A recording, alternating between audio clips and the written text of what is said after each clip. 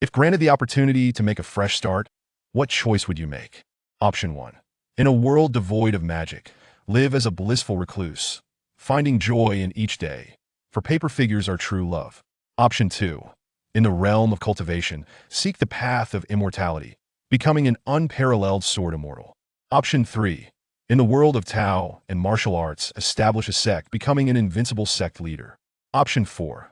In a land of fantasy, experience rebirth as a formidable being, the celestial sovereign, returning to the pinnacle. Option 5. In the demon realm, become the master of the demonic path. Option 6. In a fantastical world, reign supreme, establishing a divine dynasty, I aspire to be an emperor. Chu Yuan found himself momentarily stunned, his consciousness ensnared in a dark and chaotic realm, where 6 choices materialized before him in grand letters. 6 choices? Is this a selection made for him? Could it be that he is merely dreaming? Yet this dream feels astonishingly vivid. With a mixture of confusion and cautious optimism, Chu Yuan regarded the 6 options and eventually declared, "In that case, I shall be an emperor." He selected the 6th option. After all, choosing one option bore no consequence. What if he truly became an emperor? Would that not lead to great fortune? Only a child would shy away from making a choice. Ding! Host has selected option 6. In a fantastical world, reign supreme, establishing a divine dynasty, I aspire to be an emperor. Initiating system. The God-level destiny selection system is now online. Binding host. Generating rewards, please be patient. Reward successfully issued. The host has acquired a new identity. Emperor Chu Yuan of the Dawu dynasty. Ding! A chorus of system notifications echoed. Before Chu Yuan appeared a vast luminous panel. Name: Chu Yuan. Identity: Emperor of Dawu. Have I truly traversed to become an emperor? Excitement surged through Chu Yuan as he contemplated the vast tapestry of history spanning 5,000 years.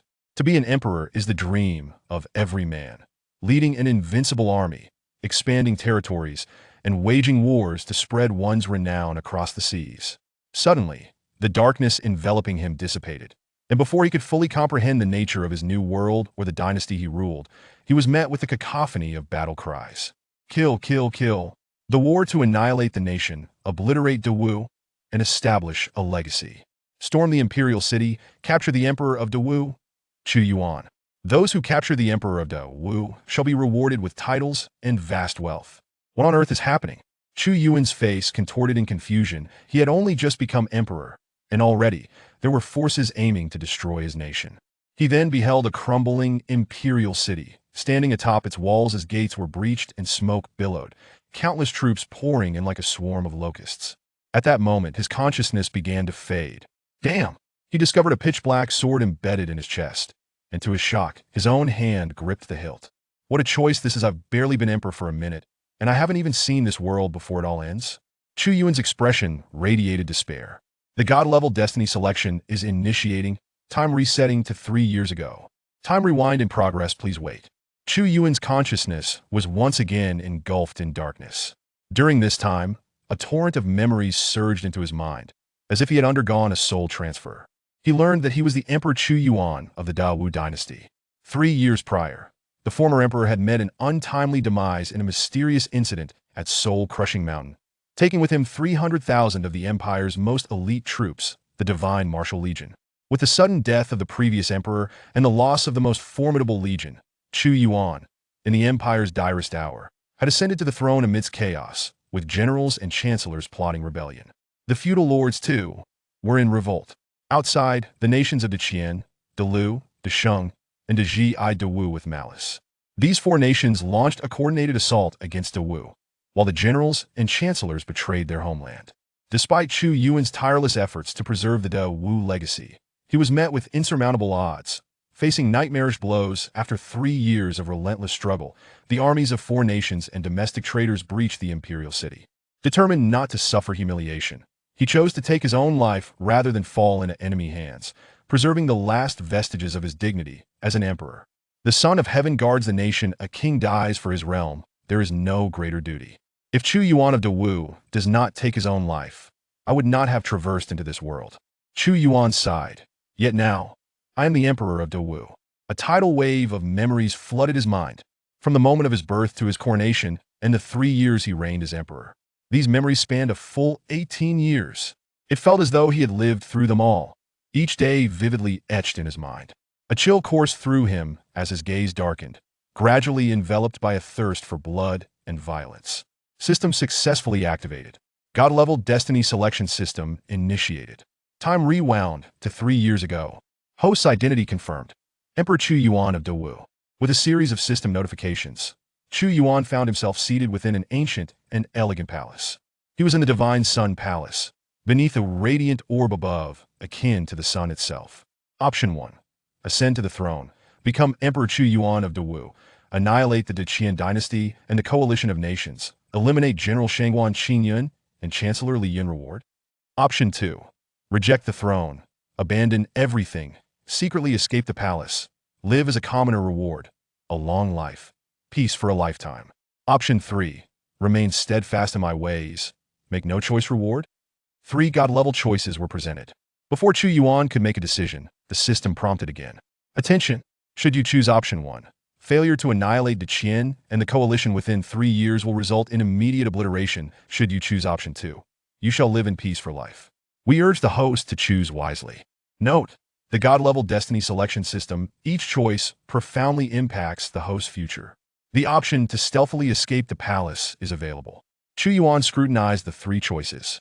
Certainly, the system will provide various mysterious protections to ensure the host's safety throughout life, enabling marriage and children, ultimately passing away peacefully at an advanced age, the system affirmed.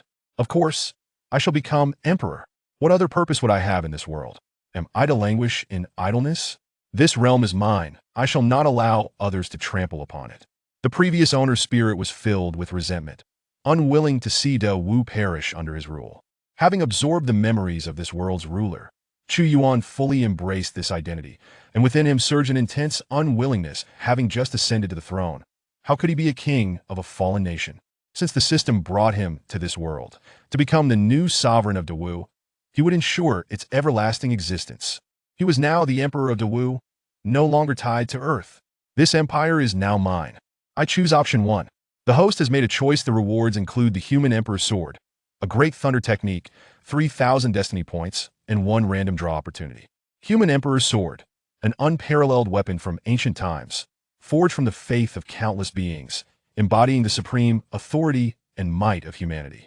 Great thunder technique, one of the 3,000 paths, wielding the power of myriad thunderbolts, a force capable of annihilating the world.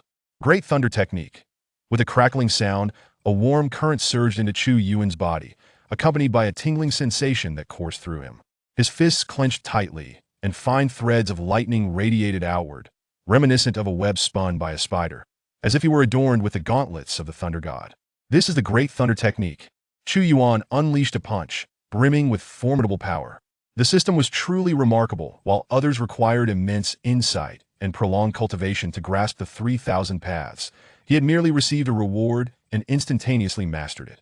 Human Emperor's Sword. At this moment, as Chu Yuan gripped the Human Emperor's Sword, he felt as though he had transformed into an ancient supreme being of humanity, inheriting the aspirations of countless souls, as if he could command the world itself. A supreme divine artifact in the vast cosmos. Even the most powerful treasures of the great martial dynasty were merely classified as heavenly-level artifacts. The existence of a supreme grade was unheard of.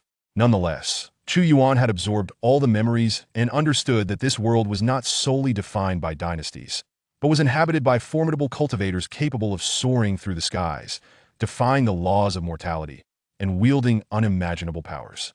Though he remained unaware of the true extent of the supreme grade's terror, he was acutely aware that it was indeed profoundly fearsome. Human Emperor's Sword. The sword of the human emperor among the 3 sovereigns, the pinnacle of humanity. Automatically matched cultivation method. Human Emperor's Sutra. Attribute 1. Equipping the Human Emperor's Sword increases realm by 1. Attribute 2. Attribute 3. Attribute 9. Realm increases by 1. What capabilities lie within attributes 2 through 9? Chu Yuan pondered in confusion. An increase in realm means an enhancement of the host's combat power. In other words, while the host is currently at the meridian opening stage, donning the Human Emperor's Sword would grant the prowess of the soul refining stage, with no upper limit to the realm, perpetually increasing by 1. The system's voice was mechanical and cold, as if its sole purpose was to elucidate and convey choices. Unbelievable. Absolutely extraordinary. Chu Yuan's expression was one of delight. Nourishing the body, meridian opening, soul refining, primordial spirit, divine power, and God-viewing these were the six major realms of cultivation known to Chu Yuan. The strength of the great martial first emperor was at the pinnacle of divine power, the 10th level, a half step from the legendary God-viewing realm, mere moments away from transcending into that fabled state. Such unparalleled might was possessed by none among the great dynasties had they had it. They would have truly unified the realms. Currently at the meridian opening stage, with the human emperor's sword in hand, he could vanquish those at the soul refining stage. If he were to cultivate to the divine power stage, wielding the human emperor's sword and possessing the strength of the God-viewing realm, there would be none among the surrounding dynasties who could stand against him, making the completion of the system's tasks a matter of time. Truly, the human emperor's sword was a treasure of the human emperor, a supreme artifact whose power was undeniably extraordinary. The human emperor's sword has 8 seals. Gradually unsealing them will unlock all its capabilities, the system prompted. Seal for Attribute 2. Collect 10 billion aspirations from sentient beings to unlock the next ability. Current progress, 7 billion 10 billion. Note, 10 billion aspirations must come from human belief. The aspirations of pigs, dogs, chickens, and sheep do not count. Chapter 2. The Supreme Fate Selection System. Current progress, 700 million 1 billion. Upon realizing that he was more than halfway to unsealing the Emperor's sword, Chu Yuan's eyes sparkled with brilliance. Could it be that the so-called collective will of all beings represents the citizens of my great Wu dynasty? Each individual symbolizes a fraction of that will. You are quite astute, for indeed, one person embodies a fragment of the collective will, the system remarked. Our great Wu dynasty has flourished for 30 years, enjoying bountiful harvests and peace, with a citizenry that has long surpassed 1 billion. Shouldn't we have already exceeded that number, thus allowing for the second seal of the Emperor's sword to be unlocked? Chu Yuan pondered slightly. Some citizens do not belong to the great Wu dynasty. Hence the host cannot acquire the collective will. I see now, Chu Yuan exclaimed, enlightenment dawning upon him. On the surface, the great Wu dynasty boasts billions of citizens, yet only 700 million are truly of Wu. The rest belong to various lords and noble families. After the passing of the late emperor, those lords likely rebelled, fearing they might establish their own kingdoms. The populace does not belong to Wu, and to unseal the second seal of the Emperor's sword, those lords must be vanquished. He let out a cold laugh, memories of the past 3 years vivid in his mind. While the late emperor was alive, he granted them lands and resources. Yet, upon his demise, they not only failed to protect the great Wu dynasty but also plunged a knife into its back. With internal strife and external threats, the great Wu would never have fallen otherwise. After 18 years of memories, he had fully integrated into the laws of this world. Thus, those lords must be eradicated. And the populace reclaimed, Chu Yuan declared with a sneer. Ding! Congratulations to the host for acquiring the title of Thunder Pathmaster, enhancing the power of Thunder-type abilities by 10%. Ding! Congratulations to the host for obtaining the title of Supreme of Humanity, doubling the Imperial aura before the human race and providing a 100% intimidation bonus. At that moment, 2 melodious chimes resonated in Chu Yuan's ears, causing his expression to shift. He had not anticipated that after acquiring the Great Thunder Technique and the Emperor's Sword, he would also receive titles. This system of supreme fate selection was indeed fearsome. Fate points could be used to purchase treasures in the marketplace, and the host possessed 3,000 fate points. Opening the system's shop, with a swish, accompanied by the system's voice, the words marketplace appeared before Chu Yuan. He promptly opened it. Primary healing elixir, primary experience potion, 4-direction step, earth-shattering palm, one-time invisibility talisman, soul-forging pill. The marketplace boasted a dazzling array of treasures, numbering in the hundreds, overwhelming Chu Yuan's senses. With sufficient fate points, he could procure any treasure, and the opportunity for wealth and prosperity was now at hand. The system reminded him, purchased items can be stored in the system space. What about this soul-forging pill? Chu Yuan thought, his mind touching upon it, and he received all pertinent information. Soul-forging pill, 500 fate points. One soul-forging pill can elevate one directly from the 9th level of meridian circulation to the soul-forging realm, tempered through countless trials, eliminating all suffering, achieving the pinnacle of soul-forging. Detection indicates the host is at the 10th level of meridian circulation. Soul-forging pill is recommended for exchange. The sound of the system's notification reverberated through the air. Could it truly elevate one to the realm of soul-forging in an instant, allowing the soul itself to be honed to perfection? Without a moment's hesitation, Chu Yuan expended 500 fate points to exchange for a soul-forging pill, which promptly materialized in his hand. a pitch-black pill exuding an eerie chill, reminiscent of a poison capsule. Host, please consume the pill. Contemplating the myriad wonders of the system, Chu Yuan opened his mouth and ingested the pill. As it descended into his abdomen, he experienced no discomfort, only a sensation of being enveloped by a frigid current, as if his soul had ascended to ethereal heights, lost in this exquisite feeling. Mere moments later, that sensation dissipated. The realm of soul forging. A slight twitch appeared at the corner of Chu Yuan's mouth. He recalled how others had struggled through their breakthroughs, akin to countless knives slicing through their souls, a torment unbearable. Yet, here he was, effortlessly surpassing that threshold with a single pill, truly incomparable. Such elixirs were nowhere to be found throughout the entire empire. With his current mastery of the soul-forging realm, even those in the spirit realm would be no match for him. As Chu Yuan attuned to his soul, he indeed found it refined to its utmost potential. In comparison, a martial artist who had just broken through to the soul-forging realm possessed a soul as soft as cotton, while his own felt as unyielding as steel. Besides exchanging for treasures within the system's marketplace, the host could also utilize fate points to elevate his realm. For every 500 fate points, one could ascend a level in soul forging. Furthermore, with each decision made, the host could earn additional fate points, the system clarified. Fate points can also enhance my realm. A smile graced Chu Yuan's lips as he resolved to spend 1,500 fate points to exchange for 3 levels of advancement. He then pointed his finger towards the consumption interface. Soul Forging 2nd level, Soul Forging 3rd level, Soul Forging 4th level. A series of system notifications chimed in his ears. Although he had only just broken through to the soul forging realm and needed time to solidify his progress, Chu Yuan directly utilized his fate points to advance 3 levels at breakneck speed, unstoppable in his ascent. However, he found that only 1,000 fate points remained in his possession. Training feels akin to riding a rocket. What a thrill! Chu Yuan exclaimed in delight. Host may open the personal panel to review their attributes. The system reminded him. As he accessed the panel, Chu Yuan's information materialized before him. Name: Chu Yuan. Identity: Emperor of the Great Martial Empire. Realm: 4th level of soul forging. Cultivation method: Human Sovereign Scripture. Equipment: Human Sovereign Sword, Supreme Grade. Divine Ability: Great Thunder Art. Title: Supreme of Humanity, Master of Thunder. Fate points: 1,000. Current main quest: Annihilate the Great Qian Dynasty and the allied forces of various nations within 3 years. If successful, rewards will be given. If failed, obliteration awaits. This beginning far surpasses my previous life. I'm not only armed with 3 years of memories but also possess this system. Chu Yuan mused, gazing at the panel with satisfaction. Your Majesty, it is time for court. A shrill voice, reminiscent of a duck's quack, pierced the air. Today marked the first true court assembly for His Majesty, with the Grand General, the Chancellor, the 6 ministers, and significant officials of both civil and military ranks all awaiting the Emperor within the Divine Martial Hall.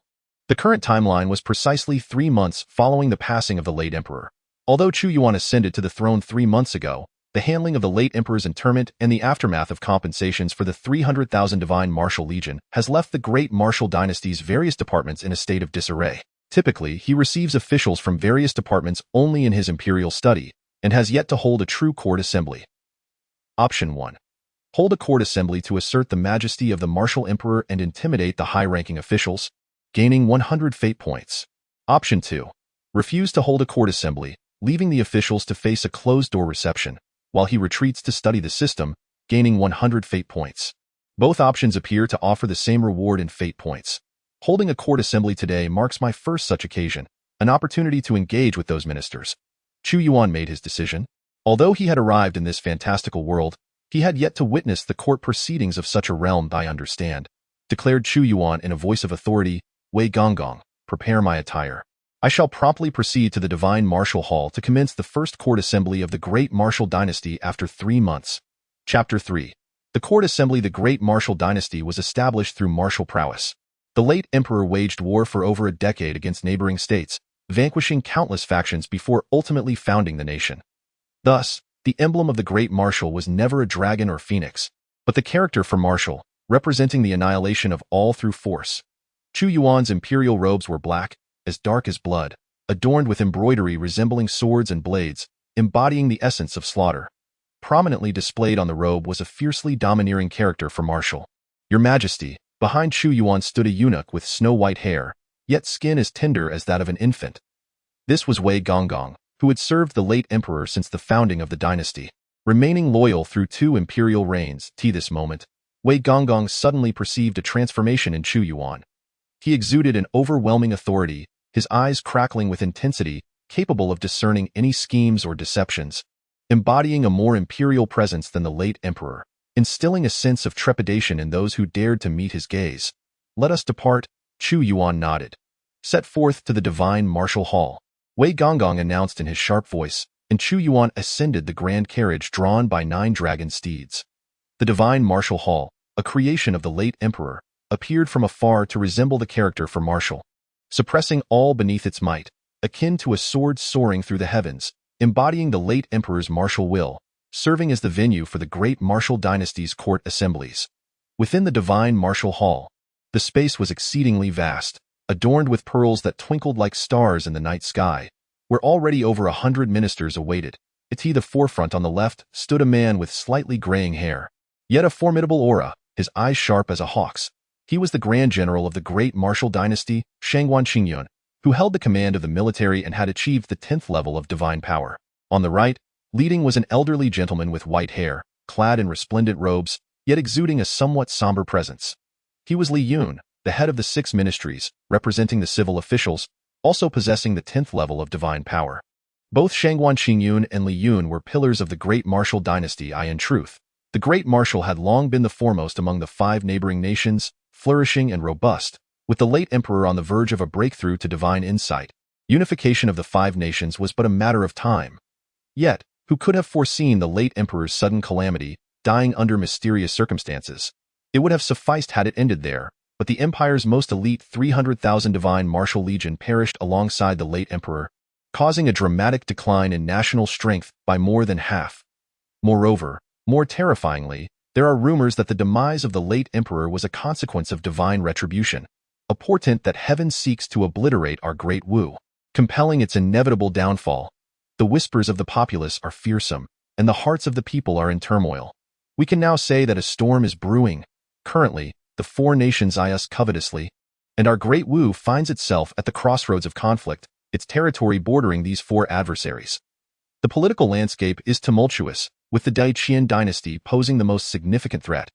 Now that the 2nd emperor of Great Wu has ascended to the throne, it remains uncertain whether he can stabilize the situation. Given the might of our Great Wu, if we can weather this crisis, even if we cannot rise to be the foremost among the 5 nations, we may preserve our foundation and avoid being devoured. Although the 2nd emperor possesses a regal bearing, he is but 15 years of age, still too young. The sudden death of the late emperor has left behind a dire mess, and it seems he may lack the strength to turn the tide. As fate has run its course, it appears we must make early preparations and devise dual strategies. I wonder what thoughts the Grand General and the Chancellor entertain? They are the heads of the civil and military officials, and we must read their intentions and follow their lead to safeguard ourselves and our families. Hush! His Majesty arrives. Within the divine martial hall, the officials whisper among themselves, expressing their concerns for the future of Great Wu. The political turmoil and instability of the people's hearts have reached a critical point. This is a harbinger of national ruin. Even the officials have begun to contemplate their escape routes, let alone the common folk. Yet, Chu Yuan and Li Yun appear remarkably composed, exchanging glances. His Majesty has arrived.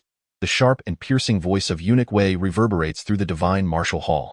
9 serpentine dragons draw the chariot, each a formidable spirit of the primordial realm, their breath echoing like thunder. The imperial carriage approaches, and Chu Yuan, adorned with the human emperor's sword at his waist, descends with measured grace, his gaze flickering with electric brilliance, akin to the eyes of thunder conjured by the great lightning art. Flanking him are teams of golden-armored divine generals providing protection. He gradually takes his seat upon a resplendent golden throne in the divine martial hall, and in that instant, an aura of supreme authority and sovereign dominion envelopes the space, akin to an emperor among men. How different this 2nd emperor of Great Wu appears compared to before. Upon seeing him, I feel as if I am gazing upon an omnipotent deity seated amidst a halo of divine light. What extraordinary martial prowess! Today marks the first genuine imperial court meeting called by His Majesty. Bearing the title of the Supreme of Humanity, Chu Yuan commands 100% of authority before the human populace. The officials, witnessing his formidable presence, cannot help but feel a profound sense of intimidation. Even Chu Yuan and Li Yun's expressions shift. Ding!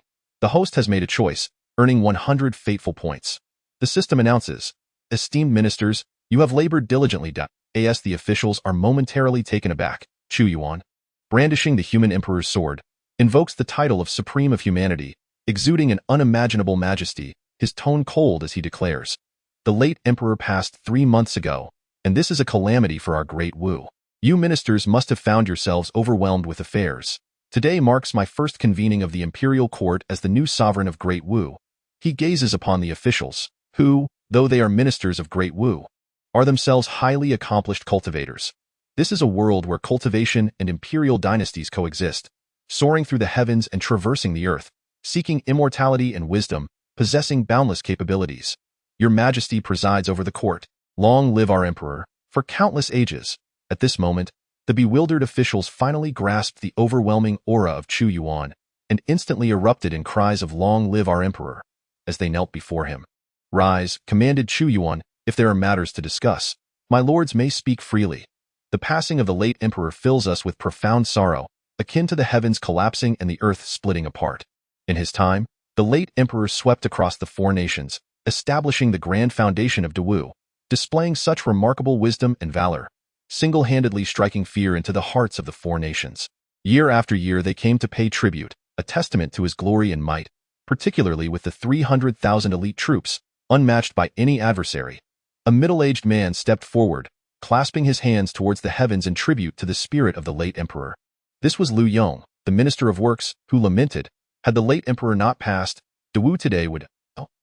Chu Yuan interjected, "Does the Minister of Works imply that Wu now stands on the brink of twilight, poised to descend into darkness, facing the end of an era?" Chu Yuan's gaze bore down sharply upon Lu Yong. Lu Yong, too, was not without his faults. He was a man aligned with the Chancellor, and when the Chancellor betrayed the crown, he had brought the resources of the Ministry of Works to pledge allegiance to the Daqian dynasty. This debt was not lost upon Chu Yuan.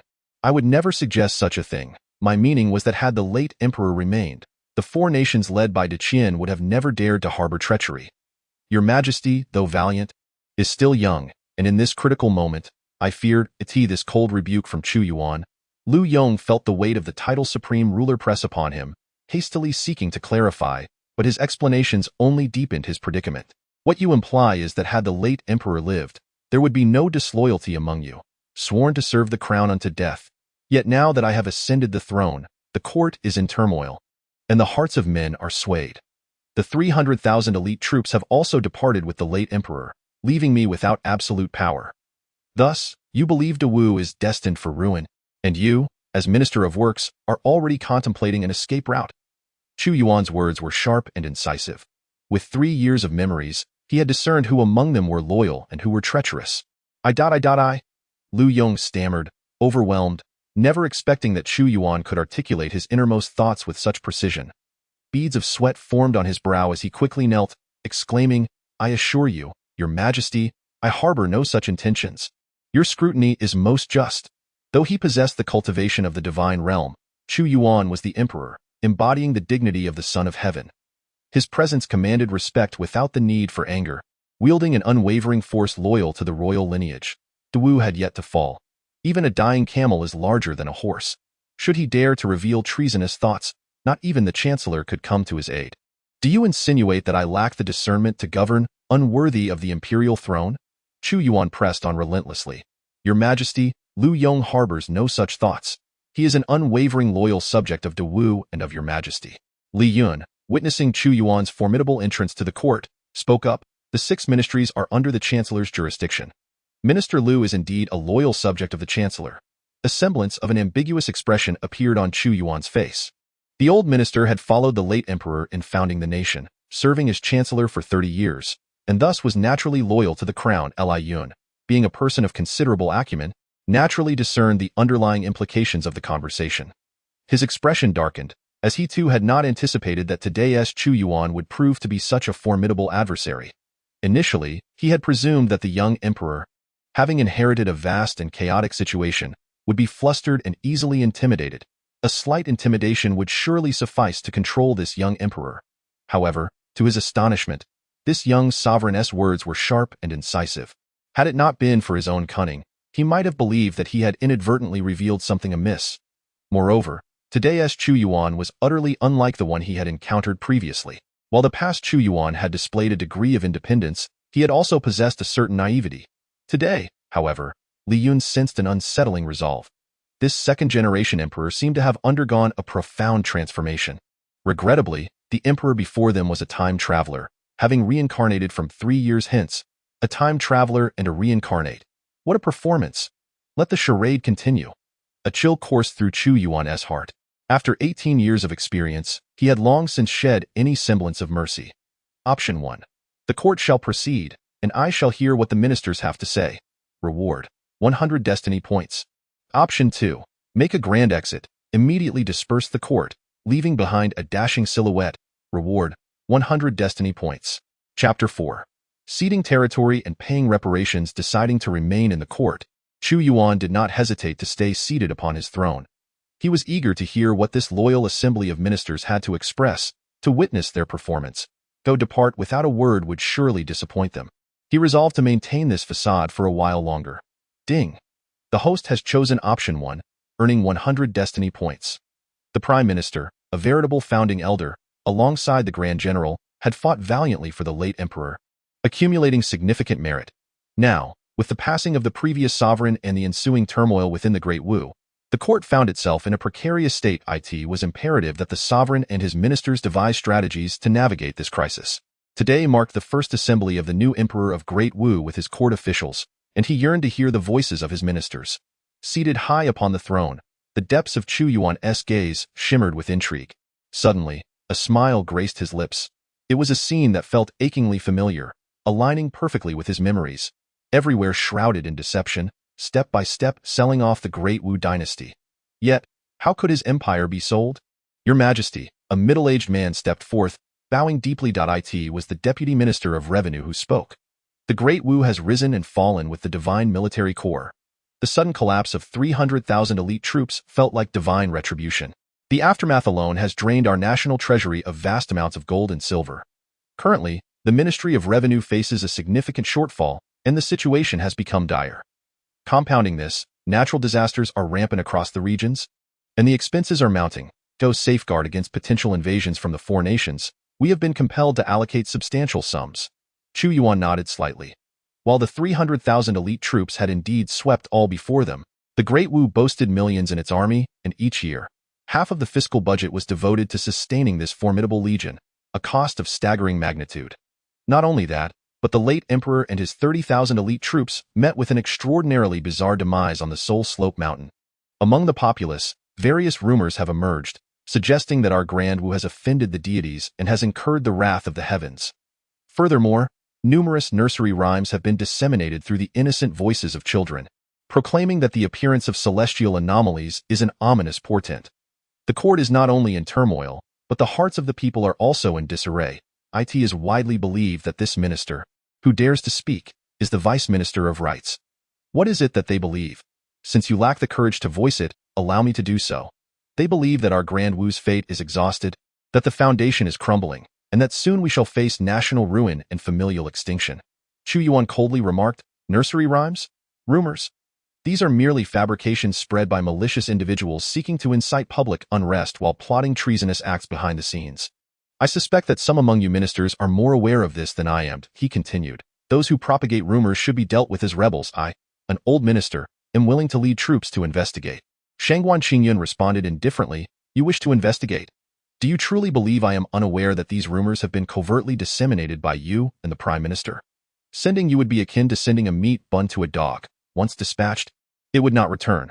There is no need. As long as the situation in Grand Wu remains stable, these rumors will naturally dissipate. Chu Yuan waved his hand. Prime Minister, you must have something to convey to me. Indeed, I have matters to discuss. The old minister Li Yun stepped forward. The domestic unrest may take some time to suppress, but the external peril is not so easily resolved. The Great Qin dynasty has stationed 1 million troops at our southern borders, poised to launch an assault on our cities and fortifications. If the southern front is breached, these 1 million soldiers could march straight into the imperial city within mere months. For 3 years, the Grand General and the Prime Minister colluded with Great Qin, rendering the formidable defenses of Grand Wu nearly ineffective. Chu Yuan has steadfastly defended the imperial city for years, refusing to retreat. Otherwise, the four nations would find it challenging to penetrate Grand Wu easily. Great Qian has already mobilized its forces, but the Great Lu, Great Shang, and Great Ji nations are also actively dispatching troops. In my humble opinion, should hostilities erupt at the southern borders, these three nations will also act like wolves and tigers. Given our current national strength, Grand Wu cannot withstand such an onslaught. Shangguan Qingyun concurred. The five nations, Grand Wu, Great Qian, Great Lu, Great Shang, and Great Ji, originally had Grand Wu as the strongest. However, it is now Great Qian that holds the upper hand. Nonetheless, even a dead camel is larger than a horse, and the strength of Grand Wu is not something a single nation can easily consume. Their current mobilization is predicated on the belief that Chu Yuan is young and that Grand Wu's foundation is unstable, aiming to thoroughly annex this vast empire. What strategies do the Grand General and the Prime Minister propose? Chu Yuan inquired slowly, his eyes growing ever colder. Thus, there remains but one course of action. Li Yun cleared his throat, exchanging a glance with Shangguan Qingyun before stating, a few days ago, the envoy from Great Qian arrived in the capital. They formally proposed negotiations, demanding that Grand Wu cede the three prefectures of Qingyang, Heiyang, and Quanyang, along with 15 other prefectures including Shuahua and Anping, and furthermore, to compensate 300 million in military expenses. This is their national edict. Should your majesty refuse to cede, a declaration of war will be forthcoming. They have also guaranteed that if your majesty consents to the cession, Great Qian will not mobilize forces against the southern borders for 1 year. Upon concluding, Li Yun added, if we could secure a year of recuperation, then ceding 3 prefectures and 15 prefectures would not be a significant matter. We could reclaim them in the future. Option 1. Accept the imperial decree from the Great Qian dynasty, agreeing to cede 3 prefectures and 15 provinces, pay a compensation of 300 million, gain 100 fate points, and achieve the accomplishment of ceding land and paying reparations. Note: with each cession and compensation, the reparations can be reduced by 10%. Option 2. Refuse to cede land and pay reparations, firmly rejecting the cession of 3 prefectures and 15 provinces, paying 300 million, gaining 100 fate points, and achieving the accomplishment of steadfast defiance. Note: equip steadfast defiance to gain the skill of unyielding strength, directly enhancing defense. The two choices reappeared before Chu Yuan. Is this your wise strategy? Ceding land and paying reparations? Where's your spirit? I shall never concede land or pay reparations, nor will I sign any humiliating agreements that undermine our sovereignty in exchange for a mere year of peace. From the inception of our Great Wu dynasty under the reign of the former emperor, there has never been a precedent for ceding land or paying reparations, and there shall never be one. Suddenly, Chu Yuan rose, emanating a radiant aura, the title of the human sovereign rendering his presence almost blinding. There is no possibility of ceding land or paying reparations. He would rather die than sign such an agreement. The host made a choice, opting for option 2, refusing to cede land and pay reparations, thus achieving the accomplishment of steadfast defiance. At this moment, the system's prompt echoed.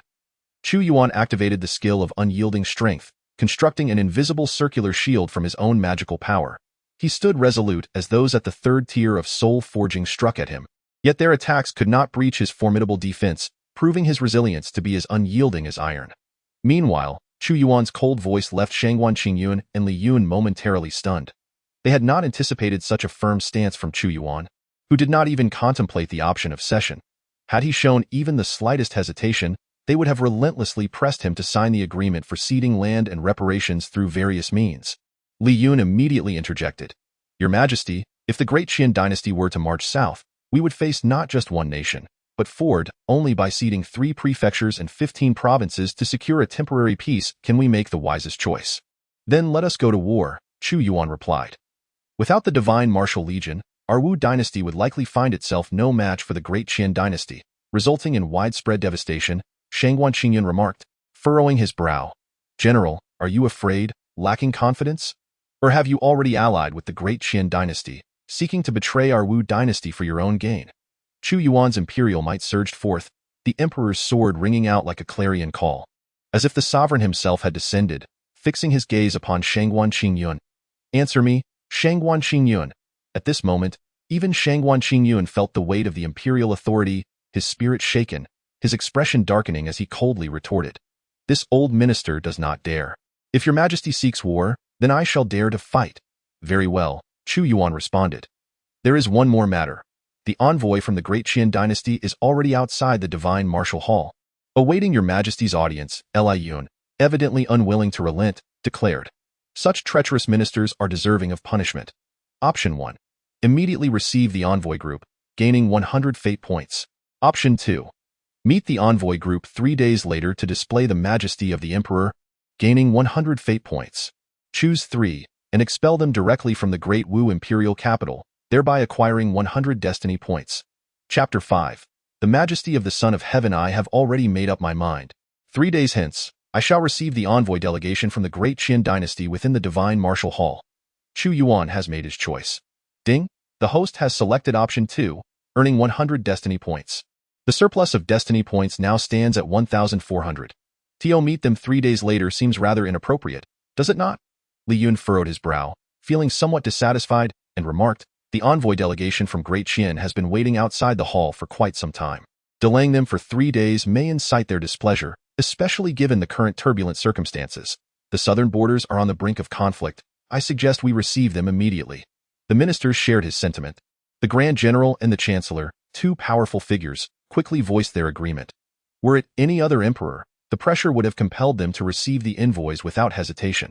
However, there is nothing inappropriate about this. The delegation's purpose is simply to demand territory and reparations from me, and I am fully aware of their intentions. But I can assure you, such a thing is utterly impossible. No land shall be ceded, nor a single coin be paid. Should the Grand General and the Chancellor remain dissatisfied, you may discuss matters with them after court. I shall not be concerned. Chu Yuan scoffed. How could he allow these 2 to manipulate him? He had long recognized their treachery, and now they sought to gradually undermine his interests. The throne may change hands, but even if the Great Wu falls, their families would not only survive but thrive. Feasting on the spoils, he had seen through such tactics long ago. With a dismissive wave of his hand, he commanded, withdraw from court. Today, our young sovereign is decidedly different from before. I in the court chamber. As Chu Yuan turned to leave, Li Yun's expression darkened. In today's confrontation, they had gained no advantage and had instead been thoroughly suppressed. His words were laden with implications. Could he possibly know of our collusion with the Great Qin dynasty? Humph. He is but a 16-year-old boy. Even if he has caught wind of some rumors, he possesses no concrete evidence. Shangguan Qingyun snorted disdainfully, and even if he knows, what of it? Without the 300,000 elite warriors of the Divine Martial, what can he use to oppose us? Our caution towards him stems from the presence of loyalists within the Great Wu. Otherwise, we would have long since removed him from the throne, allowing this young brat to act so arrogantly before us. It is not that we do not wish to remain loyal, but rather that the fate of the Great Wu has reached its end, facing divine retribution. It is time for its demise. The coalition of 4 nations cannot withstand the onslaught. To resist would only lead to our mutual destruction.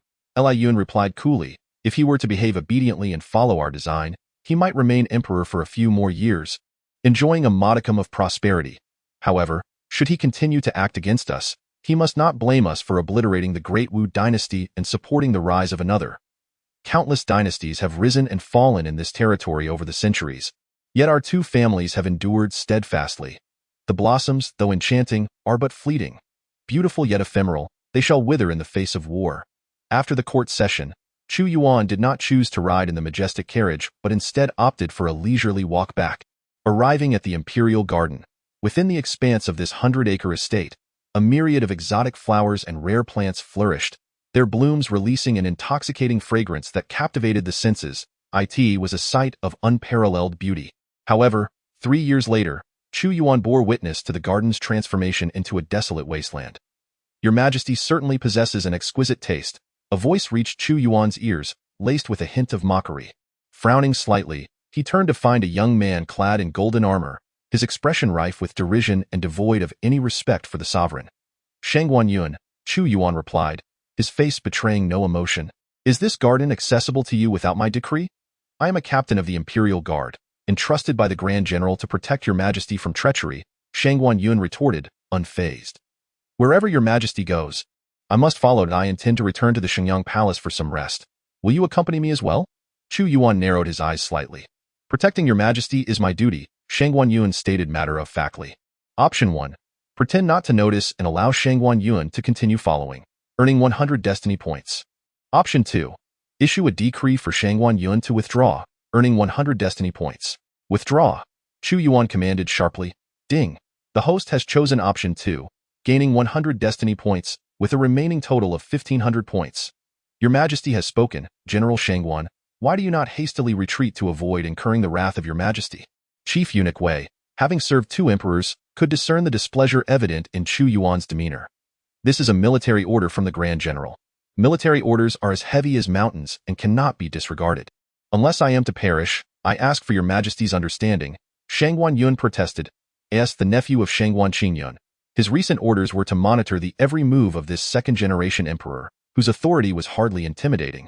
Thus, compliance with orders seemed improbable. Option 1. Educate Shang Yuan on the principles of loyalty, emphasizing that the emperor's decree supersedes all, and that allegiance lies with the emperor, not the Grand General. Reward: 100 destiny points. Achievement unlocked.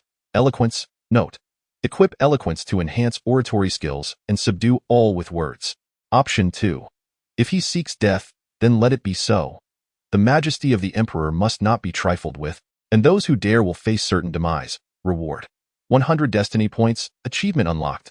Imperial Majesty. Note: equip Imperial Majesty to amplify intimidation by 10%. However, Chu Yuan shook his head. What use was it to impart grand principles to him? It would only lead to his demise. Shang Yuan, you are quite audacious. It seems that in your eyes, I am no longer the emperor. Chu Yuan gazed coldly at Shang Yuan, stating, you disregard military orders and my decree. In that case, I have no choice but to bestow upon you a death sentence. What? Your Majesty intends to execute me? Shang Yuan's complexion shifted slightly. I am a captain of the Imperial Guard. Even the emperor cannot arbitrarily condemn me to death. He had come to regard this second-generation emperor with little regard, viewing him as merely a young ruler of limited cultivation, especially since the once loyal divine martial legion had been completely annihilated, leaving the remaining forces largely under the Grand General's control. I am the mighty Emperor of Dawu, your sovereign. If I decree your death, you must meet your demise. Chu Yuan, possessing the cultivation of the 4th level of soul forging, wields the human emperor's sword, his power reaching the 4th level of the primordial spirit, whereas this Shang Yuan is merely at the 1st level of the primordial spirit. As the human emperor's sword was unsheathed, it summoned a tempest of thunderous lightning, the overwhelming aura of supremacy surging forth to bear down upon Shang Yuan. Thud. Under the weight of this pressure, even Shang Yuan could not withstand it. Collapsing to his knees, his eyes wide with terror as he exclaimed, your cultivation. I grant you the mercy of death. With a swift motion of the human emperor's sword, Shang Yuan's head was severed with a swift slash, a fountain of blood erupting and splattering upon the flowers and grass, enhancing their eerie beauty. The severed head rolled away, its expression filled with fear, resentment, and confusion. How could he, a mere lieutenant of the 1st level of the primordial spirit, be slain by a single strike? Observing the lifeless Shang Yuan, Chu Yuan's countenance remained unchanged. Although he had traversed from another world, he had absorbed the memories of this realm for 18 years, as if he had personally lived through each moment, comprehending the laws that governed this world. Instead, he felt a thrill, a bloodthirsty exhilaration. Power is paramount. The strong reign supreme. Without strength, even if one is an emperor, others will not regard you with respect. Now that he held the title of emperor, he would not allow Shang Yuan to act with impunity before him. Let the general's forces perish. To be an emperor requires the disposition to eradicate all opposition. Ding! The host has made a choice. Slay Shang Yuan, earning 100 fate points, completing the achievement of imperial authority, leaving a remaining total of 1,600 points. The system's enchanting voice rang out. Yet, Shang Yuan was not without merit. Presenting his head not only granted Chu Yuan an additional 200 fate points, but also allowed him to fulfill the achievement of imperial authority. Wei Gonggong, take care of this matter. Return Shang Yuan's head to the general and inform him that it was I who granted him death. Chu Yuan raised an eyebrow, casting a final glance at Shang Yuan's corpse before striding towards the Shenyang Palace. He recalled that he still had one opportunity for a random draw left from when he activated the fate selection system. Chapter 6. The Great Devouring Technique. The Shenyang Palace serves as the Emperor's sanctuary for rest and cultivation, serene and secure. Initiate the random draw. As Chu Yuan merely voiced his desire to draw, a colossal wheel of fortune materialized before him, its pointer spinning amidst a plethora of rewards. Does the host wish to proceed with the draw? Inquired the system. Draw. Chu Yuan replied without hesitation. The draw has commenced. Please be patient, as the outcome is uncertain. One might obtain supreme treasures or divine techniques, or conversely, trivial items of no worth. The system's prompt resonated. Chu Yuan's gaze fixated on the rapidly rotating pointer. After approximately 10 seconds, the speed began to decelerate. Great golden brick, majestic sword. Sacred flame armor point 10 directions traversing steps. Delicious sugar bean pills. Qi cleansing pills. The pointer traversed each potential reward, and Chu Yuan's heart raced with anticipation. Should he draw what the system deemed worthless, it would be a squandered opportunity. Could it be merely a brick? As Chu Yuan beheld the pointer poised to halt upon a brick, his expression shifted dramatically. Fortunately, just at the final moment, it rotated once more. Ding! The lottery was successfully completed, and the host acquired the Great Devouring Technique. Note: the Great Devouring Technique is one of the 3,000 paths. All things in the world possess an origin. By cultivating the Great Devouring Technique, one can consume the source of all things, thus becoming a great devouring body. The host received the title of Devourer's Child. Upgradable: Devourer's Child. Increases the speed of devouring. Upon mastering the Great Devouring Technique, an overwhelming force surged into it, generating a formidable pull that could extract the essence of all beings to enhance oneself. Refinement of the soul, 5th level. As soon as Chu Yuan grasped the Great Devouring Technique, his cultivation skyrocketed to the 5th level of soul refinement. I now possess 1,600 fate points, all of which shall be devoted to enhancing my cultivation. Ding! Instantly, 1,500 fate points were deducted. Soul refinement, 6th level. Soul refinement, 7th level. Soul refinement, 8th level. With 3 realms elevated once more, Chu Yuan clenched his fists, an explosive power coursing through his body. Though he had exhausted all but 100 fate points, he understood that cultivation was of paramount importance, and my strength now rivals that of the 8th level of the Yuan spirit. Chu Yuan reveled in the surge of power. He must expedite his breakthrough to the Yuan spirit realm. Once he ascends to the Yuan spirit realm, wielding the Emperor's sword will grant him the formidable prowess of the divine ability realm. The system shop opened before him. His gaze fell upon the primary healing potion. Primary healing potion can heal any injury below the Yuan spirit realm, including soul injuries, redeemable for 100 fate points. Extraordinary, absolutely extraordinary. This miraculous potion can cure any affliction beneath the Yuan spirit realm. Such divine elixirs are rare even across the 5 nations, equivalent to possessing a second life. Moreover, it requires merely 100 fate points. Nothing could be more advantageous. Elevating a single realm costs 500. I must acquire it. Whoosh! A vial of emerald potion materialized in his grasp. However, as he currently bore no injuries, he opted to retain it for future necessity. He then reopened his attributes panel. Name: Chu Yuan. Identity: Emperor of the Great Martial Dynasty. Cultivation technique: Human Sovereign Scripture. Realm: 8th level of soul refinement. Equipment: Human Sovereign Sword, Supreme Grade. Divine abilities: Great Thunder Technique, Great Devouring Technique.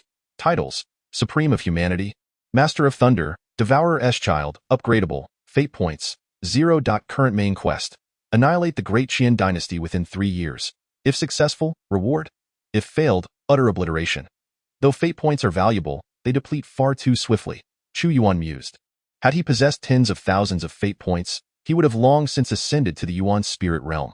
Today, after attending court and making so many choices, he had garnered a mere 600 fate points. It was truly insufficient. Previously, any form of hard chi was hardly worthy of being called a divine ability. It could only be classified as martial skill. It seems that each time I master one of the 3,000 paths, I am bestowed with a title, each of which possesses exceedingly powerful attributes. Chu Yuan gazed upon his attribute panel with a faint smile, feeling quite satisfied. As long as he continued to make choices consecutively, he would accumulate more fate points. Without these fate points, he would have to diligently cultivate himself for the next 3 days. Your Majesty, it is time for court, came the voice of Eunuch Wei. In the martial Dao Empire, strength was revered above all. Everyone needed to train and did not have to attend court daily, only convening when matters of great importance arose.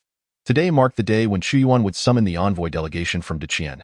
Clad in a black imperial robe as dark as blood, exuding an air of authority, he slowly emerged, a smile gracing his face. Over the past 3 days, he had refrained from activating any choices. As expected, had he not attended court that day, he would not have triggered subsequent options. Truly, the god-level fate selection system was remarkable, seemingly offering 100 fate points each time. Yet the future developments could diverge significantly. Deqian envoy delegation, I await your arrival. Your Majesty, Eunuch Wei observed Chu Yuan. Upon meeting his gaze, which resembled an unfathomable abyss, he suddenly clutched his head and cried out, My head aches terribly. The essence of the soul. Chu Yuan perceived a crystalline stream of energy surging into his soul, prompting the great devouring technique to operate wildly, attempting to absorb eunuch Wei's primordial spirit entirely. Such an overpowering great devouring technique. Although eunuch Wei was not a master of divine abilities, he was still at the 10th level of primordial spirit. Just a glance from me could drain his essence. Chu Yuan unexpectedly discovered the remarkable utility of the great devouring technique. His spirits lifted further. Let us proceed, eunuch Wei. Indeed, your majesty. Eunuch Wei dared not meet Chu Yuan's eyes, as if staring into an inscrutable abyss, inspiring a sense of dread. Within the divine martial hall, the officials gathered for court. Shangguan Qingyun's countenance was particularly grim. Merely 3 days prior, the corpse of Shangguan Yuan had been delivered to the Grand General's residence, purportedly a death bestowed by imperial decree. Yet he was well aware that Shangguan Yuan had acted on his instructions, inevitably offending Chu Yuan, a warning meant for him. This young emperor possessed quite the formidable and ruthless hand. Long live the emperor! Upon seeing Chu Yuan seated upon the throne, the civil and military officials fervently proclaimed their loyalty. All ministers be seated at this moment. Having cultivated the great devouring technique, Chu Yuan's gaze swept over the assembly. Those with weaker cultivation felt their primordial spirits quiver, ultimately resting upon Shangguan Qingyun. With indifference, he remarked, Grand General, your complexion appears rather unwell. The old minister has encountered some minor setbacks in his cultivation. My body feels somewhat unwell, Shangguan Qingyun replied coldly. Since the Grand General is unwell, I grant you leave to excuse yourself. Come back to court when you have recovered. With internal strife and external threats, your contributions are needed more than ever, Chu Yuan stated. Just some minor setbacks. It is nothing to trouble your majesty about. Shangguan Qingyun, a cunning old fox, retorted, already engaging in a contest of wits with Chu Yuan. The Daqian envoy delegation is awaiting outside. This time, your majesty intends to meet with them. Last time, the delegation was quite displeased and nearly departed the imperial city, which could have led to significant troubles. Summon them, Chu Yuan commanded. Let the Daqian envoy delegation enter the hall. Chapter 7. No marriage alliances, no territorial concessions, no indemnities. The envoys of the great Qian dynasty have arrived. The officials exchanged hushed whispers, their expressions grave. 3 months prior, the Great Wu stood as the foremost among the 5 nations. Yet in the blink of an eye, the tides have turned. Now, the great Qian reigns supreme among them. This rapid shift left the officials' hearts in turmoil, grappling with the swift changes in the political landscape. The emissaries of Great Qian have arrived. Soon, a contingent entered the divine martial hall, a squadron of guards clad in silver-scaled armor, each exuding a robust aura, all having attained the realm of soul forging, flanking a young man striding ahead. This young man donned golden scale armor, exuding an air of majesty, his head held high, emanating a dragon's might with golden light refracting around him. He had evidently reached the 9th level of the Yuan spirit realm. He was Lin Yi, the 7th prince of Great Qian, a mere 25 years of age, yet a prodigy of the 9th level of the Yuan spirit realm. Although not the crown prince, his mother is the current empress, a sibling to the crown prince of Great Qian. Thus he would undoubtedly be the most trusted and powerful lord, once the crown prince ascended the throne. Upon witnessing the 7th prince Lin Yi, the officials couldn't help but sigh at his formidable presence, realizing that Great Qian had dispatched a figure of considerable weight, eager to see how their emperor would respond. You are the current 2nd sovereign of Great Wu, Emperor Chu Yuan. After Lin Yi entered the court, he regarded Chu Yuan without a hint of deference, his demeanor nonchalant, even neglecting the most rudimentary of courtesies, clearly dismissing the Great Wu dynasty. Boldly insolent, addressing the reigning sovereign by name, Grand Eunuch Wei exclaimed in anger. Kneel immediately. Ha ha! This prince comes bearing the imperial will of his majesty, representing the emperor of Great Qian. What reason is there for kneeling? Lin Yi laughed heartily, disregarding Chu Yuan. Moreover, both our nations are dynasties, neither inferior to the other, yet the current strength of Great Wu pales in comparison to that of Great Qian. Are the people of Great Qian merely a horde of barbarians, unfamiliar with the very concept of etiquette? Chu Yuan's eyes flashed with intensity. Humph! Little emperor of Great Wu, this prince has been waiting outside the divine martial hall for 3 days, and you have delayed me for that long, inciting great dissatisfaction and ire among the envoys of Great Qian. To quell my anger, you must. Lin Ye's presence was commanding. And what do you propose to do? Chu Yuan inquired. Enough of your nonsense. This time, I bring the imperial edict from the emperor of Great Qian, detailing our numerous demands. Sign it, and ensure a year of peace for Great Wu, or else we shall meet on the battlefield. As he spoke, One of the scaled guards presented a neatly bound edict. Read it. Chu Yuan did not take it but instructed Grand Eunuch Wei to open it, the second sovereign of Great Wu. Upon glimpsing the contents of the edict, Grand Eunuch Wei's expression shifted dramatically, unable to continue reading. It matters not. Proceed with the reading. Chu Yuan waved his hand. Yes, your majesty. Wei Gonggong took a deep breath and continued. The emperor of the Great Wu, the second of the Chu dynasty, is deeply grieved by the sudden demise of the previous emperor, in the interest of ensuring peace between our two nations and sparing the common people from the ravages of war. I propose to forever strengthen the bond between Qin and Jin by establishing the boundaries of the three prefectures of Qingyang, Heiyang, and Quanyang, thus dividing the territory of Deqian. Furthermore, I demand a compensation of 300 million crystal stones, and I hope that the Great Wu will send a princess to our Deqian for a royal marriage. If the emperor of the Great Wu is willing to sign this treaty, I assure you that there will be no military conflict along the borders for a year, and the other three nations will not invade. What? Ceding land, paying compensation, and royal marriage. Such a profound humiliation. This is an unparalleled disgrace. Since the establishment of the Great Wu, we have always revered martial prowess. We have never ceded land, paid compensation, or entered into royal marriages. If we were to sign this treaty, the previous emperor would never find peace in death. The officials within the Grand Hall were stirred into a frenzy upon hearing the contents of the treaty. It was unmistakably a blatant disregard for the Great Wu. A direct insult. To sign it would mean a loss of sovereignty and a descent into ridicule. Choose one. Agree to cede land, pay compensation, and enter into a royal marriage. Reward fate points 100. Achievement submitting to circumstances completed. Note. Equipment submitting to circumstances grants the technique Turtle Breath, enhancing training speed by 10% while in Turtle Breath state and doubling personal defense. Choose 2. Refuse to cede land, pay compensation, and enter into a royal marriage. Reward fate points 100. Achievement iron will completed. Note. Be a person of strong resolve, act with unwavering determination, and prefer death over submission. Two choices vividly presented themselves before Chu Yuan. Radiant with light. A royal marriage. With whom do you intend to marry? Chu Yuan's eyes sparkled with electric intensity, gliding through the hall like a lightning dragon, his voice emanating a chilling coldness. The previous emperor had 3 daughters. The eldest had long departed from the Great Wu before its founding and had not returned in years to AS for the second princess. She had been sent away a decade ago, leaving only the youngest princess, Princess Chenxi, who remained unmarried. Thus, it was evident that only Princess Chenxi could be the one to enter into the marriage alliance. Yun spoke softly, seemingly reminding Chu Yuan, your Great Wu has but Princess Chenxi remaining, and the prince for this marriage is none other than myself. I shall ensure peace for your Great Wu for a year. Yet I must bear the shame of being the marriage prince.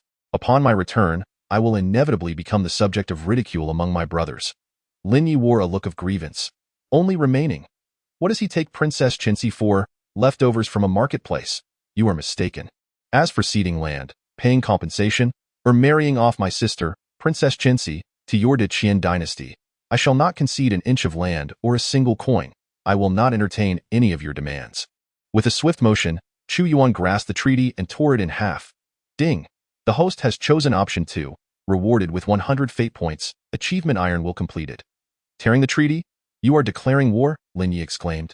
His anger ignited. Why, formidable army of 1 million has gathered at the southern borders, awaiting but a single command from this prince to launch an immediate assault. Moreover, the nations of Delu, Deshang, and Deji also muster hundreds of thousands of troops marching southward, with countless legions following closely behind. It would take but a few months to breach the capital of your Dewu kingdom. Lin Ye's eyes glinted with derision. What does your bravado matter in the face of absolute power, when all such bravado is rendered futile? His intention in delivering this missive was to gradually diminish the strength of Dewu, minimizing the costs of war, and to bring Dewu to its weakest state. However, should Chu Yuan remain obstinate in his ignorance, then a forceful assault shall be inevitable. The coalition of 4 nations will undoubtedly be unable to withstand such an onslaught. Dewu's current national strength cannot bear the burden of this conflict. The Grand General interjected, I implore your majesty to reconsider, lest a moment of passion lead to the ruin of Dewu's foundation. A proposal for a marriage alliance and reparations poses no issue. However, I believe ceding 3 prefectures and 15 counties is excessive. Would it not be more prudent to relinquish 1 prefecture and 5 counties instead? What say you, 7th Prince? Li Yun remarked, not a single concession can be made. Go appease the other 3 nations. My Deqian has already made considerable sacrifices. Lin Yi replied. How intriguing. What if I were to send you and the Grand General's daughter and granddaughter to Deqian as part of the marriage alliance? Chu Yuan retorted with a cold smile. Let us go to war then. De Wu was founded on martial prowess and has never known fear. Very well, you have spoken. The next time we meet, it shall be with a 1,000,000-strong army trampling the imperial city of De Wu. Your Chu clan will undoubtedly face the wrath of my Lin imperial family, with heads rolling and none spared. Lin Yi laughed in fury, astonished that Chu Yuan, despite the dire external and internal crises he faced, remained so resolute, refusing to make any concessions. Option 1. Allow the envoy from Deqian to depart and await the impending war, gaining 100 fate points. Option 2. Detain the envoy from Deqian as hostages, gaining 100 fate points. Option 3. Execute the envoy from Deqian, showcasing the iron will of the De Wu Emperor and thereby declaring war, gaining 100 fate points. The divine choice reappeared. Chapter 8. The event has concluded. Wait, I have not yet permitted your departure. After witnessing the three options, Chu Yuan's eyes radiated a fierce killing intent, and he suddenly bellowed, Oh? Have you changed your mind and are now willing to cede territory, pay reparations, and establish a marriage alliance? Lin Yi halted, casting a mocking glance at Chu Yuan upon the throne. I am prepared to present a gift to your Deqian emperor. Chu Yuan spoke in a chilling tone. What gift? Lin Yi momentarily found himself at a loss. Your head. From the moment Chu Yuan heard Lin Ye's demand for Princess Qinxi to be sent for a marriage alliance, a surge of murderous intent stirred within him. It was inconceivable to let them go. Keeping them as hostages was also impractical, as it would merely waste provisions. The only righteous path was to eliminate them. If war was unavoidable, then he must take the initiative. My head? Lin Yi, realizing the implication, roared, Ha! De Wu Emperor, do you dare to kill this prince? Such an act is a provocation, a declaration of war. Your life is sufficient for me. With that, Chu Yuan rose abruptly, descending from his throne. His overwhelming aura of supremacy erupted like a mountain crashing into the sea, overpowering all in attendance. Humph! I have heard whispers that your cultivation merely reaches the 10th layer of meridian unblocking. Lin Yi expressed his disdain. Boom! Like a volcano erupting, Chu Yuan unleashed his cultivation, astonishingly reaching the 8th layer of soul forging. The 8th layer of soul forging. Upon sensing this, Shangguan Qingyun and Li Yun's expressions shifted dramatically.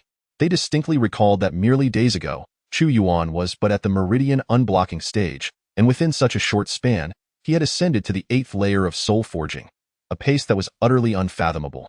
The 8th layer of soul forging. You have concealed your true strength, Lin Yi exclaimed in astonishment. Yet I am at the 9th layer of spirit, still insufficient, enough, completely sufficient. As Chu Yuan spoke, a powerful surge of lightning emanated from his hands, forming a colossal lightning claw that lunged toward Lin Yi. The hidden dragon emerges from the sea. Lin Yi let out a low cry, and a sinister thought arose within him. The two were separated by a significant realm, yet Chu Yuan dared to take the initiative against him.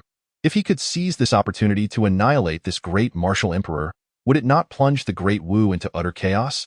Aside from Chu Yuan, there was no one left who could inherit the throne of the Great Wu. Instantly, his overwhelming spirit erupted forth, akin to a raging dragon, fierce and unyielding. Great Thunder Technique. As Chu Yuan made his move, he unleashed absolute power, possessing both the Great Thunder and the Great Origin techniques. His title as the Master of Thunder amplified the ferocity of his lightning powers, instantly tearing apart this hidden dragon. Bang! Lin Yi was violently propelled backward, suffering a significant setback. The tumultuous surge of blood and energy roiled within him. He had never anticipated that despite his considerable advantage, he would gain no upper hand. Yet, he could hardly fathom that Chu Yuan possessed the Emperor's sword, granting him an additional edge in realm. You seek death. Lin Yi stomped fiercely upon the ground, unleashing a formidable aura that detonated his clothing as if he were a cannonball. His hands curled upward, resembling dragon claws, capable of crushing anything within their grasp. As Chu Yuan moved, his left hand wielded the Great Thunder, while his right hand commanded the Great Origin. At this moment, his power had completely surpassed that of Lin Yi. Great Celestial Dragon Technique. Sensing the unparalleled ferocity of Chu Yuan, Lin Yi summoned the most formidable technique of the Great Hidden Dynasty, the Great Celestial Dragon Technique. His spirit manifested as a celestial dragon, enveloping him and unleashing the might of this great path. The Great Hidden Dynasty, a peerless secret art, the Great Celestial Dragon Technique, one of the 3,000 great paths. The reason the Great Hidden Dynasty surpassed the Great Law Great prosperity and great governance was not solely due to its national strength, but also because of the great celestial dragon technique, which rendered its sovereign more formidable than the leaders of the other three dynasties, despite their own limits of power. The Emperor Guardian of Humanity. I create the genesis of my heart. The immortal power of the Emperor radiated like an everlasting light. Chu Yuan's hands directly seized Lin Ye's body. Rip! A tearing sound reverberated, followed by a horrifying scene that struck terror into the hearts of the civil and military officials. Lin Yi, resembling a celestial dragon, was rent asunder, his body caught in a tempest of blood and gore. Torn apart as if by 5 horses, a master at the 9th layer of spirit was unexpectedly torn to shreds by Chu Yuan before the eyes of the court officials. The other envoys of the great Qian dynasty were utterly astounded and trembled at the sight before them. The emperor of the Great Wu was not a feeble little lamb, but rather a ferocious tiger. Even the prodigious 7th prince was torn apart by him in mere moments. They cried out in terror, "Emperor of the Great Wu, you are provoking the onset of war between our two nations, a flagrant humiliation. This is an egregious insult. We must go to war." Tick-tock, with blood still dripping from his hands, Chu Yuan, maintaining an expression devoid of emotion, declared, "Since war between our two nations is inevitable, I shall declare it myself. Wu Wei, eliminate them. Leave not a single soul alive." Upon the pronouncement of such a fate, within the divine martial hall, hundreds of fierce guards clad in golden armor surged from all directions, mercilessly slaying every envoy until the ground was littered with corpses.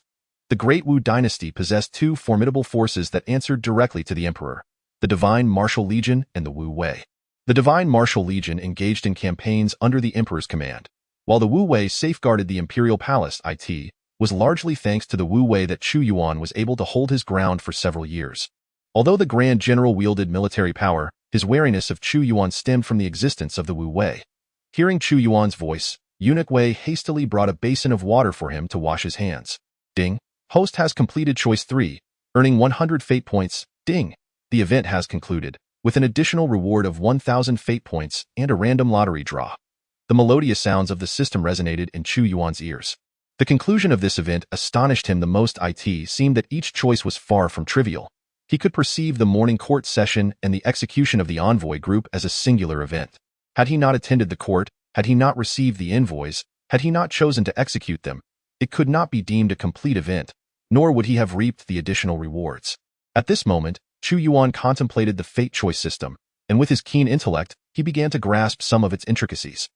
Each choice was a link in a chain, influencing subsequent rewards. The annihilation of the Great Qian within 3 years, orchestrated by the coalition of various nations, represented the most significant event at hand, with unknown rewards.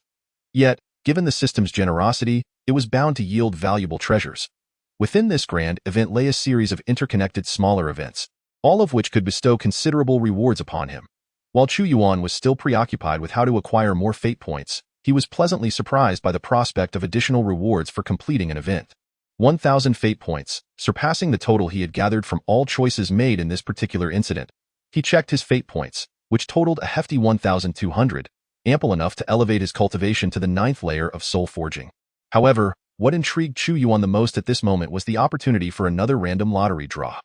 Previously, he had drawn the Great Devouring technique, and he wondered what reward awaited him this time. The system's offerings were sure to be exquisite, and he anticipated not being disappointed. Chapter 9. The art of combat, Your Majesty. The deaths of the envoys within our Great Wu territory is not a fortunate matter. Should this news return to the Great Qian dynasty, it would undoubtedly stir a great uproar, providing them with a justification to launch an offensive against us. Grand General Shangguan Qingyun frowned. He could hardly believe that Chu Yuan would act with such ruthless decisiveness as to execute the envoy group in the court. A mere envoy is of little consequence. However, such a display of ambition is undeniably unwise, Your Majesty. Does the Grand General truly believe that even if I spare the envoy and acquiesce to territorial concessions, reparations, and a political marriage, they will refrain from attacking? Chu Yuan cast a cold, penetrating glance, as if to imply that the Grand General still harbored hopes that I would comply with their demands and permit the marriage of Princess Qinxi, my sister. This is merely a pragmatic measure. Sacrificing a princess for the sake of the empire is an acceptable cost. Alas, the old minister's daughter is already wed, or else he would willingly offer a marital alliance. Shangguan Qingyun was notably displeased, particularly with Chu Yuan, this uncontrollable young emperor whose power surged so rapidly. Very well, I shall remember this. when the envoys from the nations of Delu, Deshang, and Deji arrive. To ensure the Grand General's loyalty to the empire, I shall bestow the title of princess upon his granddaughter, the diplomatic bride. Chu Yuan's words were no idle jest. Even a fool could discern the dissatisfaction in his tone towards the Grand General. Shangguan Qingyun's expression darkened, ready to speak further, but Li Yun shot him a significant glance. If the Qian desires war, then I shall accompany them into battle. This conflict is unavoidable. Chu Yuan slowly descended from the throne. The court is dismissed. The lottery begins. Within the Sunlight Palace, Chu Yuan paid no heed to the thoughts of the civil and military officials. Instead, he summoned the system's lottery wheel, and in an instant, the pointer began to spin once more under his will. After a minute, the pointer came to a halt. Chu Yuan focused intently. This time, it was not the 3,000 avenues, but rather a symbol the size of a golden page, adorned with intricate patterns, a one-time learning talisman. Using this talisman allows instant mastery of any martial art or knowledge, including the 3,000 avenues. What a remarkable one-time learning talisman! Chu Yuan examined it closely and suddenly erupted into laughter. Ha! This one-time learning talisman is far superior to randomly acquiring one of the 3,000 avenues. Within my great Wu royal family lies an unparalleled divine technique, obtained by the late emperor, one of the 3,000 avenues, the Great Combat Technique. With this learning talisman, I can immediately master the Great Combat Technique. The Divine Ability Realm, why is it called so? It is because upon reaching this realm, one can learn various divine abilities. Originally, given Chu Yuan's level, he would have needed to attain the Divine Ability Realm to barely grasp the Great Combat Technique. But now, that is no longer necessary. He can immediately comprehend its essence. In his prime, the late emperor possessed the strength of the divine abilities limits, capable of contending even against mighty beings of the divine insight realm. Without hesitation, Chu Yuan shattered the one-time learning talisman. Which divine ability does the host wish to learn? Note: the knowledge to be learned must already exist in the mind. The system inquired. The Great Combat Technique. As the movements of the Great Combat Technique materialized in Chu Yuan's mind, it was as if a channel of wisdom had been unblocked, and an aura of combat emanated from him. He seemed capable of challenging the heavens and the earth, as if he could strike down the sun, moon, and stars. Ding! The host has mastered the Great Combat Technique and has earned the title of Combat Maniac. Combat Maniac. The more one battles, the braver one becomes, mastering the 7 styles of combat. In the face of increasingly powerful adversaries, one gains ever greater courage, unleashing unparalleled strength. Another title acquired. Indeed, as anticipated by Chu Yuan, each mastery of the 3,000 great paths confers a title. Elevating one's realm infuses 1,000 fateful points. Chu Yuan proclaimed, 9th level of soul forging, 10th level of soul forging. With the expenditure of 1,000 fateful points, Chu Yuan ascended to the 10th level of soul forging. Name: Chu Yuan. Identity: Emperor of the Great Martial Empire. Realm: 10th level of soul forging. Cultivation method: the Human Sovereign Scripture. Equipment: the Human Sovereign Sword, Supreme Grade. Divine abilities: Great Thunder Technique, Great Devouring Technique, Great Combat Technique. Titles: Supreme of Humanity, Master of Thunder, Son of Devour, upgradable. Battle Maniac, upgradable. Fateful points: 200. Current main quest: within 3 years, annihilate the Grand Qian dynasty and the coalition of various nations. Eliminate the Grand General Shangguan Qingyun and Chancellor Li Yun. Should this be accomplished, rewards await. Failure means utter destruction. Possessing 3 supreme great paths and the extraordinary Human Sovereign Sword, even when confronted with someone at the first level of divine abilities, I hold confidence to engage in battle. With renewed vigor, Chu Yuan declared to the outside of the palace, "Let us proceed, eunuch Wei, to the imperial study." The Sunlight Palace serves as Chu Yuan's sanctuary for rest and cultivation. However, the imperial study is the heart of the empire, where affairs of state are managed. As the emperor, he must not neglect governance, for he aspires to forge an everlasting empire. This is indeed a warning from Shangguan Qingyun and Li Yun. Within the imperial study, a multitude of memorials piled high like a mountain cluttered the desk before Chu Yuan, with eunuchs incessantly delivering more. A month prior, at the western borders, the Great Law Dynasty augmented its forces by 300,000. 2 weeks ago, at the eastern borders, the Great Prosperity Dynasty bolstered its troops by 500,000. 10 days prior, at the northern borders, a minor conflict erupted between the border troops and the Great Governance Dynasty, resulting in hundreds of casualties. The envoy group was slain within the Divine Martial Hall, and news returned to the Grand Qian Dynasty. Inciting their wrath in just a few days, they increased their forces by 500,000. reaching a total of 1,500,000, now encircling the southern borders. The southern front is in dire straits, with 1,500,000 troops besieging the city. Such news is endless, all pertaining to the four nations mobilizing against the great martial empire, various conflicts, or rampant banditry. Some memorials even covertly express dissatisfaction with Chu Yuan's impulsiveness, which precipitated an early war with the Grand Qian dynasty.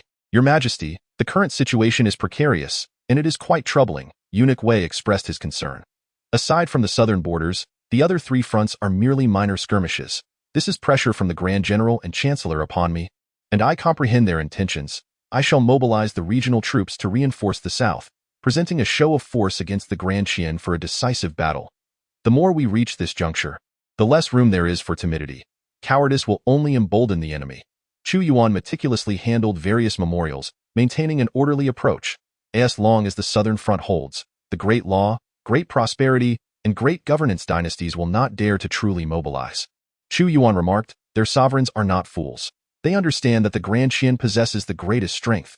Only when two tigers contend, and both suffer, can they reap the utmost benefit. Thus, it is crucial to grasp their mindset. Your Majesty, there is yet another memorial presented by the prefect of Wudu, an attendant announced. Wei Gonggong remarked. Outside Wudu City, within the southern mountains, a band of exceptionally ferocious bandits has emerged, gathering in riotous assembly, committing acts of arson, murder, and plunder, wreaking havoc upon the region. Although military forces have been dispatched, their efforts have proven ineffective, resulting instead in significant losses. Under the emperor's reign, at the very edge of the imperial capital, the emergence of such ruthless bandits is a sight that should only be witnessed in the twilight of a dynasty. Choice 1. Allow the bandits to flourish unchecked, for they cannot penetrate the imperial city and pose no threat to oneself, earning 100 destiny points. Choice 2. Dispatch the imperial guards to eliminate the bandits, while remaining comfortably ensconced within the palace, awaiting news, earning 100 destiny points. Choice 3. In a place where the emperor's authority is paramount and the rule of law is strict, no threat shall be tolerated.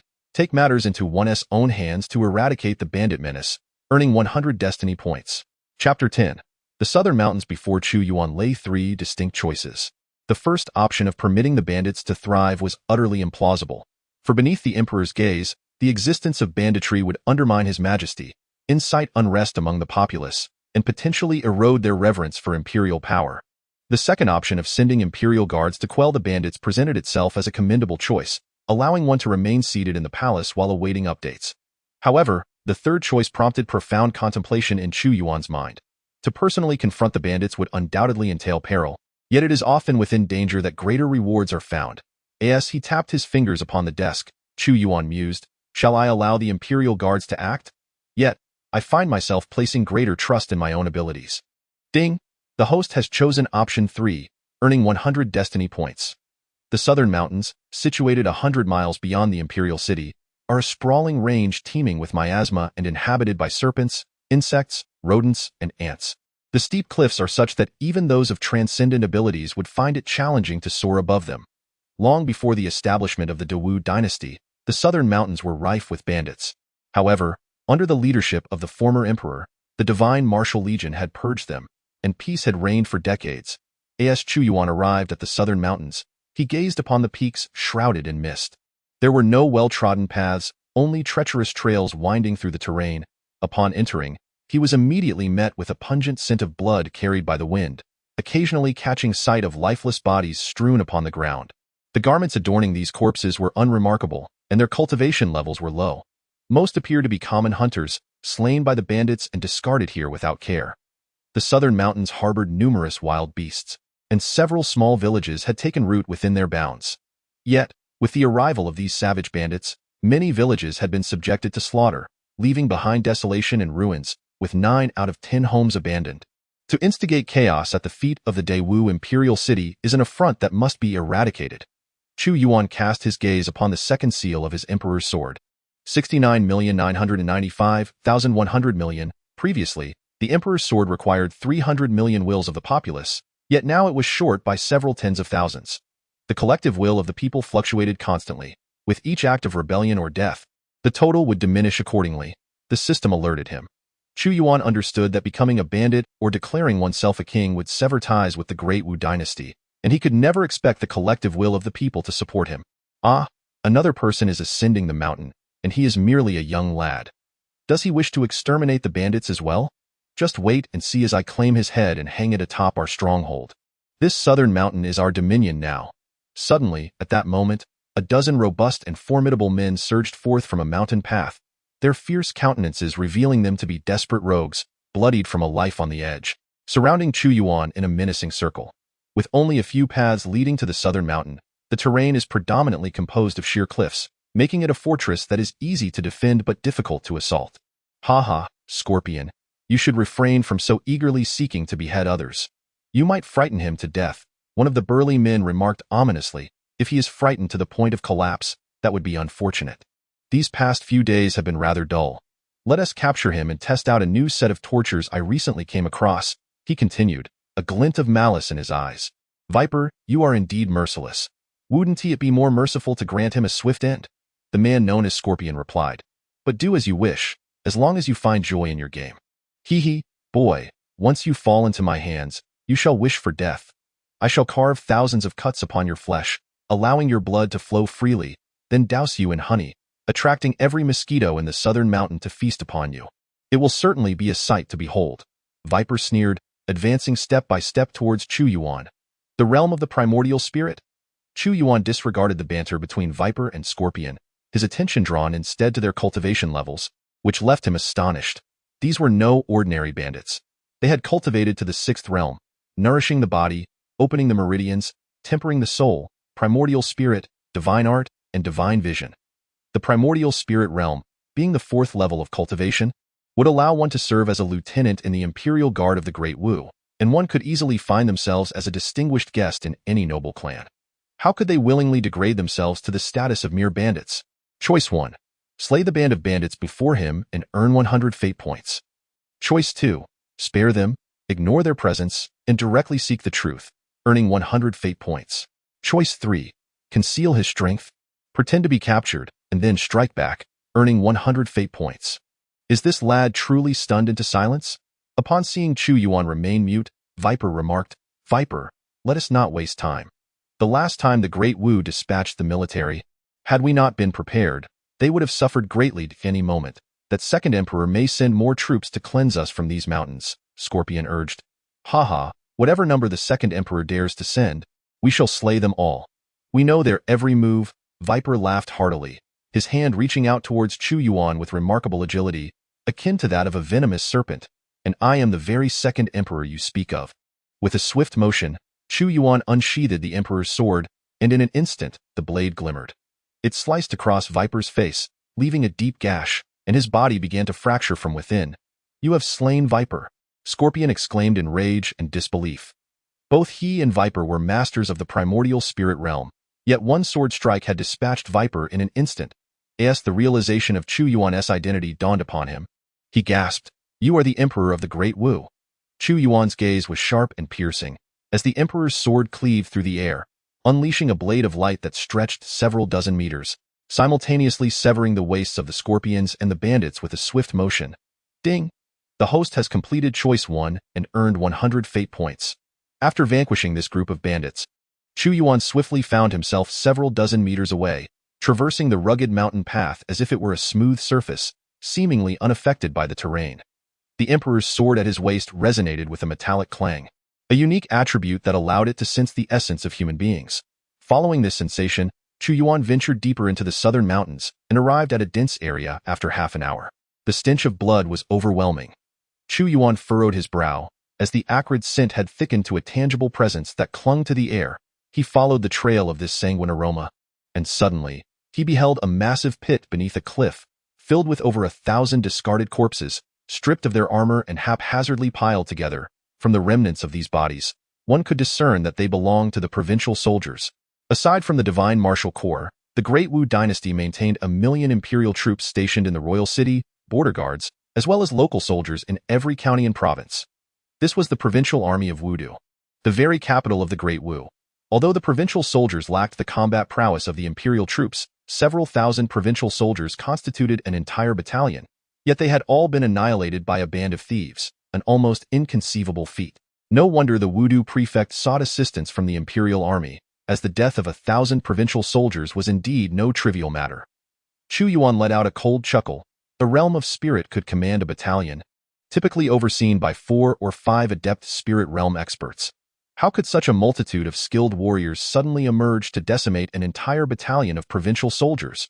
He navigated through the mountains with agility, and with the emperor's sword in hand, Chu Yuan could sense the most concentrated human presence. Abruptly, he halted amidst a dense thicket, catching a glimpse ahead. Before him lay a vast, hidden sinkhole flanked by 3 towering mountains, accessible only through a narrow entrance, a place that was easily defensible yet challenging to assault. Within that sinkhole, Chu Yuan, with his keen eye, discerned the presence of several thousand armored individuals, exuding an aura that was distinctly not that of mere bandits, but rather akin to a trained army, entrenched in this location. Choice 1. Turn back immediately. The situation is unclear, and confronting a trained army single-handedly is unwise, earning 100 fate points. Choice 2. Quietly mark the location and return to mobilize troops, earning 100 fate points. Choice 3. Be a lone hero. Charge in alone to avenge the 1,000 provincial soldiers and uncover the truth behind this band of thieves, earning 100 fate points. Chapter 11. Meteor Bomb. Chu Yuan observed the 3 choices presented before him, hesitating to make an immediate decision. Instead, he accessed the system shop, recalling a particular item he had encountered while previously redeeming a basic healing potion. Soon, he located it. Meteor Bomb. Rune bomb crafted from the explosive cores of celestial bodies, possessing immense power. A single bomb can obliterate all beneath the realm of spiritual consciousness within several miles. It requires 400 fate points for exchange. This very item can annihilate an army in an instant within a vast radius. The chasm before him, as calculated by Chu Yuan, spans approximately 1.5 miles. If only he had this meteor bomb. With 400 fate points exchanged, his fate points would be reset to 0 in an instant. A pitch-black bomb, small enough to be grasped in one hand, resembling a hand grenade and radiating intense heat, materialized in his palm.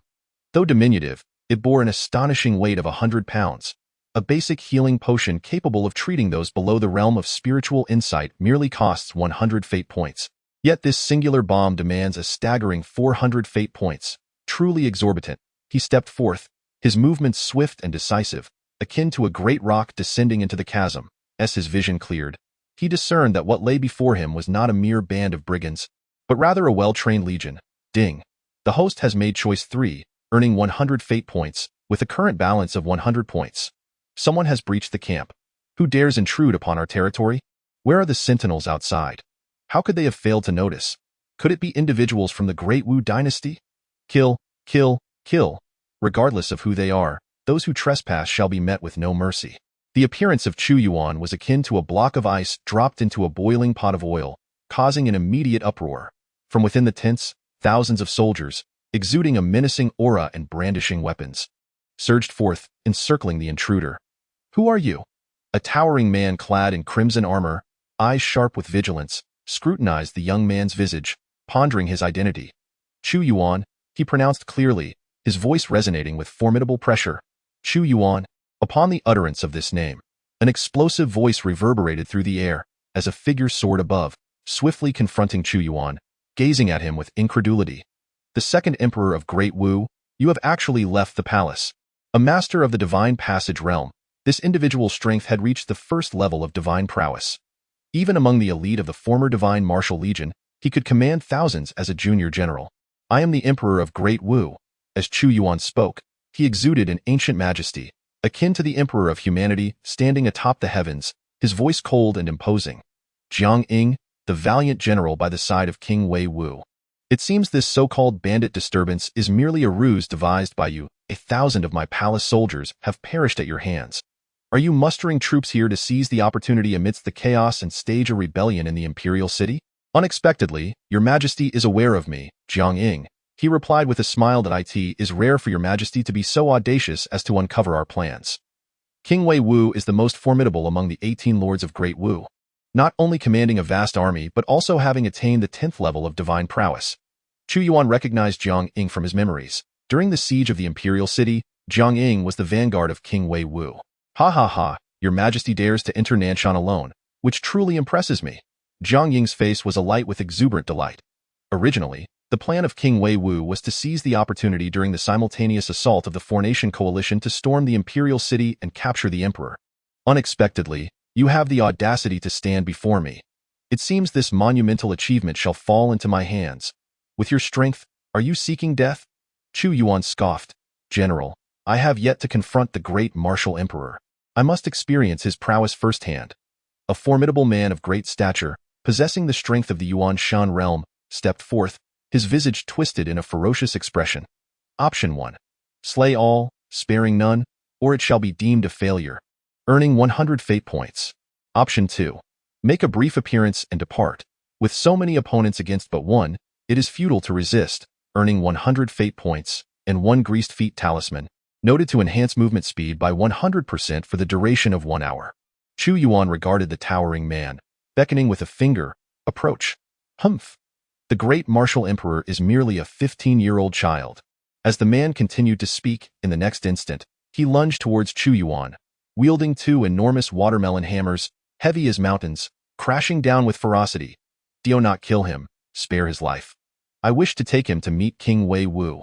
As Jiang Ying's words left his lips, his expression abruptly shifted. The moment the formidable man reached Chu Yuan, a hand appeared above him, and in a bizarre twist, his neck snapped, his entire body collapsing lifelessly to the ground. He is dead, Jiang Ying exclaimed in disbelief. How can this be? King Wei Wu claimed your realm was merely that of the Meridian Passage. Even with royal secret arts, your soul-forging combat strength would only reach its zenith. Your intelligence is severely outdated, Chu Yuan replied. Surround him. Do not let this great martial second emperor escape. Should he be captured alive, the great marshal will have no successor, and a change of dynasty will be imminent. Each of us shall gain merit and be honored as marquises and generals in no time. Jiang Ying bellowed. If they could seize the great martial imperial city, he would be a founding hero, enjoying eternal accolades. Instantly, 3,000 troops surged forth from the camp, encircling Chu Yuan. I shall send you to the heavens. Observing the 3,000 soldiers encircling him, with a half-mile radius around him, a faint smile graced Chu Yuan's face. He pushed forth his hand, and in an instant, a spark ignited. A small iron ball, no larger than a fist, landed at his feet. From his center, a purple powdery scent filled the air. Under Chu Yuan's mental manipulation, the meteor bomb detonated with a speed so swift that not a moment of delay occurred, and the explosive sparks scattered like locusts, utterly terrifying. As the meteor bomb erupted, the shockwave enveloped the surrounding area for miles. The army, caught off guard, found all 3,000 men swept into the chaos. Even if they had reacted promptly, it would have been futile, as once the meteor detonated, there was no allowance for even a moment's hesitation. A storm of blood and carnage ensued, limbs flailing wildly. Within a radius of several miles, it transformed into a hellish battlefield. Among 3,000 individuals, only a handful, mere dozens, could stand, each a master of the realm above the Yuan Shan. The rest, those engaged in nurturing their bodies, unblocking their meridians, and honing their souls, were obliterated in the explosion, the overwhelming destructive force far beyond their capacity to withstand. Not a single complete corpse could be found. Such is the might of the meteor bomb. Though Chu Yuan maintained a stoic facade, his heart quaked in astonishment upon witnessing the aftermath. The bomb's power did not disappoint. While it proved ineffective against masters of the Yuan Shan realm and above, a single meteor bomb could encompass a radius of several li were he to possess a dozen or so. With such a range, no inferior legion could hope to withstand it. Even an army of 1,000,000 would be reduced to cries of despair. Chapter 12. Slaying Divine Powers, the Weapon of War. An utterly terrifying instrument of warfare, capable of annihilating a radius of 1 li with a single detonation, its efficacy surpassing even Chu Yuan's expectations. Just one meteor bomb could obliterate all beneath the Yuan Shan realm. Had he possessed enough fate points, he would have eagerly exchanged for 10 or 8 to deploy at the southern borders, unleashing them upon the vast army of 150,000. Those 400 fate points would be well spent, Chu Yuan mused. Could this be a treasure left behind by the royal family? Meanwhile, Jiang Ying's expression shifted dramatically. This was a formidable force of 3,000 troops, the elite legion of King Wei, now annihilated by a single bomb in Chu Yuan's possession. The severed limbs scattered around were a gruesome sight, blood pooling into a large crimson pit. You shall perish as well, Chu Yuan coldly declared, his voice resonating with authority. Dare to slay 1,000 of my soldiers, and each one shall pay with their life. You fight for me. I shall confront this second-generation emperor. Sensing the icy, murderous intent radiating from Chu Yuan, Jiang Ying dared not underestimate him. After all, the royal family possessed extraordinary means. Recalling how Chu Yuan had previously decimated the Yuan Shun realm, he realized he must engage him directly. Crimson flame frenzy. He unleashed his true energy, condensing it into magical power. A fiery fist surged forth like a tempest, igniting the air around him into a storm of magma. Great thunder technique. Chu Yuan struck with a fist imbued with raw, chaotic lightning, a bolt akin to a rampaging thunder dragon, illuminating the heavens and earth, eclipsing all else in brilliance. Yet, it turned out he was merely at the soul refinement realm.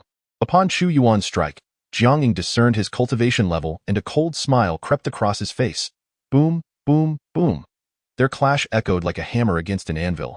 Despite Jiang Ying's prowess in the divine powers realm, he found himself at a disadvantage, being forcefully repelled, the lightning's energy ensnaring him in a numbing sensation. What is happening? Jiang Ying exclaimed in disbelief. Though Chu Yuan was only at the 10th level of soul refinement, his cultivation was bolstered by the Emperor's sword realm, making him comparable to the 9th level of Yuan Shan. Furthermore, he had mastered 3 of the 3,000 Great Tao, rendering his combat strength superior to that of an ordinary practitioner of the divine powers realm. The battle combat technique. His heart pounded fiercely, thump, thump, thump, like the beating of a war drum. The battle combat technique instilled within him a warrior's heart, an indomitable will to fight, immersing him in the realm of battle.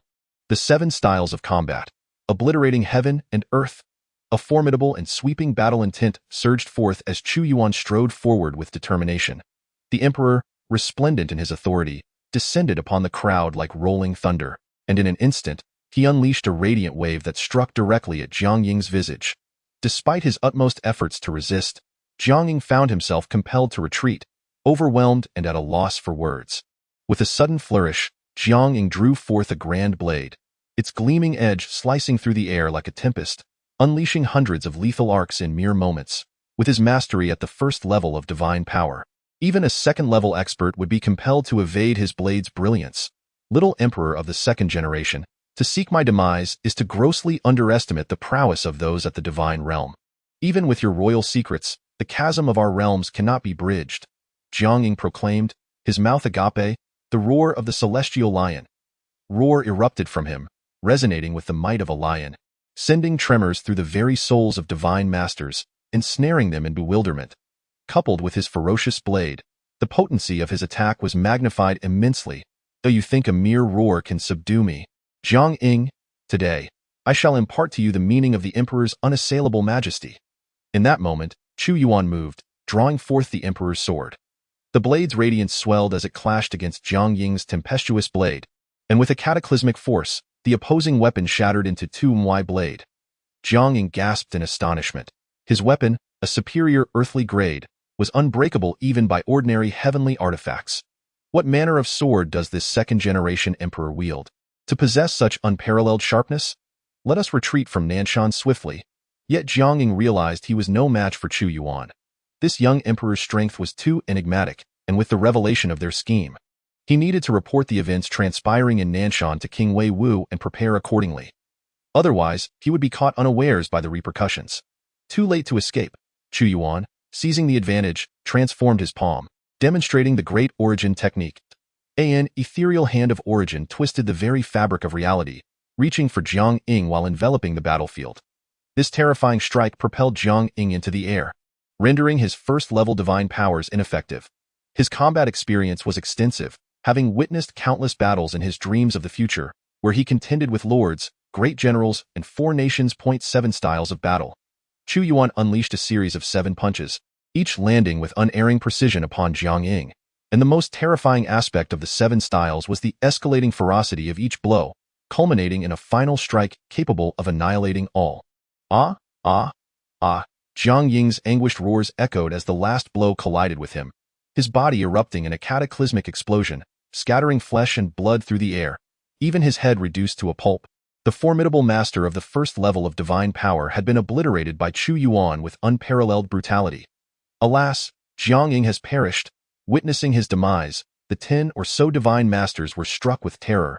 Falling to their knees in desperation, Your Majesty, spare us. It was King Wei Wu who coerced us into rebellion, in service to our position. We had no choice. If your majesty would show mercy, we are willing to abandon our dark allegiance and seek the light. Spare you all. How am I to complete the first choice? Chu Yuan struck mercilessly. The emperor's sword flashed, and a dozen heads rolled onto the ground. Ding! The host has completed choice 1, exterminating all foes, and has gained 100 fate points. Ding! The host has fulfilled all selections for this event, receiving an additional reward of 1,000 fate points and 1 Yuan Shan Dan 1,000 fate points. Chu Yuan's spirit trembled. With these 1,000 fate points, he could resolve his pressing dilemma. However, this event's completion had granted him a new reward, a Yuan Shan Dan instantly, an egg-sized orb radiating golden light. Resembling a treasure crafted from gold, materialized in his hand, its smooth surface reflecting his visage. The Yuan Shan Dan, an unparalleled divine elixir, was forged from 9,999 rare and precious herbs, meticulously crafted over a span of 81 days. Consuming it would refine the soul to its zenith, enabling an immediate breakthrough to the Yuan Shan realm. Note: utilizing the Yuan Shan Dan for breakthrough incurs no side effects. The host may consume it with confidence, a product of the system, guaranteed to be of premium quality. What a splendid offering from the system! Originally, he would have needed a significant period of arduous cultivation to reach the Yuan Shan realm. But now this process was rendered unnecessary, allowing for an immediate ascension. Chu Yuan's countenance brightened. As he contemplated breaking through to the Yuan Shan realm, the event's additional reward gifted him a Yuan Shan Dan. Upon breaking through to the Yuan Shan realm, Chu Yuan's standing would rival that of the first level of divine abilities, facilitating his handling of national affairs with utmost ease. Without hesitation, he swallowed the Yuan Shan Dan whole, and a wave of warmth enveloped him. Chapter 13. Reconstructing divine might. The Yuan Shan Dan dissolved instantly upon entering, and as its medicinal power fully unfurled, Chu Yuan felt as though he were immersed in a warm spring. Utterly comfortable, his entire being was at ease, particularly his soul, which basked in the sunlight of winter. Without a hint of pain, Chu Yuan's realm ascended to the Yuan Shan stage. This is the Yuan Shan realm. At this moment, Chu Yuan sat cross-legged, and from the crown of his head, a translucent, indistinct figure emerged, curiously surveying its own body. The emergence of the Yuan Shan signifies the soul's departure from the body. The most notable characteristic of breaking into the Yuan Shan realm is the ability to project the Yuan Shan, allowing for ethereal travels across vast distances. Even if the physical body were to be shattered, immediate death would not ensue. However, the physical form serves as the foundation. If the body is destroyed and a suitable cauldron cannot be found, one can only await death. The Yuan Shan realm is divided into 10 levels. Each level enhances the solidity of the Yuan Shan, and upon reaching the 10th level, the Yuan Shan may become almost tangible, wielding immense power, and one may comprehend the profound truths of divine abilities. Indeed, this is a testament to the exceptional quality of the system's elixirs. Chu Yuan understood that even within the royal lineage, such a miraculous elixir was unparalleled. His soul once again surveyed the surroundings, and to his astonishment, he beheld countless fragmented visages. Upon gazing at Jiang Ying's corpse, he encountered a bewildered figure, the essence of Jiang Ying, which had yet to fully dissipate. Not only he, but those who had not attained the Yuan Shan stage bore shattered remnants of their souls, floating above their bodies. Great devouring technique. With a mere thought, Chu Yuan activated his will. Centered around him, a swirling vortex of approximately 10 feet in diameter formed, its powerful suction extending outward. Countless shattered faces surged into his being, and ultimately, even Jiang Ying's primordial spirit was drawn inside. His realm was firmly established at the first level of the primordial spirit. Initially, having just broken through, he would have needed at least a month to stabilize his new level, but now it took merely a few breaths. The Great Devouring Technique allows the absorption of all primordial sources. Its greatest utility among the myriad pathways lies not in combat, but in cultivation. As Chu Yuan returned to his body, a glimmer of understanding crossed his gaze. The soul is also a primordial source, and an exceedingly pure one at that. If he could devour a substantial amount of this source, would his realm not rise swiftly? The 4 great nations were eyeing him with covetous intent. With their coalition of tens of millions, once war broke out, countless souls would be available for his consumption. For Chu Yuan, the impending war presented a splendid opportunity for rapid soul absorption. The Great Devouring Technique seemed as if it were inherently designed for warfare. As his realm advanced, Chu Yuan noted that after reaching the level of the primordial spirit, each elevation would require 1,000 fated points. Is the host certain? Inquired the system. Affirmative, Chu Yuan replied without hesitation. The consumption of fated points could lead to choices and the completion of events. Yet elevation of one's realm was a tangible gain. Primordial Spirit Level 2. With the expenditure of 1,000 fated points, Chu Yuan's realm ascended to the second level of the Primordial Spirit. Even those at the second level of divine abilities would be no match for him. He declared with pride, "It is time to return." The rebels within Nanshan had been dealt with by Chu Yuan. Lingering there would not trigger any choices. Returning to the palace would allow him to potentially activate new events. He was in dire need of fated points, wishing he could directly ascend to the divine ability realm. Holding the Emperor's sword, he mused that once he reached the divine ability level, even those in the realm of divine insight would be reduced to ashes. Ha ha ha! Chu Yuan's laughter echoed ominously through the depths of Nanshan. "Your Majesty, these are the new memorials sent by the 6 departments." Upon his return to the palace, Chu Yuan entered the imperial study, where Eunuch Wei deposited a large number of memorials upon the desk, forming yet another small mountain. This particular memorial, sent by the Ministry of Revenue, pertained to the aftermath concerning the divine martial generals. Eunuch Wei remarked, although each divine martial general received extremely generous reparations, some individuals have set their sights on them, employing various means to seize what they have, especially those who remain as the elderly and weak. Eunuch Wei, issue a decree on my behalf regarding the divine martial generals, who are under my direct command. Any transfer of their welfare, including matters of property, must be recorded with me. Otherwise, it shall be deemed invalid, Chu Yuan asserted.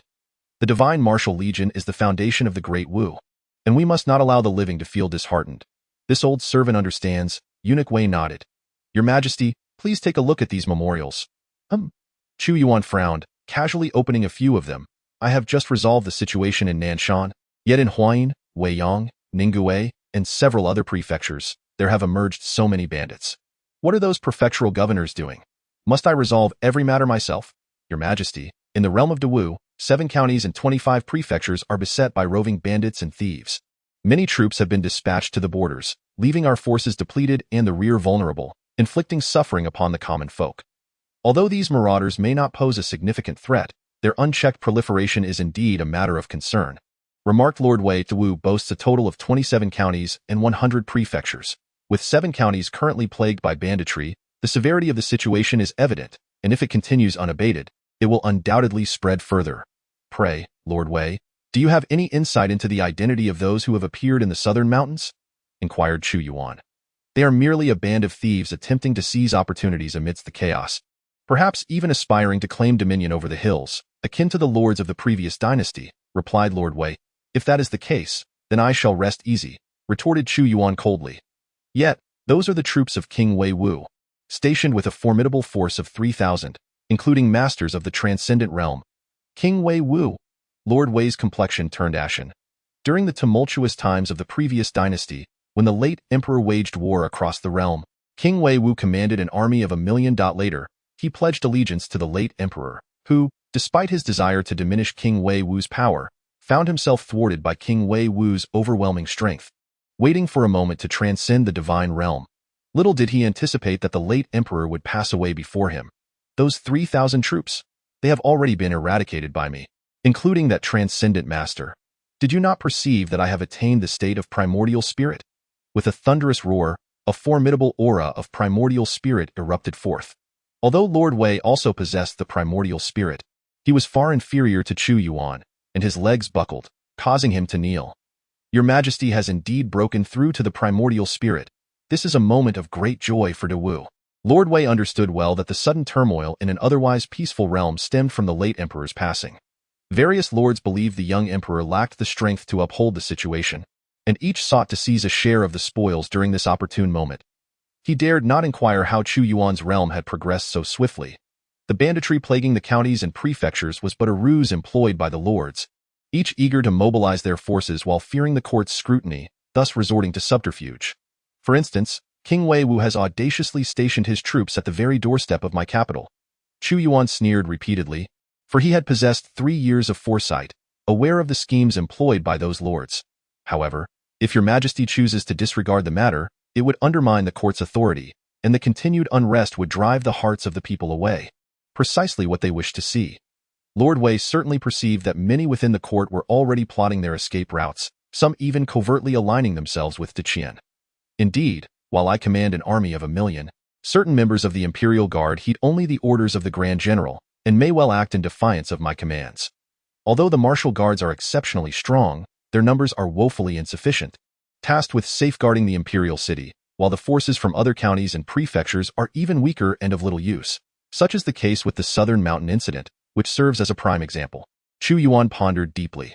What I currently lack is an invincible and unconquerable army. What, then, does your majesty intend to do? Inquired Lord Wei. Option 1. Allow the banditry to run rampant, fortify the defenses of the imperial city, and pay no heed, for they pose no threat to one's position, earning 100 destiny points. Option 2. Issue an edict to the esteemed official Chu Yuan, commanding him to dispatch the Imperial Guard to eradicate the bandits, thereby earning 100 destiny points. Option 3. Reorganize the Divine Martial Legion, wielding formidable military strength, ensuring all affairs are worry-free, and obtain 100 destiny points. Indeed, since the 30,000 Divine Martial troops under the late Emperor have been reduced to ashes, I too can establish a Divine Martial Legion, restoring the glory of the Divine Martial. Chapter 14. Unknown rewards, your majesty. Do you have any brilliant ideas? Inquired Grand Eunuch Wei with curiosity. The chaos of the Great Wu began with the downfall of the 30,000 Divine Martial troops that accompanied the late Emperor. Thus, I have lost a powerful force capable of instilling awe in the court and neighboring kingdoms. Therefore, I have resolved to seize this opportunity to reorganize the Divine Martial Army. Chu Yuan's gaze was sharp, akin to a blade. With 3 years of foresight, he understood that since the demise of the late Emperor, the realm of Great Wu has been engulfed in flames of war, and the hearts of the people are in turmoil. As various lords amass strength within their own domains, awaiting the opportune moment to strike at the capital and obliterate the nation. If there exists a divine martial army, with Chu Yuan leading the charge, sweeping through the 8 desolates and the 6 harmonies shall be within reach. Ding. The host has made a choice, earning 100 destiny points. The surplus of destiny points now stands at 200. Reorganize the divine martial army. Grand Eunuch Wei felt a tremor of apprehension and hurriedly remarked, Your Majesty, the 30,000 troops of the late Emperor consumed over half of the treasury just to maintain their existence. Now, given the severe financial constraints, even if Your Majesty wishes to reorganize the army, the national strength may struggle to sustain it, and acquiring a formidable fighting force would be exceedingly challenging. I am well aware of the Empire's dire situation. Chu Yuan nodded. However, I shall selectively recruit the most exceptional warriors from across the nation to form the Legion, initially requiring merely 10,000 men. The late Emperor commenced with 100 brave souls, and I too can follow suit. If it is merely 10,000, the imperial finances can barely support it. However, there is a saying that the old servant is uncertain whether to voice or remain silent. Grand Eunuch Wei hesitated for a moment, but ultimately expressed, the warriors, weapons, and armor can be resolved, as they exist within the national treasury. Yet, who shall lead the Legion? The Divine Martial Legion is the most loyal to the throne, and the leader must possess great strength and unwavering loyalty to the Emperor. Alas, I find no suitable candidates among the court and the realm. Chu Yuan did not refute this. Previously, he too had sought to reorganize the army but found no one steadfastly loyal, resulting in a stalemate. However, the difference now is that Chu Yuan possesses a system. Haha, Grand Eunuch Wei, you are overthinking it. Who says our Great Wu lacks individuals capable of bearing such a burden? I have a candidate in mind, one who is absolutely loyal, and I have long contemplated this. Only he can assist me in reorganizing the army. Chu Yuan's eyes sparkled. Could it be that Grand Eunuch Wei has forgotten the valiant Marquis Lu Qianfu? The former commander of the Divine Martial Army, who fought valiantly alongside the late Emperor. But the current condition of the valorous Marquis is rather poor, Grand Eunuch Wei hastily interjected. What you have mentioned has all been taken into account. You need not worry. The situation is tense, and I must promptly visit the valorous Marquis's residence, Chu Yuan declared. Your Majesty speaks truly. I shall make my way to the residence of the loyal and brave Marquis at once. Wei Gonggong dared not question Chu Yuan's resolve. There is no need for such elaborate arrangements. It has been quite some time since I last beheld the loyal and brave Marquis. As Chu Yuan spoke, he had already vanished from sight. In the southern outskirts of the capital stood a grand estate, yet it exuded an air of desolation, its gates seldom graced by visitors. The plaque above the entrance boldly inscribed with the 3 characters for loyal and brave Marquis, its strokes fierce and commanding, penned by the hand of the late Emperor. At this moment, the only soul present before the Marquis residence was a petite girl, no more than 4 or 5 years of age, her hair styled in playful pigtails, engaged in solitary play. Who are you? She inquired, tilting her head in curiosity as she spotted Chu Yuan, who was clad in plain attire. In her recollection, it had been ages since a stranger had come to call. "Fear not. I have come to seek your grandfather," Chu Yuan reassured her, recalling that this little girl was the granddaughter of Lu Qianfu, and indeed his only grandchild. "Looking for my grandfather?" The girl pondered for a moment, then exclaimed, "Grandfather is basking in the sun in the courtyard. Please wait, I shall fetch him." With that, she skipped away, and Chu Yuan followed her at a leisurely pace, soon arriving at a secluded courtyard where a large locust tree cast its shade over a stone table. Beside the table stood a rocking chair, in which reclined an elderly man. Eyes squinted against the sunlight. This man, with hair as white as snow and a face etched with deep lines, possessed eyes clouded with age. Yet remnants of his middle-aged visage lingered, starkly contrasting with his frail appearance. This was none other than the loyal and brave Marquis, Lu Qianfu. "Grandfather, we have a guest," the little girl announced. "It has indeed been many years since anyone visited," Lu Qianfu remarked. "Pray tell, who has come?" As he opened his eyes, a sudden change washed over his countenance upon recognizing Chu Yuan. "Your Majesty, forgive this old servant for my lack of hospitality. It is a grave error. Long live His Majesty." He struggled to rise from his chair, intent on kneeling in respect. "There is no need for such formalities, Marquis. I have not come to receive your praises today," Chu Yuan replied coolly, settling onto a stone bench. After a moment of silence, he inquired, "What is your perspective on the current state of the realm?" "I have come to converse sincerely, not to hear flattery." "Your Majesty, the situation is indeed dire," Lu Qianfu responded. "The sudden demise of the late emperor took us all by surprise, and it is even more tragic that he departed with the 30,000 divine military troops, leaving your Majesty with no absolute forces to command save for the imperial guards. Though I reside here in seclusion, I remain aware of the prevailing conditions. The four borders are beset by nations eyeing us covetously. External chaos is not to be feared as much as internal strife. Collusion from within could very well obliterate the foundations of the Great Wu. Oh? Then whom can I trust in these times?" Chu Yuan asked. "Perhaps the Grand General or the Chancellor," Lu Qianfu suggested tentatively. "Permit me to speak candidly, Your Majesty. You cannot place your trust in anyone, especially not in the Grand General or the Chancellor. While the late Emperor was alive, they were like the most loyal hounds, toiling without complaint. Now, they are akin to wolves, and when wolves conspire together, it can only lead to treachery," Lu Qianfu coldly remarked.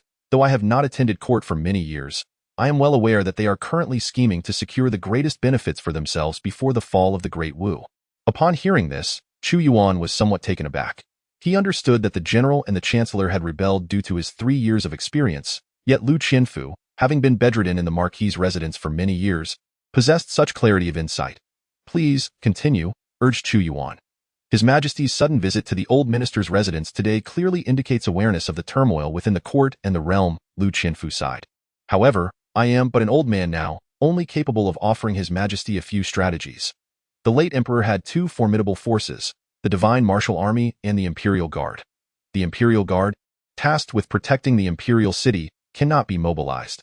What His Majesty requires is a strong army that will heed your orders. Once stability is restored within the nation, the Great Wu can gradually flourish, and the Four Kingdoms will undoubtedly refrain from making any aggressive moves against us." "Ha ha, loyal and brave Marquis. Your thoughts align perfectly with mine," Chu Yuan laughed heartily. "Indeed, I have come to you precisely to discuss the establishment of the Divine Martial Army. In the past, you were the foremost among the late Emperor's 100 heroes, the epitome of loyalty. I have some experience in such matters," Lu Qianfu replied, a spark igniting in his murky eyes. "The commander of the army must be loyal to the Emperor. I can recommend a suitable candidate, Huang Yong, the Deputy Minister of War. He possesses the cultivation of the 7th level of divine power, having been personally promoted by the late Emperor, and has never aligned himself with the likes of Shangguan Qingyun or Li Yun. Choice 1. Follow Lu Qianfu's suggestion, appoint Huang Yong as commander. Receive 100 fate points. Unknown reward. Choice 2. Still appoint Lu Qianfu as commander. Receive 100 fate points. Unknown reward. Chapter 15. Divine Artifacts. The War Chessboard. The choice of divine fate reappeared, with 2 unknown rewards prominently displayed before Chu Yuan. Unknown rewards? Whether he chose 1 or 2, both offered unknown rewards, which sparked a glimmer of intrigue in Chu Yuan's eyes. Based on his experience, unknown could either signify an extraordinarily remarkable reward or something utterly worthless. There would be no middle ground. However, the system would hardly resort to presenting him with something trivial. Who should he choose? No, loyal and brave Marquis, you are mistaken. While Deputy Minister Huang Yang's loyalty is evident, he is not suited to be the commander of this divine martial corps. However, he could be promoted to Minister of War. Chu Yuan shook his head, suddenly breaking into a smile. The person I wish to select is you, Lu Qianfu. Do you possess the courage to undertake this great responsibility? Your Majesty, it is not that I lack courage, but rather that I am willing yet unable. Lu Qianfu suddenly fell to his knees, tears streaming down his face as he lamented, "Look at me in this state. I have not a trace of divine martial prowess left. I lack even the strength to fulfill such a duty for your Majesty. As for anything else, even if your Majesty were to demand my life, I would not so much as furrow my brow." 30 years ago, during the final battle for the founding of the Great Wu, the emperor of the previous dynasty suddenly unleashed a half-step glimpse of divine power, fighting with his life. Had it not been for the loyal and brave Marquis, who stood resolutely behind the late emperor, enduring a blow on his behalf, the late emperor might not have established the nation. Chu Yuan understood that Lu Qianfu had endured all his injuries for the sake of the late emperor. In the past, the sovereign of the former dynasty had destroyed the loyal and valiant Marquis's meridians, inflicting severe damage even upon his soul. The late emperor, feeling guilty towards Lu Qianfu, had sought miraculous elixirs for him, but could only prolong his life, never truly alleviating his afflictions, which was a source of deep sorrow. There was one thing Chu Yuan did not voice. During the War of the Four Nations annihilation, Lu Qianfu, with his battered body, unleashed his final strength, perishing alongside the coalition forces of the Four Nations. Such a loyal and valiant man. How could Chu Yuan not appoint him as the commander of the divine martial corps? Yet, the emperor looked upon the old minister in his current state. Lu Qianfu, he said bitterly, though a hero, he is now an aged hero, having reached the end of his road, which is a lamentable fate. The loyal and brave Marquis need not worry. Since I have come here, I possess the means to summon you back to action, Chu Yuan declared. Drink this? Very well. Lu Qianfu gazed at the green, bubbling potion in Chu Yuan's hand, resembling poison, and without uttering a word of inquiry, he would have consumed even a deadly toxin without hesitation. He promptly took the basic healing potion and drank it in one gulp. What is this? Upon consuming the potion, a wave of comfort washed over him. It felt as if a withered tree had encountered spring, and he felt as light as a feather, almost as if he were ascending to the heavens. The severed meridians within him reconnected in an instant, and most astonishingly, the grievous injuries to his soul began to vanish rapidly. Within mere breaths, Lu Qianfu underwent a dramatic transformation. His once white hair was now infused with a powerful vitality, reverting to a robust black, each strand vigorous, and the wrinkles and signs of age had completely disappeared from his face. He had astonishingly regained his middle-aged appearance. As he opened and closed his eyes, a glimmer of brilliance radiated forth. He stood robust and imposing, akin to an unmovable mountain. Why, strength has actually returned to the 8th level of divine prowess, Lu Qianfu exclaimed in astonishment, a level he had not experienced prior to his injuries. It is worth noting that he had not practiced for 30 years. He could scarcely fathom the effects of this mere bottle of green potion brought by Chu Yuan, especially since his injuries had stumped even the late emperor. Yet, he understood that this was certainly not a potion left behind by the late emperor, but rather a creation of Chu Yuan. Now that the loyal and brave Marquis had regained his strength, he could undertake the responsibilities of the commander of the divine martial corps. Chu Yuan expressed his satisfaction, stating that the basic healing potion had indeed met his expectations, restoring Lu Qianfu to his youthful vigor without any side effects. And most crucially, it was merely priced at 100 fateful points. With the basic healing potion, he would no longer fear any injuries, even against those beneath the realm of divine perception. Lu Qianfu paused momentarily. As he clenched his fist and felt the surge of power, he regained his spirited demeanor and resolutely declared, "Since your Majesty has placed your trust in me, Lu Qianfu, my life belongs to you. How could I betray your expectations?" Previously, he had lacked the strength to accept this responsibility, but now that his power had returned, his ambition was reignited. Ding! The host has made a choice. Receive 100 fateful points. Complete the hidden task of healing Lu Qianfu and acquire the hidden reward of the war compass. The system's melodious voice echoed once more in Chu Yuan's ears. Hidden mission, the war compass. Chu Yuan's eyes sparkled with excitement. It turns out there are hidden missions. These hidden tasks can be triggered at random, with hardly any hints, concealed within every event and choice. But what exactly is this war compass? Chu Yuan's attention was immediately drawn to the war compass. Fortunate that the system rewards came with detailed explanations, so he did not need to ponder over them slowly. War chessboard, a low-grade divine artifact, utilizing the heavens and earth as a chessboard, and all beings as pieces. This powerful artifact was forged by mighty beings who severed the void. The user can bind the essence and spirit of each soldier to the war chessboard. With a maximum capacity of 100,000, once bound, any treacherous thoughts will be detected by the user. Moreover, every bound soldier can be absorbed into the war chessboard. Artifact skill, War Realm. The war chessboard can envelop an area within 10 miles, transforming it into a battlefield, activating the grand array of war chess, endowed with unparalleled might in warfare. Current bindings, 0100000. To think it actually rewarded him with a divine artifact. Chu Yuan's expression shifted. The cosmos is profound and mysterious, and above all else lies the divine artifact, a treasure that only masters of the divine insight realm can forge. Even the previous emperor, with his overwhelming power, never possessed such an artifact. Within the 5 nations, perhaps only the oldest of dynasties, the Qin, might have a chance of owning one. Every divine artifact possesses incredible, world-destroying power. What delighted Chu Yuan the most was that the war chessboard was specifically crafted for warfare, capable of binding 100,000 soldiers and absorbing them into the compass. When 100,000 soldiers mobilize, their presence is overwhelming, impossible to conceal. However, if he had the war chessboard, he could gather the soldiers and directly invade the Daqian dynasty, unleashing them. How terrifying that would be! With this thought, Chu Yuan couldn't help but laugh heartily. Loyal Marquis, let your blood fall upon it. With a flick of his hand, a chessboard-like object appeared. Liu Qianfu did not hesitate. After he dripped his blood onto it, he was immediately consumed by the war chessboard, yet he felt no discomfort whatsoever. Current bindings, 110000. Liu Qianfu. Chu Yuan called out Liu Qianfu's name in his heart, and together they vanished from the loyal Marquis's estate, only to reappear in a vast, empty expanse of whiteness. Where is this? Liu Qianfu asked in confusion. No need to be astonished, loyal Marquis. This is the war chessboard. Within the space of my divine artifact, Chu Yuan explained. Chapter 16. Taking the initiative artifact space. Liu Qianfu's heart surged with tumultuous emotions, his expression one of shock.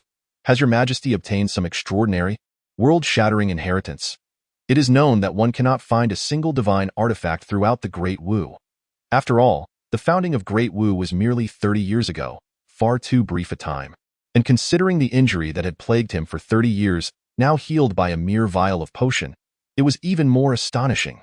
Yet, he would not pry further. This was the emperor's secret. He had long since resolved to sacrifice himself for the nation, intending to shine like a firework in the most perilous times of the empire. Yet, it appears that even with the demise of the late emperor, the Wu shall not perish.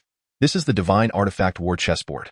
Chu Yuan imparted some of the chessboard's remarkable applications to Liu Qianfu.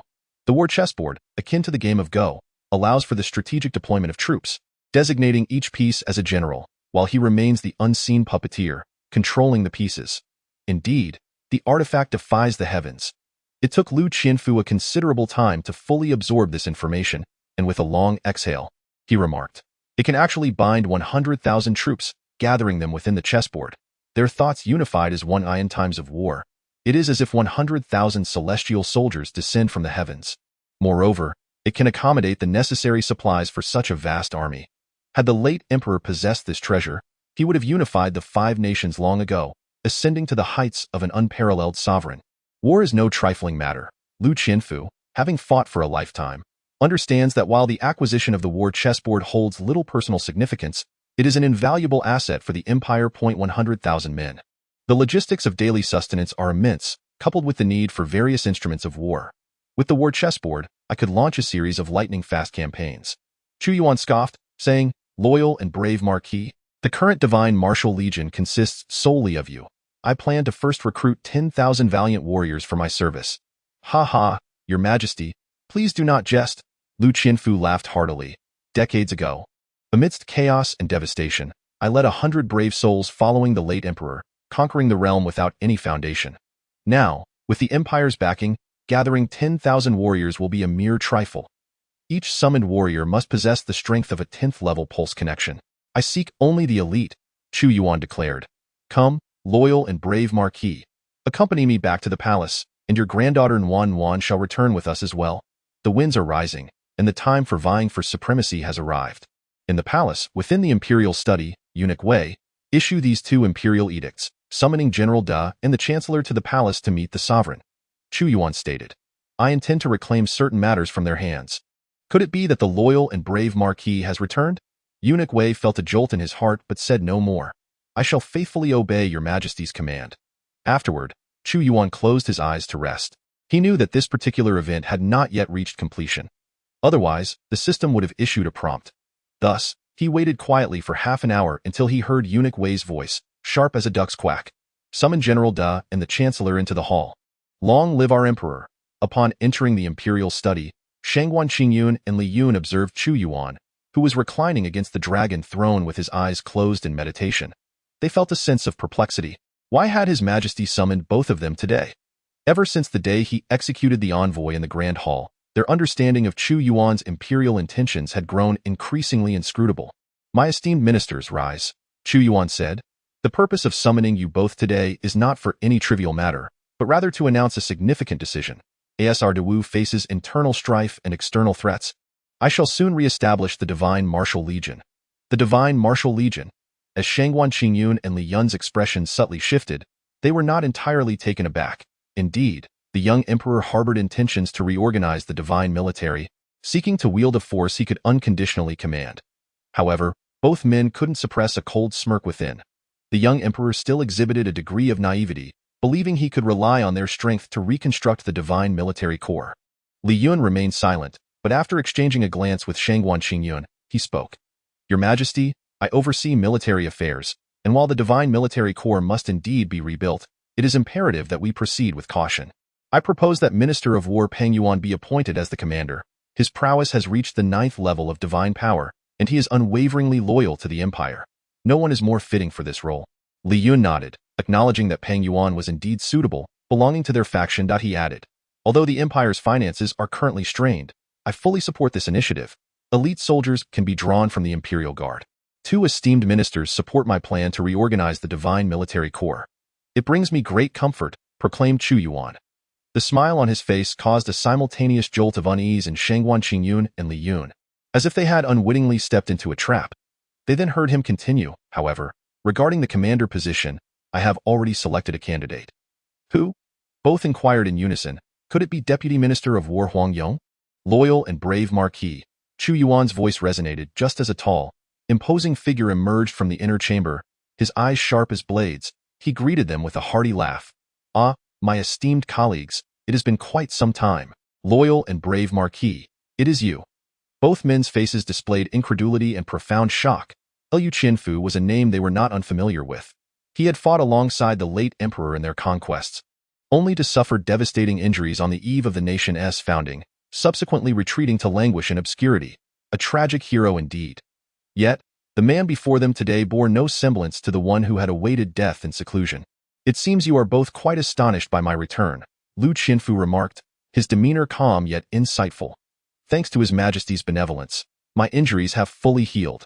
Now that the empire faces grave peril, as a marquis, how could I refrain from lending my support to His Majesty? 2 esteemed ministers, loyal and brave Marquis is indeed the commander I have appointed, declared Chu Yuan. If loyal and brave Marquis were to assume command of the corps, it would be most appropriate, Shangguan Qingyun thought, his eyelids twitching. He could hardly fathom how a condition that had left the previous emperor helpless had seemingly vanished shortly after this young emperor ascended the throne. They began to grasp some of Chu Yuan's schemes. Liu Qianfu's unexpected emergence disrupted their plans and served as a clear indication that the situation remained firmly within Chu Yuan's grasp. Heaven bears witness. If loyal and brave Marquis truly has recovered, it would be a tremendous boon for our great Wu. Yet, I cannot help but worry that he may still harbor lingering vulnerabilities, rendering him unfit for the position of commander. After all, the current circumstances are vastly different from those of the past. Shangguan Qingyun remained somewhat unconvinced. Option 1. Smile silently, allowing Liu Qianfu to retain an air of mystery without revealing any of his strength, prompting General Shangguan Qingyun and Li Yun to speculate, thereby earning 100 fate points. Choose Option 2. Actively reveal Liu Qianfu's strength, allowing General Shangguan Qingyun and Prime Minister Li Yun to understand that Liu Qianfu is far from mere facade, earning 100 destiny points. The 2 esteemed ministers are overly concerned, remarked Chu Yuan. Loyal and brave Marquis, the general is a loyal subject of the empire. yet he remains unconvinced of your prowess. I am aware, therefore, it would be prudent for you to spar with the general. It has been quite some time since you last showcased your skills, and many within the Empire have forgotten you. Chapter 17. A Show of Grandeur. Ding. The host has chosen option 2, earning 100 destiny points. Subtlety has no place here. On one's own territory, there exists no rationale for discretion. It is imperative to be ostentatious. This is my domain, and I shall reign supreme. What I seek to cultivate is an aura that is both mysterious and formidable indeed. Upon hearing this, Lu Qianfu stepped forward deliberately. It is said that the general's Qingyang berry skill has evolved from the grand celestial technique and has been mastered to the transformative realm, ranking among the top 5 mighty figures within our great Wu Empire. Today, I, Lu Qianfu, wish to issue a challenge. Since His Majesty has decreed it, how could I possibly refuse? Shangguan Qingyun raised an eyebrow, scrutinizing Lu Qianfu with keen interest. Though perplexed, he recognized the opportunity presented by Chu Yuan and sought to discern the truth behind Lu Qianfu's capabilities. Outside the imperial study, there lay a vast expanse, a training ground constructed entirely of refined steel rock, capable of withstanding the residual energies of clashes between powerful practitioners. Both are esteemed ministers of our empire. Thus, should they engage in battle, it is best to keep it within reasonable bounds to maintain harmony. Chu Yuan remarked calmly, the My realm is, after all, 2 tiers above that of the loyal and brave Marquis. You may initiate the first move, Shangguan Qingyun declared, feigning generosity while subtly gauging Lu Qianfu's current state. Lu Qianfu remained silent, yet his spirits soared to its zenith, fully aware that this seemingly innocuous test held perilous undertones. Shangguan Qingyun earned his title as general through sheer strength, even instilling trepidation in the late emperor. Waves of golden light emanated forth, sharp as golden threads. In an instant, Lu Qianfu surged forward like a bolt of lightning, his hand raised to unleash a dazzling radiance, which upon closer inspection revealed itself to be a multitude of razor-like beams, capable of slicing through anything. Great Gung Golden Technique, Golden Spirit God-slaying Art, be cautious, loyal and brave Marquis. What appeared to be a warning concealed lethal intent. As Lu Qianfu charged, Shangguan Qingyun remained unhurried, observing how Lu Qianfu's seemingly blinding speed slowed to a crawl in his eyes. With a swift motion, he raised his hand, unleashing a surge of divine light. Boom! 2 equally formidable forces collided fiercely, sending shockwaves that cracked the resilient, refined steel rock beneath them. Golden Spirit God-slaying Art. An endless cascade of golden light converged, coalescing into a formidable magical longsword. With a decisive tilt of his palm, Lu Qianfu, brimming with combat fervor, aimed the strike at Shangguan Qingyun, cleaving the ground beneath into a fissure as wide as a finger. Qingyang berry skill. In the blink of an eye, from behind Shangguan Qingyun, a blazing sun manifested, constructing a realm reminiscent of the true heavens. In the midst of battle, the glint of the blade cleaved through the radiant sun above, crackling as Lu Qianfu's magical essence began to shatter inch by inch. Yet, he summoned forth an even more formidable force from within himself, and soon, both the blade's shimmer and the sun appeared to fracture simultaneously. Heavenly hand, shouted Shangguan Qingyun, as his palms surged forward with a ferocity akin to that of the celestial realm, ruthlessly targeting Lu Qianfu's head. Even if you have solidified your primordial spirit, should I crush your skull, your essence will be extinguished, and you shall perish. At that moment, Shangguan Qingyun yearned for a single strike that would vanquish Lu Qianfu. If not, at the very least, he sought to inflict grievous harm upon him. After all, allowing Chu Yuan to retain a loyal and formidable 8th-tier expert by his side would be an immense threat to the imperial family. Golden Spirit Battle Body, with a crackling sound. A layer of armor, akin to molten gold, enveloped Lu Qianfu, transforming him into a golden war deity. He tilted his head, bracing his chest to absorb Shangguan Qingyun's strike. The impact resonated with a thunderous boom, forcing Lu Qianfu's body to cave in as he was sent hurtling backwards, his complexion paling. It was Eunuch Wei who cried out in agony. He had been observing the battle beside Chu Yuan when a wave of residual force swept over him. Even with his 10th-tier primordial spirit strength, he could not withstand it, and his body was flung away. Shangguan Qingyun's pupils constricted in astonishment. He had deliberately redirected the aftermath towards Chu Yuan, yet the latter stood unfazed amidst the tempest, calm and composed. His strength appeared to have grown even more enigmatic, seemingly surpassing that which he had displayed in the Grand Hall. Heavenly deity. As Shangguan Qingyun regained his composure and prepared to strike again, Chu Yuan spoke coolly, "Let us spar with restraint. Indeed, the prowess of the Grand General is impressive. With both the Grand General and the loyal and brave Marquis at my side, What need do I have to fear for the great Qin dynasty? The loyal and brave marquis had once used this very technique to shield the late emperor from a perilous blow, showcasing its true might. Shangguan Qingyun, though reluctant, could only relent at Chu Yuan's words, replying, "The might of the loyal and brave marquis remains undiminished since those days. Let us find an opportunity to engage in a decisive battle. This is all the emperor's grace," Lu Qianfu declared. "For the sake of the great Wu, I, Lu Qianfu, would forsake everything, even my life. Should anyone wish to see the great Wu cease to exist, I shall be the first to oppose it." Ding. The host has completed the hidden task of making a bold display, earning 500 fate points and the shattered Yuan blade. Current surplus of fate points, 800. Shattered Yuan blade. A heavenly grade supreme artifact, possessing unparalleled destructive power. Oh, I unexpectedly completed a hidden task. Chu Yuan was slightly taken aback. However, with the emperor's sword in his possession, he regarded the shattered Yuan blade with indifference. "Loyal and brave marquis, today marks your emergence. I bestow upon you this gift. May you wield it to slay all adversaries, a heavenly grade supreme artifact." Both Shangguan Qingyun and Li Yun felt the overwhelming aura emanating from the shattered Yuan blade, their astonishment palpable at Chu Yuan's casual generosity in bestowing such a treasure. "Yes." Lu Qianfu knelt on one knee, solemnly accepting the shattered Yuan blade, recognizing it as a testament to Chu Yuan's esteem for him. The Divine Martial Legion now possesses a commander, yet it is imperative to assemble valiant warriors. My intention is to initially recruit 10,000 brave souls.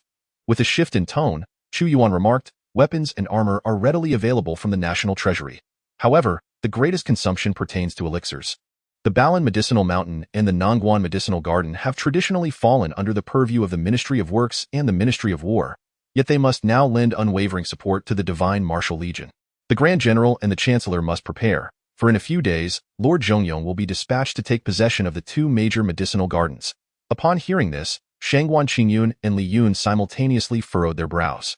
The Ministers of Works and War were both their confidants, and they had overseen these two medicinal gardens for decades, typically surrendering only 50% of their yield to the national treasury, while secretly appropriating the other half for their own gain, amassing considerable resources to equip their own factions.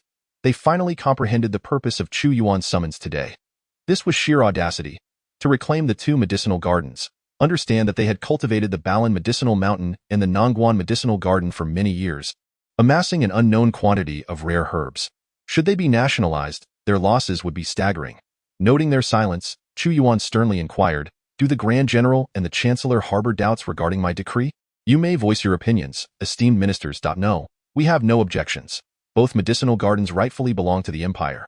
Shangguan Qingyun and Li Yun, being astute strategists, would never oppose Chu Yuan at this juncture, declaring, "Everything shall prioritize the sustenance of the Divine Martial Legion." "Excellent, splendid, very well," Chu Yuan responded emphatically, recognizing the paramount importance of the two medicinal gardens. He had already dispatched the Imperial Guards to safeguard them, lest spies from rival nations incite arson upon the mountains. Moreover, Lord Zhongyong would remain within the palace in the coming days to discuss military matters with me. "Grand General, your foremost responsibility alongside the Chancellor is to stabilize the court and quell domestic rumors. I shall rely on your support." Chapter 18. The recruitment of warriors. All shall be done in accordance with your Majesty's wishes. Shangguan Qingyun and Li Yun's lips twitched in response. Upon hearing Chu Yuan's intention to reclaim the two medicinal gardens, their immediate reaction was to return and send emissaries to destroy them, ensuring they would not be left for Chu Yuan. However, to their astonishment, Chu Yuan's foresight seemed to anticipate their inner thoughts, having already dispatched the Imperial Guards for security. The Imperial Guards were the smallest yet most elite faction, akin to the Jinui of year before Chu Yuan's transmigration. Little did they know that in his previous life, Chu Yuan had also sought to reclaim the two medicinal gardens and reorganize the Legion, only to be thwarted by the duo's incendiary actions, resulting in a fruitless endeavor. Equipped with this experience, how could he not be prepared? At this moment, though their hearts brimmed with indignation, Li Yun's lips stirred as if to utter a word of restraint. After all, they were still subjects and could not openly rebel against Chu Yuan. Everything must wait until the opportune moment arose, when De Qian was ready to breach the borders, and they could act in concert to unseat Chu Yuan from the throne, reducing him to a mere prisoner. "You may return to rest, esteemed ministers. I must confer with Lord Zhongyong regarding the reorganization of our forces." Chu Yuan dismissed them directly. "Yes." With somber expressions, Shangguan Qingyun and Li Yun exited the imperial study. "Your Majesty exhibits remarkable cunning.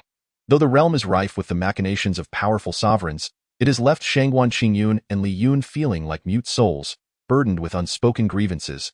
I had previously harbored concerns that the two might wreak havoc upon the medicinal garden, yet it appears His Majesty had prepared for such eventualities. The loyal and valiant Marquis, observing Chu Yuan, was also taken aback. Despite his youth, Chu Yuan displayed a remarkable shrewdness, wielding imperial strategies with unparalleled finesse. With the establishment of 2 grand medicinal gardens, the opportunity to concoct a plethora of elixirs and recruit more valiant warriors has arisen, lamented Lu Qianfu. Had it not been for the loyal Marquis instilling fear in Shangguan Qingyun and Li Yun, I would not have dispatched the imperial guards, remarked Chu Yuan. This is merely the beginning. I possess a curiosity, Your Majesty. To what extent has your strength ascended? Inquired Lu Qianfu. Though Chu Yuan's tactics are formidable, true prowess remains paramount. The late emperor, despite his aversion to political affairs, possessed a strength capable of instilling awe throughout the realm, effortlessly slaying those of the second tier of divine abilities. Chu Yuan responded nonchalantly. Such terror indeed. Lu Qianfu's heart trembled at the implication. To slay those of the second tier of divine abilities is vastly different from merely contending with them. This suggests that even when confronted by masters of the 4th or 5th tier, they would find it impossible to best Chu Yuan. It is important to note that Chu Yuan has only just turned 15. A 15-year-old emperor, endowed with such cunning and power. Minister Wei, issue my decree forthwith. A nationwide recruitment for soldiers shall commence.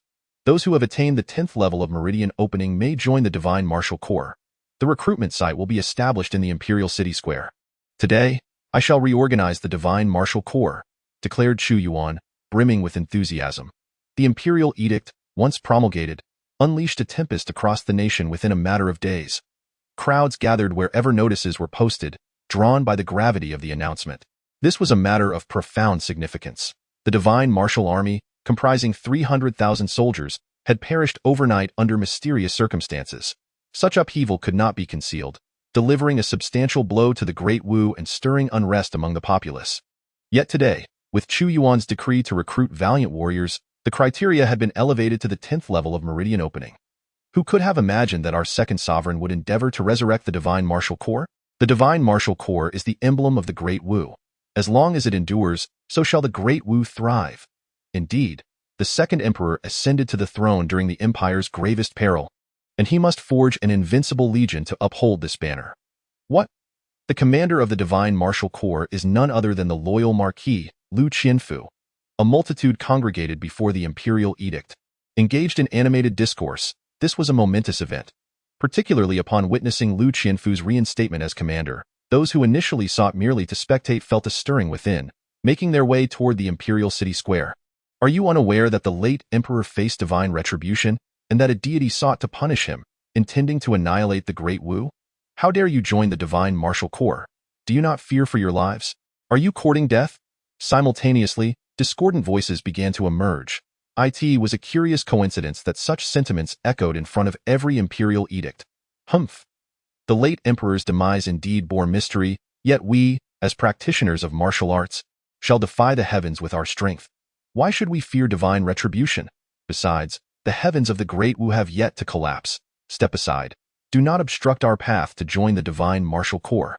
Indeed, the 4 nations now encircle us, intent on extinguishing the mighty De Wu. Yet, De Wu has flourished for 30 years, basking in favorable weather and a harmonious society, where the citizens of Liming have enjoyed peace and prosperity. It has granted us 3 decades of tranquility, but now, in this hour of peril, how can valiant men cower in fear?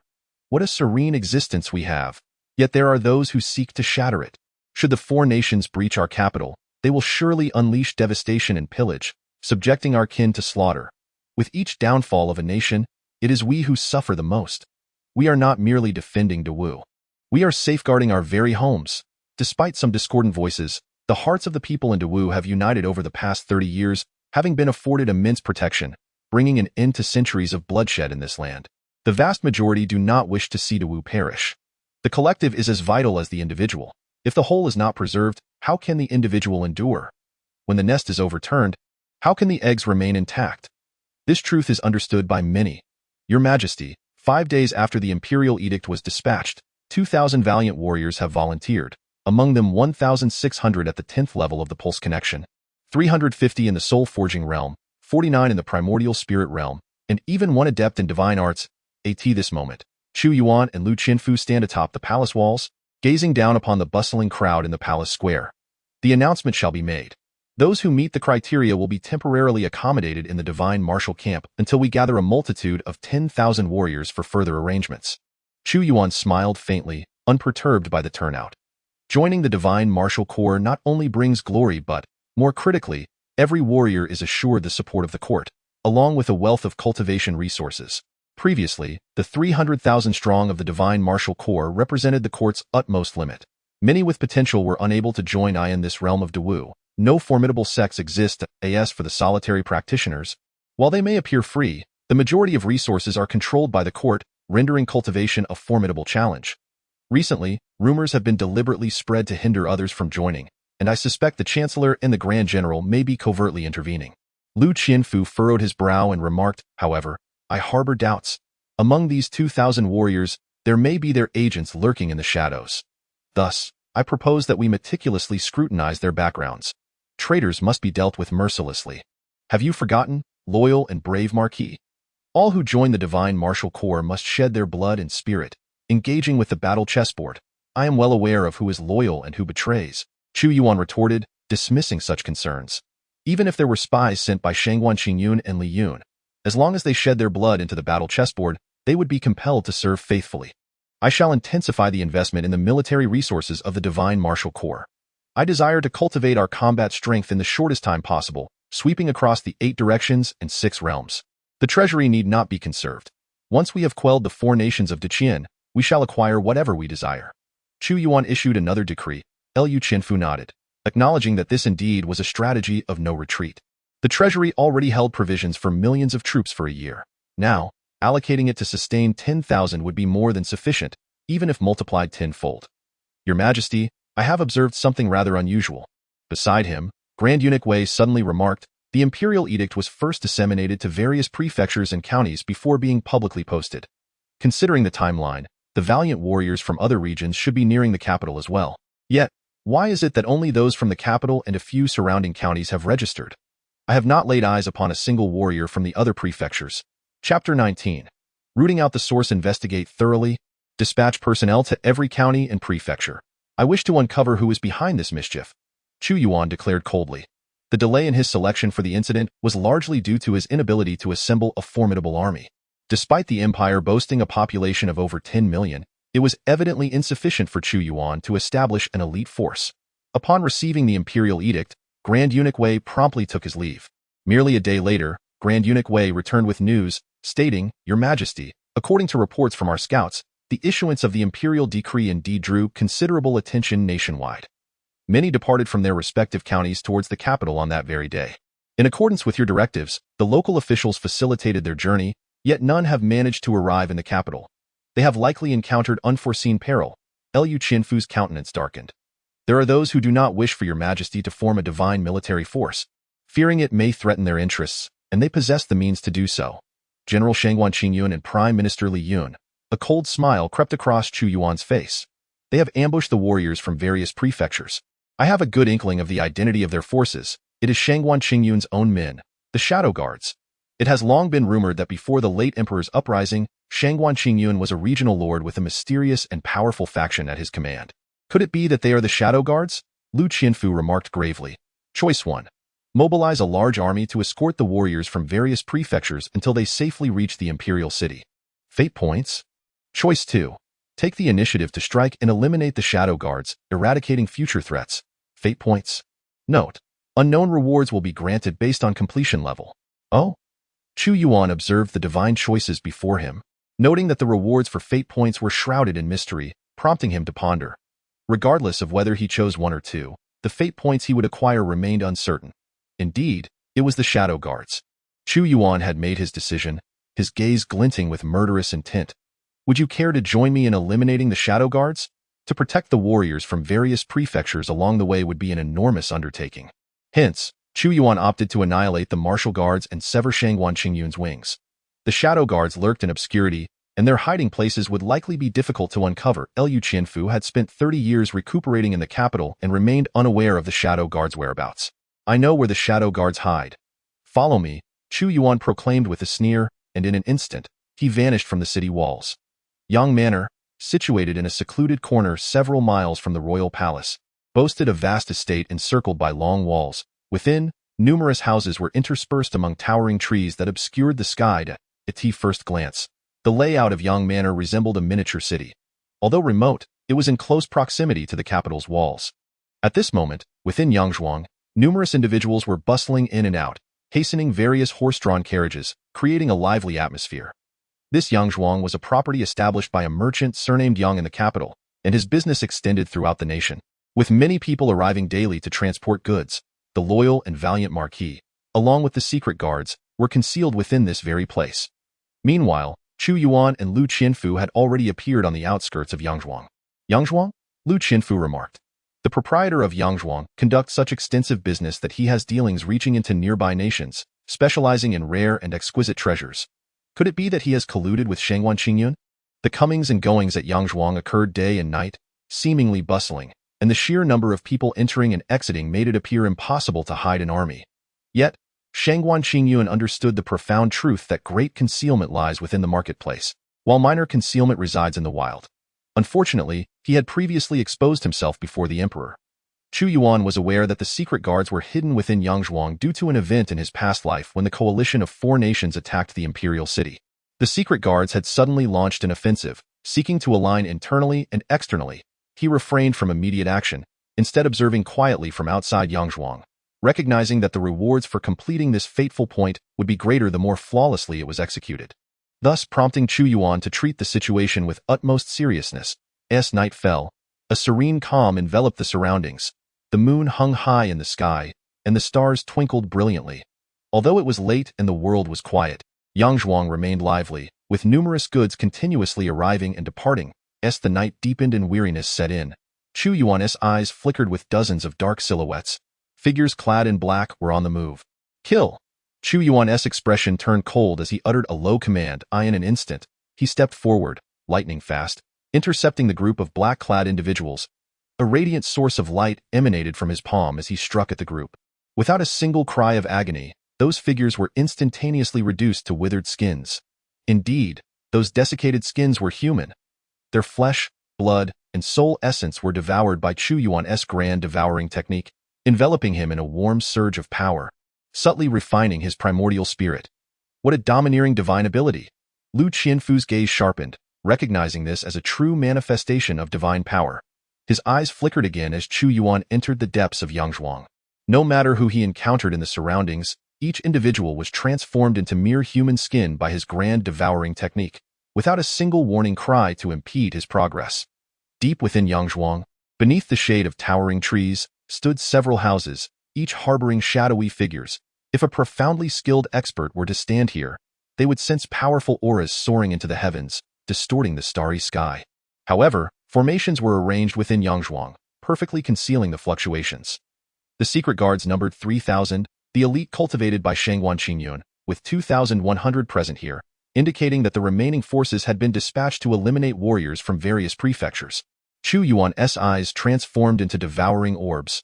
Within the wooden houses before him, he perceived only dim glimmers of light, their brilliance growing more radiant with the strength of their owners.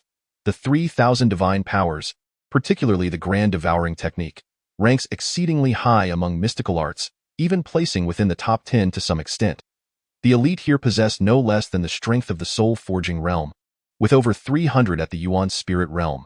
Even the masters of divine arts number in the dozens, especially one whom I observed in Chu Yuan's eyes. A radiant brilliance akin to a blazing sun pierced through the atmosphere, blindingly bright. His prowess should be at the 6th or 7th level of divine arts. It is astonishing that Shangguan Qingyun has nurtured such an elite force. Lu Qianfu was equally astounded, a sense of trepidation washing over him.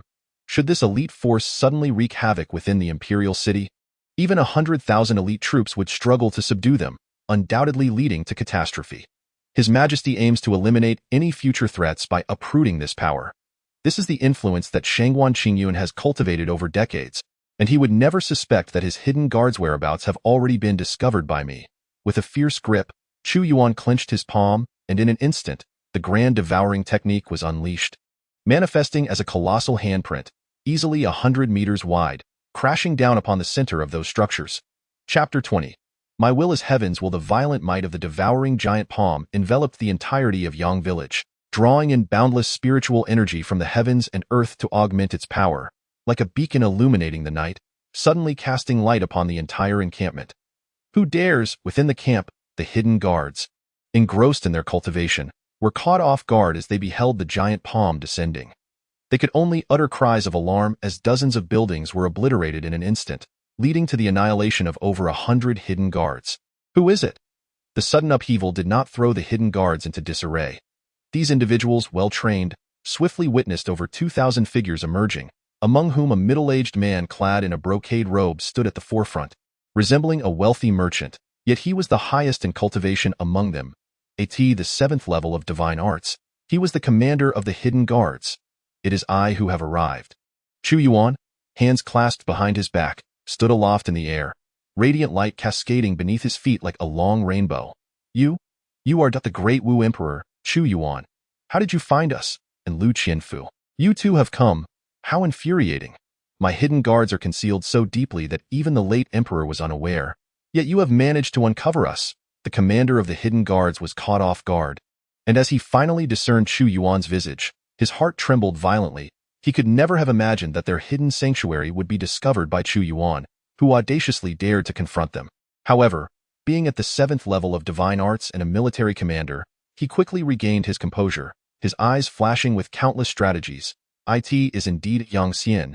Your concealment is profound. Not only are you the commander of the hidden guards, but also the master of the Yang Merchant Guild. The true power behind the Yang Merchant Guild is Shangguan Qingyun, and you serve him to disguise your true identities. I in the past, Chu Yuan, as the crown prince, had engaged in commerce on behalf of the royal family, leaving him with an impression of Yang Xian. He remarked nonchalantly, this time, I have issued an imperial edict to recruit warriors from across the nation. Yet your hidden guards dare to send individuals to intercept them. This is akin to playing with fire. Ha ha ha, so your majesty is well aware. I never imagined you knew so much. Yang Xian burst into hearty laughter upon realizing that his secrets had been entirely exposed by Chu Yuan. He decided to shed any pretense of concealment, his eyes gleaming with murderous intent, and declared, But your majesty, why do you venture out into danger instead of remaining safely within the palace? He displayed no hint of panic. As he spoke, he waved his hand, causing a jade pendant to explode in his grasp, instantly releasing a radiant beam that shot skyward, resembling a magnificent blade. You wish to relay a message to Shangguan Qingyun and Li Yun? Chu Yuan replied with a smile. Indeed, our emperor, if you had simply remained within the palace, we would have had no means to act against you. However, it was ill-advised for you to venture out alone, believing that the protection of the loyal and brave Marquis would ensure your safety. The more Yang Xian contemplated, the more exhilarated he became. If he could seize this opportunity to eliminate Chu Yuan, the imperial family of Dewu would be left without an heir, plunging the realm into chaos. At that point, they could consume the very foundation of Dewu, effortlessly establishing their own kingdom. And he, as the leader of the Dark Guards, could easily emerge into the light and claim a title of nobility. Yang Xian, you are becoming overly confident, Lu Qianfu remarked with a chuckle. Dio, you truly believe you can fathom the emperor's strategies? What? Yang Xian suddenly awakened from his reverie, his expression darkening further. MY signal has not been transmitted. The chessboard of destiny was unfolding. While Yang Xian remained oblivious, Chu Yuan could see everything. Yang Manor was ensnared within a network of intersecting lines, cloaked by the inherent domain of the war chessboard. Unless one possessed the strength to breach the realm of divine insight, it would remain utterly sealed. Loyal and brave Marquis, deliver a grand gift to Shangguan Qingyun by eliminating these dark guards, leaving not a single one alive. Although Chu Yuan spoke with a smile, an unmistakable aura of cruelty permeated his words. I underestimated you. What kind of royal treasure is this? Yet, even if I cannot send a message, I still have dark guards at my disposal, and opportunities are not entirely lost. Yang Xian regained his composure from the initial panic, his voice chilling as he stated, I will deal with the loyal and brave Marquis. You take action, for today we shall slay the Emperor of Dewu. As his command echoed forth, over 2,000 dark guards surged forth, their icy murderous intent palpable. They were all trained by Shangguan Qingyun and held no loyalty to the imperial family. Dismissing Chu Yuan entirely, loyal and brave Marquis, Lu Qianfu, allow me to test your strength. With a single punch, Yang Xian unleashed the power of the 7th layer of divine prowess, an overwhelming force cascading toward Lu Qianfu. Though his realm was one tier lower than Lu Qianfu's, it was not an insurmountable chasm. Kill, kill, kill. Slay the Emperor. Among the ranks of the over 2,000 dark guards stood 5 or 6 experts of the divine prowess realm. Suddenly, one of these first-tier divine experts, towering and formidable as a giant deity, unleashed tremendous power toward Chu Yuan, shaking the very earth of Yang Manor. Had it not been for the protective war chessboard, the entire imperial city would have been thrown into disarray. Even a first-tier divine expert could command a legion of thousands within Dawu. Those who rebel and sow discord shall die. Chu Yuan did not evade. Instead, he formed hand seals, unleashing 12 orbs of light, great thunder art, 12 annihilating divine lightning of the celestial capital. On that day, the 12 annihilation divine thunder of Tiandu, an evolved martial art from the grand art of lightning, was unleashed. Chu Yuan activated his title as the Master of Thunder, and the sudden surge of power propelled his strength to unprecedented heights. The expert of divine powers who first confronted Chu Yuan scoffed, remarking, "With your strength at the Yuan Shan realm, the power you wield is nothing more than a mere tickle to me. Great martial emperor, your prowess is far too feeble." He sneered, acutely aware of the vast chasm between the Yuan Shan and divine powers realms.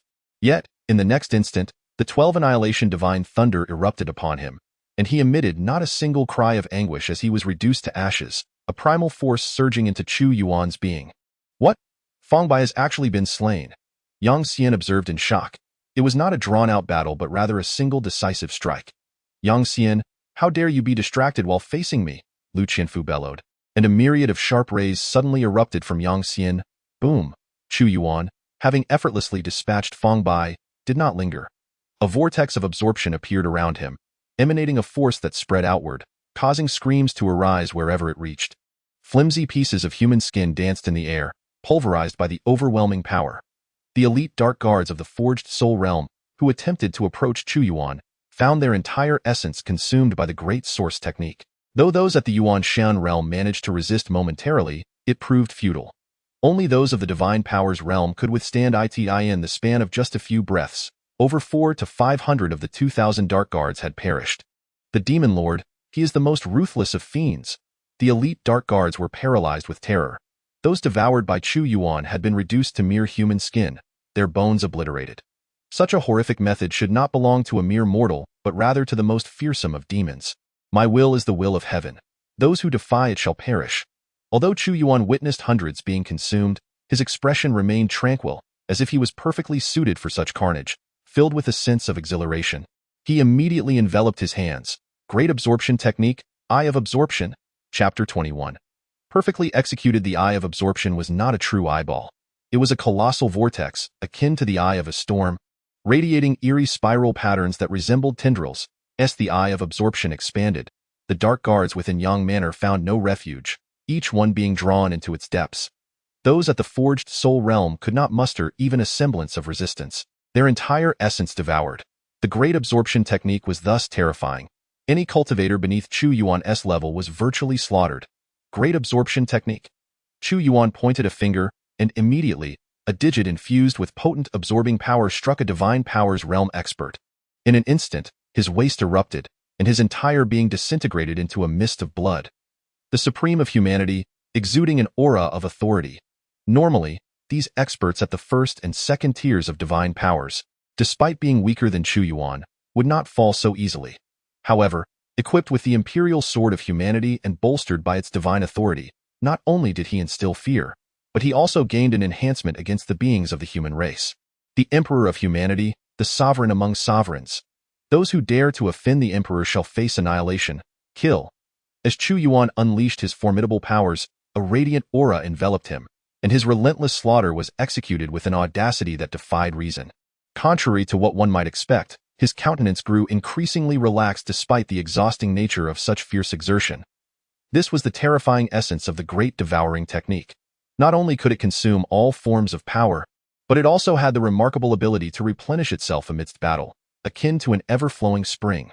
While others might fear being besieged or overwhelmed by sheer numbers, Chu Yuan remained unperturbed, with a powerful slash of the dominant blade.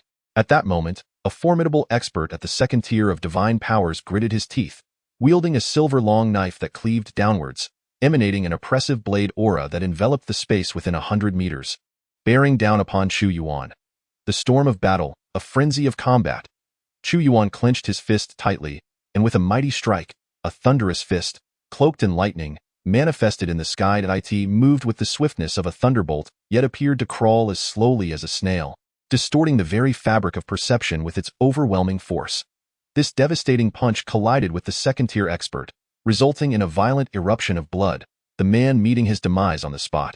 The great devouring technique surged forth once more, and Chu Yuan resembled an insatiable glutton, indulging in slaughter and voraciously absorbing power. Over 2,000 dark guards, along with all the adept practitioners, were annihilated without mercy. How could you have slain all the dark guards? This is impossible. What kind of power is this? How have you ascended to such terrifying heights? Yang Xian exclaimed, horror-stricken. He had previously encountered Chu Yuan, who back then, despite his genius, was not nearly as formidable as he appeared now, as if a great being had been reincarnated and was now recultivating. Zhongyong-ho, restrain him. I must consume his essence to break through my realm. At this moment, having just slain over 2,000 dark guards, Chu Yuan had reached the pinnacle of the second tier of divine spirit. By devouring Yang Xian, he would undoubtedly ascend to the third tier of divine spirit. Yes, your majesty. Zhongyong-ho, equally astonished, immediately unleashed a great technique, the great gung metal technique, and the golden spirit blade technique. You shall not kill me, Yang Xian roared fiercely, still attempting to struggle. Lu Qianfu sneered repeatedly, his body transforming into an unparalleled golden light as he wielded the shattered Yuan blade. When it struck Yang Xian's armor, it shattered as easily as tofu, splintering apart. I will fight to the end. Yang Xian gritted his teeth, his gaze bloodshot, his skin taking on an extraordinary crimson hue, with veins bulging like coiling dragons. The power of the three sovereigns, the supreme of humanity. At that moment, Chu Yuan's magical energy surged to its limits, and a towering phantom resembling his very visage materialized behind him, exuding an ancient and unparalleled imperial aura that swept across the realms, renowned far and wide. He unleashed a punch directly at Yang Xian's waist. Boom! Caught between the need to defend against Lu Qianfu and resist Chu Yuan, Yang Xian's body was violently bent, soaring into the air before crashing down heavily to the ground. Just as he intended to counterattack, Lu Qianfu unleashed a torrent of blade light, enveloping him in a prison of lethal strikes. The great devouring technique, consume, consume, consume. Chu Yuan reached down once more, his hand firmly grasping Yang Xian's head, and it was immediately evident that a vital essence was being extracted. Ah! Yang let out a piercing scream, feeling his vitality swiftly ebbing away, unable to break free from the hand that clung to him from above. After several agonizing minutes, his cries grew increasingly feeble, until finally, an empty garment drifted to the ground, and he himself had vanished without a trace. With the third level of the primordial spirit attained, Chu Yuan had devoured over 2,000 shadow guards. In conjunction with Yang Xian, a formidable master at the seventh tier of divine ability, he had merely ascended to the first level of the realm. Although it was just the first level, he could acutely sense that even without the enhancement of the Emperor's sword, he was equivalent to hundreds of experts in the primordial spirit realm. The Emperor has broken through. Lu Qianfu was also shaken by Chu Yuan's formidable presence. He quickly approached, rummaging through the garment until he uncovered a spatial ring. Indeed, Shangguan Qingyun had long been in collusion with Deqian. He had secretly established the Yang Clan Trading Company, exploiting his power to sell treasures prohibited within the Great Wu Empire to Deqian, subsequently reaping profits to arm his 3,000 shadow guards. Within Yang Xian's ring were letters linking him to Deqian, detailing everything clearly. Especially after the demise of the late emperor, various schemes and conspiracies were vividly recalled. However, Shangguan Qingyun was exceedingly cautious, employing the strategy of golden cicada shedding its shell. He himself had no direct ties to the Daqian dynasty, with all dealings conducted through Yang Xian, leaving no incriminating evidence against him. The Yang Clan Trading Company was Shangguan Qingyun's primary source of income, and now, having lost the Balan Medicine Mountain and with the majority of his 3,000 shadow guards decimated, he had become a toothless tiger. Chu Yuan waved his hand, stating, 10,000 divine martial units is merely the minimum standard, and my need for finances is vast, and given the abundance of incriminating evidence here, we shall confiscate the Yang Clan Trading Company nationwide, seizing all its assets for the state. If Shangguan Qingyun were to learn of this dire news, I would relish witnessing the expression on his face. Haha, your majesty's strategy of undermining the foundation is truly exquisite. Shangguan Qingyun, in his own cleverness, never anticipated that he would ultimately sacrifice his shadow guards. Liu Qinfu then retrieved a token from the spatial ring, a transparent crystal plaque inscribed with countless intricate formations, adorned with numerous points of light.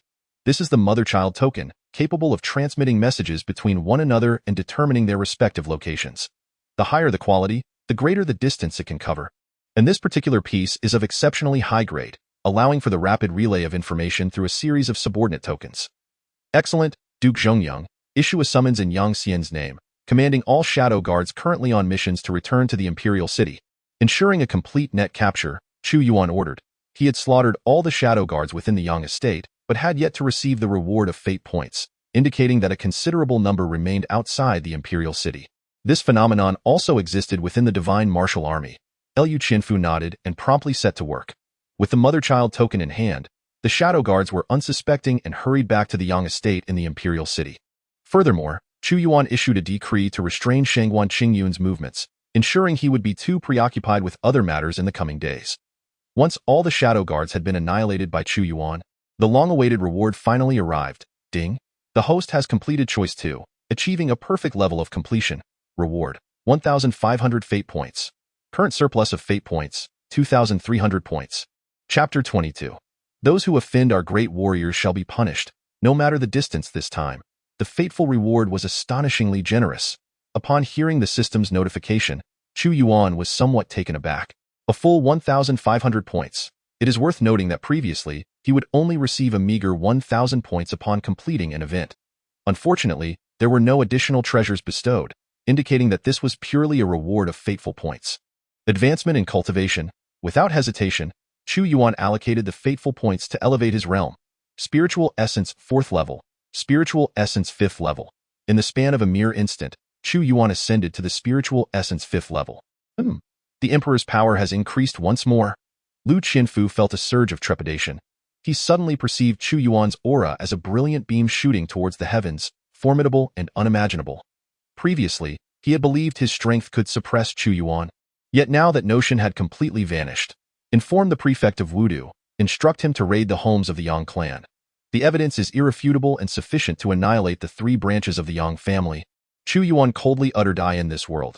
If one does not act ruthlessly, it is one's own 9 clans that will be extinguished, far more brutal than his previous reality." "Understood, Your Majesty," Liu Qinfu replied. Chu Yuan and Liu Qinfu departed from Yang Manor.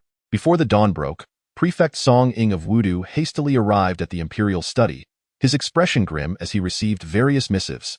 As the esteemed prefect responsible for managing the affairs of the capital. His position was akin to that of a regional lord. Yet, he had failed to notice treachery unfolding beneath his very nose. However, he breathed a sigh of relief when Chu Yuan did not hold him accountable for the oversight. Next, the homes would be raided, clans exterminated, and those deserving of execution would meet their fate. Song Ying acted with remarkable speed, seizing vast amounts of gold, silver, and war supplies for the national treasury, the marketplace of Wudu. Over 100 individuals were brought forth, all from the Yang family's 3 branches, wailing as burly executioners pressed their heads against the blood-stained azure stones. Crack! The Yang family was obliterated. When this news reached the general's residence, Shangguan Qingyun spat out a mouthful of blood, nearly succumbing to unconsciousness. His carefully cultivated covert operatives had been laid waste overnight, and even his most loyal ally, Yang Xian, had been executed. For the first time, he felt a profound sense of fear, instilling an enduring dread of this newly ascended emperor. "Hurry, summon the chancellor," Shangguan Qingyun bellowed. Setting aside Shangguan Qingyun's wrath, after several days had passed, the 10,000 warriors recruited by Chu Yuan finally arrived in the imperial city. In the divine martial camp, the training grounds were vast, capable of accommodating hundreds of thousands of soldiers, previously a place of military drills. Now, with the arrival of these 10,000 warriors, it was revitalized once more. To stand here signifies your eligibility to join the Divine Martial Legion. After 30 years, Liu Qinfu once again stood upon the training grounds, gazing at the throngs below, his heart swelling with mixed emotions. This cohort of warriors greatly pleased him. Each was at least at the 10th level of Meridian Opening, with over 1,000 even in the soul-forging realm. An elite force on the battlefield. The Emperor has arrived, with the sharp voice of Eunuch Wei echoing. The atmosphere shifted dramatically in a flowing robe as dark as blood. Chu Yuan slowly strode into the training grounds. His eyes sparkled with a brilliance that seemed capable of piercing through the hearts of men. At his waist, the imperial sword of humanity hung, rendering him akin to the mightiest emperor poised to conquer the four seas. Long live the emperor! The multitude of brave warriors knelt in perfect unison, fully aware that this newly ascended second emperor possessed formidable capabilities. The Yang clan's mercantile empire, which spanned several nations, had been razed to the ground at the behest of his decree, resulting in the execution of hundreds from the Yang family. Excellent! It brings me great solace to see you all. Chu Yuan gestured for them to rise, understanding that these valiant warriors were aware of the internal and external tribulations besieging our great Wu. Dark currents surged within the nation while abroad, tumult brewed. The four nations led by Deqian observed us with hawkish intent. It was not inconceivable that, one day, a coalition of millions might storm our borders. Your willingness to dedicate yourselves to the nation in such perilous times is indeed commendable. Before the founding of Great Wu, our land had witnessed over a dozen dynastic changes within a century, the longest reign barely extending a decade. Countless lords engaged in conflict, leaving the common folk destitute and the land ravaged, a sight too tragic to behold. Yet, since the establishment of Great Wu, we have enjoyed a life of peace and prosperity, standing as the foremost among the five nations, the mightiest of all. Indeed, should Deqian and its four nations succeed in annihilating Great Wu, burning, plundering, and slaughtering, we too would perish beneath their blades. Thus, let us rise in fierce resistance. Those who dare to offend Great Wu shall face death. Over 10,000 warriors raised their heads, their spirits ignited, unleashing roars of defiance. They had joined the divine martial legion to protect their homeland, and in the 30 years since the founding of Great Wu, they had been granted an abundance of tranquility. I have but one decree. Those who trespass against Great Wu, though distant, shall be punished. Upon uttering this declaration, a palpable aura of murderous intent surged forth. His gaze abruptly fell upon a towering man among the throng of warriors, a figure akin to an iron tower. With a cultivation of the 5th tier, you have journeyed from afar to the capital. With your prowess, you could command tens of thousands in any legion and carve out your own domain amidst the chaos. What is your name? I am Li Dangxian, hailing from Nanjun, proclaimed the robust man named Li Dangxian, standing tall. The Wei family has resided in Nanjun for decades. If Deqian breaches the southern gates, we shall undoubtedly be the first to suffer. In the face of a million-strong army, even I would have to lead my family to flee. 30 years ago, it was the late emperor who led the divine martial legion to sweep through the realms. I wonder if the current sovereign possesses the same might as the late emperor. Nanjun, positioned at the southern border, is a harsh and frigid land near the Deqian frontier. The martial spirit thrives in Great Wu, with all citizens engaging in the cultivation of martial arts. In Nanjun, where the populace is fierce, soldiers fear not for their lives, embodying a formidable aura of killing intent. Impudence. Lu Qianfu observed Li Dangxian gazing at Chu Yuan with an air of arrogance. Recognizing the latter's disdain for the emperor, he could not help but interject, "Loyal and brave Marquis, he speaks no falsehood." Chu Yuan raised his hand, fingers crackling with lightning as he reached toward Li Dangxian's imposing form. Here it comes. Upon witnessing Chu Yuan's aggressive advance, Li Dangxian immediately discerned that he was testing his prowess. Undeterred, he swiftly moved, his fists clenched tightly, and launched a fierce strike towards the front, unleashing a force so potent that it distorted the very fabric of the air. Yet, in that fleeting moment, Chu Yuan's palm enveloped Li Dangxian's fist, rendering it immovable. Meanwhile, Chu Yuan's other hand rested upon his shoulder, delivering gentle taps. With each pat, a surge of trepidation coursed through Li Dangxian. He felt that if that hand were to strike his head, it would surely result in a catastrophic demise. Thus, he knelt and declared, "I, Li Dangxian, submit. From this point forth, I shall obey any command from your majesty, even if it leads to my death. I shall not flinch, for if I do, I am no longer a man of Nanjun." Li Dangxian, ever the vanguard, was met with praise. "You are commendable henceforth. You shall be the commander of the divine martial forces, leading 1,000 men. When my divine martial legion expands, you shall command 10,000. With these words, Chu Yuan formally appointed Li Dangxian to a position of genuine authority. "I express my gratitude for your gracious favor." Li Dangxian exclaimed with fervor, "My aim in reorganizing the divine martial army is not solely to confront the four nations, but also to uncover the truth behind the late emperor's demise and the annihilation of 300,000 troops, to avenge them, and to elevate Wu to the status of the mightiest empire in this realm. Within my divine martial army, we adhere to a singular principle. Chu Yuan's piercing gaze swept across the assembly as he spoke slowly. Those who offend Wu, no matter how distant, shall face obliteration. Chapter 23. The Tai Alchemy Furnace. Those who offend Wu, no matter how distant, shall face obliteration. Those who offend Wu, no matter how distant, shall face obliteration. Upon hearing these words, 1,000 warriors felt their blood surge with fervor, collectively shouting in the training grounds, their combined energy coalescing into a formidable battlefield that shattered the heavens. Even Lu Qianfu felt a tremor of emotion upon hearing, those who offend Wu, no matter how distant, shall face obliteration. In just 9 words, an overwhelming arrogance reverberated through the air. Whoever dares to offend shall meet their demise. Halt!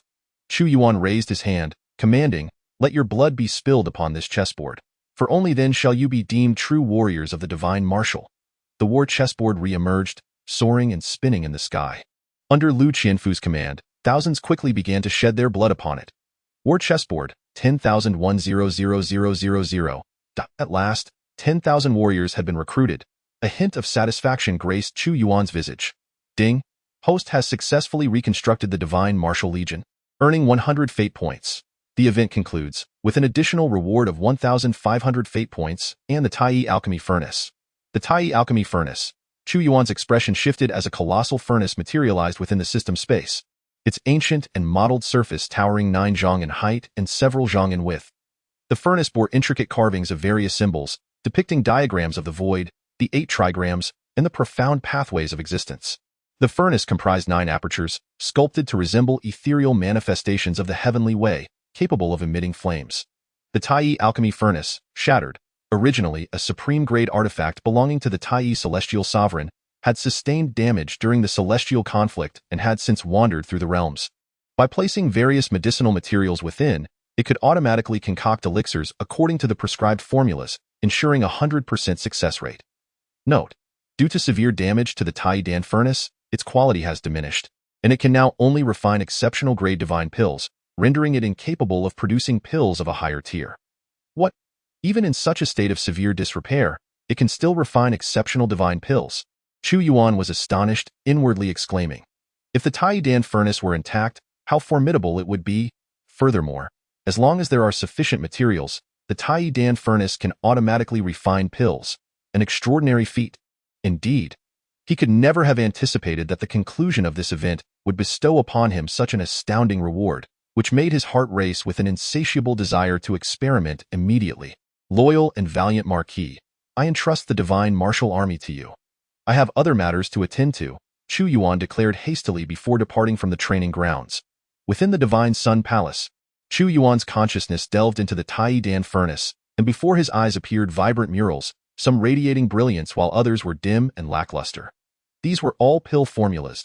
To his astonishment, the Tai Dan Furnace was so considerate that it had even prepared the formulas. It seemed that those dimmed ones were of divine grade and above, which could not be refined. Pill formula. Soul-breaking pill, quality. Profound grade, exceptional effect. A soul subjected to relentless trials, tempered into steel, can achieve a 100-fold breakthrough to the soul-forging realm upon consuming this pill. Main ingredients: soul-severing grass, soul-illuminating flower, bright awareness seed, spirit fruit. Your Majesty, these are the herbs you requested, said eunuch Wei. Excellent. Chu Yuan gathered the herbs and placed them into the system space. Instantly, the Tai Dan Furnace erupted with radiant flames, reminiscent of the ancient Tai Celestial Sovereign refining pills, casting a silhouette of a figure clad in a Taoist robe. In mere moments, several pearl-like pills materialized in his hand. The soul-breaking pill.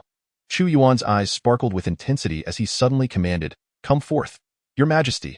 A warrior at the 10th level of the Meridian Realm was summoned, immediately bowing in prostration. Consume this. Upon receiving the pill from Chu Yuan, the warrior did not hesitate. Even if it were poison, he would take it without a second thought. He swallowed it immediately. No sooner had he ingested the pill than he began to writhe in agony, clutching his head and rolling on the ground. Chu Yuan observed his transformation with indifference.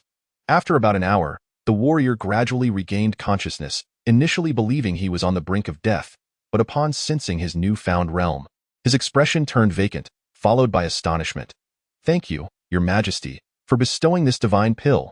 The warrior bowed deeply, as his realm had indeed progressed from the meridian to the soul-forging realm. "Dismissed," Chu Yuan replied with a smile. The Tai furnace had undoubtedly fulfilled his expectations. He estimated that the time taken to refine a batch of profound-grade exceptional soul-breaking pills was merely a few moments. With ample materials, the quantity produced in a day would be terrifying. The refining time should indeed vary according to the grade of the pill formula. Eunuch Wei, go and transport all the herbs I require from the national treasury. If insufficient, procure them throughout the city. Chu Yuan recognized the immense value of the Tai furnace. Even someone unversed in alchemy like himself could easily refine pills. Moreover, the most formidable aspect was that the Tai furnace could automate the refining process, enabling the mass production of potent elixirs, a veritable tool for cultivating powerful individuals. Though Wei Gonggong was unaware of the purpose behind Chu Yuan's substantial request for medicinal herbs, as a loyal servant, he knew it was best to diligently fulfill his duties. Before long, a myriad of herbs was delivered incessantly to the Shenyang Palace. Over the next few days, Chu Yuan remained in the palace. Engaged in alchemical pursuits, he successfully concocted tens of thousands of Pahundan, while another elixir, Ning Shindan, guaranteed 100% breakthrough to the Yuan Shan realm for those at the 10th level of soul forging. However, the higher the quality of the elixir, the more demanding the materials required, resulting in only a few hundred being produced. As for the Shan Tong Dan, Chu Yuan narrowed his eyes, holding between his fingers a pill no larger than a soybean. This was the Shen Tong Dan, enabling those at the 10th level of Yuan Shun to advance to the Shen Tong realm without any aftereffects. Yet, its quality was heavenly grade, and the materials needed were exceedingly rare. Even after scouring the national treasury, only 5 could be refined. Wei Gonggong, you have served since the days before the founding of the nation under the late emperor, have you not? Even I, in my youth, received your care, Chu Yuan remarked with a smile. Addressing Wei Gonggong, I have served since the previous dynasty. Following the late emperor shortly after he began his endeavors, Wei Gonggong replied, somewhat perplexed by Chu Yuan's words. Take this pill, Chu Yuan said, extending the elixir towards Wei Gonggong. With a sudden thud, Wei Gonggong knelt down, repeatedly bowing his head. Your Majesty, this old servant is wholeheartedly devoted to you and would never entertain treachery.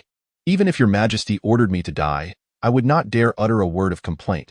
If the sovereign demands the servant's death, the servant must comply. I have not commanded you to die.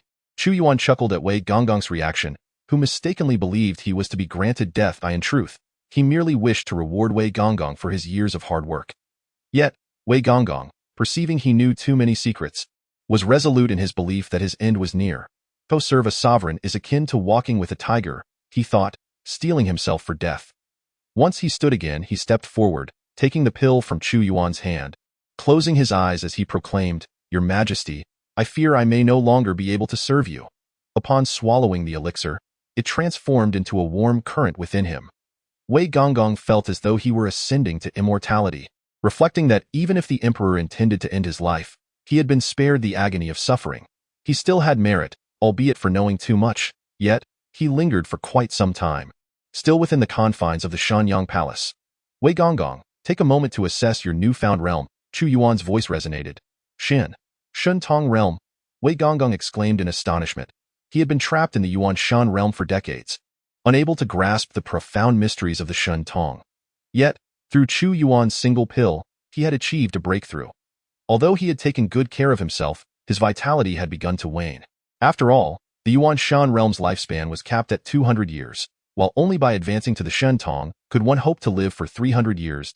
At the 10th level of Shen Tong, one's lifespan could even reach 500 years. Truly worthy of the Shen Tong Dan. Chu Yuan laughed heartily as he made his way to the Shenwu training grounds. Chapter 24.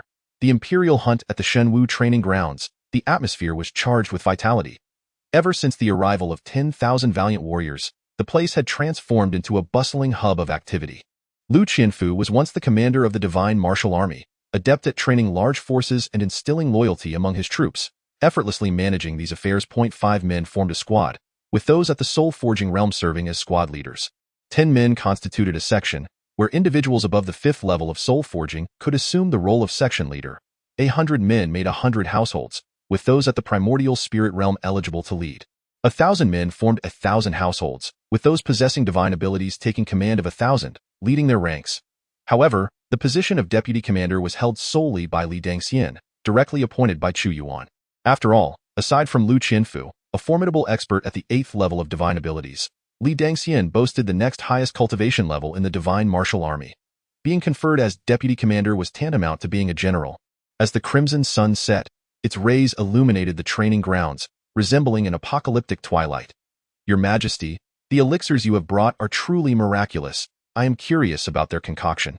After consumption, every soldier astonishingly broke through to the soul-forging realm, and over 100 reached the primordial spirit realm, with 4 even attaining the divine level. Upon bringing the elixirs, Chu Yuan swiftly enhanced the strength of the divine martial army, with the weakest soldier now at the soul-forging realm, rendering them an elite force on the battlefield, each capable of contending with 10 or even 100 foes. At this moment, Lu Qianfu brimmed with confidence regarding the army's development, exclaiming with delight, "Now, within our ranks, there are 378 at the primordial spirit realm and over 10 at the divine realm. I shall implement an elimination system, conducting monthly military contests. The victors shall rise to the ranks of 1,000 and 100 households, while the vanquished will be reduced to ordinary soldiers, with resources allocated accordingly. Currently, our divine martial contingent numbers merely 10,000, which is still insufficient. I require you to exert all efforts in expanding our forces. I aspire for us to grow to 100,000 before the great expedition into the Daqian, though not fret over military supplies. I shall provide unwavering support." Chu Yuan continued, "This time, I have not only brought elixirs to aid in the breakthroughs of other soldiers, but also the very thing you require." Marquis Zhongyong. A glimmer of intrigue sparked in Lu Qianfu's eyes. "This is the breakthrough elixir, which, once consumed, will enable you to transcend to the 9th level of divine abilities." Chu Yuan produced a jade vial containing a single elixir, its roundness reminiscent of the most flawless and exquisite gem in existence, a top-tier heavenly grade. Lu Qianfu, astonished, questioned, "Does such efficacy truly exist?" Without hesitation, he ingested the elixir before Chu Yuan, and remarkably, the realm he had not advanced in for 30 years indeed broke through to the 9th level of divine abilities, revitalizing his physique to its pinnacle once more. Regrettably, even after scouring the national treasury for all materials, only a single breakthrough elixir had been refined. "Your Majesty, from whence did this come?" Lu Qianfu inquired with curiosity. Although Dao possessed numerous alchemists, those capable of crafting heavenly-grade elixirs were fewer than divine experts, roughly 4 or 5, all esteemed members of the royal family, with an astounding failure rate of 90%. Furthermore, the quantity of elixirs Chu Yuan brought was extraordinary, many of which Lu Qianfu had never encountered. "Do not concern yourself with this. Your sole task is to expedite the expansion of our army. In addition to those for breaking through realms, distribute various auxiliary elixirs as well, and train the military formations. As long as we command a formidable army, the 4 nations of Daqian will pose no threat." Chu Yuan's tone remained calm, imbued with unparalleled confidence. "Understood, Your Majesty. I know precisely what to do." Lu Qianfu nodded. After completing the matters concerning the divine martial army, Chu Yuan returned to the palace once more. Now possessing 2,300 fate points, he naturally intended to expend them. However, this time he did not hastily utilize them to break through his current realm. Instead, he opened the system marketplace and meticulously browsed through the offerings. The military killing fist, a heavenly grade martial technique, it embodies the essence of war and slaughter. The more one employs the military killing fist, the more a domain of warfare can be formed, overpowering all in its path. The cost for this technique is 500 fate points, a mere 500 fate points.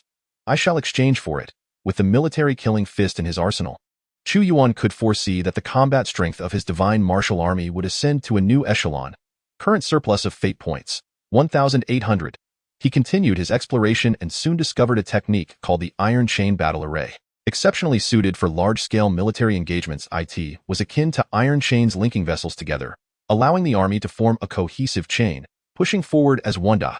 When combined with the military killing fist, tens of thousands, even hundreds of thousands of soldiers executing this technique would be nothing short of a spectacle that could shake the heavens and move the gods.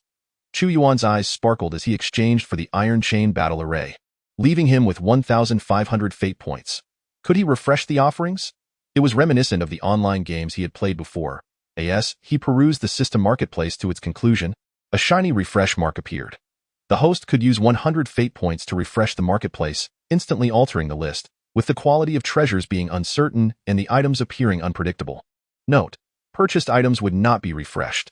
The fact that previously acquired items would remain was indeed considerate. Items like basic healing potions and meteor bombs were valuable. Had they been subject to refresh, Chu Yuan would have felt a significant loss. However, that concern was now alleviated. Refresh. Chu Yuan decisively clicked on the refresh option. 100 fate points were immediately deducted, and the list before his eyes transformed. Revealing many items he had not seen before, he scrutinized the marketplace, and upon reaching the end, he spotted a shimmering talisman. Upon clicking, a system prompt appeared instantly. One-time teleportation talisman, intermediate.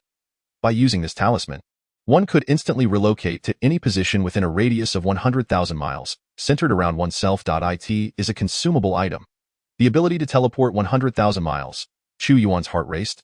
In the vast land of Wu, one would not find a talisman capable of such a feat. This pertained to the realm of spatial manipulation, a mystery only comprehended by masters of the God-seeking realm. I must acquire it, he mused, considering that the distance from the imperial city to the southern border was approximately 50 to 60,000 miles. With a one-time teleportation talisman, even when faced with peril, he could evade in an instant. Ding! The host spent 800 fate points to obtain one-time teleportation talisman, intermediate. Current surplus of fate points. 700. Fate points have been expended like this. Chu Yuan sighed, closing the marketplace and storing the items within the system space. In the time that followed, aside from managing state affairs, Chu Yuan focused on refining the medicinal herbs stored in the national treasury into various elixirs. In just a month, the once 10,000-strong divine martial army has burgeoned to a formidable 30,000, with over 10 experts in the divine transformation realm emerging. Moreover, bolstered by his elixirs, even the least powerful soldier possesses the strength of the soul-forging realm. With such a vast army at their disposal, one cannot help but reflect on how, despite decades of effort, Shangguan Qingyun could only muster a mere 3,000 dark guards, who were ultimately annihilated by Chu Yuan. However, this astounding surge in power comes at a cost: the rapid depletion of the national treasury. While gold and silver can be replenished, the medicinal herbs are nearly exhausted, as the apothecaries within the imperial city have been thoroughly plundered by Chu Yuan. The wind howls mournfully, and the rain has been falling persistently for half a month. Chu Yuan, with arms crossed behind his back, gazes at the gentle drizzle, his heart a tumult of emotions. It has been several months since he traversed into this fantastical realm. Having chosen the path of an emperor, he is determined to see it through to the end. Your Majesty, in half a month, it will be time for the annual imperial hunt, declares the spirited Wei Gonggong respectfully from beside him. Oh? The imperial hunt is about to commence. Chu Yuan's expression shifts, and before him, a new divine choice materializes. Chapter 25. The 10,000 Beasts Mountain Range, Choice 1. Hold the imperial hunt as scheduled, gaining 100 fate points. Choice 2. Cancel the imperial hunt and focus on developing the divine martial army, gaining 100 fate points. Chu Yuan contemplates the two divine options, aware that each choice heralds different subsequent events. The divine martial army has nearly exhausted the medicinal concoctions available for training. Henceforth, progress shall rely on the passage of time. Wei Gonggong, issue an edict to hold the imperial hunt in half a month. Chu Yuan commands. Yes, Your Majesty.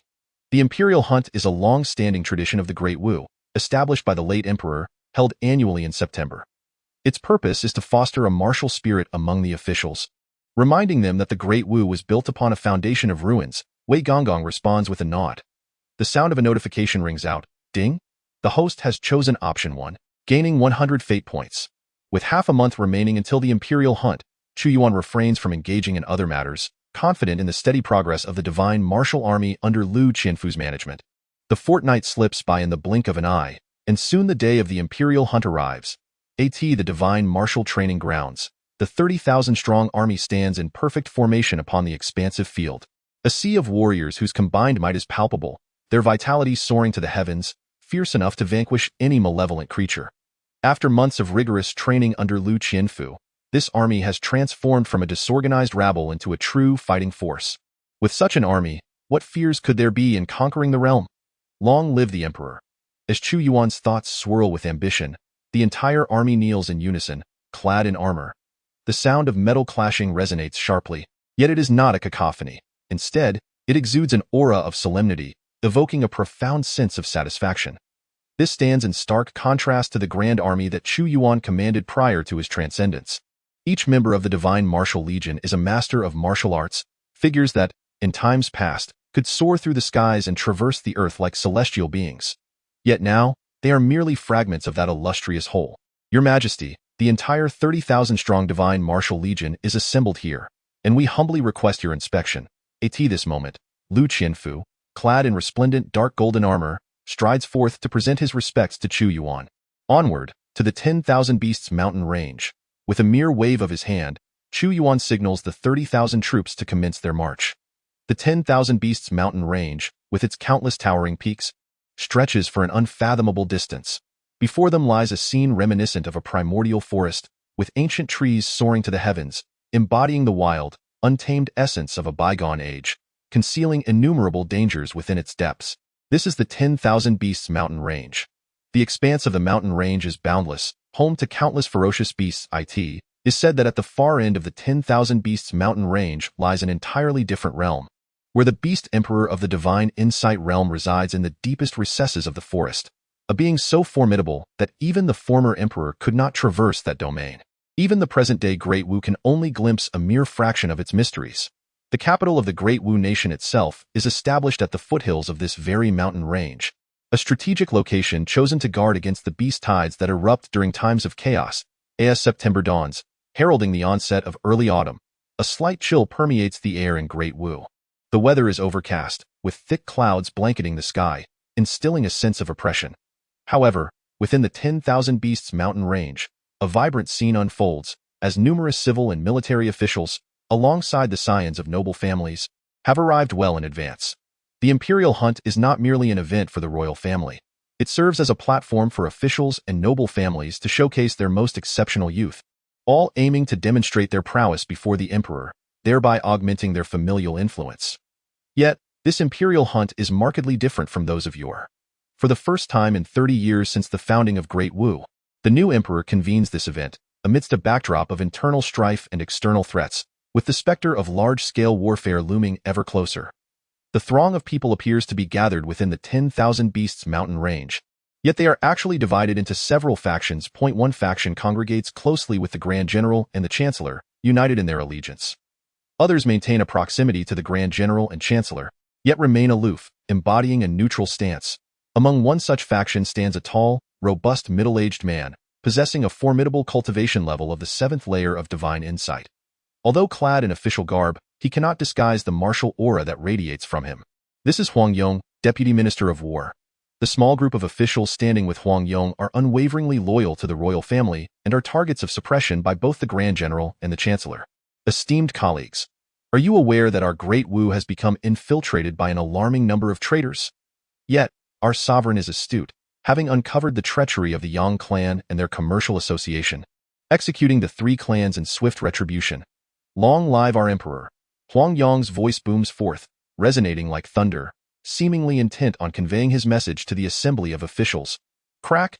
Shangguan Qingyun's palm clenched tightly, veins protruding, as Huang Yong's words tore open the wounds of his heart once more. The Yang family business was his faction, yet it was ruthlessly eradicated by Chu Yuan with a thunderous approach.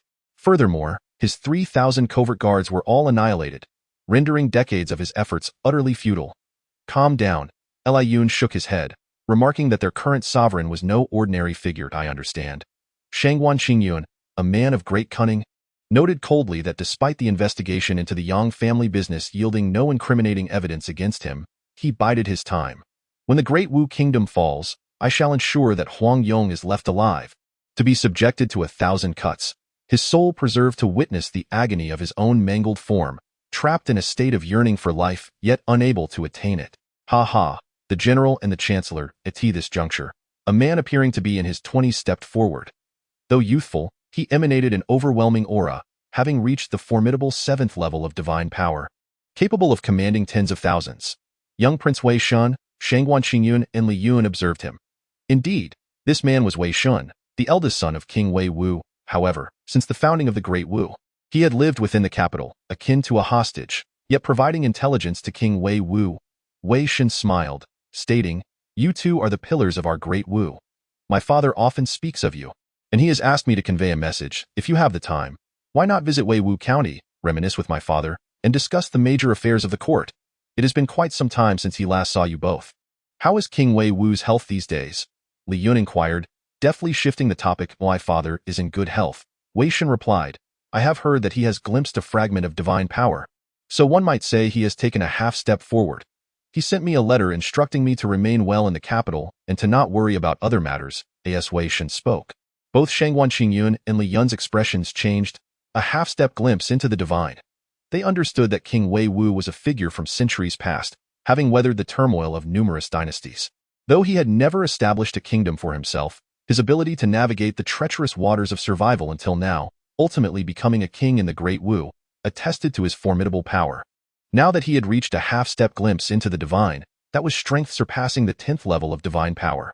Even if they combined their forces, they would not be a match for King Wei Wu. Since King Wei Wu has extended an invitation, the general and I shall naturally pay our respects.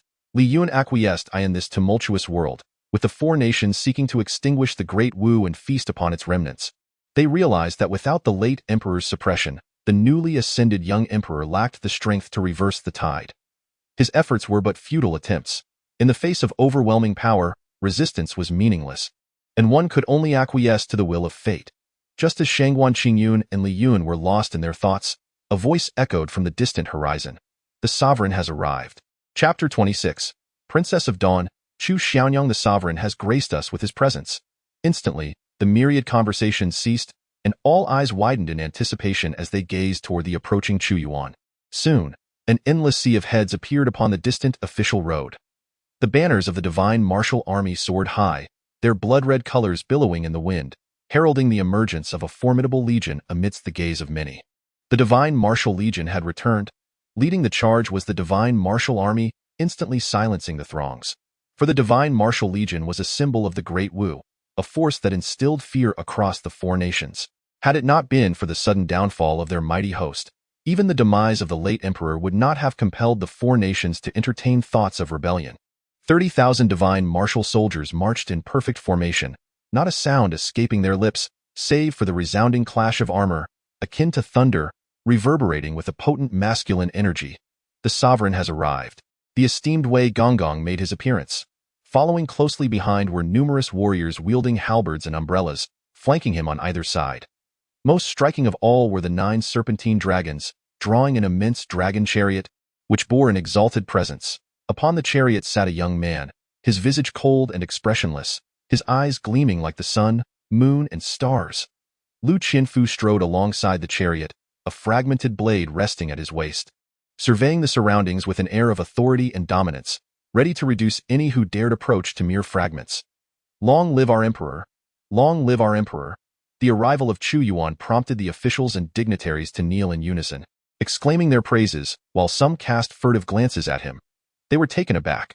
Although they were aware of Chu Yuan's endeavors to reassemble the divine martial legion, many had dismissed it as a desperate measure. However, upon witnessing the might and vigor of this 30,000-strong army, their blood surged with fervor, scattering the ominous clouds above. The quality of these troops far surpassed that of the previous divine martial legion. This was to be expected, as Chu Yuan possessed the Tai Dan furnace. With ample resources, he could concoct any elixir without fail, naturally yielding many potions of which they had never even heard. With a continuous supply of such elixirs, nurturing a legion of 30,000 was entirely feasible. Had there been more time for training, the results would have been unimaginable. This young emperor is exceedingly formidable. The royal lineage indeed possesses profound reserves, enabling him to summon forth such a grand army. Moreover, the aura emanating from this young emperor is unfathomable, instilling a sense of trepidation within me. This is untenable. I must inform my father and prepare accordingly. I in the crowd. Wei Shen silently marveled, committing this news to memory. The summoning of 30,000 divine martial troops, led by the loyal and valiant Marquis, was an act of intimidation from the emperor, showcasing his might and reminding the petty souls that even amidst great upheaval, the empire was not so easily vanquished. At this moment, the thoughts of the crowd were intricate and varied, speculating on Chu Yuan's intentions. All rise. Chu Yuan on the dragon chariot spoke slowly. Is the commander of the Imperial Guards, Wan Lianji, present? Commander of the Imperial Guards, Wan Lianji, pays his respects to your majesty. A man clad in obsidian armor stepped forth, kneeling with one knee on the ground, bowing respectfully. What commands does your majesty have for me? The imperial hunt is a matter of great significance for the Great Wu. Are you prepared? Chu Yuan fixed his gaze upon Wan Lianji. Among the military forces of the Great Wu, the Divine Martial Legion was undoubtedly the most powerful, accompanied by an additional 100,000 imperial guards, safeguarding the capital and engaging in battles across the vast lands. Within the Imperial Guard, there are further divisions into 8 battalions, each comprising a formidable force of 125,000 soldiers, culminating in a total of 1 million. These 8 battalions are categorized into 4 divine beasts, Qinglong, Baihu, Xuanwu, and Zhuke, and 4 ferocious beasts, Hundun, Qiangqi, Taodai, and Tangle. The 4 divine beast battalions are stationed in the imperial city, while the 4 ferocious beast battalions are deployed in the Wan Beast Mountain Range, tasked with monitoring the movements of myriad beasts and repelling beast tides. Wan Lianji serves as the commander of the Qiangqi Battalion, a master possessing the 9th level of divine prowess. General Shangguan Qingyun holds the nominal title of the Supreme Commander of the 100,000 Imperial Guard. Although the leaders of the 8 battalions may not be entirely loyal to him, he has strategically placed his allies among the upper echelons of the officer corps, ensuring that he can rally support at a moment's notice. Though Chu Yuan is aware of those aligned with Shangguan Qingyun, he refrains from purging them, fearing that a large-scale cleansing might provoke backlash, driving loyalists to the imperial family into the arms of Shangguan Qingyun, potentially inciting rebellion. He awaits a pretext. With this thought, Chu Yuan let out a faint sigh. The late emperor prioritized the martial prowess of the divine military and paid little heed to other military factions, entrusting the imperial guard to Shangguan Qingyun. None could have foreseen the calamity that would ensue. Had it not been for this oversight, Chu Yuan's plight would not be so dire, and he would not have witnessed the fall of his nation. These are the lingering perils left by the late emperor. Your Majesty, I have made the necessary preparations. The Qiangqi Battalion has encircled the Wan Beast Mountain Range. You may initiate the imperial hunt at any moment. Wan Lianji reported. Chu Yuan nodded. Wan Lianji exhibited a degree of loyalty, not aligning himself with Shangguan Qingyun's faction, yet he did not possess the unwavering fidelity of Huang Yong, the Deputy Minister of War, who had led the remnants of the Imperial Guard into the Wan Beast Mountain Range during the invasion of the 4 nations. Just as Chu Yuan was about to commence the hunting expedition, a sudden blaze illuminated the distance, resembling the fiery plumage of a Zhuke as it approached. The Princess of Dawn has arrived. Chu Yuan discerned the silhouette of a colossal firebird soaring through the sky, ablaze with flames, upon which 2 figures were perched. Princess Qinci, Chu Yuan smiled. Within the imperial family, the numbers were few. The late emperor, enamored with conquering the world and martial cultivation, bore only 3 daughters and 1 son. The Princess of Dawn, the youngest, had just turned 14, a year younger than Chu Yuan. Your Majesty, she called out, her name being Chu Xiaonyang. Unlike the delicate demeanor typically associated with noble women, she donned a striking crimson leather armor, exuding a valiant spirit, embodying the essence of a heroine who would not yield to her male counterparts. In the realm of Dawu, where martial tradition flourished, even princesses were expected to pursue martial arts from a young age. Qinci, Chu Yuan thought, having traversed into the chaotic era of Dawu, he had been too preoccupied to visit his sister in the harem. Your Majesty, the princess has been insistent upon participating in the hunt. I had no choice but to lead 10,000 Zhuke soldiers to ensure her safety.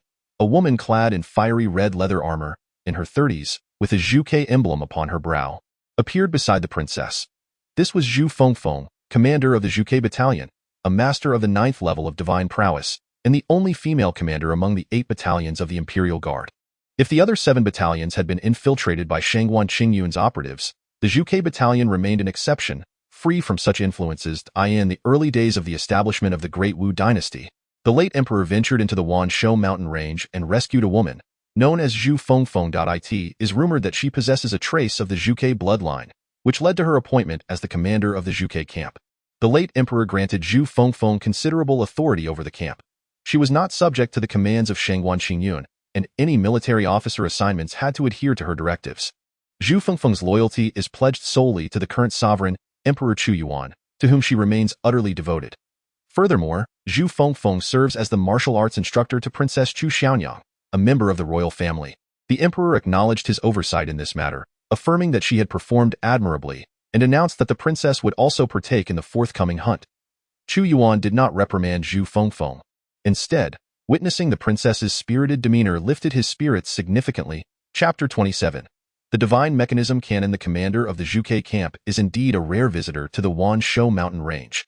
At this moment, Wan Lianji approached Zhu Fengfeng, who had arrived alongside Princess Chu Xiaonyang, and spoke with an unkind tone. Every time the imperial court conducts a hunt, your fierce beast camp manages to claim a multitude of beast carcasses, monopolizing all the benefits, while my Zhuke camp is left without spoils. This time, in addition to escorting Princess Chu Xiaonyang, I wish for my subordinates to undergo training within the mountains. Zhu Fengfeng's voice was cold and clear. The divine beast camp and the fierce beast camp often engaged in rivalry. Although the fierce beast camp guarded the most perilous region of the Wanshou mountain range, they reaped greater rewards, with their soldiers honing a fierce spirit and enhanced combat prowess. Since the Zhuge commander sought to allow her subordinates to train, it was indeed a beneficial arrangement. The Great Wu dynasty required such valiant warriors. Chu Yuan replied matter-of-factly, in that case, each month, the commanders of the 8 camps may send soldiers into the Wanshou mountain range. It would be best to organize a military competition based on this, establishing a system. The rules set forth by Marquis Zhongyong are commendable. I shall communicate them to the 2 commanders. Under my command, all levels of officers will adopt a system of elimination based on performance. Each month, soldiers may challenge their squad leaders and even higher-ranking officers.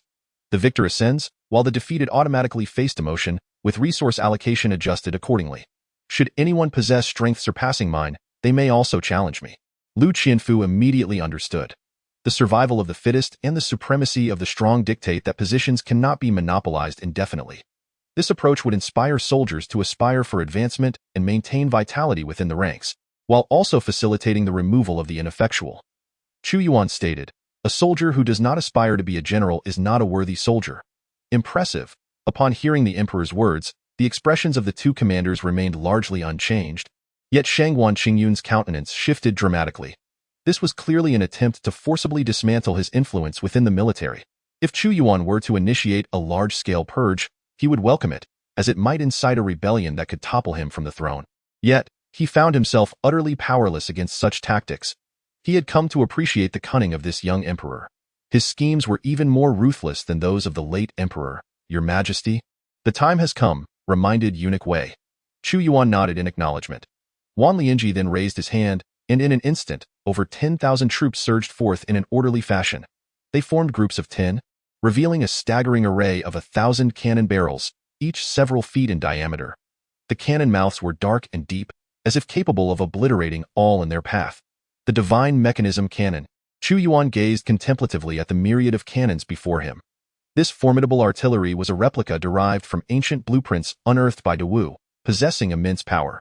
A single cannonball could devastate an expanse of over 100 meters, rendering even those at the Tongmai realm nearly incapable of withstanding its might. It was undoubtedly a weapon of unparalleled efficacy on the battlefield. This cannon was even more terrifying than anything he had encountered prior to his transmigration. "Fire!" commanded Wan Lianji. The Chongqi camp was exceptionally adept at the art of cannon fire. Boom, boom, boom, boom. 1,000 divine mechanism cannons unleashed a simultaneous barrage, emitting not mere cannonballs, but beams of brilliant light that cascaded into the depths of the Wanshou mountain range. The earth trembled violently, akin to a cataclysmic quake, as numerous mountain peaks were obliterated, leaving behind colossal craters. Instantly, the mountains echoed with the roars of countless ferocious beasts, startled into a frenzied retreat. The thunderous sound of 1,000 cannons heralded the true commencement of the hunt. "Your Majesty, it is your turn to draw this arrow," announced eunuch Wei. "Bring me my bow and arrows." Chu Yuan extended his hand, and a bow weighing a full 1,000 pounds landed in his grasp. This bow was not forged from iron but appeared to be composed of bone, specifically the vertebrae of some formidable beast. Indeed, this was the divine arm bow, crafted from the spine and tendons of a mighty dragon slain by the late emperor deep within the Wanshou mountain range. Its power was extraordinary, so much so that even an ordinary practitioner of the divine realm would struggle to draw it. "Your Majesty intends to wield the divine arm bow," gasped many present, their eyes wide with incredulity. This was the royal family's prestigious bow, a celestial-grade artifact. A glimmer flickered in Wei Shen's eyes as he remarked, "During each hunt, the late emperor would slay a great demon of the divine realm to mark the beginning, bestowing the slain beast as a prize of honor to the one who struck the first blow. The higher the realm of the demon slain, the greater the honor bestowed. I wonder, what formidable demon does your Majesty intend to hunt this time?" "Wei Shen, you are being presumptuous," Huang Yong bellowed fiercely. He was acutely aware of the implications of Wei Shen's words, attempting to incite Chu Yuan to target a demon of the divine realm. However, the late emperor's cultivation was of a different caliber, and so too was Chu Yuan's. Had Wei Shen not mentioned it, it would have been one thing, but now that he had, if Chu Yuan were to aim for an ordinary great demon, it would undoubtedly be a source of embarrassment. Choice 1. Slay a divine realm demon as the hunt's prize, earning 100 fate points and a 20 blueprint for the first-level divine mechanism cannon. Choice 2. Randomly slay a great demon, earning 100 fate points and a 20 blueprint for the first-level ironclad flying vessel. Suddenly, Chu Yuan's expression grew intriguing upon perceiving the choices presented before him. He had never encountered an ironclad flying vessel, yet it conjured memories of ancient spacecraft, and the term ironclad implied formidable defenses, allowing it to soar through the skies as a bastion of war. However, his interest was decidedly piqued by the divine mechanism cannon. He had just witnessed the awe-inspiring replicas crafted by Dawu. With 1,000 cannons firing in unison, even a master of the divine realm would be turned to ash if struck at a singular point. Moreover, the cannons he had seen were mere imitations, significantly weaker than the authentic divine mechanism cannons. Should he succeed in forging a true ancient divine mechanism cannon, unleashing a volley of 1,000 shots, even De Qian would find himself in dire straits. Wei Shen, you make a valid point. As Chu Yuan's words fell, wielding the divine weapon Bao, he suddenly trembled and soared into the high skies from the dragon chariot, subsequently plunging deep into the heart of the 10,000 Beasts mountain range. His eyes transformed into devouring orbs, consuming all radiance, while moments earlier, a barrage of 1,000 cannons had startled countless formidable demons. The great martial emperor, in an instant, a chilling light erupted from within the mountain range, revealing a magnificent golden bird, its wings spanning a staggering 10 zhong, uttering human-like speech with eyes imbued with sentience. As it flapped its wings and charged forth, the golden feathered falcon. This is terrible, a demon of great powers. Protect his majesty. Wan Lianji shouted urgently, aware that this formidable demon possessed a power level of the 3rd tier and moved with astonishing swiftness. Should Chu Yuan meet with misfortune, he, as the commander of the Imperial Guard, would find it impossible to atone even with 100 deaths. Too late. The golden feathered falcon had long been aware of the great marshal's hunting event. Lying in wait, upon seeing the new monarch detach from the crowd, it recognized the opportune moment and swiftly flapped its wings, launching itself forward with countless golden feathers slicing through the air like arrows. It is you, Chu Yuan, noticing the great eagle's approach, raised the divine arm Bao, fiercely knocking an arrow and releasing a beam of light. Foolish. The golden feathered falcon spoke again, having discerned that Chu Yuan had not yet reached the realm of divine powers, and thus deemed it impossible for such an arrow to slay it. However, in the next moment, Chu Yuan's gaze sharpened, as if extracting the very air around him. The falcon found itself frozen mid-flight, helplessly watching as a pitch-black arrow pierced through its head, emerging from the other side. The golden feathered falcon has perished. With a single arrow, it was slain. The host has completed Selection 1, earning 100 fateful points and a 20% progress on the blueprint for the 1st tier divine mechanism cannon. The system's delightful voice resonated. Chapter 28. The Million Beasts Tide. Progress on the 1st tier divine mechanism cannon blueprint stands at 20. Chu Yuan immediately observed within the system space, as if a tangible projection, a colossal cannon barrel materialized, dark and frigid, several times longer than the imitated divine mechanism cannon, a weapon of war. Even at a mere 20 progress, Chu Yuan could sense the terrifying potential of the divine mechanism cannon. I decree, the first victor of this imperial hunt shall receive the golden feathered falcon. Boom. With a surge of magical energy, the massive form of the golden feathered falcon crashed heavily onto the ground. Long live, long live, long live, long live. Countless soldiers cheered, their thoughts less convoluted than those of the civil and military officials, having witnessed Chu Yuan's arrow slay a powerful demon of divine powers, as if the former emperor had descended. His divine might unmatched, such terrifying martial prowess igniting their excitement, and Go ascend as emperor, to be revered by the masses, commanding respect across the seas, relies not merely on status, but also on strength. How could his power have grown so formidable? Shangguan Qingyun and Li Yun could not fathom it.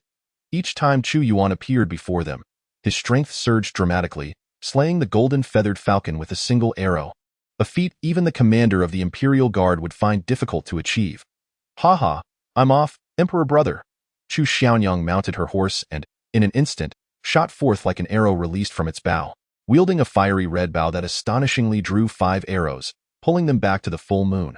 Swish, swish, swish, swish, swish. 5 arrows were released in swift succession, followed by the sight of 5 robust and formidable beasts collapsing simultaneously. Impressive, the crowd marveled, exclaiming, no wonder she hails from royal lineage, inheriting the martial prowess of the late emperor. At such a tender age, her equestrian and archery skills are truly exceptional. Not only was Chu Xiaonyang remarkable, but many young successors also spurred their steeds into the depths of the 10,000 Beasts mountain range. Each imperial hunt primarily served as a contest among the younger generation, while the elders refrained from involvement. In the past, Chu Yuan was also among the younger cohort, yet today he occupied the position of the sovereign and chose not to partake. Calmly returning to his dragon chariot, Chu Yuan wore an inscrutable expression, leaving onlookers unable to decipher his thoughts. His gaze, distant and aloof, surveyed the mountains with an air of unspoken authority. The imperial hunt continued unabated, while a vortex of predatory intent flickered in his eyes, commanding the entire scene. Although he appeared detached, whenever a particularly ferocious beast leaped forth, an arrow would unerringly find its mark. Boom, boom, boom, boom. Suddenly, at that moment, the ground began to tremble lightly, reminiscent of the foreboding signs of an impending earthquake, followed by a torrent of dust billowing forth, concealing numerous terrifying silhouettes within. A beast tide. This is dire. A beast tide. Wan Lianji, who had defended the 10,000 Beasts mountain range for many years, turned pale at this sight and exclaimed, "The beast tide has arrived, Your Majesty. By the looks of it, there are at least 1,000,000 ferocious beasts.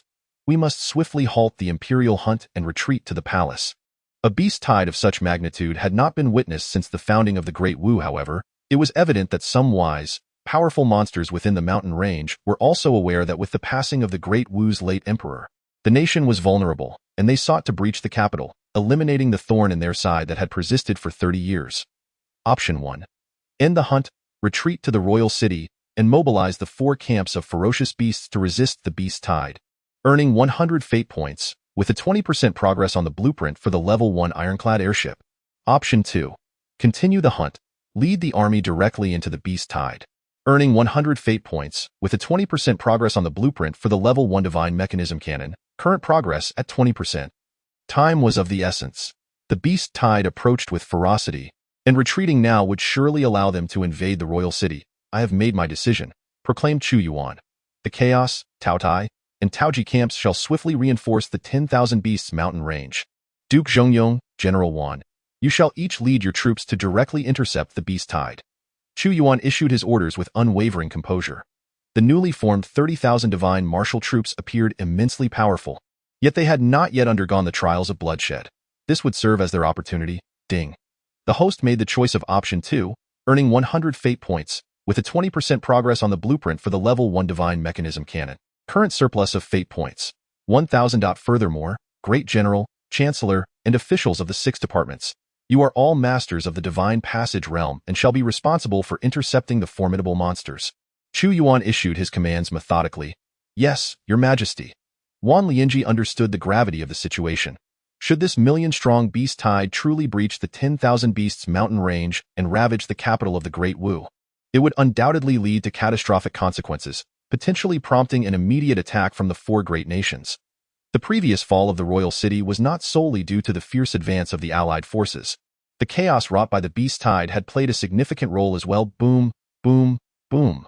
Thousands of formidable artillery pieces, known as the divine mechanism cannons, have been unleashed, culminating in a staggering total of 10,000. A configuration befitting the Cheongqi battalion. Bang, bang, bang. The symphony of a myriad of cannons resounded, unleashing beams of fiery light upon the tide of beasts, erupting into fierce explosions. Crimson flames swiftly engulfed an expanse of dozens of miles, reducing countless ferocious creatures to mere dust.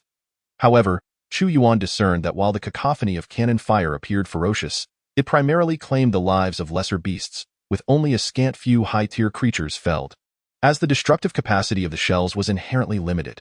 With the blueprint for crafting the divine mechanism cannon at a progress of 40, Chu Yuan understood that these replicas lacked even half the power of the genuine article. The clarion call for slaughter echoed forth, signaling the onset of an assault.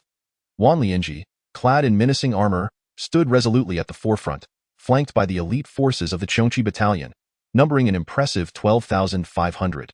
They charged forth to confront the surging tide of beasts. The so-called million-beast horde was indeed a misnomer, for the actual count surpassed several millions. Even the most adept of practitioners tossed into the fray would struggle to make a ripple. Nevertheless, the soldiers of the Cheongqi battalion were no ordinary fighters. They possessed considerable experience in combating beast tides, organizing themselves into tight-knit squads of 100, with thousands forming a cohesive army, never venturing forth alone but advancing in unison. Yet the sheer volume of beasts was overwhelming, pouring forth from every direction of the Wan Beast mountain range, rendering the Cheongqi battalion's resistance futile. With a wave of his hand, Chu Yuan signaled Lu Qianfu, who promptly drew his shattered Yuan blade, pointing it toward the horizon and bellowing, "Divine Military Corps, charge!" The Divine Military Corps sprang into action. Shangguan Qingyun, Li Yun, and Wei Shun were all taken aback. They were well aware of the combat capabilities of the elite forces, yet they were left in suspense regarding the prowess of Chu Yuan's newly formed Divine Military Corps. Comprising 30,000 troops, it was a force 4 times smaller than the Chengchi Battalion, yet it emanated a far more intense atmosphere of lethal intent. It was essential to note that the Chengchi Battalion included soldiers of the body cultivation realm, while the weakest among the Divine Military Corps were at least at the soul-forging stage. Li Dangxian led 10,000 men to form the left chain of the Iron Chain battle array, while Lu De commanded another 10,000 to establish the right chain, with the Marquis himself orchestrating the central formation, uniting the entire army. Liu Qinfu's expression turned grave. This was the inaugural battle of the Divine Military Corps before the world, a manifestation of Chu Yuan's aspirations. In an instant, the Iron Chain battle array coalesced, resembling a massive iron wall from a distance. 30,000 soldiers each performed their roles with precision, plunging fiercely into the beast tide, akin to a colossal chain, striking down upon the horde, resulting in the obliteration of countless ferocious beasts. Though Chu Yuan appeared inactive, he was, in fact, manipulating the battlefield through the war chessboard, directing the movements of the 30,000 troops with the fluidity of an arm, guiding their strikes with deadly accuracy. Chapter 29. Leading the charge, the Iron Chain battle array, military combat fist. Under Liu Qinfu's leadership, the 30,000-strong Divine Military Corps was unstoppable, unleashing astonishing combat prowess, with thousands of beasts being slain each minute. Though these beasts charged ferociously, they lacked any semblance of strategy, relying solely on their numbers in a chaotic frenzy. When confronted by the well-equipped Divine Military Corps, they were effortlessly crushed. What a fierce and formidable force the Divine Military Corps was, radiating even greater vigor than that of the previous emperor's troops. All the civil and military officials beheld 30,000 warriors simultaneously brandishing their fists, unleashing the martial prowess of their lethal techniques. The terrifying momentum surged forth like the resounding beat of war drums played by countless thousands, reverberating with a heart-stirring intensity. Yet, for the ferocious beasts, it was akin to a torrential downpour of blood and carnage. How could it be? 30,000 are more formidable than my entire battalion. Wan Lianji, who was leading the Chengchi battalion and fending off the beast tide, was equally astonished. His battalion had to tread carefully around the periphery, hunting down enemies, but he had not anticipated that the Divine Martial Legion would charge forth directly, akin to a spear piercing the heart, annihilating far more beasts than they could manage. Kill them. At that moment, Wan Lianji's competitive spirit was ignited. Unwilling to be outdone, it seemed that this beast tide was not to be feared. He had initially thought the Divine Martial Legion was doomed, yet unexpectedly, their might had returned, and the fortunes of the Great Wu dynasty were still flourishing. Indeed, His Majesty is sagacious. He is a sovereign capable of turning the tide. Even if the 4 nations united in coalition, they could never breach the formidable defenses of our Great Wu. As the beast tide gradually stabilized, the civil and military officials present found reassurance, engaging in conversation. Some, unwaveringly loyal to Great Wu, beamed with joy, for they had lived under a pall of gloom for the past few months. If Great Wu were to be destroyed, where would they find refuge? Unlike the Chancellor and others, they had not secured an escape route. Roar, roar, roar. However, at that moment, within the myriad beasts' mountain range, a thunderous roar erupted, and a malevolent aura enveloped the area, as thousands of fearsome great demons, each with a unique and terrifying visage, surged forth. Greater spirit realm demons. In the previous beast tide, there had been scarcely a few demons of such caliber. The sheer number was already horrifying. Moreover, there were also demons of extraordinary ability. The earth and sky trembled like rippling water, as over 100 terrifying powers cascaded forth. Among the beast tide were hundreds of extraordinary demons of various races, their eyes flickering with a glimmer of humanity, indicative of their considerable intelligence. Once demons reach the greater spirit realm, they gain wisdom. Upon attaining extraordinary abilities, their intelligence surpasses that of ordinary humans. How could there be so many extraordinary demons? Wan Lianji was taken aback. Having battled the beast tide multiple times, he understood that a powerful demon sovereign must be orchestrating this tide. Otherwise, it would be impossible for so many formidable demons to descend simultaneously, and sweat began to dampen his back in an instant. Over 100 extraordinary abilities, thousands of greater spirit realm demons, combined with millions of beasts. This terrifying force was more than sufficient to utterly rend them apart. capture and slay the Emperor of Great Wu. Simultaneously, among the beasts, a sovereign issued commands, leveraging the imperial hunt to incite the beast tide, with the intent to annihilate the civil and military officials of Great Wu, slay their emperor, and directly invade the imperial city. Should the imperial city fall, the 10 billion subjects of Great Wu would become mere fodder for them. This is a grave predicament. Wan Lianji's expression turned profoundly serious. He had never encountered such a multitude of extraordinary demons, yet retreat was clearly not an option. Thus, he cried out, I beseech your majesty to retreat to the imperial city. The 12,500 soldiers of my Chongqi battalion shall perish to hold back the beast tide. The more ferocious the beast tide, the better. In Wei Shen's eyes, a spark of excitement ignited. The million-strong imperial guard represented a crucial force in safeguarding the capital. This time, the beast tide was exceptionally ferocious. Even if they managed to hold their ground, the imperial guard would emerge severely weakened. Should they fail to defend it, Chu Yuan would be compelled to relocate the capital, a devastating blow that would prompt him to contact King Wei in advance to seize the opportunity to march into the capital and assert control over the Dewu royal family. Send the orders. Kill. Chu Yuan seemed oblivious to the terrifying beast tide, merely raising his hand. By the emperor's decree. Kill. With a thunderous shout, Lu Qianfu led 30,000 troops into the fray, resembling a raging dragon as they ruthlessly slaughtered. Each soldier bore the healing elixirs crafted by Chu Yuan. Although their efficacy paled in comparison to the basic healing potions, as long as they were not struck down in a single blow, they could continue to fight. Thus, they charged fearlessly. Kill, fight to the death. There was no recourse. Wan Lianji, witnessing Chu Yuan's steadfastness, could only grit his teeth, knowing he must hold the line until the fierce beasts from the third camp arrived to stabilize the situation. However, if it were merely 1,000,000 beasts, it would not be insurmountable. Yet, the presence of over 1,000 powerful spirit monsters and hundreds of formidable threats rendered the situation dire.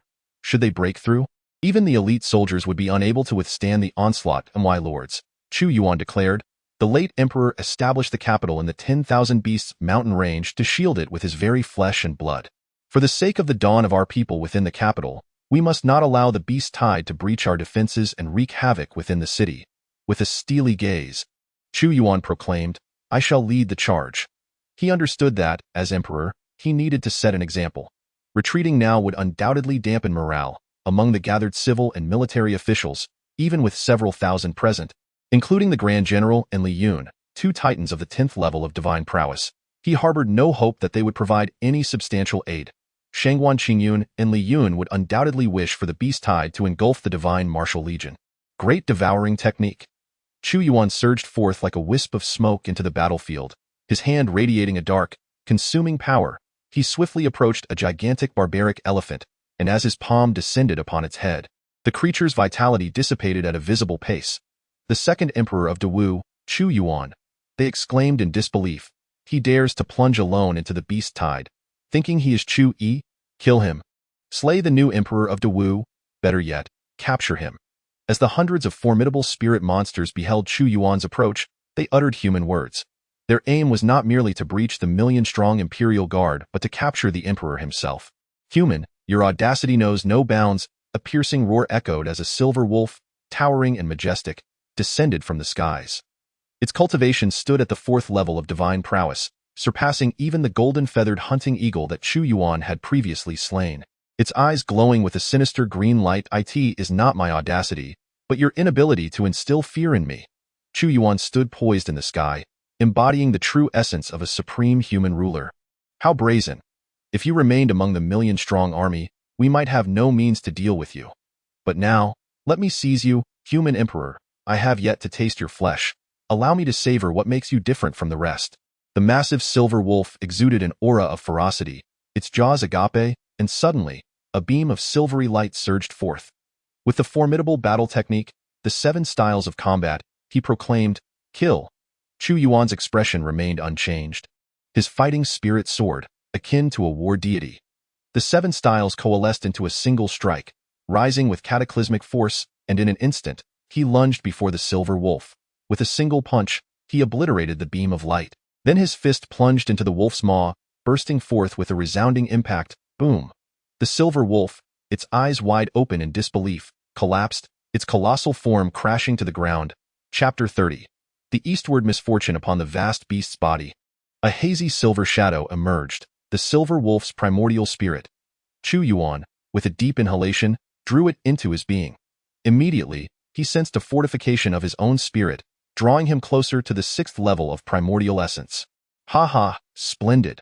I had been troubled by my inability to swiftly ascend in rank, yet the beast tide has bestowed upon me this grand gift. Chu Yuan's spirit soared. Long live, long live, long live, long live. Hundreds of thousands of soldiers roared, witnessing Chu Yuan's instantaneous slaying of the silver wolf, revealing his unparalleled divine power. In their minds, an invincible figure loomed, and with their emperor exhibiting such valor, how could their morale not surge? Erupting into unmatched combat prowess? Protect his majesty, shouted Huang Yong, the minister of war, as he and the royal supporters surged into the beast tide to rally around Chu Yuan. These officials, both civil and military, were no mere bystanders. In this fantastical realm, only those with formidable cultivation could serve as ministers. With the sovereign charging ahead, the likes of Shangguan Qingyun and Li Yun could not remain passive observers. Nominally, they were still subjects of the Great Wu. The young emperor of the Great Wu displayed such courage. Kill, slay him. On the side of the ferocious beasts, the powerful demons were astonished to see Chu Yuan dispatch the silver wolf so swiftly, yet it only intensified their murderous intent. If left unchecked, would they not be forever trapped within the 10,000 beasts mountain, unable to indulge their bloodlust?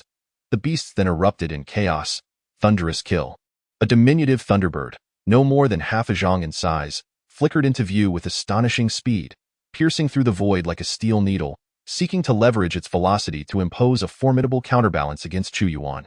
Seeking death, yet, the thunderbird could not have anticipated that as it materialized before Chu Yuan. A voice that resonated deep within its soul bellowed forth. The air around it seemed to be siphoned away, plunging it into a vortex resembling a mire. This was the devouring vortex, an entity that consumed all power. In an instant, a hand seized its head, crushing it mercilessly. That moment, the undying brilliance of the battle technique enveloped Chu Yuan. He possessed the strength to uproot mountains, his presence overwhelming, an immortal war titan. All who dared obstruct him were relentlessly obliterated. Though I charge into the beast tide, invigorating the morale of my troops, I am fortunate to wield the great devouring technique, my magical energy boundless, unafraid of encirclement. This beast tide presents an opportunity, a moment to establish my invincible authority.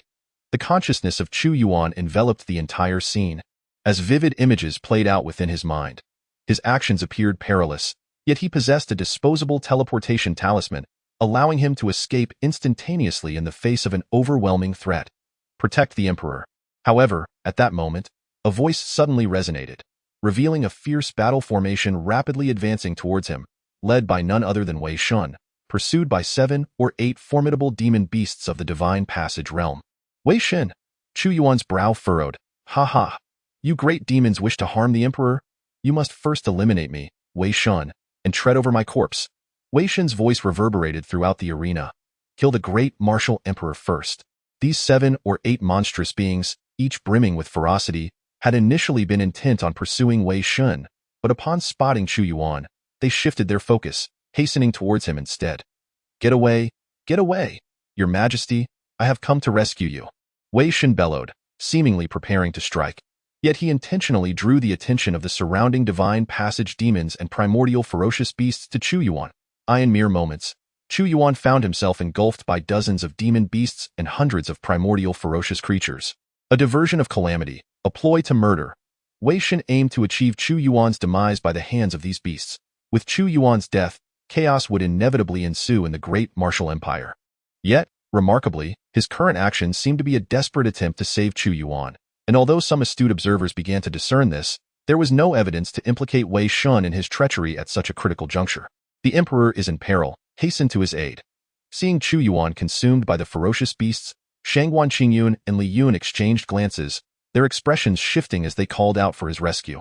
Yet their actions betrayed their intentions as they sought out formidable divine passage demons to engage in combat, deliberately stalling for time. Wei Shen, you audacious fool, shouted Huang Yong, the deputy minister of war. Follow me to rescue the emperor. I too shall aid the emperor. Yet, Wei Shen disregarded Huang Yong's furious cries, purposefully luring even more demon beasts to obstruct Huang Yong's rescue efforts, provoking his furious roars, yet rendering him powerless to intervene. First, Eliminate the great martial young emperor. The demon beasts echoed their wrath. Among them, over a dozen divine passage demons, the most powerful of which reached the 6th tier of the divine passage realm, included a colossal eagle with a wingspan of 100 feet, its feathers as dark as night. "Oh, you wish to slay me?" However, Chu Yuan's gaze remained remarkably composed. He had no intention of shattering the teleportation talisman, but instead raised his palm, invoking the sacred fist of humanity to vanquish the fiends. A tempest suddenly erupted, as Chu Yuan unleashed an overwhelming radiance, reminiscent of an ancient holy emperor forging a foundation for humanity in an era dominated by savage beasts. Instantly, his fist waves swept forth, tearing through the air. The majesty of the sacred emperor, like a mighty river, swiftly engulfed the dozen or so primordial beasts, leaving them to watch helplessly as they were consumed, ultimately vanishing from existence. The path of the human race's sacred emperor, these great demons were struck with terror at the formidable power Chu Yuan unleashed. The human emperor shakes the world. Chu Yuan's arm descended like a celestial pillar, and a divine passage giant tiger was instantly reduced to a mist of blood, exploding into nothingness. Come, receive this move from me." Chu Yuan, exhibiting no hesitation, unleashed his formidable killing move. With a cultivation level at the 5th stage of the primordial spirit, his prowess rivaled that of the 6th stage of divine power. Coupled with the enhancement of the myriad paths, even a 7th stage divine practitioner would stand no chance against him. The power of humanity extinguishes worlds. He wielded the might of humanity, his figure towering and magnificent beyond imagination. The primordial spirit beasts before him fell victim without him needing to lift a finger. As he strode forth, the terrifying radiance of the imperial path pierced through their forms. This was the strength of humanity. Even Chu Yi did not possess such an overwhelming aura of human authority.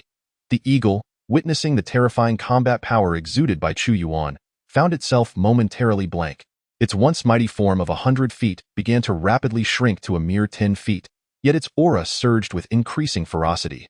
The black feathers upon its wings were as sharp as blades, instantly flaring to life and unleashing a tempest of tearing winds. "Kill. If you gain the upper hand, how could we possibly survive in this realm?" The eagle, relying on its profound cultivation and razor-sharp feathers, unleashed a torrent of overwhelming demonic energy, swiftly closing in on Chu Yuan. Chu Yuan's all-consuming gaze locked onto the eagle, and with a wave of his hand, a vast wave of light surged forth, transforming into the sharpest of claws that struck fiercely upon the eagle. Bang, bang, bang. Though the eagle was forced back several steps, it merely sparked with a few glimmers of light, sustaining no real injury. "Ha ha ha!" The eagle let out a long cry. "Great martial little emperor, did you not foresee this? Not even a heavenly grade supreme weapon could pierce through my feathers." Clenching his fist tightly, Chu Yuan launched another brutal assault upon the eagle, causing it to stagger, its head buzzing, yet it still could not breach its defenses. Its skin was indeed thick, but still insufficient. In an instant, a beam of sword light sliced through the air, and the eagle's eyes shimmered with mockery. However, as the sword descended, a crisp crack echoed, and a smooth incision appeared upon its neck. To its astonishment, its head detached and fell. "On my head!" The eagle shrieked, its primordial spirit still intact within its decapitated body. Yet, in terror, it gazed upon the sword in Chu Yuan's hand, wailing, "You dare sever my head? No, I refuse to believe it. I shall not perish here." Overwhelmed by fear, it could no longer endure and sought to retreat. Yet Chu Yuan pursued relentlessly, denying it any chance of survival. "Your life is forfeit," Chu Yuan proclaimed, thrusting his sword into the eagle's head, as if skewering a candied hawthorn on a stick. Chapter 31. Capturing the thief by first capturing the king. Chu Yuan, cold-blooded and ruthless, impaled the eagle upon the imperial sword, transforming it into a grotesque display. In that moment, the formidable demons surrounding Chu Yuan, witnessing the eagle's demise, were enveloped by an overwhelming aura of human authority that bore down upon them, forcing them to retreat in terror. How could this be possible? Wei Shun, witnessing the head of the 6th stage divine eagle severed by Chu Yuan, felt as if his eyes would pop from their sockets. This was a demon of boundless magical power, and amidst a siege, even he at the 7th stage of divine power could not have achieved such a feat. "Wei Shun, you have performed admirably." The cold, indifferent voice of Chu Yuan reached Wei Shun's ears. "Protect His Majesty, it is an unshakable duty." Wei Shun felt a chill running down his spine. "Drive away the beast tide, do not allow them to approach and break out from the myriad beast mountain range." Witnessing Chu Yuan's formidable power, Wan Lianji's expression shifted. Though he was not aligned with the faction of the Grand General, he wielded military power and had previously regarded Chu Yuan with disdain. However, today's scene stirred many thoughts within him. The Cheongji camp and the Divine Martial Legion, comprising over 100,000 troops, once again formed a barricade. Roar, roar, roar. Within the beast tide, chaos erupted once more, showing no signs of retreat. This time, the great demons of the beast tide had long prepared, summoning an uncountable number of ferocious beasts from the depths of the myriad beast mountains. They were densely packed, nearly endless. Chu Yuan opened his devouring eye. An infinite light converged, and he beheld, at the heart of the beast tide, a serpentine dragon, 50 zhang in length, entirely purple, adorned with a pair of sharp horns. The purple lightning thunder dragon, possessing 9 levels of divine powers, contained the bloodline of dragons, and its strength was even comparable to that of a 10-tier divine being. The purple lightning thunder dragon wreaked havoc, its overwhelming dragon might commanding countless ferocious beasts to charge forth, causing even the great demons to be rooted in place, unable to extricate themselves from the dragon's intimidation. We are late in protecting His Majesty.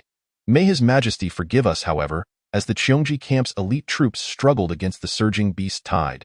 In the distance, hundreds of thousands of soldiers surged forward, clad in the armor of the elite troops, rapidly converging under the leadership of various commanders. It was the Chaos, Taotai, and Tav camps that had arrived. The 4 camps of ferocious beasts were already stationed at the foot of the myriad beast mountains, so their swift arrival was hardly surprising. Minister Hong Yun pays his respects to your Majesty.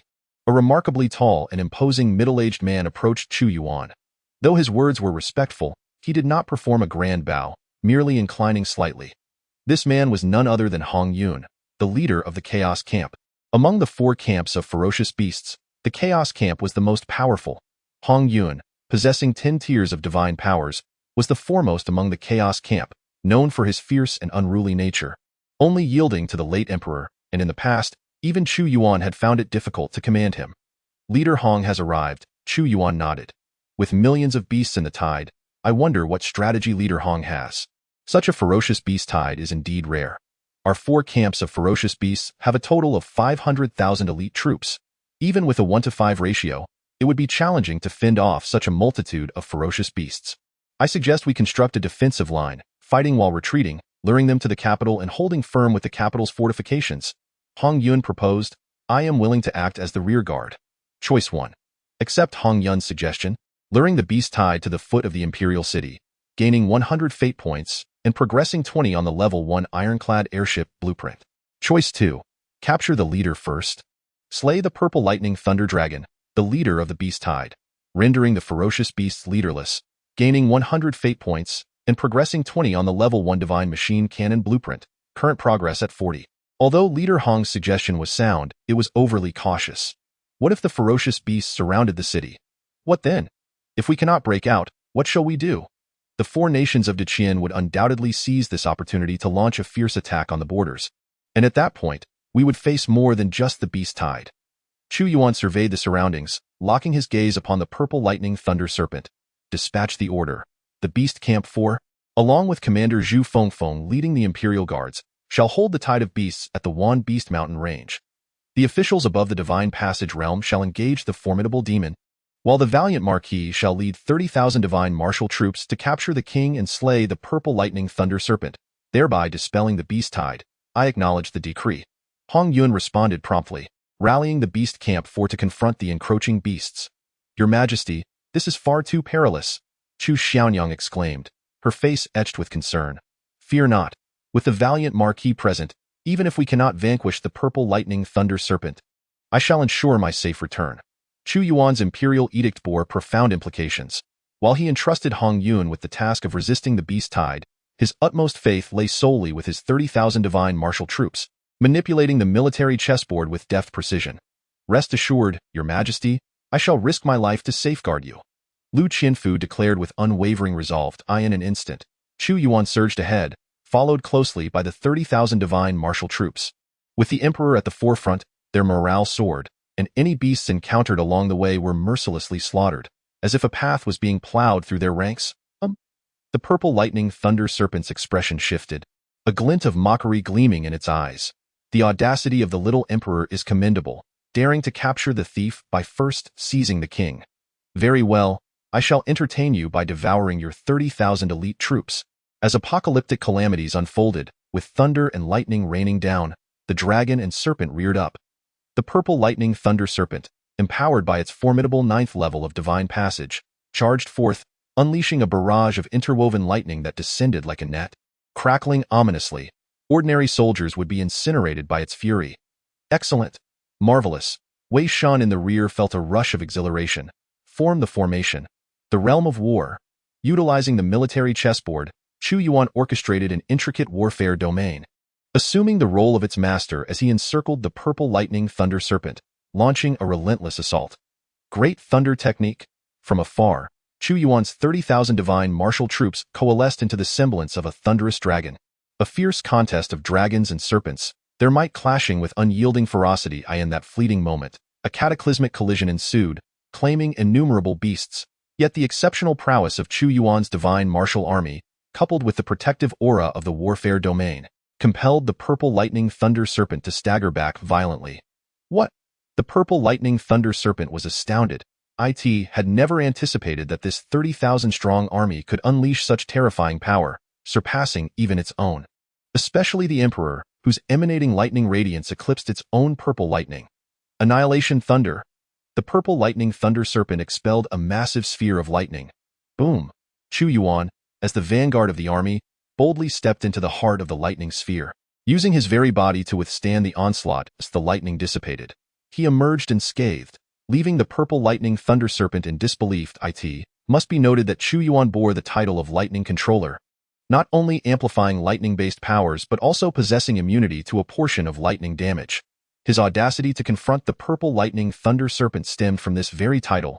Valiant Marquis, sever the retreat of the purple lightning thunder serpent, and together with me, encircle and annihilate it. Chu Yuan's voice resonated across the battlefield. Swish in his hand, the dual forces of devouring and lightning flickered ominously. From a distance, he beheld the throng of 30,000 troops encircled by the formidable purple lightning dragon. Trapped in the heart of battle, the purple lightning dragon, in its arrogance, had unwittingly ensnared itself in this precarious predicament. Those who dare defy the great martial empire shall face annihilation, regardless of distance. Chu Yuan bellowed, the majesty of the Emperor's way is inviolable. Those who trespass shall meet their demise, without exception. Chapter 32. A serious discussion. The purple lightning dragon roiled and surged, its might unrestrained, unleashing bolts of lightning as thick as barrels. Each strike was so powerful that even beings of the Yuan spirit realm would falter, let alone ordinary practitioners of divine arts. Yet, when these bolts struck the divine martial army, they merely stirred the air, dissipating harmlessly. This was the domain of war.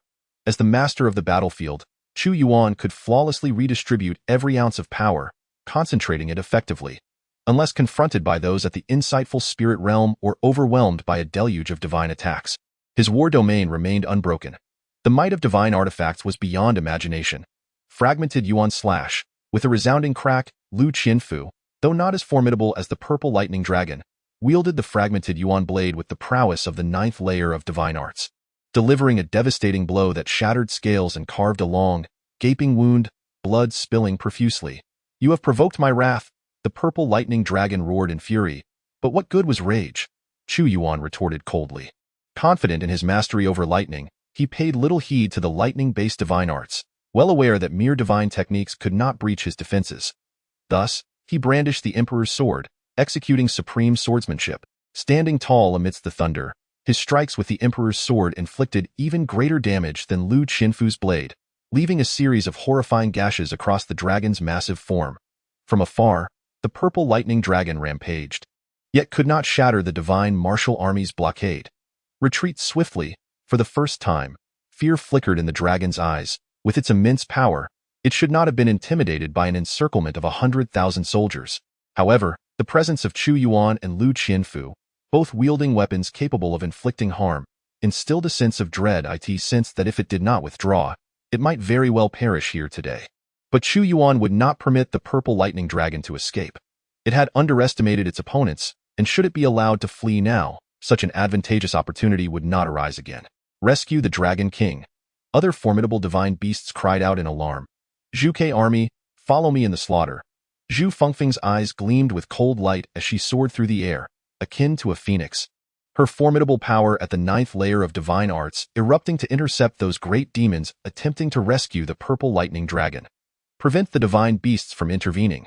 They must not interfere with His Majesty, bellowed Huang Yong, the deputy minister of war. Purple lightning dragon, your death is inevitable today. At this moment, Chu Yuan gripped the emperor's sword tightly, each strike leaving ghastly wounds upon the dragon's form, the sword imbued with devouring power, sapping the very life essence of the purple lightning dragon. Great martial empire's young emperor, I shall slay you first. At the onset, the purple lightning dragon intended to annihilate the divine martial army as much as possible. Yet, it soon realized that this army had employed some arcane spell, their auras intertwined as one, et present. The only course of action was to eliminate Chu Yuan. With his demise, this formidable host would unravel without resistance. The might of dragons descended upon the world, as the purple lightning surged forth. In that moment, it unveiled the true power befitting a great demon of the 9 heavens, its form taut and erect. The pair of violet dragon horns atop its head emanating an overwhelming force of lightning, crashing fiercely toward Chu Yuan. Go slay me. You still have much to learn. Chu Yuan observed the impending assault of the purple lightning dragon with an expression as cold as ice. Boom! An overwhelming aura of imperial authority erupted forth. As from the human emperor's sword, the faith of humanity blossomed, its crystalline brilliance sweeping away all in its path, cleaving down fiercely upon the dragon's horn. Ah! The purple lightning dragon let out a wail, utterly unprepared for the severance of its sharpest horn by that peculiar sword wielded by the young emperor of the great martial realm. A hazy mist of crystalline essence leaked from the fractured horn, the very essence of its life force. Kill! Seizing the moment, Lu Qianfu commanded the collective strength of 30,000 soldiers to strike simultaneously upon the purple lightning dragon, causing it to howl in agony, its flesh and blood a grotesque sight. No. As a great demon, how could I possibly perish here? The purple lightning dragon was engulfed in terror. Devour! With that command, Chu Yuan leaped onto the massive head of the purple lightning dragon. The great devouring technique activated, striking down upon the broken horn, and in an instant, the terrifying life essence was consumed by him. The purple lightning dragon twisted like a serpent, attempting to shake off the intruder upon its head. Yet, Chu Yuan's grip remained steadfast. The dragon's roar was one of sheer desperation. However, mere moments later, the once mighty form began to shrink rapidly, until finally, its cries ceased abruptly, to the astonishment of the hundreds of thousands watching. The purple lightning dragon had been reduced to nothing more than a dragon hide. Its flesh and blood vanished without a trace. 6th layer of the primordial spirit. Having absorbed the essence of numerous formidable demons and now the entirety of the purple lightning dragon's vital energy, Chu Yuan successfully elevated his realm to the 6th layer of the primordial spirit. It was no small feat. Chu Yuan sighed inwardly. Ding. The host has completed selection 2, earning 100 fate points and 20 of the blueprint for the divine mechanism cannon at a current progress of 60%. With 60% of the divine mechanism cannon's progress achieved, Chu Yuan beheld a colossal prototype of the cannon within the system space. Though not yet complete, he could already sense its terrifying capacity to obliterate all. Ding! The host has completed a hidden selection. Capture the thief by seizing the king, earning 1 random draw opportunity. Another chance for a random draw. Chu Yuan felt a surge of joy. Had he followed Hong Yun's advice to play it safe, he would never have attained this opportunity. Long live, long live. Hundreds of thousands of soldiers raised their voices in fervor, their blood surging with excitement, as the invincible image of Chu Yuan began to take root in their minds, even more vivid than that of the previous emperor. Let us flee. Let us flee. The purple lightning dragon king has been slain by the great martial emperor. If we do not escape now, we shall perish here.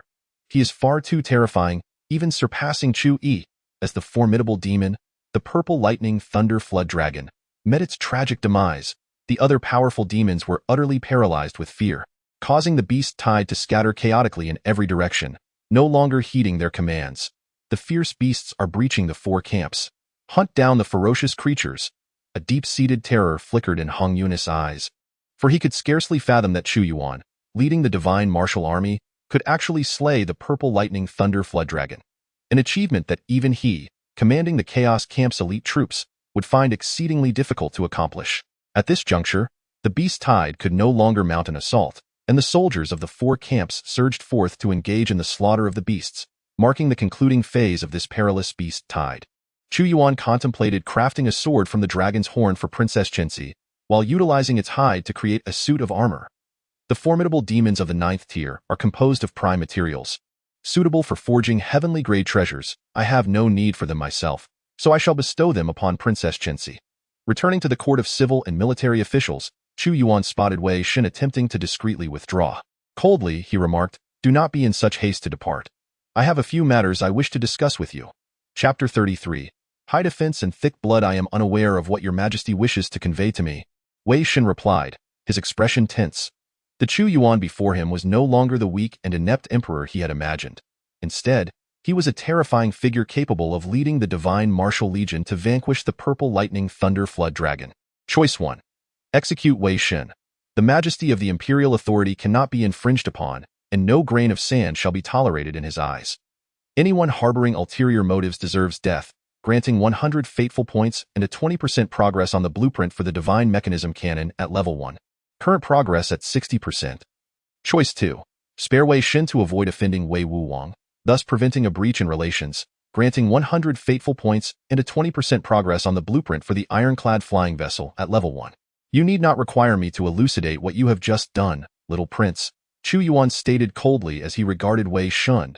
I inadvertently attracted more powerful demons in my efforts to save your majesty. This was my grave mistake, deserving of death 1,000 times over. However, it was not my intention, and I implore your majesty to discern my sincerity. Wei Shen felt the cold sweat trickling down his back under Chu Yuan's fierce gaze. Akin to that of a prehistoric behemoth demanding accountability, it was clear that he understood the gravity of his transgression. Chu Yuan had made his choice. Wei Shen had conspired nefariously, summoning the mighty demons with intentions to harm the emperor. According to the laws of Dewu, he deserved execution. Yet, in consideration of his status as the son of Wei Wuwang, Chu Yuan granted him a measure of grace, allowing him to retain his life intact. What? Your majesty intends to kill me? Wei Shen could hardly believe that Chu Yuan would decree his death, his expression contorting into one of rage as he bellowed, No. Your majesty cannot execute me. Though I bear guilt, it does not warrant death, and my father is Wei Wuwang, commanding 100,000 valiant soldiers. Are you attempting to leverage Wei Wuwang's influence? Chu Yuan's eyes glinted frostily. I doubt I would not dare, Wei Shen stammered, trembling. Your majesty, while Wei Shen has indeed erred, as he stated, his father is Wei Wuwang. Given the current tumultuous circumstances, executing him would yield no benefit. It would be wiser to imprison him in the celestial dungeon for contemplation and reflection. I firmly believe that Wei Shen did not harbor any intent to harm your majesty, Li Yun interjected, sensing the precariousness of the situation. Even the prime minister believed that Wei Shen should not meet his demise. With his eyelids drooping, Chu Yuan suddenly declared, Wei Shen, I offer you an opportunity. What opportunity? Wei Shen inquired. If you can escape from my grasp, I shall grant you a path to survival. Chu Yuan beckoned to Wei Shen with a flick of his finger. This is the emperor's decree. Wei Shen, lowering his head, suddenly bellowed. Your majesty's command compels me to act. I cannot refrain from striking. A sovereign does not jest. With that, he unleashed the Tianyin Lu Tianzhong. In this dire moment of life and death, Wei Shen dared not conceal his intentions. His hands generated searing magma, resembling a fiery rainbow bridge that surged from the heavens, crashing down upon Chu Yuan's head with ferocity. Seeing Wei Shen's lethal approach, Chu Yuan remained unperturbed, effortlessly countering with the 7 forms of battle. Although his opponent had reached the 7th level of divine ability, Chu Yuan, at the 6th level of Yuan Shen, matched the prowess of those at the 6th level of divine ability with various techniques at his disposal. The resplendent radiance of the 7 forms of battle shattered the Tianyin Lu Tianzhong, transforming into a colossal palm imprint that struck Wei Shen with tremendous force. If you seek my life, I shall demand yours in return. Wei Shen resolved to fight back with everything he had. He disregarded all consequences as his Yuan Shen burned with fervor, his visage twisted in rage, unleashing a desperate strike. Bang!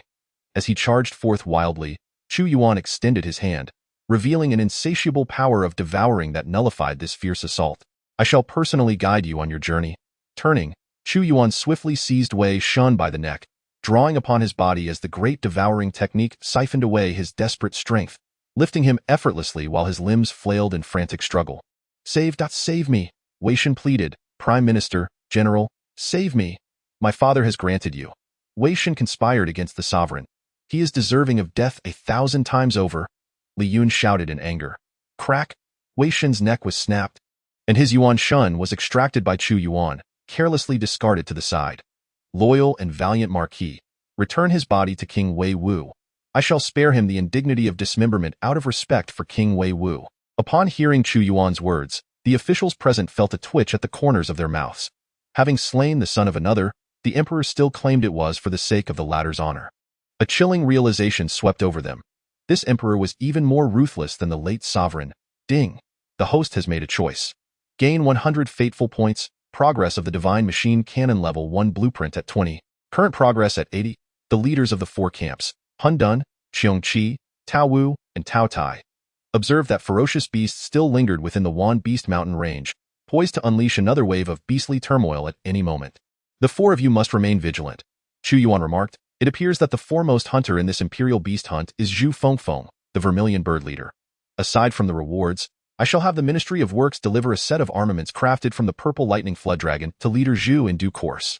Thank you, Your Majesty, for the generous bestowal.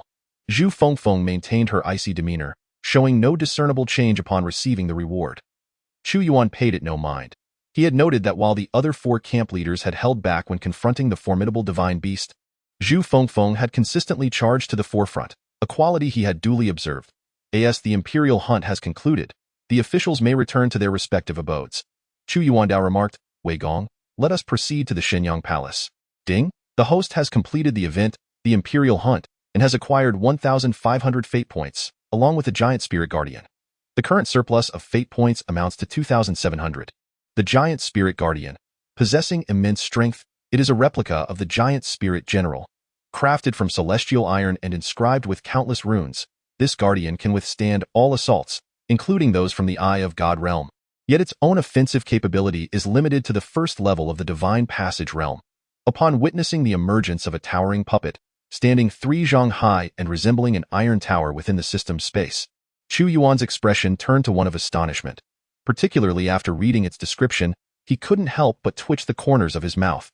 Capable of defending against the might of the Eye of God, yet with an attack power equivalent to merely the first level of the Divine Passage. This is a quintessentially defensive powerhouse, with formidable resilience but lackluster attack however, despite its seemingly pitiful offensive capability.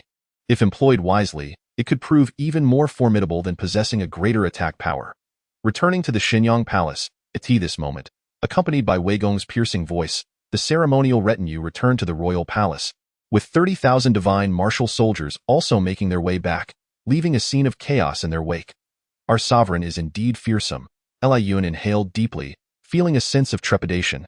Initially, I perceived him as a mere child, easily manageable, yet he has proven to be more formidable than I had anticipated, even more so than the late emperor, instilling a deeper sense of dread. However, the plan has progressed to this juncture, leaving no room for retreat. Yet, he has slain Wei Shen. That is his gravest folly, Shangguan Qingyun replied coldly. The king of Wei is now a half step into the Eye of God realm. Such power is sufficient to establish a dynasty. Having killed his son, would he simply let it pass? This provides the perfect pretext for military action. Once the bow is drawn, there is no turning back. We must remain vigilant during such times, Li Yun responded. I understand, but I refuse to believe that a newly ascended emperor could turn the tide. Shangguan Qingyun's expression grew increasingly sinister. Time. We can no longer afford to grant him any more. Chapter 34. Complete version of the divine mechanism canon within the Shenyang Palace. The colossal and imposing giant spirit guardian stood silently in a corner. Although its offensive capabilities are mediocre, its defensive prowess is unparalleled, making it ideally suited for protection. Furthermore, the giant spirit guardian possesses a unique ability, translocation, where the host can deposit their soul's essence within the guardian. In times of dire peril, the guardian can swap positions with the host, sacrificing itself in place of the host. However, this can be utilized only once. After that, the giant spirit guardian becomes ineffective, initiating the lottery. Chu Yuan chose to disregard the turmoil outside and directly activated the random lottery. In the previous 2 lotteries, he had received the Great Devouring Technique and a one-time learning talisman. He wondered what treasures this round of the system would bestow upon him. Watching the pointer on the wheel begin to spin, Chu Yuan felt a twinge of anxiety, knowing that random draws are far more elusive than fate points. Ding! Congratulations to the host for acquiring a Wanjun Tower through the random lottery. Wanjun Tower, an unranked structure utilized by ancient dynasties to hone their soldiers. Those who enter the Wanjun Tower will endure an excruciating pressure upon their souls and bodies, and when they can no longer withstand it, they will be automatically teleported out of the tower.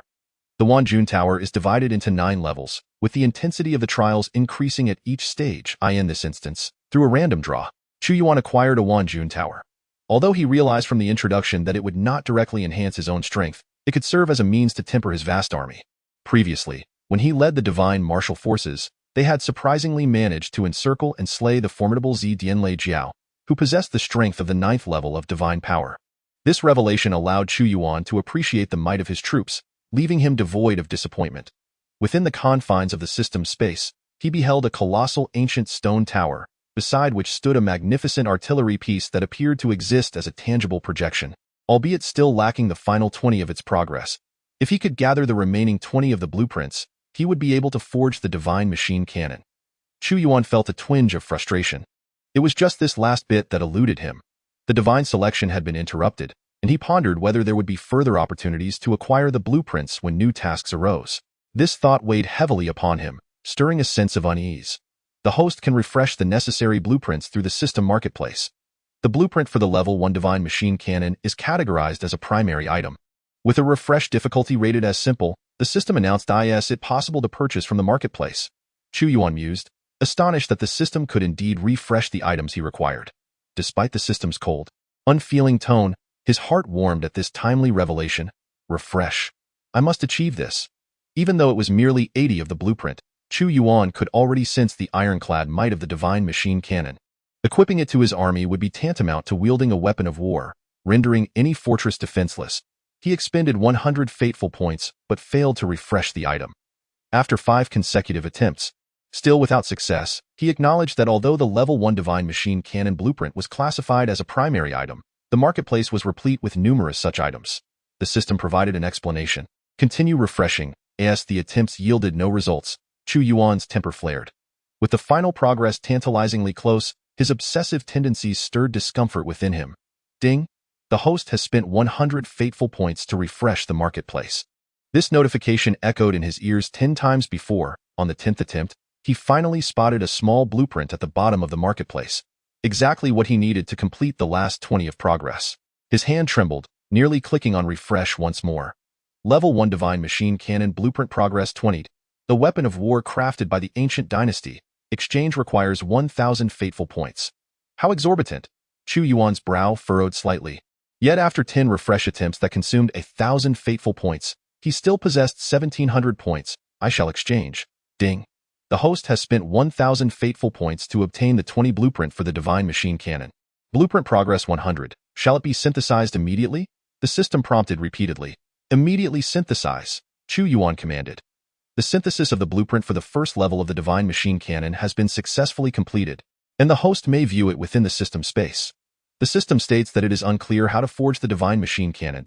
Chu Yuan opened the crafting blueprint. A plethora of information materialized before him. Divine machine cannon level 1. Materials.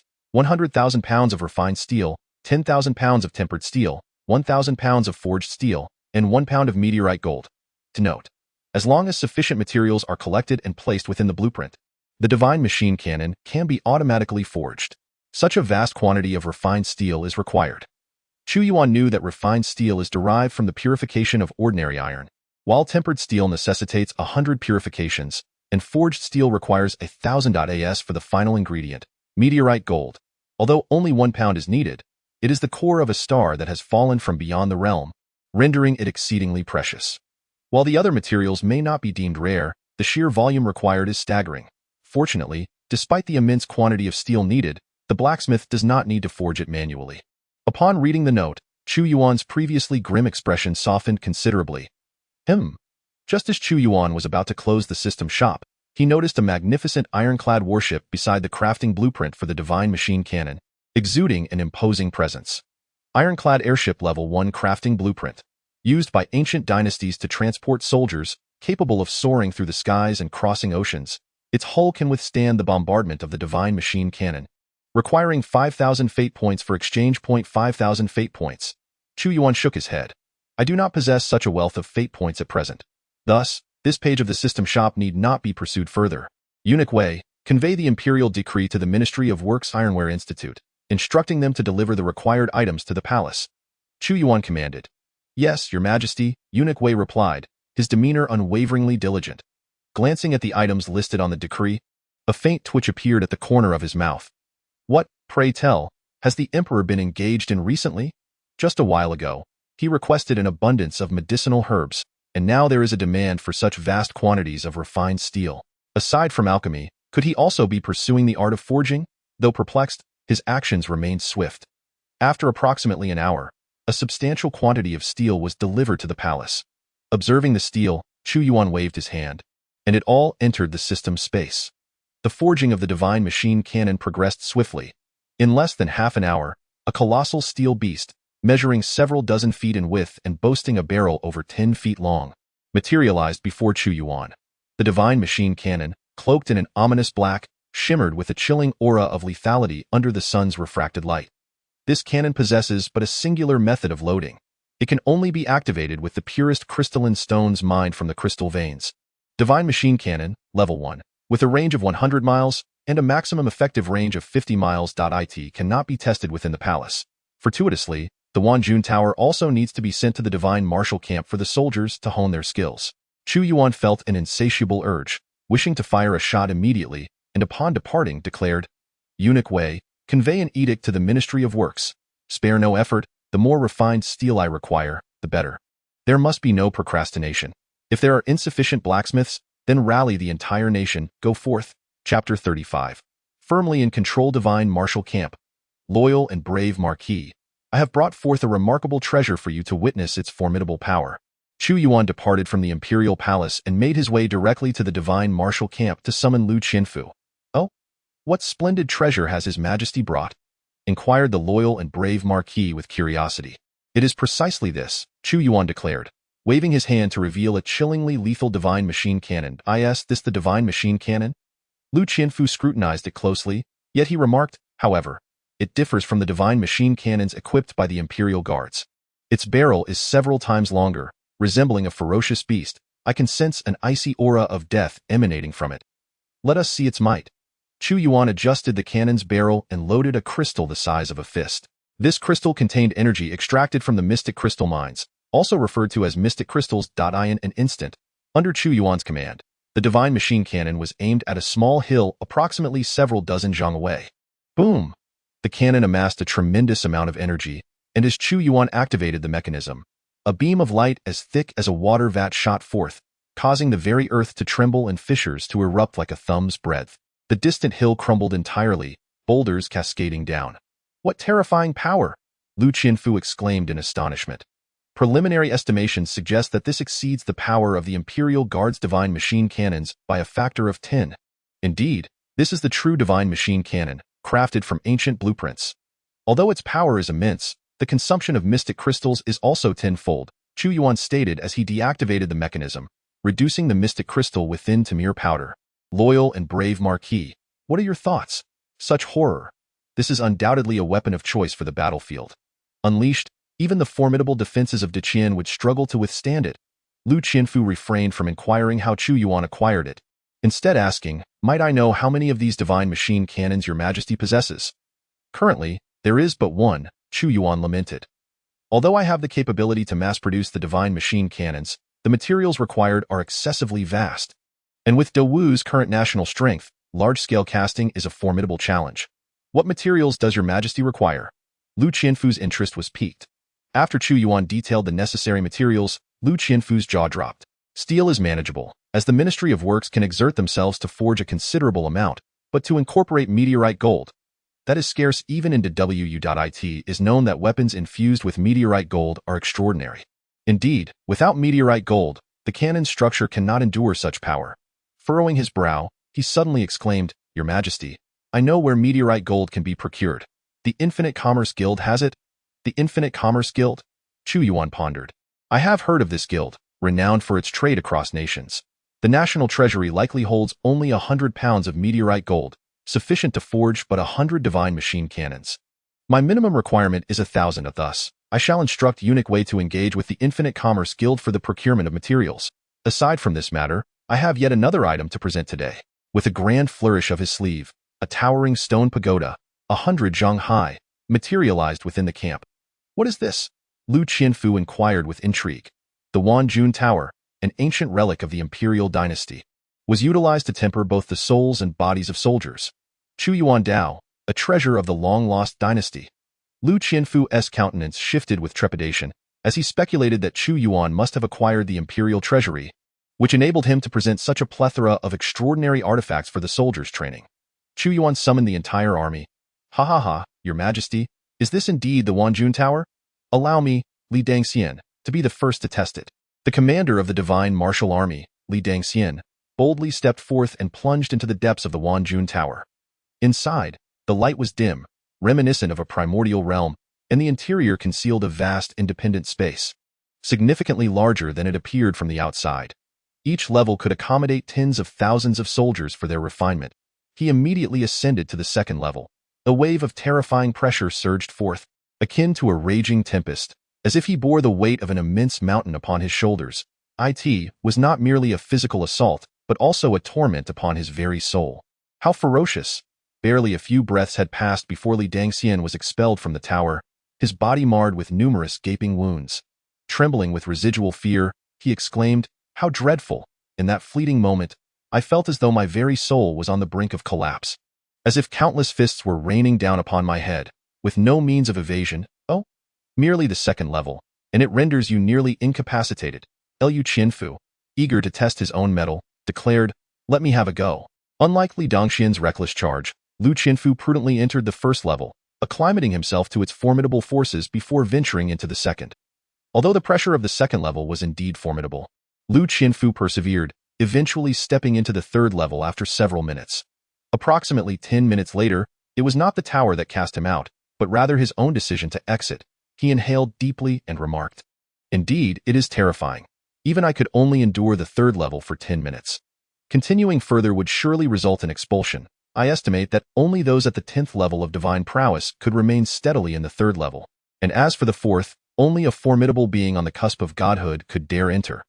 He was astounded by the sheer terror of Chu Yuan's acquisition of such a fearsome artifact. Yet, despite the overwhelming pressure, Lu Qianfu also sensed the benefits of his brief sojourn. His soul and body had become more intimately intertwined, akin to steel forged through relentless trials, impurities hammered out. It is imperative to recognize that such a treasure capable of refining a vast army would yield monumental enhancements for each warrior. Even if only marginally, it appears that the Wanjun Tower holds immense significance for the divine martial legion. Chu Yuan, with satisfaction, proclaimed, "Loyal and brave Marquis, I shall leave the Wanjun Tower here." The first level is typically accessible only to those of the soul realm. However, with caution and gradual acclimatization, it remains feasible. I am unperturbed by the prospect of your injuries, for I possess ample healing potions. I have heard that in the ancient dynasty, even the most common soldiers were of the soul realm, and now it is evident that this is indeed the case.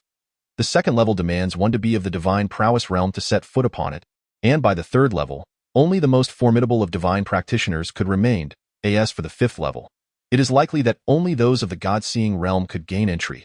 Lu Qianfu felt an overwhelming sense of dread in the presence of the ancient dynasty chronicled in historical records. After leaving the Wanjun Tower, Li Dangxian swiftly organized the ordinary soldiers to enter, while Chu Yuan chose not to intervene, instead walking aside with Lu Qianfu. "Your Majesty, there is something I am uncertain whether to voice," Lu Qianfu said gravely. "This time, Your Majesty has executed Wei Shun, and Wei Wuwang will undoubtedly seize this opportunity amidst the chaos, raising the banner of vengeance for his son. I have some understanding of Wei Wuwang. He is ambitious yet sinister. Many years ago, he reached the 10th stage of divine power and has since allegedly broken through to the half-step gaze of the divine. This is the strength of a sovereign. The late emperor, wary of his formidable power potentially destabilizing the realm, chose to spare him. However, I never anticipated that the late emperor would pass away midway through his endeavors, leaving this hidden peril. A warlord like Wei Wuwang, who is bound to incite turmoil, must be dealt with. I am aware of all this, and yet I have provided him with an excuse to mobilize his forces." Chu Yuan scoffed repeatedly. "There is no need for the loyal and valiant Marquis to worry. Your current task is to train the soldiers and recruit more of the divine martial guards. I shall soon initiate the grand expedition to the south. Rather than waiting for others to attack, it is wiser to take the initiative and firmly grasp the situation in our hands. Since Your Majesty is prepared, I shall rest easy." Lu Qianfu nodded in agreement. The war is certain to come, yet the pivotal question remains. Who shall ignite it? This decision rests solely with me. After concluding his instructions, Chu Yuan returned to the palace. However, upon entering the Xinyang Palace, he discovered an additional presence, Princess Qinxi, Chu Xianyang, seemingly awaiting him. Within the Xinyang Palace, Princess Qinxi sat in anticipation. Today, however, Chu Xianyang donned no royal attire. Instead, she had tied her hair back and dressed in male garments, appearing akin to an elegant young scholar of a prominent family. Was Princess Qinxi planning to leave the palace? Upon spotting her, Chu Yuan smiled. Although the royal life is harsh, devoid of the familial warmth typical in common households, Chu Yuan's branch consists of one son and 3 daughters, resulting in a rather affectionate atmosphere, devoid of the coldness associated with power struggles. Moreover, the eldest and second princesses had long departed the dynasty, leaving only Chu Yuan and Princess Qinxi within the capital. Brother Emperor, you have finally returned. Chu Xianyang exclaimed excitedly. Indeed, Brother Emperor, I wish to leave the palace. My master has said that my martial arts have greatly improved and granted me a day's leave. Instead of remaining cooped up in the palace or visiting the divine martial camp, why not accompany your little sister out for some fun? Chu Xianyang's master is none other than Zhu Fengfeng. Oh, where does Qinxi intend to go? Chu Yuan inquired. Dressed as you are, one can only wonder what you plan to do outside the palace. I have obtained 2 invitations to Miaoyinfang from my master. Today, the holy maiden Mu Rou will make an appearance there, and I have heard that she is as beautiful as a celestial being. I am quite curious and wish for Brother Emperor to join me in witnessing the holy maiden, Chu Xianyang declared, revealing 2 gilded invitations adorned with the elegantly flowing characters of Miaoyinfang. Chu Yuan recalled that Miaoyinfang was a uniquely established force within the imperial city, frequented by numerous nobles, aristocrats, and young scions who engaged in literary pursuits, discussed matters of state, and reveled in music and entertainment, thus rendering it a place of refined elegance. Yet, what made Miaoyinfang truly captivating was the unparalleled beauty of its women, particularly the revered saintess. The saintess was replaced every 3 years, and this year, a newcomer named Mu Rou had arrived in the imperial city, inciting a frenzy among young gentlemen who would willingly squander their fortunes to indulge in the delights of Miaoyinfang. Option 1. Decline the invitation from Princess Qinxi and remain in the palace to craft divine cannons, earning 100 fateful points. Option 2. Disguise oneself and venture out of the palace to Miaoyinfang, earning 100 fateful points. Since my sister has such refined tastes, how could I, as her brother, bear to dampen her spirits? Wait, I shall change my attire and accompany you to Miaoyinfang, to see if Mu Rou truly embodies the grace of a celestial being. Chu Yuan turned to change his clothes. Ding! The host has chosen option 2, earning 100 fateful points. Current fateful points balance, 800. For an emperor on Earth, the endeavor of discreetly venturing out of the palace would be fraught with complications, requiring the constant protection of various skilled guardians. However, in this world where cultivators abound, Chu Yuan found no such necessity, for he himself was a formidable martial artist. The imperial city buzzed with life. The spacious streets were bustling with citizens and merchants alike. As September arrived, a slight chill permeated the air in the realm of Dewu. Yet the townsfolk still donned only light garments. In Dewu, martial prowess was revered, and even the most ordinary citizens possessed a cultivation level sufficient for physical well-being. How lively it is! The moment Chu Xianyang exited the palace and beheld the vibrant streets, her eyes sparkled with excitement as she lingered before the various stalls and vendors in Dewu. The atmosphere was open and lively, with an array of peculiar skills among the populace that enabled the creation of myriad trinkets. Indeed, it was a scene teeming with vitality. Although Chu Yuan had traversed into this world for some time, he had spent most of it cultivating within the palace, rarely observing the common folk of Dewu. However, upon this glance, he was greeted by a panorama of prosperity, which filled his imperial heart with pride. Young master, would you care for this folding fan? It is perfectly suited for scholars like yourselves. An elderly man, his face etched with wrinkles yet brimming with vigor, approached Chu Yuan to peddle folding fans from his stall. This fan is quite intriguing. Chu Yuan purchased 2 fans, gifting one to Chu Xianyang. As he opened his, he was astonished to find the painted landscapes seemingly alive, with the figures appearing to move before his very eyes. Brother, I am hungry. Shall we dine at Wangyue Tower? Chu Xianyang, seeming a bit weary from play, suggested to Chu Yuan. Your intentions may not solely lie in admiring the celestial maidens at Miaoyinfang. You wish to dine at Wangyue Tower as well. Do the imperial chef's culinary creations not satisfy your palate? Chu Yuan chuckled as he regarded Chu Xianyang. The palace chefs are indeed commendable, Yet consuming their fare daily has grown tiresome. I have heard that the dishes at Wangyue Tower possess a unique flavor, and many noble officials from the court frequent it. I wish for you to savor the exquisite delights there as well. In the eyes of Chu Xiaonyang, a glimmer sparkled as she set her gaze upon the Wangyue Tower. Chu Yuan had scarcely indulged in the culinary delights of this world. At the eastern end of the imperial city, there existed an expansive tavern. Though only 3 stories high, its vastness was undeniable. As mealtime approached, one could observe numerous elegantly attired individuals entering the Wangyue Tower. This establishment was among the most prestigious dining venues in the royal city, where a mere casual meal could cost 100 taels of silver, an expense far beyond the means of ordinary citizens. Welcome, esteemed guests, the attendant greeted upon noticing the distinguished presence of Chu Yuan and Chu Xiaonyang. Would you prefer to dine in the bustling first floor, the refined second floor, or perhaps in one of our private rooms on the 3rd floor? Let us ascend to the 2nd floor, please, Chu Yuan replied, nonchalantly tossing a gold coin to the attendant. The Dawu Empire boasted various forms of currency, the most commonplace being copper coins, followed by silver, then gold, with the most valuable being the mystical crystal mined from the ley line. Naturally, the crystal was a medium of exchange reserved for martial prowess, not for the average citizens of Dawn. The 2nd floor was an oasis of tranquility, a stark contrast to the clamor of the first. Having received the gold coin, the attendant guided Chu Yuan to a table by the window, his face alight with joy. What may I serve you, esteemed guests?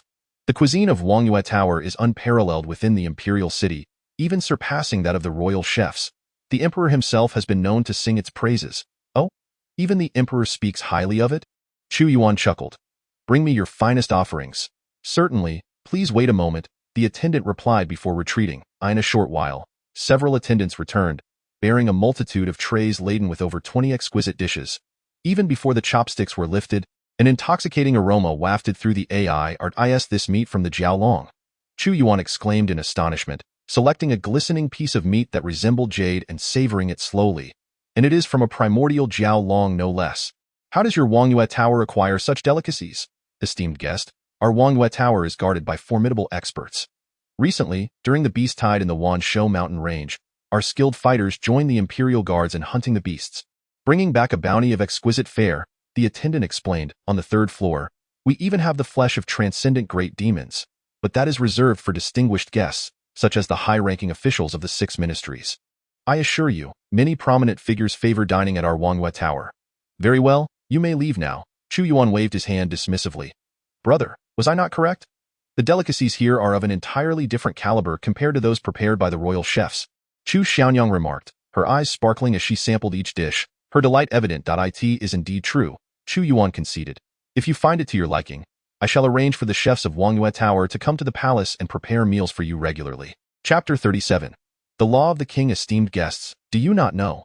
Just a few days ago, a beast tide erupted in the Wanshou mountain range, unleashing 1,000,000 ferocious beasts.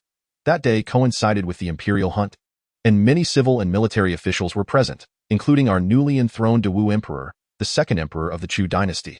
Within the dining hall on the 1st floor, there stood a storyteller clad in a long gown, his eyebrows dancing with fervor as he passionately recounted the events of the day's beast tide, as if he had witnessed it firsthand. What? 1,000,000 ferocious beasts? If they were to charge forth, the imperial city would be besieged, and who knows how many lives would be lost. In the past, the court lacked the capability to fend off such tides, leaving the common folk at the mercy of their oppressors. However, since the establishment of the Great Wu, it has been many years since such a beast tide has occurred. Many in attendance, gathered around the storyteller, gasped in astonishment. Indeed, the storyteller affirmed, but our emperor is unmatched in valor, leading the divine martial legion to repeatedly vanquish the great demons. Even the leader of the ferocious beasts, the thunderous lightning flood dragon, a master of the 9th tier of divine powers, was slain, ultimately causing the collapse of the beast tide and averting this crisis. The divine martial legion? But wasn't it already annihilated? How could it possibly still exist? Some questioned. Yes, even so, our emperor has only recently ascended the throne. How could he possess such formidable prowess? Another added. Surely you jest. If your tale is untrue, the promised reward shall not be bestowed upon you. Many voices echoed with skepticism. Ha, I have several friends within the imperial guards. A casual inquiry would confirm my words. Alas, I regret not witnessing it myself. What a significant loss in my life. Our emperor truly is remarkable, the storyteller responded. He speaks the truth. I was on duty within the Imperial Guards that day. Our Emperor is invincible, slaying gods and demons alike, tearing the thunderous lightning flood dragon apart as if it were mere child's play. Recently, I've heard rumors circulating in the Imperial City, proclaiming the impending downfall of the Great Wu. In my eyes, these are nothing but laughable fables, intended to sow discord among us. The Great Wu is flourishing, and if the four nations of Deqian seek to obliterate us, they should inquire of the blade I wield whether it consents. This must be a centurion from the Imperial Guards, speaking with reverence as he mentioned Chu Yuan. How could the Great Wu possibly fall? With such a formidable new sovereign, the four nations of Deqian are courting their own demise. Hee. I've heard whispers that some are secretly aligning themselves with Deqian out of fear. I advise you to abandon such notions, lest you find yourselves unaware of your own demise. How could we dare? Even if we wished to, we lack the capability. Within the moon viewing pavilion, many were recounting the feats of Chu Yuan from that day, elevating him to the status of a deity. Brother, they are all singing your praises. Why do you not show any reaction? Hee. I too am concerned with national affairs. That day, amidst the myriad beasts' mountain range, the slaughter left many with ulterior motives trembling in fear. Chu Xiaonyang remarked as she ate. I merely performed the duties expected of the Emperor of the Great Wu, Chu Yuan replied with a slight smile, using a clean napkin to wipe the grease from Chu Xiaonyang's mouth. At that moment, a sudden commotion erupted. Within the private room, a burly man with a face full of flesh hurled a frail old man down the stairs, shouting, "You old fool, get out of here. If you delay my meal, I'll take your life." The elderly man, with a visage etched in sorrow, pleaded, "Third Master, the second young master has come to seek Li regarding an important matter. The old residence must not be sold. It is what the late master left behind for our family's sustenance. No amount of silver can persuade us to part with it." "Ha, old fool. The young master's interest in your abode is merely an act of benevolence towards you. Do not be so ignorant of courtesy. You are inviting punishment for your insolence. Be gone, quickly, and do not linger here to vex me with that." A burly man struck the old man across the face, sending him tumbling down the staircase, his visage marred by blood. "What is happening here?" The old man landed at Chu Yuan's feet, unable to voice his anger. "Young master, do not inquire further.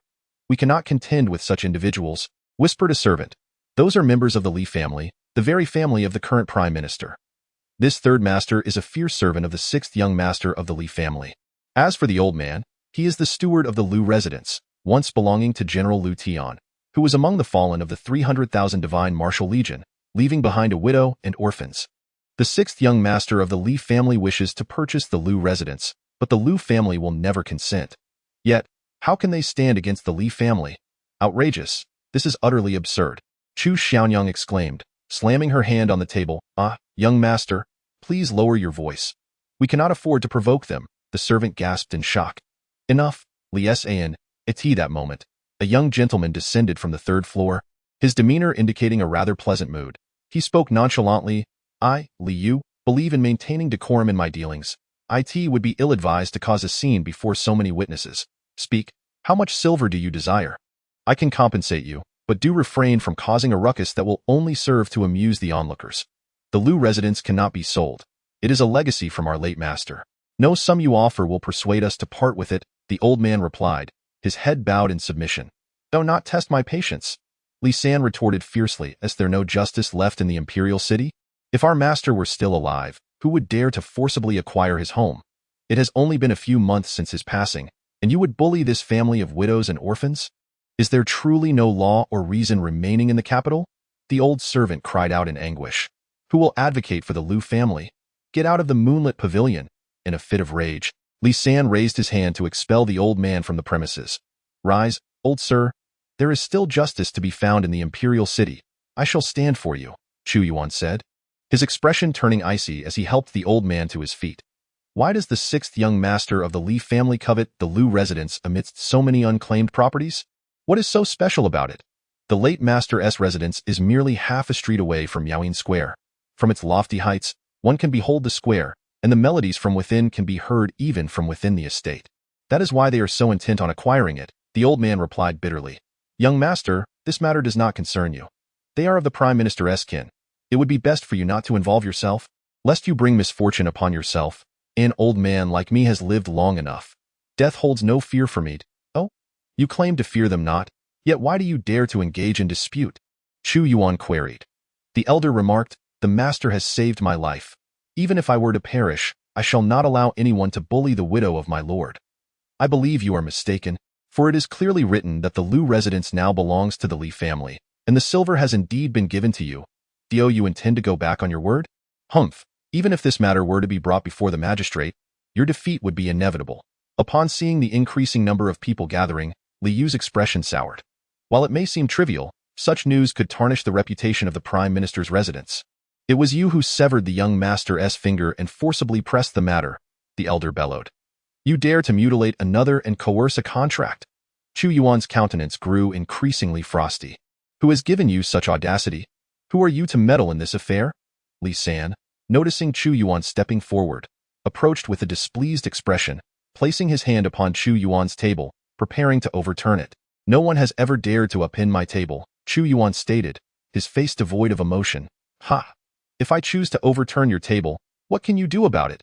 Li San boasted arrogantly. Though Chu Yuan possessed a distinguished demeanor, such noble youths were plentiful in the imperial city, and none could rival the Prime Minister's residence, thus emboldening Li San. If you do not leave, I shall dislocate your arm, Li San sneered. Although Li San was a servant, he was one of the Prime Minister's servants, setting him apart from others. He had grown accustomed to wielding power alongside Li Yu, treating even the scions of minor families with disdain, bold enough to resort to violence. Teach him a lesson, Li Yu said flippantly, his displeasure mounting at the sight of Chu Yuan. Yes, young master. Li San strode forward, grinning maliciously to ear in for a rough time. Kid, in that instant, Li San raised his hand, swinging it down with the intent to strike, certain that the blow would leave the boy reeling. Get lost. Just as Li San's palm was about to descend, a glint of coldness flashed in Chu Yuan's eyes. With a resounding slap, the onlookers were astonished to see not Chu Yuan being struck, but rather the youth raising his hand to deliver a fierce blow that sent Li San sprawling across the ground. You? Li Yu's expression shifted dramatically. Striking Li San was tantamount to striking his own face, for one must consider the master when chastising a dog. Well done, applauded Chu Xiaonyang. How audacious to strike my people. Boy, who are you? Speak your name if you dare. Li Yu, now enraged, initially considered attacking directly, but suddenly smirked coldly. Humph. I shall address this matter with you shortly, but there is one issue that must be resolved first. You claim I forcibly purchased your Lu family's residence. However, I am not one to act without reason. I shall give you the opportunity to present your case in court before the magistrate. In court? The elder's face changed drastically. We cannot go. It seems you are feeling guilty, Li Yu said, his mood souring further. No problem. I shall accompany him to the court and witness how the magistrate of Wudu shall adjudicate this matter. Rest assured, I refuse to believe that the imperial city lacks a semblance of justice. General Lu, a loyal minister and patriot, is a paragon of valor. After such a noble servant's passing, how can others dare to humiliate his family? I cannot respond to anyone else. Chu Yuan's expression remained unchanged. If that is the case, then let us proceed to the yamen. Upon hearing Chu Yuan's words, Li Yu couldn't help but mock. While the law exists, it is not something he can manipulate. The imperial court was grandiose, currently bustling with a multitude of onlookers. Inside the yamen, a considerable number of constables had gathered, and at the highest seat sat a middle-aged man with an imposing demeanor, Song Ying, the magistrate of Wudu and a high-ranking official of the court. To hold the position of magistrate in the capital implies a profound mastery of martial arts. Ordinarily, such trifles could be resolved by dispatching a few constables. Yet today, given the presence of the chancellor's sixth son, he must accord this matter the respect it deserves and handle it with care. Magistrate Song, I hope you are well. I have a matter that requires your esteemed intervention for justice. Li Yu remarked with a smile, gazing at Song Ying. I still believe that the imperial city upholds the law, and you, magistrate, are the very embodiment of that law. Surely you will render a fair judgment in this affair. Within the imperial city, this falls under my jurisdiction.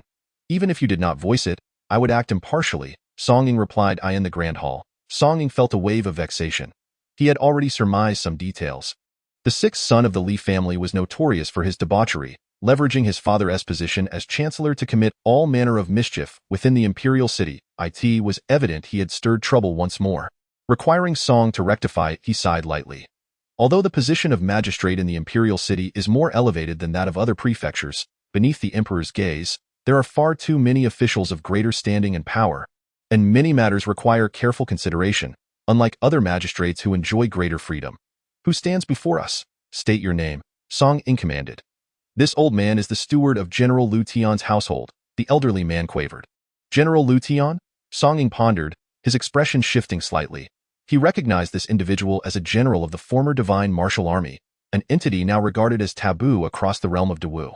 Magistrate Song, the matter is thus. I have acquired a property belonging to the Lu family with silver, yet the Lu family refuses to acknowledge the transaction despite accepting the funds. They brazenly claim I have usurped their land. I thought to perform a charitable act in light of General Lu's passing and offered them more assistance, yet to my astonishment, they remained obstinate and even assaulted one of my subordinates. I had no choice but to seek justice from the magistrate. Liu sighed as he spoke. Though he was indeed a scoundrel, his cunning and scheming were formidable, deftly portraying himself as the victim while implicating the Lu family as the villains. Song Ying furrowed his brow. He was skeptical of Liu's one-sided account. Do you possess any evidence? Evidence, indeed. I have, Liu replied, having ensured that the deed was brought along when he came to the magistrate's office. Written in black and white. It appears there is indeed a deed, which suggests that the Lu residence now belongs to you. Do you have any further objections? Song Ying cast a glance, unwilling to escalate the matter. Since there is none, let us proceed according to the written agreement, dare not. The old man gritted his teeth. Thank you, my lord, for upholding justice. Liu, feeling triumphant, toyed with him. Thinking this old man was rather feeble and promptly stated, I have other matters to attend to. My servant has been assaulted within the imperial city. Is there no law? Is there no heavenly principle? In the imperial city, the use of force is strictly prohibited. Upon seeing Li San's face transformed into a swollen visage, Song Ying shook his head. Bring forth the assailant. Resolving such trivial matters vexed him. It would be best to hastily send Liu away, for the current political climate was exceedingly tumultuous. How could one still remain arrogant in the presence of the magistrate? Liu, observing Chu Yuan slowly step into the hall, reprimanded in the imperial city, beneath the emperor's feet. Indeed, there is no law. All manner of demons and malefactors dare to stir chaos. Lu Tian, as a loyal minister of Dawu, sacrificed himself for the nation. It is disheartening that his descendants should suffer such treatment. This is also a consequence of my negligence. Chu Yuan and Chu Xiaonyang approached, their gaze fixed on Song Ying at the high table, and coldly remarked, Lord Song Ying, do you wish for me to kneel? Still audacious? Liu scoffed incessantly. Who are you? Suddenly hearing that voice, Song Ying's expression darkened. As he lifted the teacup from the table, he was startled by the countenance before him, causing his hand to tremble and the cup to topple, his legs quaking in fear. Lord Song, today you sit high above, indeed quite imposing. Liu presents a written document, and you conclude the case. It seems the position of the magistrate is rather easy. Chu Yuan spoke slowly, each word piercing deeply into Song Ying's heart. To dare to speak so freely before the magistrate was utterly outrageous.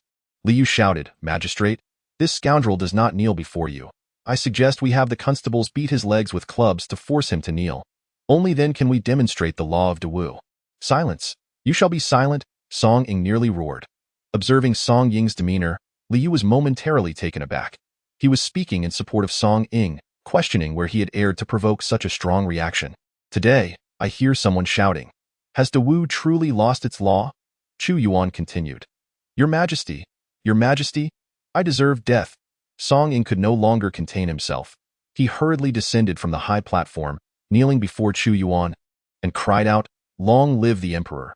It is I who deserves death. It is I who has failed in my duties. I beseech your Majesty to pardon me. Beneath the Emperor's feet, there exists the law. Chapter 39. I am the law. Had he not experienced the beast tide, he would not be gripped by such fear. However, following the battle against the beast tide, Song Ying realized the boundless might and overwhelming power of Chu Yuan. Although he held the title of prefect and was a master of the divine passage realm, should he provoke His Majesty the Emperor, his fate would undoubtedly be exceedingly tragic. Your Majesty.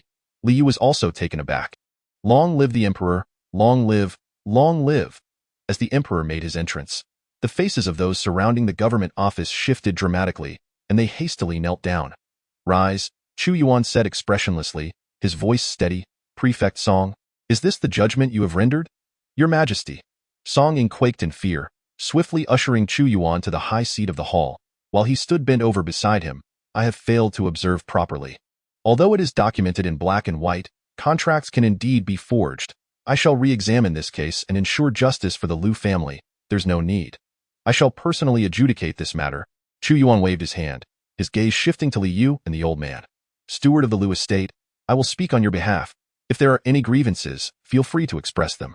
I have stated before that there is still law beneath the emperor's feet, and I am that law. Your Majesty, all of this is coerced by Li Yu. If we do not comply, he has threatened that the Lu family will find it impossible to move within the imperial city. The old man gritted his teeth. Do not hurl baseless accusations. Li Yu, being the son of the chancellor, gradually regained his composure after the initial shock. He reflected on his father's significant power in the court and felt emboldened to speak directly. It is documented in black and white, with concrete evidence. The contract exists, and even you, your Majesty, must adhere to reason. Since you mention evidence, I shall also discuss evidence, Chu Yuan replied. Several months ago, I issued an edict through the 6 ministries. Any significant transactions concerning the ancestral estate of the former Divine Martial Legion, as well as treasures, must receive my approval. Any agreements not reported to the palace are deemed invalid. Prefect Song, think carefully. Are you aware of this edict? The Chancellor, as the head of the officials, is certainly cognizant of it. Yes, indeed there is, Song recalled. If such an edict exists, why then do you, as the prefect, consider this contract valid? Chu Yuan's voice remained calm, yet it struck Song Ying's ears like a death sentence. His legs trembled violently as he stammered, I forgot. I deserve death 1,000 times. You are indeed deserving of 1,000 deaths, Chu Yuan stated. With this edict and the law in place, all contracts of the Lu estate that were not reported to the palace are rendered null and void. He had established this edict based on memories from his previous life. Aware that following the demise of 300,000 divine warriors, some had begun to covet their assets, ultimately inciting public outrage that spiraled out of control. Option 1. Conduct a thorough investigation into all matters concerning the former Divine Martial Legion, including asset encroachment, gaining 100 fate points and progressing 10% on the design blueprint for the Hand of the War God. Option 2. Minimize the issue, transforming a major problem into a minor one. To prevent drastic shifts in the political landscape, casually reprimanding a few parties without pursuing further, gaining 100 fate points and progressing 10% on the design blueprint for the Chilan battle armor. The household servant Li San has committed treason, and I have sentenced him to death. Liu, the errant slave, has plotted against me with nefarious intent. According to the law, he too shall be executed. However, there is also the matter of the encroachment on Lu's estate, along with the crime of humiliating the widow of a valiant soldier. Once this case is thoroughly investigated, multiple charges will be addressed, and he shall first be imprisoned in the dungeons of Tianlao, with no one permitted to visit, including the Prime Minister, under penalty of death for any transgressors. Upon hearing this, Li San fainted from shock. Li Yu, upon receiving the news, roared defiantly, No. You cannot imprison me in the dungeons. My father is the Prime Minister, a master of the 10th level of divine prowess. Should you kill me, even if you are the Emperor, my father will not spare you. What a fool! Song Ying cursed inwardly. How could the Prime Minister have such a foolish son? Others might show the Prime Minister some respect, fearing him to an extent, but this Emperor before us dares to slay even the son of King Wei, let alone a debauched young lord like you. Most critically, he has been led into this trap. The more he thought about it, the angrier he became, and he shouted, Silence! Such matters of encroaching upon Lu's estate or humiliating the widows of our soldiers are likely not isolated incidents. Chu Yuan rose to his feet. 300,000 valiant soldiers have sacrificed their lives for the nation, each a paragon of loyalty and patriotism. Yet there are those who wish to conduct misdeeds right under my nose, and I shall not tolerate any grains of sand in my eyes. Therefore, I will thoroughly investigate this matter. Anyone who dares to encroach upon inheritances or bully widows shall face severe punishment. Those who are to be executed shall be executed, those to be conscripted shall be conscripted, and property shall be seized. I am willing to redeem my sins through merit and seek justice for the 300,000 valiant soldiers. Song Ying hastily requested permission to act. You? Chu Yuan shook his head. You are already guilty of dereliction of duty, bearing a burden of shame, and you do not possess the capability to handle this matter alone. I shall appoint the loyal and valiant Marquis, Lu Qianfu, to conduct a thorough investigation. As the current leader of the Divine Martial Army, he will undoubtedly address this matter with fairness. Yes, Your Majesty. The bitterness in Song Ying's mouth felt akin to having consumed the most bitter of herbs, with no words to express his plight. Today, he has been completely ensnared by Li Yu, embroiled in his troubles. This Li Yu has not only brought ruin upon his father, but has also unwittingly implicated countless noble families and clans in the imperial city. Alas, having Lu Qianfu investigate. He is a confidant of the emperor and will show no leniency. It seems that after today, the city will be rife with turmoil and heads will roll. Song Ying sighed softly, grateful for his usual caution in matters, never overstepping his bounds or meddling in affairs that did not concern him. He could already sense that this incident would ensnare many, including numerous high-ranking officials in the court. The 300,000 divine martial soldiers were the lifeblood of the late emperor, each favored and generously rewarded. A common man, innocent yet bearing the weight of precious jewels, finds himself in peril. Before Chu Yuan displays his might, many believe the downfall of the Great Wu is inevitable, thus extending their hands toward those involved, each hoping to seize a share of the spoils. However, the divine martial army remains an everlasting taboo for the Great Wu. Ding! The host has completed Choice 1, earning 100 fateful points, with the crafting progress of the grip of the war god at 10. Within the confines of the system space, a pair of hands reminiscent of a war god appeared. Though merely at 10 crafting progress, one could feel the overwhelming essence as if they were grasping the heavens themselves. This must be a magical artifact, Chu Yuan mused silently, to the astonishment of all. His Majesty is willing to confront the Chancellor for the sake of the divine martial army. This truly exemplifies a sage ruler, deserving of the admiration of the multitude. With such a sovereign, what matter is it to sacrifice oneself for the nation? Come, come, come. The divine martial army is still recruiting brave souls, and those who meet the requisite standards may join the ranks of the divine martial. Upon hearing these voices, Chu Yuan's countenance broke into a slight smile. To enlist in the divine martial army, even if it leads to death in battle, would leave no lingering concerns, and today, with his intervention, he would undoubtedly stir immense waves within the court, simultaneously winning over a considerable portion of the people's hearts. Initially, he lacked a pretext to investigate those ministers, but unexpectedly, Liu bestowed upon him this opportunity. A truly troublesome child, who inadvertently aids his father so well. Song Ying, I am well aware of your intentions. Wei Shen serves as a cautionary tale. If you wish to redeem your misdeeds, then cooperate fully with the loyal and valiant Marquis. As Chu Yuan took this step forward, he vanished entirely from within the government office.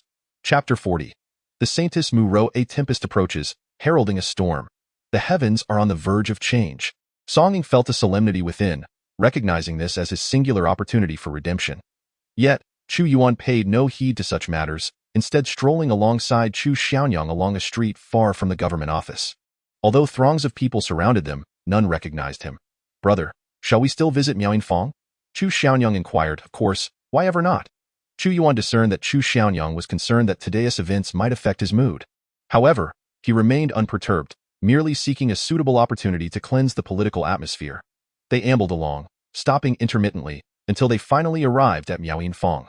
Nestled in the imperial city's prime location, Miaoyinfang sprawled over 100 acres. Though referred to as a fang, its numerous interconnected pavilions exuded an ancient elegance, with winding corridors that made one feel as though they had entered a sanctified realm. Even before stepping inside Miaoyinfang, Chu Yuan was enveloped by a myriad of musical melodies, intertwining in a manner that was not only harmonious but also instilled a sense of tranquility within the soul. The essence of Miaoyinfang lay in its music. Here, one could find unique compositions, from the fierce battle anthems of iron steeds and golden blades to serene lullabies that calmed the spirit, and even melodies conducive to meditation and cultivation, as if their tunes could evoke the 7 emotions and 6 desires within one's heart. Chu Yuan gazed at the ethereal silhouettes of graceful figures within the pavilions, the elusive strains of music resonating from within, rendering it an extravagant and opulent haven. The music played within Miaoyinfang was truly extraordinary, beyond the capabilities of even the palace musicians. Many nobles and high-ranking officials cherished the opportunity to listen to a few pieces here, especially the Saintess Mu, whose performances were coveted and rarely attainable without a hefty price. I had to beseech my master to procure 2 invitations with great difficulty. As Chu Xiaonyang became entranced by the melodies, he urged, "Let us enter." Together, they strode into Miaoyinfang, making their way toward the central pavilion, whereupon 2 attendants approached them. "Esteemed gentlemen, do you possess invitations? Without them, entry is not permitted." "Here are the invitations," Chu Xiaonyang replied, tossing the 2 invitations forward. "Honored guests, please proceed." The 2 attendants immediately transformed into the epitome of politeness, their faces adorned with beaming smiles. Those who manage to obtain invitations are certainly not ordinary individuals. Each one possesses an extraordinary background. I, too, wish to gain entry to meet the Saintess Mu. Although I lack an invitation, I am not without resources, possessing either a fortune in gold or 100 pieces of magical crystals. At that moment, Chu Yuan observed several affluent attendants preventing a flamboyantly dressed young nobleman from entering. Realizing that gaining an audience with Mu Rou was a formidable challenge, he reflected that even 100 magical crystals would be insufficient. As a lieutenant in the Divine Martial Army, his annual salary amounted to merely 100 magical crystals, and yet he found himself unable to secure even a brief encounter with the esteemed Mu Rou. Chu Yuan pondered, brother, now you must comprehend the immense value of these two invitations. Although the Miaoying Pavilion changes its saintess every 3 years, this saintess Mu Rou is even more elusive than her predecessors. It was only through my master's influence over the Imperial Guard that we acquired them. Chu Xiaonyang blinked her eyes in response. The two traversed numerous corridors, and under the guidance of the attendants, they soon found themselves in a vast chamber that opened before them, revealing a 7-story pavilion. From within emanated 7 distinct melodies, each seemingly reflecting the myriad emotions of humankind: joy, anger, sorrow, contemplation, grief, fear, and surprise. The 7 emotional powers expressed in harmonious sound. Chu Yuan's expression grew serious. Initially, he believed the Miaoying Pavilion was merely a place for the elite to enjoy light music and unwind. However, upon hearing the melodies that encapsulated the 7 emotions, he realized that the Saintess Mu Rou was no ordinary figure, and the Miaoying Pavilion was far more complex than it appeared. As he raised his gaze to the inscription adorning the pavilion, the 3 characters Miaoying Pavilion sparked a whirlwind of thoughts and memories within him, as if beckoning forth the deepest recesses of his mind. What precisely does this enigmatic Miaoying Pavilion intend to achieve within my imperial city? Chu Yuan mused, recognizing that these characters were not inscribed by an ordinary hand, but rather, likely by one who had glimpsed the divine, or perhaps even a true seer. Let us take our seats. Chu Yuan gently reminded the entranced Chu Xiaonyang. Awakened from her reverie, she gazed at the plaque, unknowingly immersing herself in a trance. Inside the pavilion, the decor was exquisitely refined, particularly the vast incense burner at its center, which exuded an unknown fragrance, enveloping the air in pure white smoke. The ethereal mist swirled around them, transporting them to a realm of celestial splendor. Attendants dressed in flowing white gowns gracefully presented platters of delicacies, placing them delicately at their table. Though Chu Yuan had little appetite for the treats, he meticulously scrutinized the surroundings, which indeed exuded elegance. It was no wonder that so many dignitaries frequented this establishment. The enchanting melodies of the zither filled the air, uplifting the spirits of all who listened. Surrounding the Saintess Mu Rou were 7 attendants, each a master of the zither, each excelling in a distinct style. A lavishly dressed young gentleman exclaimed without reservation, "What exquisite music!" Chu Yuan's eyes narrowed as he beheld a woman playing the zither, her skin as smooth as jade, adorned in a crimson robe, producing melodies of exceptional beauty, a practitioner of profound magical prowess. Initially, the attendant appeared merely attractive, but as Chu Yuan activated his great devouring technique, he sensed an extraordinary force emanating from her, one that transcended the capabilities of an ordinary practitioner. With 7 attendants of such caliber serving the Saintess Mu Rou, it was evident that she was surrounded by 7 formidable masters of magical prowess and the grand court of the Daiwu dynasty. Those skilled in the arcane arts could easily attain the rank of general. However, one such adept willingly chose to serve as a maid to another, provoking a cascade of intriguing thoughts. The crimson-clad woman strumming the guqin seemed to sense Chu Yuan's gaze upon her, offering a faint, enchanting smile in his direction, a beauty that could topple nations. The revered Saintess Mu Rou was about to make her entrance, yet Li Yu had yet to arrive. Had he perhaps forgotten this gathering? It was well known that he held a deep infatuation for the Saintess Mu Rou, and I was eager for him to accompany me to witness her musical artistry. That moment, a young nobleman draped in exquisite silk brocade lounged in his chair, his eyes darting about in anticipation. If Li Yu arrives, he will surely overshadow you. He is the beloved 6th son of the Prime Minister, and despite your status as the eldest son of the Minister of Works, you cannot compete with Li Yu's flair for attention, someone jested. This nobleman, Lu Shi, the eldest son of the Minister of Works, may have faltered in martial pursuits but excelled in matters of romance and revelry. They remained blissfully unaware that Li Yu had been imprisoned, awaiting execution. Chu Xiaonyang scoffed at the banter. Today is also the 18th birthday of the Saintess Mu Rou. I have gone to great lengths to procure a precious gift for her. If Li Yu does not show, will I not be left in utter solitude? Lu Shi exclaimed. Listening to these remarks, it was evident that most attendees at Miaoying Fong were the scions of nobility and prominent officials. Although the empire faced impending war, an urgent matter.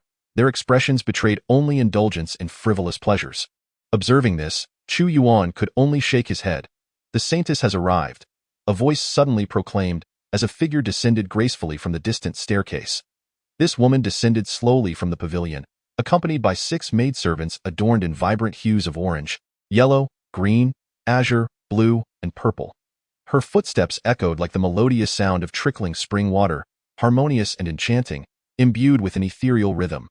When her visage was unveiled to the assembly, she embodied unparalleled beauty, possessing a countenance so exquisite that it left onlookers breathless.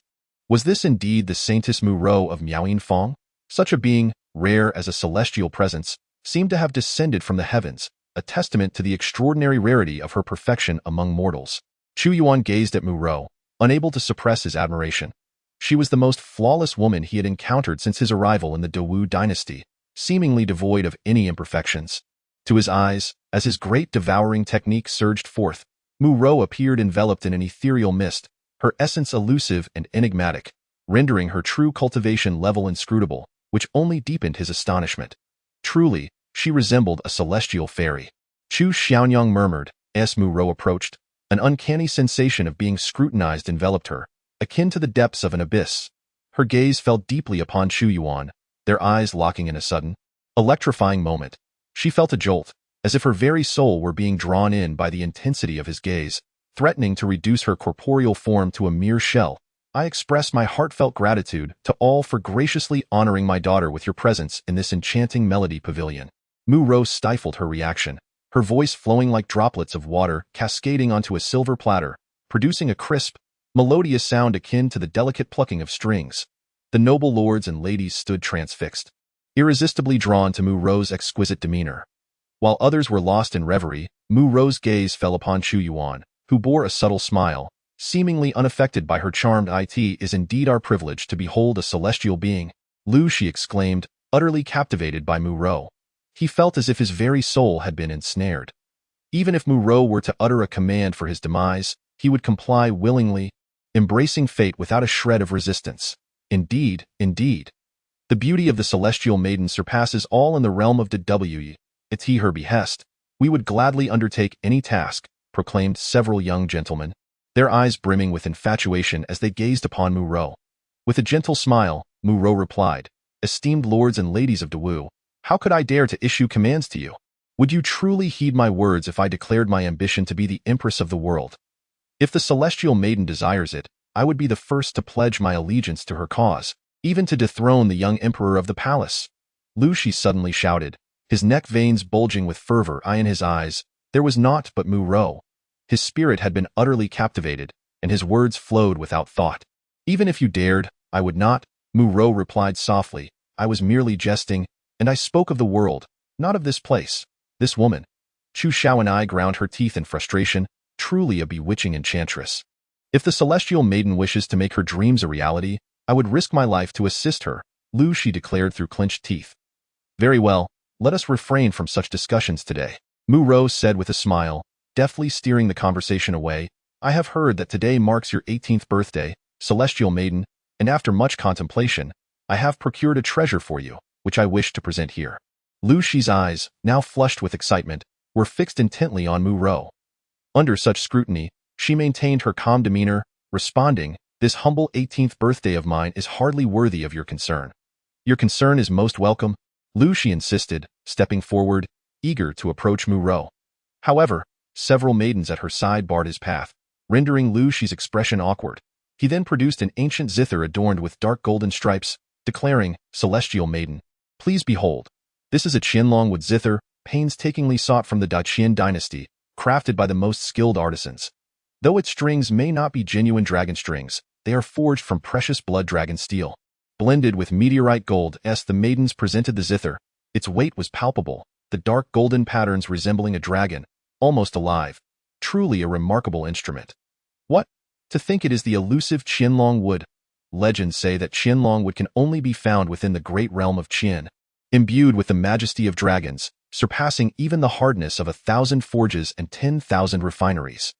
Its rarity is exceptional, seldom revealed to the outside world. Yet Lu Shi has somehow procured a piece. Furthermore, there is the blood dragon steel. Within the great realm of Qian lies a dragon pool that nurtures numerous flood dragons, from whose blood this remarkable steel is forged. Although our Dawu can also obtain flood dragon blood, we remain ignorant of the method to transform it into blood dragon steel. Thus, there exists a battalion in Daqian known as the Blood Dragon Battalion, renowned for its formidable combat prowess. This zither is truly worth its weight in gold. While we have also prepared gifts, they pale in comparison to Lu Shi's offering. How vexing. It seems that this time, Fairy Mu Rou will regard him with newfound admiration. As others beheld Lu Shi presenting such a precious ancient zither, they shook their heads at their own gifts, feeling overshadowed by Lu Shi's grand gesture, their eyes filled with envy. Indeed, it is a magnificent instrument. Mu Rou merely cast a glance at the zither and gestured to a nearby maid clad in purple to move it aside, smiling as she remarked, "Young Master Lu, your thoughtfulness is commendable." Lu Shi, upon hearing her words, felt as if his very bones had turned to jelly, his spirits soaring to the heavens, brimming with pride. Amongst the gathered crowd, he shared the most words with Mu Rou. Observing Lu Shi's smug demeanor, others could not help but feel resentment, knowing he relied on his father, the Minister of Works, to acquire such resources. Despite the anger etched on their faces, the other young lords could do little but present their gifts to Mu Rou with subdued expressions. "Young master, do you not intend to offer a gift to the young lady?" Mu Rou's gaze fell upon Chu Yuan, who had remained silent and motionless since his arrival. While other young lords cast fiery glances in her direction, he sat with an air of nonchalance, and no matter how she probed with her spirit, an abyssal aura surrounded him, consuming all her perceptions. "Me?" Chu Yuan began to speak, but Lu Shi interjected with a mocking laugh. "Who let this person in?" "I, Lu Shi, know so many people, yet I have never seen you before. What is your name? You come here unprepared to present even a gift for the fairy's birthday. Are you an intruder? If you lack sincerity, then be gone." "What do you think you are?" Chu Xiaoanai retorted angrily. Her brother, the emperor, was the sovereign of Dawu, and yet this Lu Shi had the audacity to speak of sending the emperor away, as if he were merely the son of a minister of works. "Speaking of which, I do happen to have something here," Chu Yuan stated, glancing at his system space, and retrieved an item. "This is a small trinket I present to the lady." Chapter 42.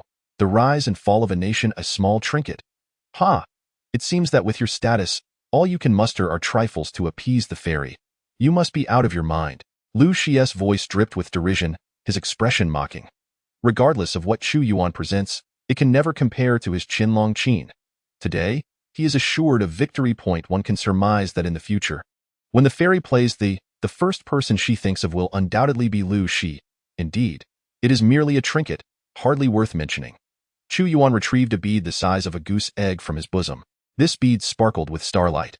Although its color was pitch black, it was adorned with countless bright specks, resembling twinkling stars, resplendent and translucent, exuding an ethereal and mysterious aura. "What is this?" Mu Rou inquired curiously. "A trinket. This is called the Wanxiang Xingqinzhu," Chu Yuan replied. "It is indeed a mere bauble, a worthless bead attempting to masquerade as something precious.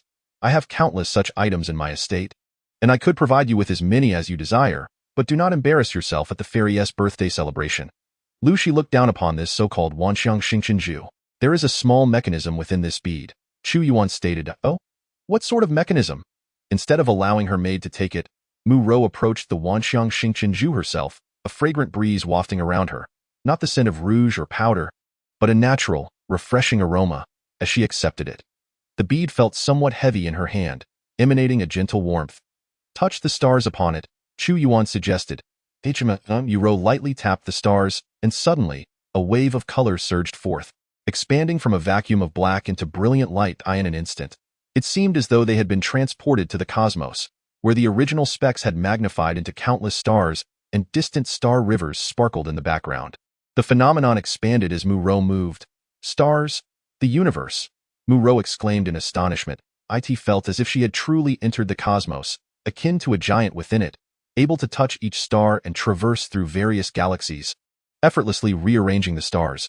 With a flick of her hand, the stars formed the characters Myro Yinfeng. With another wave, they transformed into Mu Rou. This bead seemed to encapsulate the entire universe. "Is this truly the trinket you speak of, my lord?" Mu Rou, having encountered countless treasures, found none that could rival Chu Yuan's Wanxiang Xingqinzhu. Indeed, it could be deemed a trinket. Chu Yuan explained. "Wanxiang signifies countless variations. The stars represent the universe, What unfolds is merely an illusion, not of tangible substance, and bears no practical use.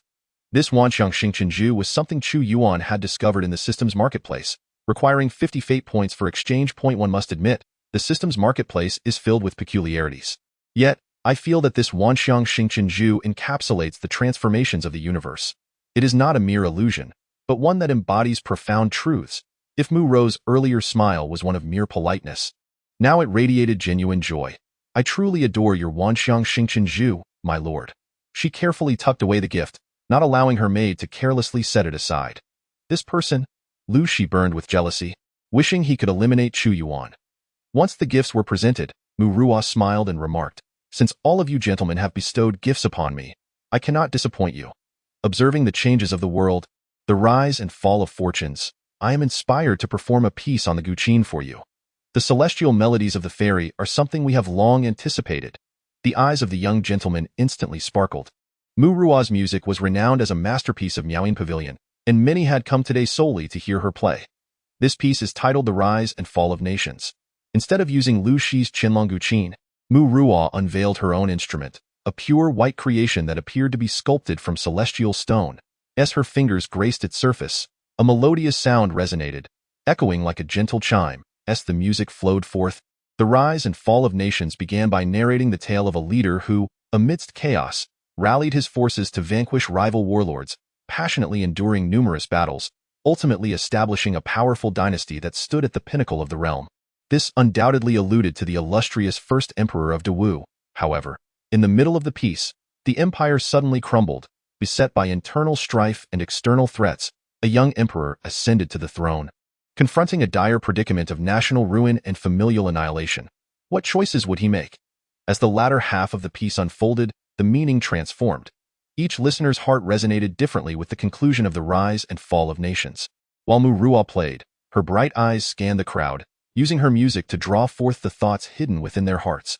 She perceived some despair, others contemplating escape routes, and a few preparing to coexist with the nation. Her gaze suddenly landed upon Chu Yuan.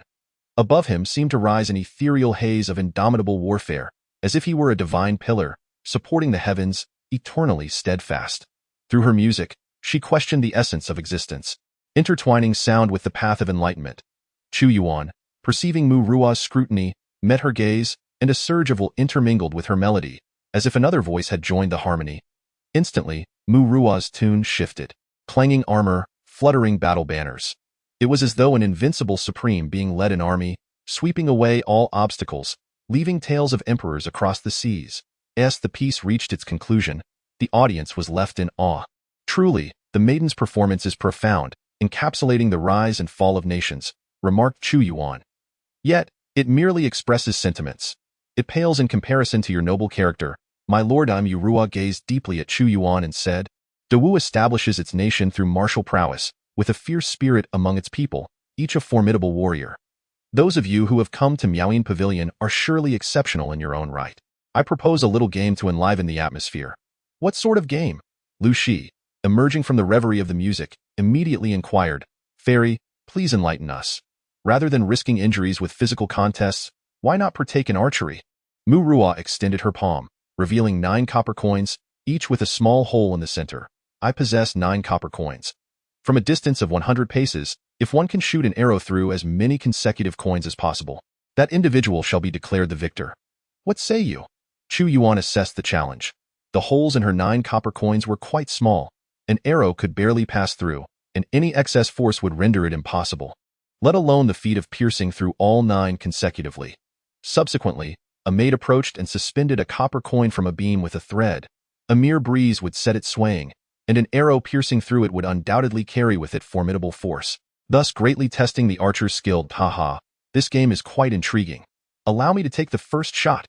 Lu Shi exclaimed with a booming voice, eager to showcase his robust masculine energy. As he stepped forth, a bow and arrows, specially prepared by the Miaoying workshop, were brought to him. Whoosh, whoosh, whoosh. In a bid to impress Mu Ruo, Lu Shi focused intently, exerting all his strength.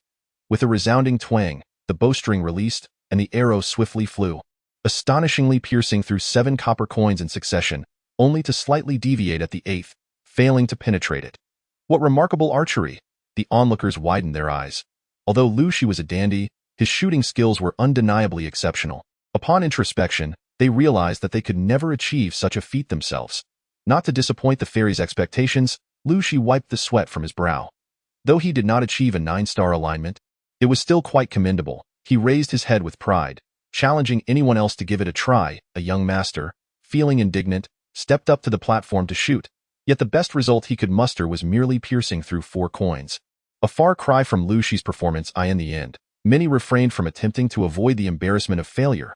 Is this young master not going to try his hand at archery? Mu Rou inquired of Chu Yuan. It would be pointless for me to go up, Chu Yuan replied, gesturing towards Chu Xiaonyang. Why not let her have a go? Her archery skills are quite remarkable as well. Me? Very well then. Chu Xiaonyang brightened at the prospect of demonstrating her prowess. Humph. Lacking skill herself, she let another take the fall for her, deftly shifting the blame. Such a person is nothing but a useless dandy. Were it not for the fairy's presence, I would be ashamed to share the same stage with him.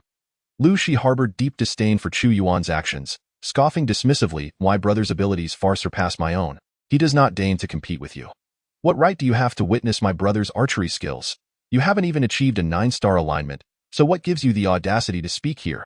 Upon hearing this, Chu Xiaonyang was incensed, her voice sharp as she retorted, Open your eyes and behold, who truly is the worthless one? Dog eyes? Lu Shi seethed. Very well, I shall see just how capable you are.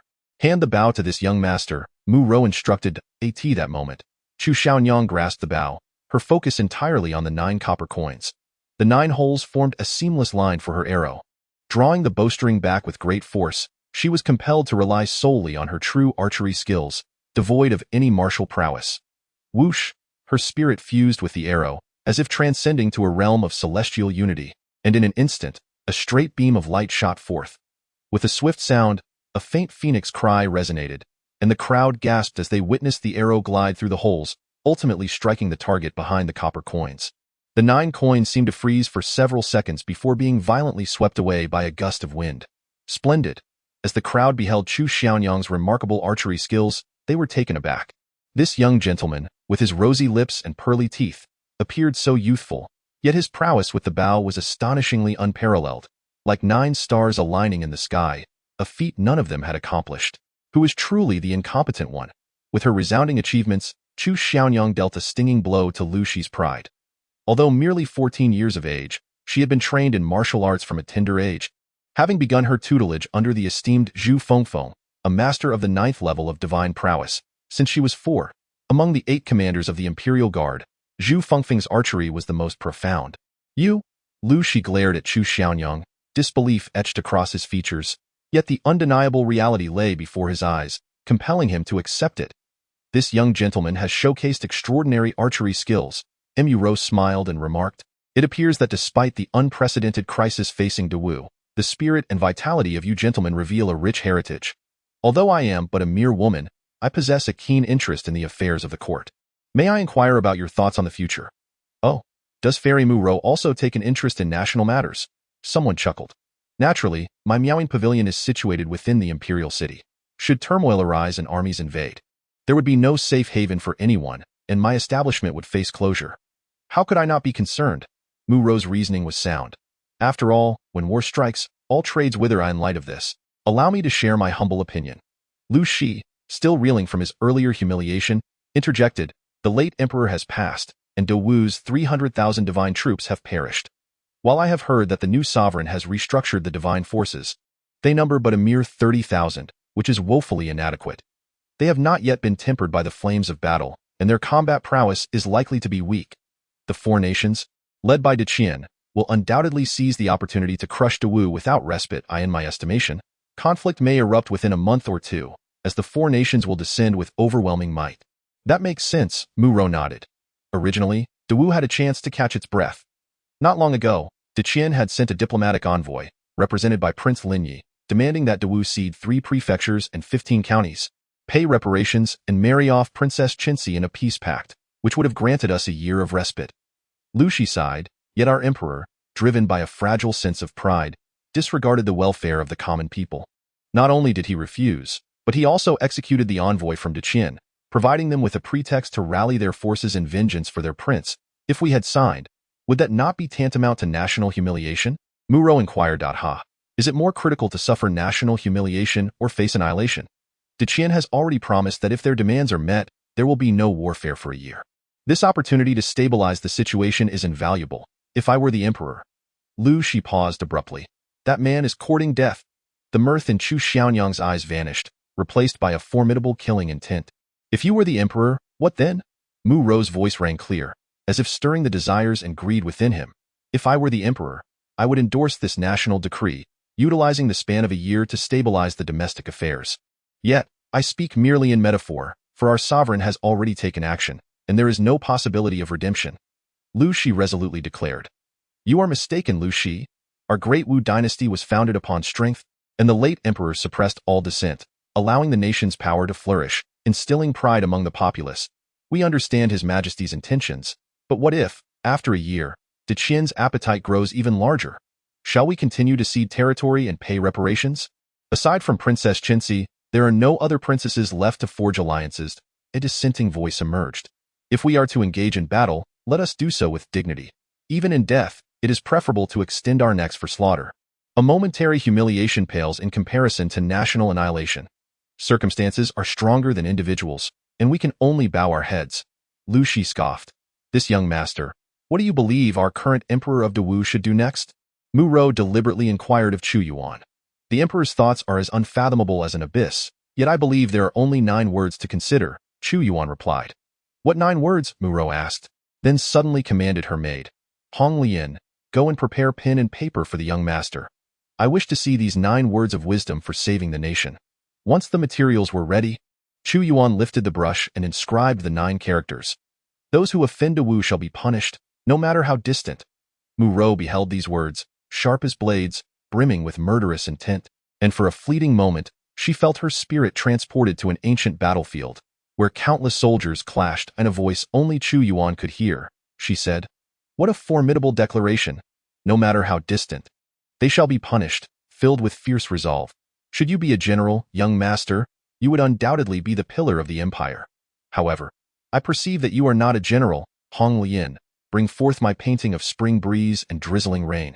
Today, as the young master bestows upon me these 9 characters, I shall reciprocate with a piece of art I have personally crafted. Mu Ro's gaze towards Chu Yuan had taken on a distinctly different hue. The painting of spring breeze and drizzling rain was presented, depicting a spring scene with gentle rain, featuring a woman holding a paper umbrella. This woman was none other than Mu Ro herself. At first glance, it could calm even the most troubled soul. This is my creation. I hope the young master does not find it lacking, Mu Ro stated. Is it truly the immortal's handwritten artwork? My heavens, he has received a piece from the immortal. Ever since she arrived in the imperial city, no one has ever been granted such an honor. These young nobles were filled with envy, wishing to snatch the artwork away, especially Lu Shi, whose eyes were ablaze with jealousy. This painting is remarkable, Chu Yuan remarked as he carefully stored the artwork. Let us depart. Young master, please hold on, Mu Ro interjected. The nation and its people. Alongside a captivating beauty, I have heard tales of emperors who would forsake their kingdoms for a maiden, of lords who would stand against the world for their beloved, and of men who have slain for the sake of a fair face. I am curious, young master. If faced with the choice between the nation and a captivating beauty, which would you choose? One must desire both the nation and the enchanting beauty. A true powerhouse will not relinquish either, but will strive to attain them all. Is there truly a need for such a choice? The voice of Chu Yuan still lingered in Mu Ro's ears, yet he and Chu Xiaonyang had already departed from the Miaoyin Fong. Is there no need for a choice? Mu Ro gazed at Chu Yuan's receding figure, lost in a moment of daze, yearning for everything. Chapter 44. The people of the Chu family. Mu Ro's music was truly enchanting, especially her melodies. However, she resembled a little sprite. Initially, I did not feel it profoundly, but as I reflected, the echoes of her music began to resonate within me, transforming my emotions in tandem with her notes. When they were sorrowful, I felt sorrow. When they were joyful, I embraced joy. As I wandered through the streets of the imperial city, night had descended. The thoroughfare was not quiet. Rather, it was ablaze with lanterns, casting a vibrant red glow. Numerous pedestrians strolled through the nocturnal streets. The Great Wu did not impose a curfew. Every night was filled with revelry, and the evening bustle surpassed that of the day. Chu Xiaonyang tilted her head.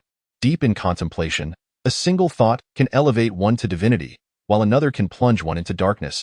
precisely reflecting the transformation of one's disposition. Chu Yuan remarked, "Open that scroll and observe the woman depicted within it closely." "Oh, what is peculiar?" Chu Xiaonyang inquired, bewildered. The image still portrayed Mu Ro's ethereal beauty, reminiscent of a celestial maiden descending to the mortal realm. However, after scrutinizing it for a moment, Chu Xiaonyang exclaimed in astonishment, "The Mu Ro in this painting is smiling at me, but wait, she appears to be sorrowful. Why do I sense a flicker of anger as well? Joy, anger, sorrow, fear, love, hatred, and desire." Mu Ro infused her emotions into the scroll with the power of her spirit.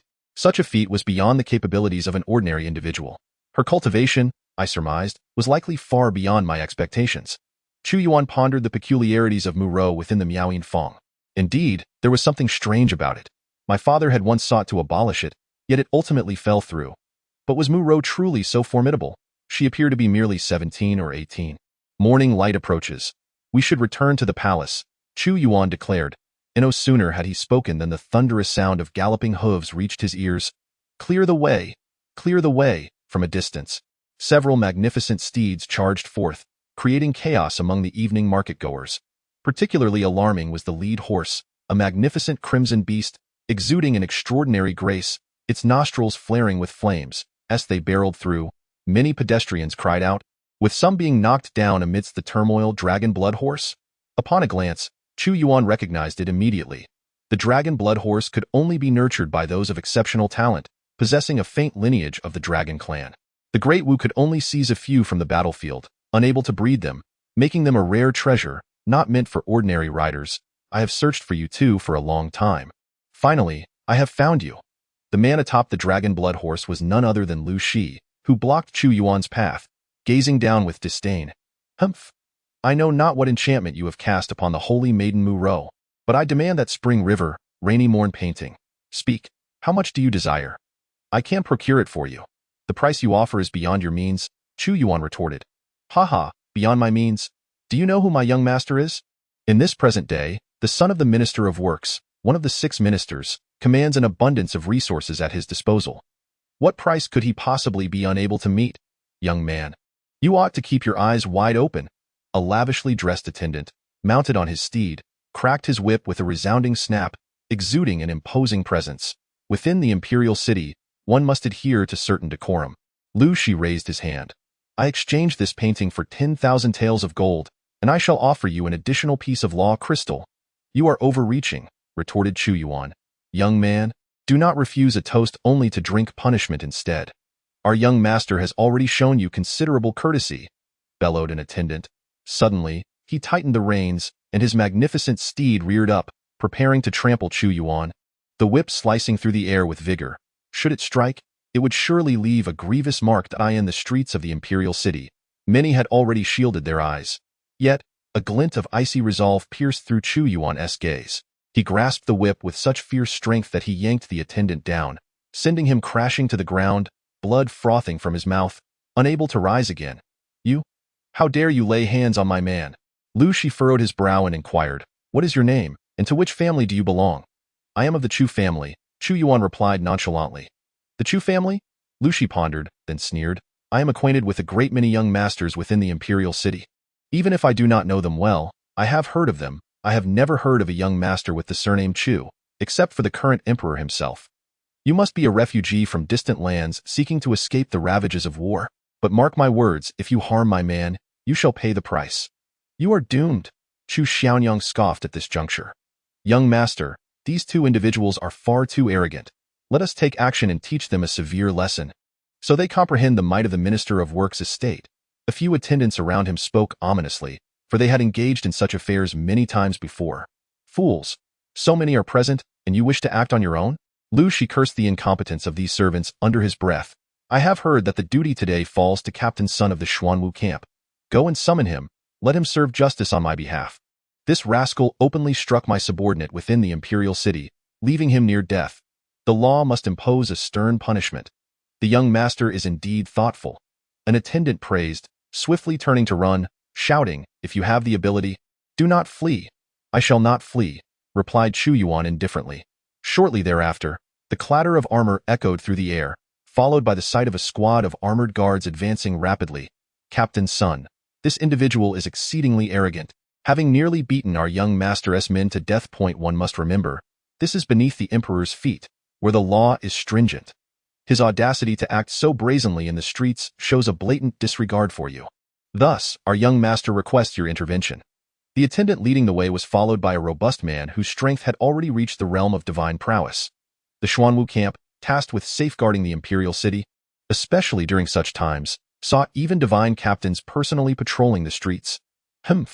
During such tumultuous times, the city is under strict martial law, and for someone to dare impose harsh punishment in my territory is indeed audacious. Your esteemed young master claims that this fellow hails from outside, evidently accustomed to reigning supreme in his own domain, oblivious to the fact that this is the imperial city. This is what the officer's son declared. Son, the officer. Upon seeing officer's son approach, Lu Shi's face beamed with delight. Under the sovereign's feet, in the vast expanse of heaven and earth, my men merely chastised him a few times, and yet he resorted to violence, striking with great severity. Look at my subordinates lying on the ground, their fates uncertain. According to the laws of the imperial city, how should this be adjudicated? Immediately throw him into the dungeons and ensure he is securely confined. Officer's son, clearly recognizing Lu Shi, chuckled. Especially during these extraordinary times, I have even more reason to suspect him as a spy from Deqian, and a thorough interrogation is imperative. Before the interrogation, I need to find someone. At this moment, Chu Yuan was encircled by several ruffians, and officer's son could not immediately discern Yuan's visage. Who are you looking for? The governor of Wudu, Song Ying, Chu Yuan replied slowly. You still know Song Ying? Lu Shi remarked. However, seeking out Song Ying would be futile. He is merely the Wudu governor, and you have irrefutable evidence of your assault. Remember, not everyone is someone you can provoke. My father is Lu Yong, the Minister of Works. Even Song Ying cannot save you. Very well, let me confine him first. Officer's son waved his hand dismissively. The Imperial Guards and the governor operate under different systems. He is a formidable figure, and even if this person knows Song Ying, once captured by the guards, the governor has no authority to intervene or show him any leniency. As he pushed through the crowd to apprehend the individual, he suddenly caught sight of Chu Yuan's face, collapsing in terror to the ground, exclaiming, Ah, Lu Shi, you have doomed me. Chapter 45. Complete purge. Upon recognizing Chu Yuan's countenance, officer's son appeared as if he were on the brink of death, his legs giving way beneath him, crumpling to the ground. Observing officer's son in such a state, Lu Shi, mounted upon his dragon-blood steed, was momentarily stunned, sensing that the man before him bore an extraordinary identity. Could he possibly be a descendant of some unparalleled powerhouse? To elicit such fear from officer's son? Officer's son, what is the matter? Who is he? My father is Lu Yong, the Minister of Works. Even if he possesses a grand background, there is no need to fear him. For I will support you. Lu Shi stated. Lu Shi, you scoundrel, you wretch. It matters not if you seek your own demise, but you have brought ruin upon me. Officer's son's eyes blazed with intense fury as he bellowed. He is the emperor, the current sovereign, the great Wu emperor. I could tear your tongue out in my rage. Long live our emperor. Officer's son scrambled and crawled to kneel before Chu Yuan, forever haunted by the terrifying memory of Chu Yuan slaying the purple lightning thunder flood dragon and executing Wei Shan. The sovereign? It is indeed the sovereign. The assembled crowd stood in stunned silence, but upon regaining their senses, they hastily knelt and chanted their praises. I have unwittingly offended the sovereign and even attempted to leverage my father against him. Lu Shi's mind went blank, his entire being frozen in terror. He could never have imagined that the young man before him was, in fact, the sovereign of the realm. Not only did he dare to threaten the emperor, but he also uttered such seditious words within the confines of the Miaoyin Pavilion. This was not merely courting death. He was actively seeking it. Though his father held the esteemed position of Minister of the Six Ministries, even a chancellor must show some deference, yet before the emperor, such status was utterly inconsequential, for he was the true master of the great Wu dynasty. His instinctive reaction was to mount his dragon-blood steed and make a hasty retreat as far away as possible. However, upon catching sight of the dragon-blood steed, Chu Yuan was met with an overwhelming aura of authority. The murderous intent emanating from the emperor caused the horse to neigh in distress and collapse, sending Lu Shi tumbling to the ground in a state of utter disarray. Lu Shi, you have offended his majesty. Where do you think you can flee? Sun Due bellowed. Imperial guards, seize Lu Shi at once. Sun Due, you, clang, clang. The sound of clashing armor echoed from a distance, and in a matter of moments, Song Ying, leading the palace guards, approached swiftly. With a glance, he was taken aback and proclaimed, "I pay my respects to your majesty." "Rise," Chu Yuan instructed, at that moment. Song Ying, noticing Lu Shi apprehended by the imperial guards and the fallen dragonblood steed, began to piece together the unfolding drama. "Your majesty, what has transpired? Today, I donned commoner's attire to conduct a private inspection, and what I witnessed was nothing short of astonishing. A dignified son of the Minister of Works brazenly allows his underlings to act with impunity in broad daylight, right beneath the emperor's gaze. If such behavior occurs here, how much worse might it be elsewhere?" Chu Yuan continued, "Moreover, as the commander of the imperial guards, a master of the arcane arts, you dare to collude with Lu Shi and oppress the common folk? Today, I stand here. What if it were someone else? Would it not be an affront to heaven and earth, leaving them with no recourse, destined to suffer at your hands? I acknowledge my transgressions." Sun Duwei lowered his head in submission. "Your military duties are hereby revoked, and you shall be imprisoned in the celestial dungeon," Chu Yuan declared. "I have no objections," Sun Duwei replied, casting a resentful glare at Lu Shi, his teeth clenched in frustration. "Your majesty, what shall be done with Lu Shi?" Song Ying, equally at a loss, lamented the folly of this young man, who, emboldened by his influence, acted recklessly within the imperial city, only to have met his match in this formidable young emperor, a true force to be reckoned with. As for Lu Shi, Chu Yuan took a moment to contemplate as a divine choice suddenly materialized before him. Option 1. Prioritize the greater good. Impose a minor punishment on Lu Shi by confining him to the celestial dungeon, while secretly investigating the collusion between the Minister of Works and the Great Qian, gathering evidence along the way, and earning 100 destiny points, along with a 10 increase in Qilin armor. Option 2. Employ a swift and decisive approach. Imprison Lu Shi in the death row, using this as a pretext to conduct a thorough investigation into the Minister of Works' collusion with Great Qian, earning 100 destiny points and a 10 increase in the grip of the war god, with the current progress at 10. One option was covert, the other direct. The two divine choices prompted Chu Yuan to deliberate. Clearly, a secret investigation would be more prudent, albeit time-consuming. Conversely, a direct approach might incite unrest, yet it could uproot this faction of traitors and thoroughly eliminate any threats to the stability of the Great Wu dynasty. Chu Yuan understood in his heart who had already betrayed the Great Wu. He had merely been waiting for the opportune moment. Lu Shi has committed treason, defying me, and has perpetrated violence in public. For his numerous crimes, he shall be confined to the celestial prison. The command from Chu Yuan nearly caused Lu Shi to faint, yet the subsequent words struck him with such terror that he nearly lost control of himself. However, this was not what startled me the most. Today, within the Miaoyin Fong, I beheld the son of a mere Minister of Works wielding the rare Qianlong Qin, a treasure of unparalleled value.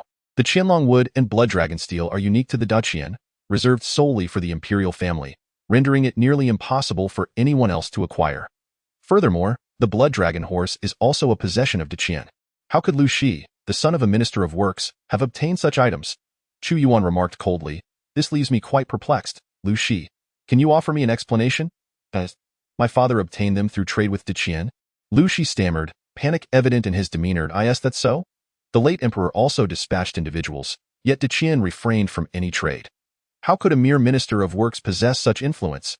Chu Yuan continued. Fool! How could Lu Yong father such a dim-witted son? Song Ying felt fortunate not to have any offspring. Otherwise, the existence of such a foolish child would surely drive him to despair. If Liu merely brought shame to his father, Lu Shi's foolishness endangered the very lives of his entire family. No, not just the lives of his family, but of the entire realm. Today, I have also heard that you, Lu Shi, aspire to become emperor. Perhaps I should relinquish this position to you for a time. Chu Yuan thundered, his voice resonating like a clap of thunder. I merely spoke in jest. Lu Shi quivered, having lost all bravado in the Miaoyin Fong, now filled with dread. Your Majesty, spare my life. Spoke in jest, you say? A fine jest indeed, Chu Yuan replied. Song Ying, take Lu Yong and confine him to the death cell. Choose a day for his execution. Moreover, suspend the Minister of Works from his duties. I shall thoroughly investigate the matters surrounding the Qianlong Qin and the Blood Dragon horse. Should the Minister of Works prove innocent, I shall restore his honor, but if there is indeed collusion, I will show no mercy. Understood, Song Ying replied. Additionally, I have observed that certain members of the Imperial Guard have been associating closely with various civil and military officials, openly indulging in misconduct, which is utterly unacceptable. I will investigate this, beginning with this Sun Duwei, and then extend the scrutiny to the entire 8 battalions of the Imperial Guard.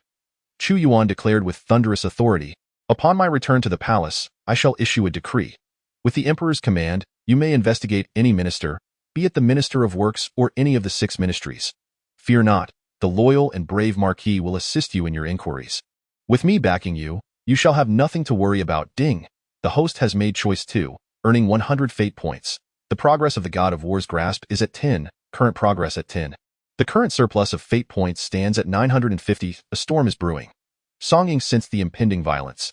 This Lu Shi had not only implicated his father, but had also endangered countless officials and soldiers within the court, inciting a desire for revenge against him. "I accept the decree." Song Ying dared not say more, merely acquiescing. "Furthermore, I shall personally escort Lu Shi to the death cell, under the watch of the divine martial army." Chu Yuan commanded, "Go forth. Any who dare to conspire with the enemy or betray the nation shall be met with the blade without mercy." Chapter 46. Losing the car to save the general. The atmosphere within the imperial capital grew increasingly oppressive, as if dark clouds loomed overhead, heralding an impending storm. This marked the first significant action taken by the emperor since his ascension to the throne, confronting all 6 ministries and the imperial guard. It was unexpected that a mere Lu Shi could provoke such a thorough investigation into the Ministry of Works and, by extension, the entire bureaucracy. Yet, beneath the surface, this was entirely reasonable. One could not ignore the fact that the son of a minister of works was able to procure rare materials like Qianlong wood, Shuilong steel, and dragon blood horses, while audaciously proclaiming intentions to usurp the throne. Failing to investigate such transgressions would indeed be peculiar. Moreover, Chu Yuan's intention to rigorously scrutinize the mistreatment and oppression of the former divine martial army's orphans garnered significant public support. The matter concerning the loyal and brave marquis and the divine martial army was relatively straightforward, merely issues of resource misappropriation, trivial in nature. However, the implications of Lu Shi's actions were monumental. Conducting a thorough investigation of the Ministry of Works, and indeed all 6 ministries, was no small feat. A misstep could incite turmoil within the empire. Song Ying wore a grave expression, fully aware that following the sudden demise of the late emperor, certain individuals had conspired in the shadows with Deqian. Should this inquiry proceed, it could unravel significant connections, stirring widespread unease and potentially jeopardizing the stability of the entire empire, even leading to its collapse. Trivial matters? Song Ying's subordinates were incensed at the prospect of the emperor taking action on behalf of the former divine martial army. None wished to see their families victimized after their own sacrifices in battle. The divine martial matters would be investigated by the divine martial themselves. Liu Qinfu sneered. "Song Governor, our current focus is the Ministry of Works. I wonder where the Marquis intends to commence this investigation?" Song Ying pondered, acutely aware of the complexity of the situation. "Let us begin with the Department of Construction Supplies. Lu Yong has served as minister for many years and has surely amassed considerable wealth. The personnel within the department are his loyalists. We must first ascertain how Lu Shi acquired those treasures," Liu Qinfu replied. "The Ministry of Works occupies a vast and independent area. Among the 6 ministries, the atmosphere here is most tense. Chu Yuan's inquiry is directly aimed at Minister Lu Yong, and few within the ministry lack deep connections to him. Especially those who have lined their own pockets are now gripped with fear. It is crucial to remember that the Ministry of Works oversees the empire's resources. Armors, weaponry, and medicinal elixirs all require their approval, leading to numerous opportunities for corruption and a sizable warehouse bustling with activity. Hundreds of divine martial guards swiftly surrounded the area with formidable precision. Leading the charge, Liu Qinfu surveyed the scene and proclaimed, "Chief Zhang of the Construction Supplies Department, you stand accused of embezzlement and exploiting your authority to seize the ancestral home of the former divine martial warriors. I arrive here bearing the Emperor's decree to apprehend you. Do not hesitate to kneel." I did not." A corpulent man emerged, trembling and kneeling in fear. "Do you dare to deny it?" Liu Qinfu's imposing presence loomed over him. "Seize him. Moreover, I have uncovered your numerous illicit dealings with Deqian, which raises suspicions of treason. The truth will eventually come to light." The formidable Liu Qinfu, endowed with extraordinary powers, has descended, bearing the emperor's edict. Who within the Ministry of Works dares to obstruct him? What was once a bustling ministry soon fell into an eerie silence. Various officials and minor clerks, numbering in the thousands, were indiscriminately apprehended, regardless of the presence of solid evidence. Merely a hint of suspicion was enough to warrant their arrest, with more than half being taken into custody. Furthermore, Liu Qinfu uncovered a clandestine armory hidden within the imperial city, a repository where the ministry had secretly pilfered resources from the empire. This discovery further corroborated the existence of collusion within the Ministry of War, and even without the catalyst of Lu Shi. Such an occurrence would render Minister Lu Yong culpable. Through the interrogation of key officials from the Ministry of Works, connections to personnel from the other 5 ministries were finally unearthed. This thorough investigation focused solely on the treasonous conspiracies involving collusion with the Great Qian. It is essential to note that Lu Qianfu is an unwavering confidant of Chu Yuan, possessing formidable strength. He would show no leniency to anyone in the Prime Minister's residence. An individual stood anxiously, and upon seeing an elder emerge from within, hurried forward to inquire, "Master Lu, has the Prime Minister agreed to meet with me?" "Minister Lu, the Prime Minister has been driven to a state of madness due to the affairs concerning the 6th young master. He now lies bedridden and is unable to receive you. He is aware of your intentions and requests that you return and await further news," the elder replied. "The Prime Minister has one more thing to remind you.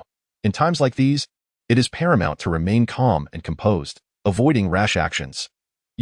Lu Yong's expression changed as he observed Master Lu entering the residence and closing the door behind him, clearly dismissing him. Infuriating.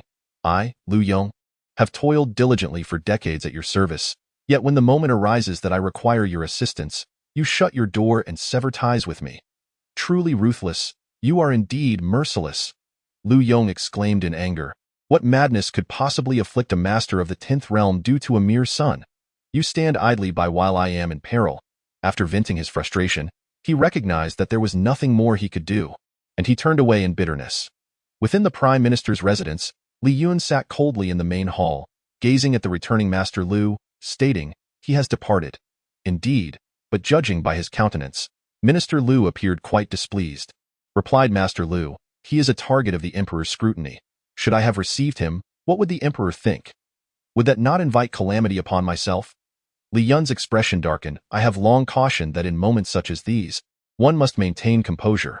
The Emperor is not as easily managed as one might hope. His ambitions are vast. How foolish of Lu Yong to present forbidden items such as Qinlong wood and blood dragon steel to his son, and to bestow them upon Mu Rou of Miaoying House. While gifting Mu Rou might be excusable, the Emperor was present as well, and now, due to his son, the entire 6 ministries are thrown into disarray.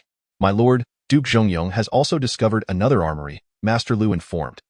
"Your Majesty is indeed well prepared, and he shows no fear of the chaos within the 6 ministries. Rather, he fears that the 6 ministries will not descend into disorder. I have greatly underestimated him. This sovereign differs markedly from the late emperor. While the late emperor was both wise and valiant, he focused primarily on personal cultivation and neglected state affairs, which allowed us to flourish." Li Yun remarked, "In comparison to this second emperor, I find myself preferring the late emperor." "What about the 6th young master?"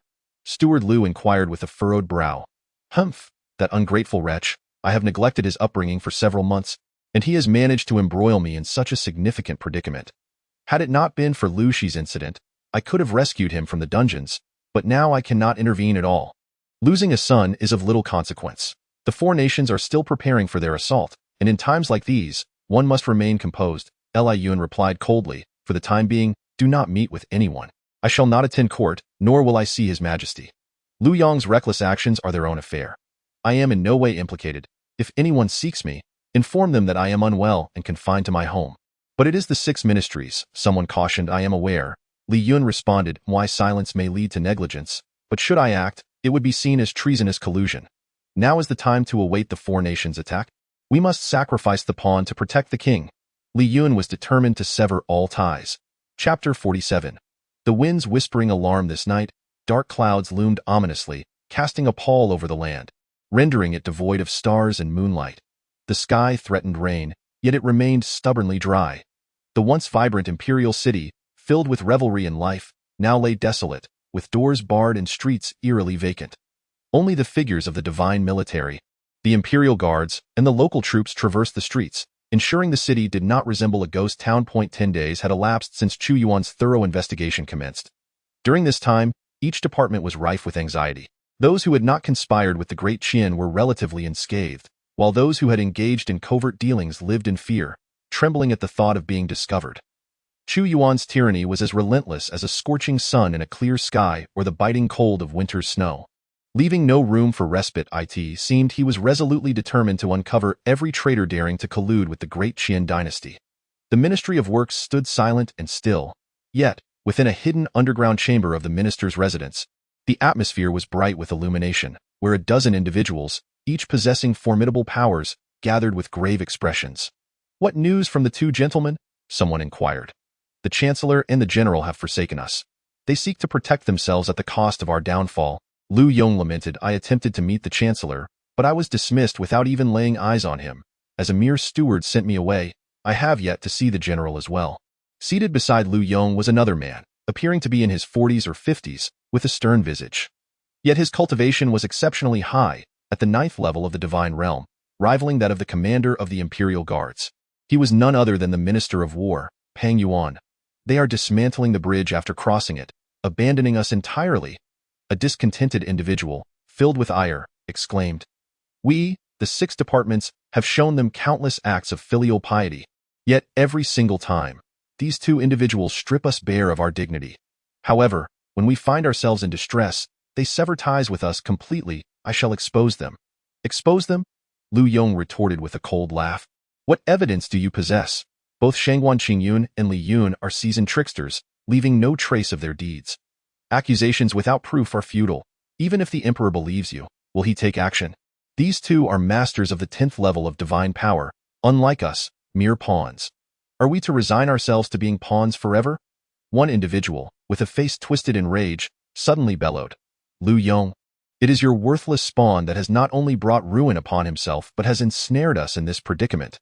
If I ever lay eyes on that wretched creature, I shall flay him alive." "Wretched creature?" Lu Yong shot back, furious. "If he is a wretched creature, then what am I?" "Sun Chung, some words ought not to be spoken so recklessly. Have I spoken in error?" Sun Chung replied. "If it were not for him, would we be in this situation today?" "Ha ha ha, Lu Yong, do you still have the audacity to be angry with me? Go and inquire how many wish to rend that wretched creature to shreds. You seek death."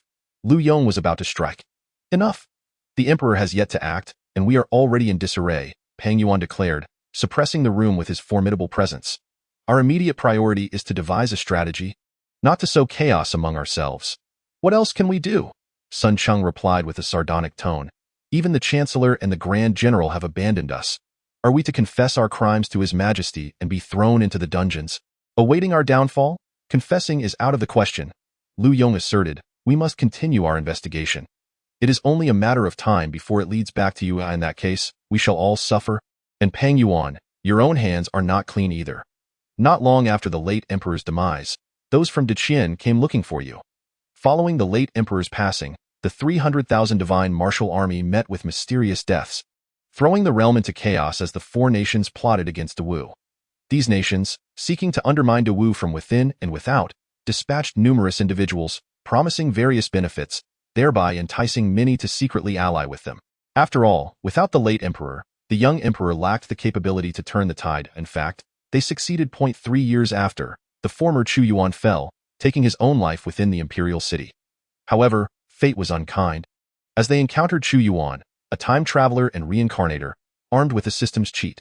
Indeed, Chu Yuan admitted candidly, Deqian promised me that if I allied with them, they would grant me the means to break through to the 10th level of divine power. I have been trapped in this realm for far too long, and they offered to crown me as king, granting me dominion over the 5 prefectures of Dawu. How could I not be tempted? In Dawu, I am merely the Minister of War, but should Dawu fall, I would ascend as a king. A minister remains a minister, but a king is different. He is the sovereign of his own domain, crafting his own laws. Most enticing of all is the opportunity to break through to the 10th level of divine power. It is known that Deqian has endured for centuries, its foundation profound. Yet within its borders, no force has ever been strong enough to contend with the late Emperor. The 10th level of divine power, and the title of Prince. Lu Yong's eyes sparkled. "I never anticipated that the reward bestowed upon you by Deqian would be so substantial. It seems I must concede my position. That is due to your lack of my strength and qualifications," Chu Yuan candidly remarked. "You?" Lu Yong retorted sharply. "It appears that, given the circumstances, there remains only one path forward: rebellion. We must depart from the imperial city. Otherwise, we shall find ourselves ensnared." "Indeed, rebellion," he exclaimed. "This is his coercion. Since he is devoid of compassion, we shall not be bound by loyalty. However, leaving the imperial city may prove to be more complex than anticipated." The speaker was a military general, a commander of the Forbidden Army. His Majesty has long foreseen this possibility, fearing that someone might act out of desperation. Thus, He has dispatched a considerable number of troops from the 8 battalions of the Forbidden Army to seal off the imperial city. Even if we are all of the Divine Passage realm, escaping will not be a simple endeavor and will inevitably alert the Forbidden Army. I have a piece of information. This moment. A middle-aged man spoke. Tomorrow, His Majesty will depart from the palace to pay respects at the royal tomb, as it has been half a year since the late emperor's passing. Will the loyal and brave Marquis accompany him? Pang Yuan inquired. That will not be the case. The loyal and brave Marquis is not in the imperial city, the man responded. He is from the Bureau of Rights, and upon reflection, 3 days ago, the loyal and brave Marquis went to Yenzhou. The governor of Yenzhou has reportedly begun to investigate him, and at the first opportunity, he will raise the banner of rebellion, prompting the loyal and brave Marquis to suppress it. Excellent! Lu Yong laughed heartily. Yenzhou is a land of towering mountains and distant roads. Even if Lu Qianfu is of the 9th layer of Divine Passage, the round trip will take at least half a month. It seems there is but one course of action. Pang Yuan's eyes gleamed with a fierce determination, imposing in his demeanor as he declared. When His Majesty departs the imperial city for the royal tomb tomorrow, he will undoubtedly pass through the eastern city. Minister Lu, did you not secretly prepare some divine artillery? We shall seize that moment to bombard the emperor's dragon carriage, and I will take the opportunity to strike directly, creating chaos.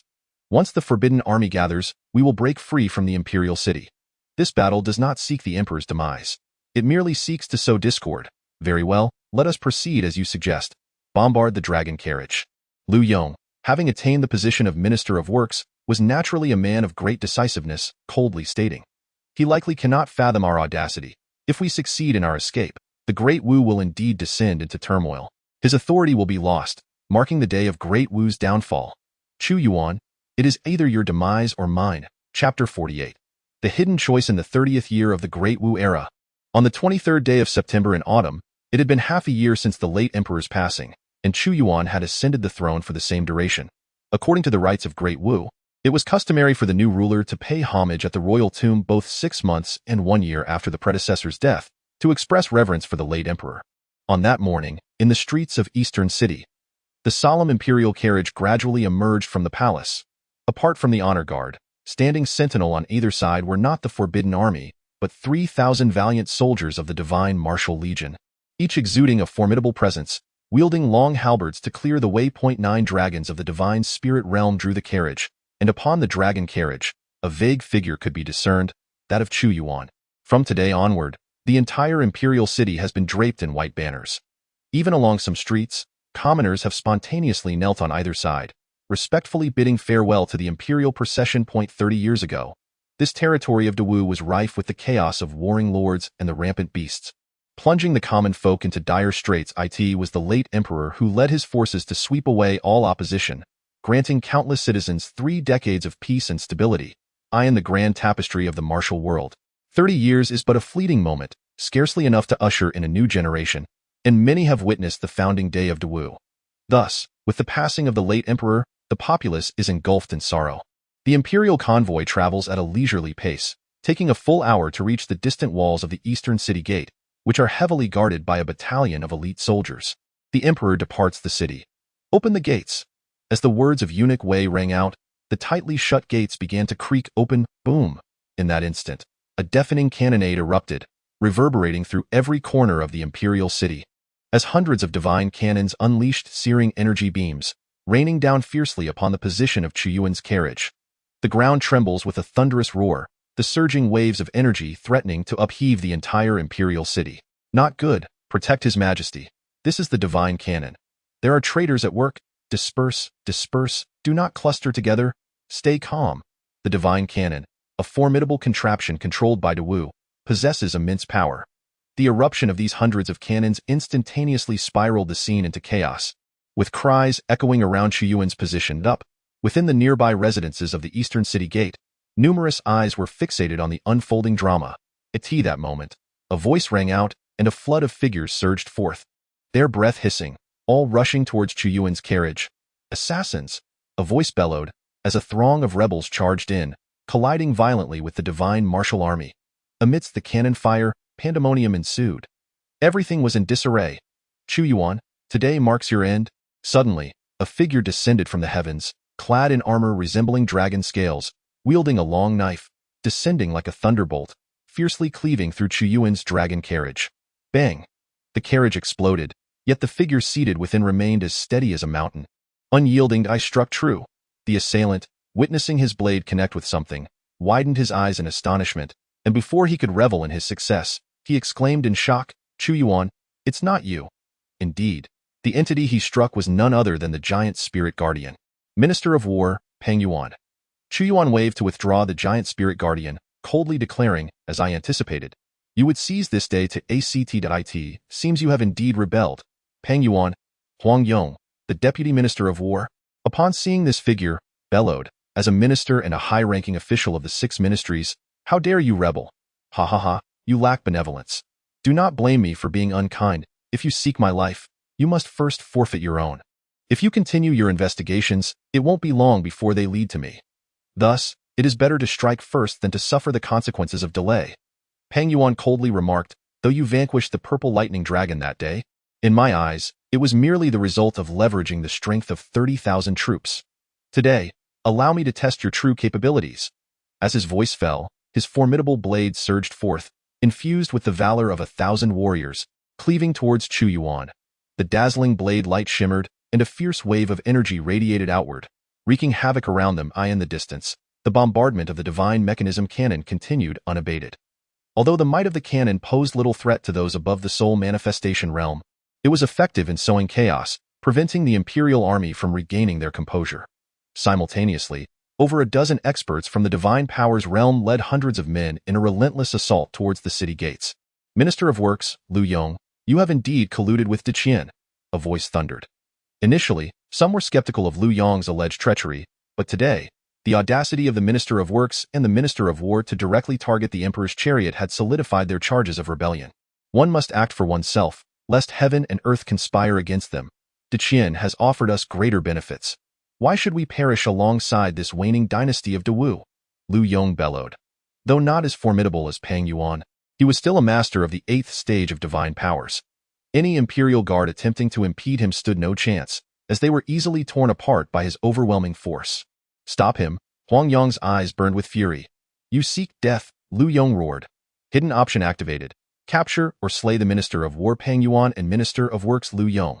The host may earn 100 fate points, advancing the progress of the God of War's grip by 30. Current progress. 20. Failure will reset current progress to 0. The host may also choose to forego this option, incurring no rewards or penalties. Hidden option? Upon seeing the emerging choice, Chu Yuan momentarily forgot the blade light descending upon him. Just as Peng Yuan believed he had subdued Chu Yuan, he suddenly noticed a smile curling at the corners of Chu Yuan's mouth, an unsettling expression, as if he were gazing upon prey. The ominous blade light that had been poised to strike inexplicably vanished. "Peng Yuan, all of this is part of my design. I merely wished to draw out certain individuals. I did not anticipate you would be so impatient, inadvertently revealing yourself as a major catch," Chu Yuan proclaimed, as he unleashed a single punch, invoking the great battle technique. The earth trembled and the heavens quaked as vast power erupted forth. His cultivation had ascended to the 6th stage of soul manifestation, embodying 3 great paths, radiating an unparalleled divine might. "Humph!" Peng Yuan scoffed. "I sensed something was amiss today. Not only was Lu Qinfu absent from your side, but even the 8 commanders of the Imperial Guard were nowhere to be found. I had my suspicions, yet I was unwilling to depart without a fight. Thus, even knowing there may be a trap, I sought to stir up chaos and bring disgrace upon you. Chu Yuan, you are far too arrogant." Though he had an inkling of the truth, being forced to flee the imperial city in such a disheveled state was intolerable for Peng Yuan.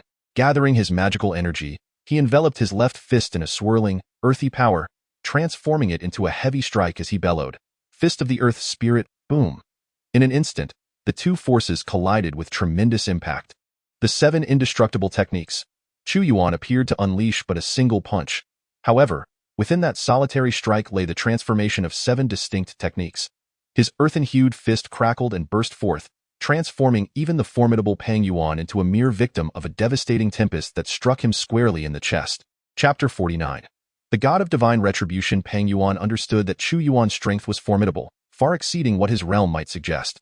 Yet, when they truly engaged in combat, Peng Yuan realized that all his previous estimations were not merely incorrect, but wildly so. This force surpassed that which had been exhibited in the 10,000 Beasts mountain range, shattering his own fist technique with ease. Boom.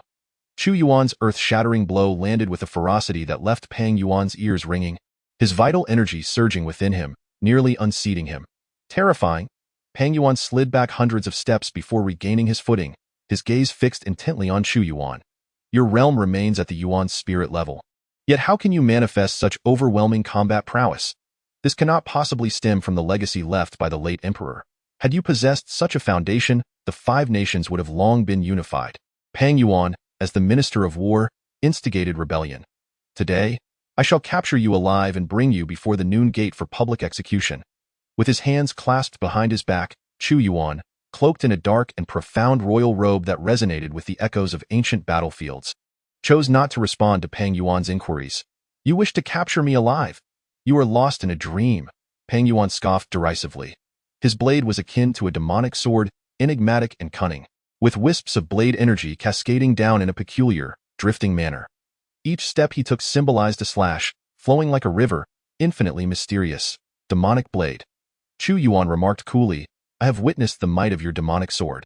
However, despite its cunning nature, Chu Yuan merely evaded each strike with a slight sidestep, appearing to Pang Yuan as a fleeting current, impossible to capture. What is happening? Pang Yuan's anxiety intensified.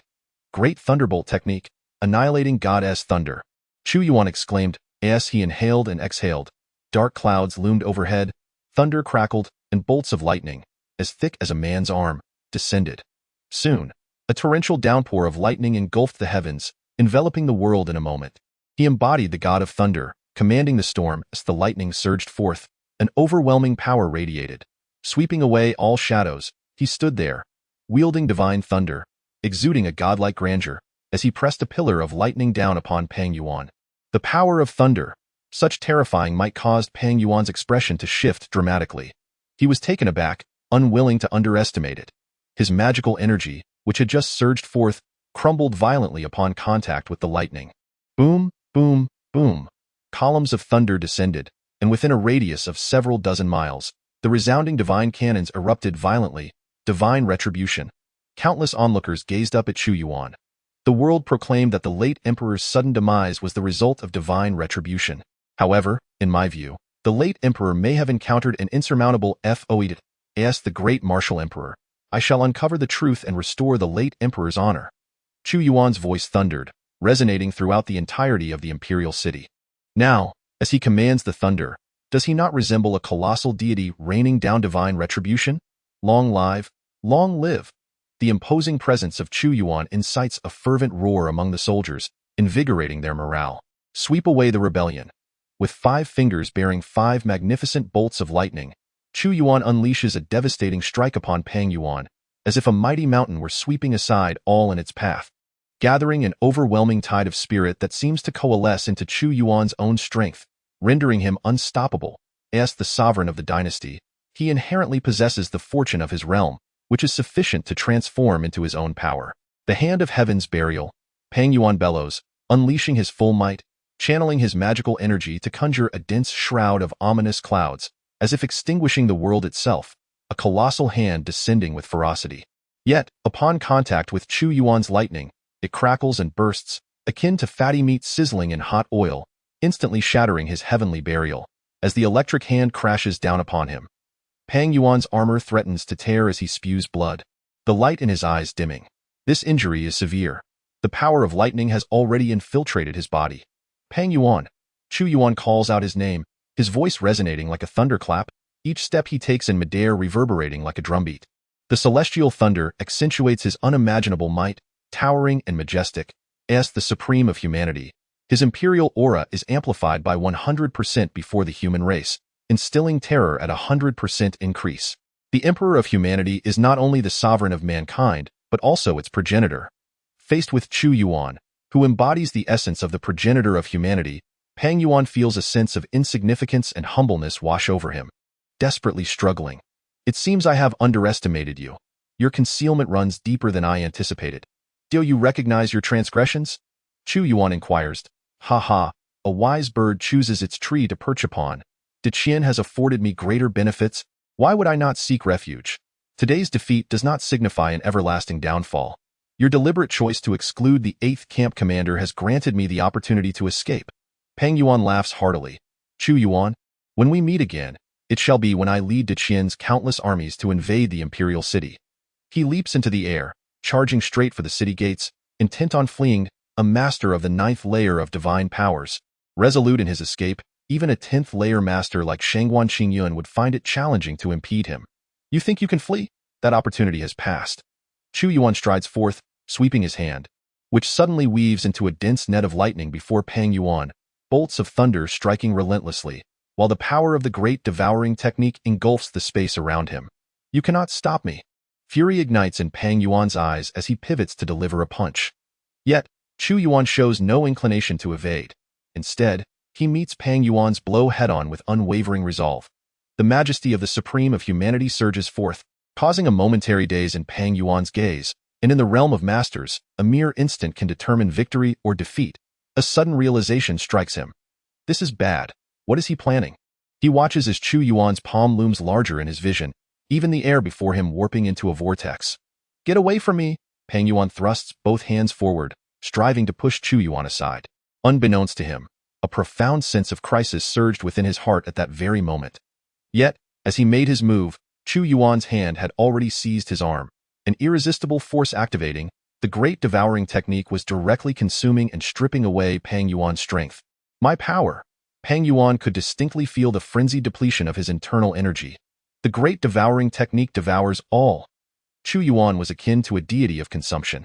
Any energy consumed by him was destined to be trapped. No matter how fiercely Peng Yuan struggled, he remained ensnared within Chu Yuan's realm of absorption.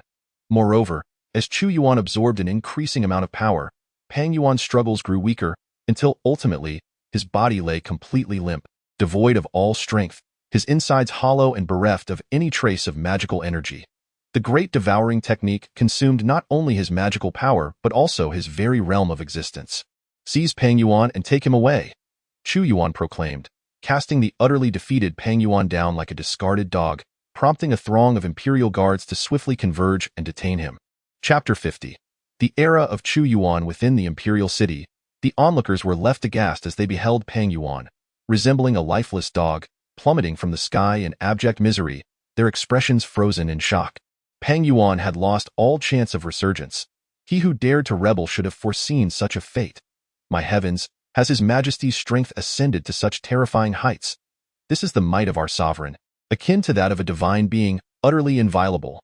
Countless soldiers lifted their gazes to Chu Yuan, their hearts filled with unwavering reverence.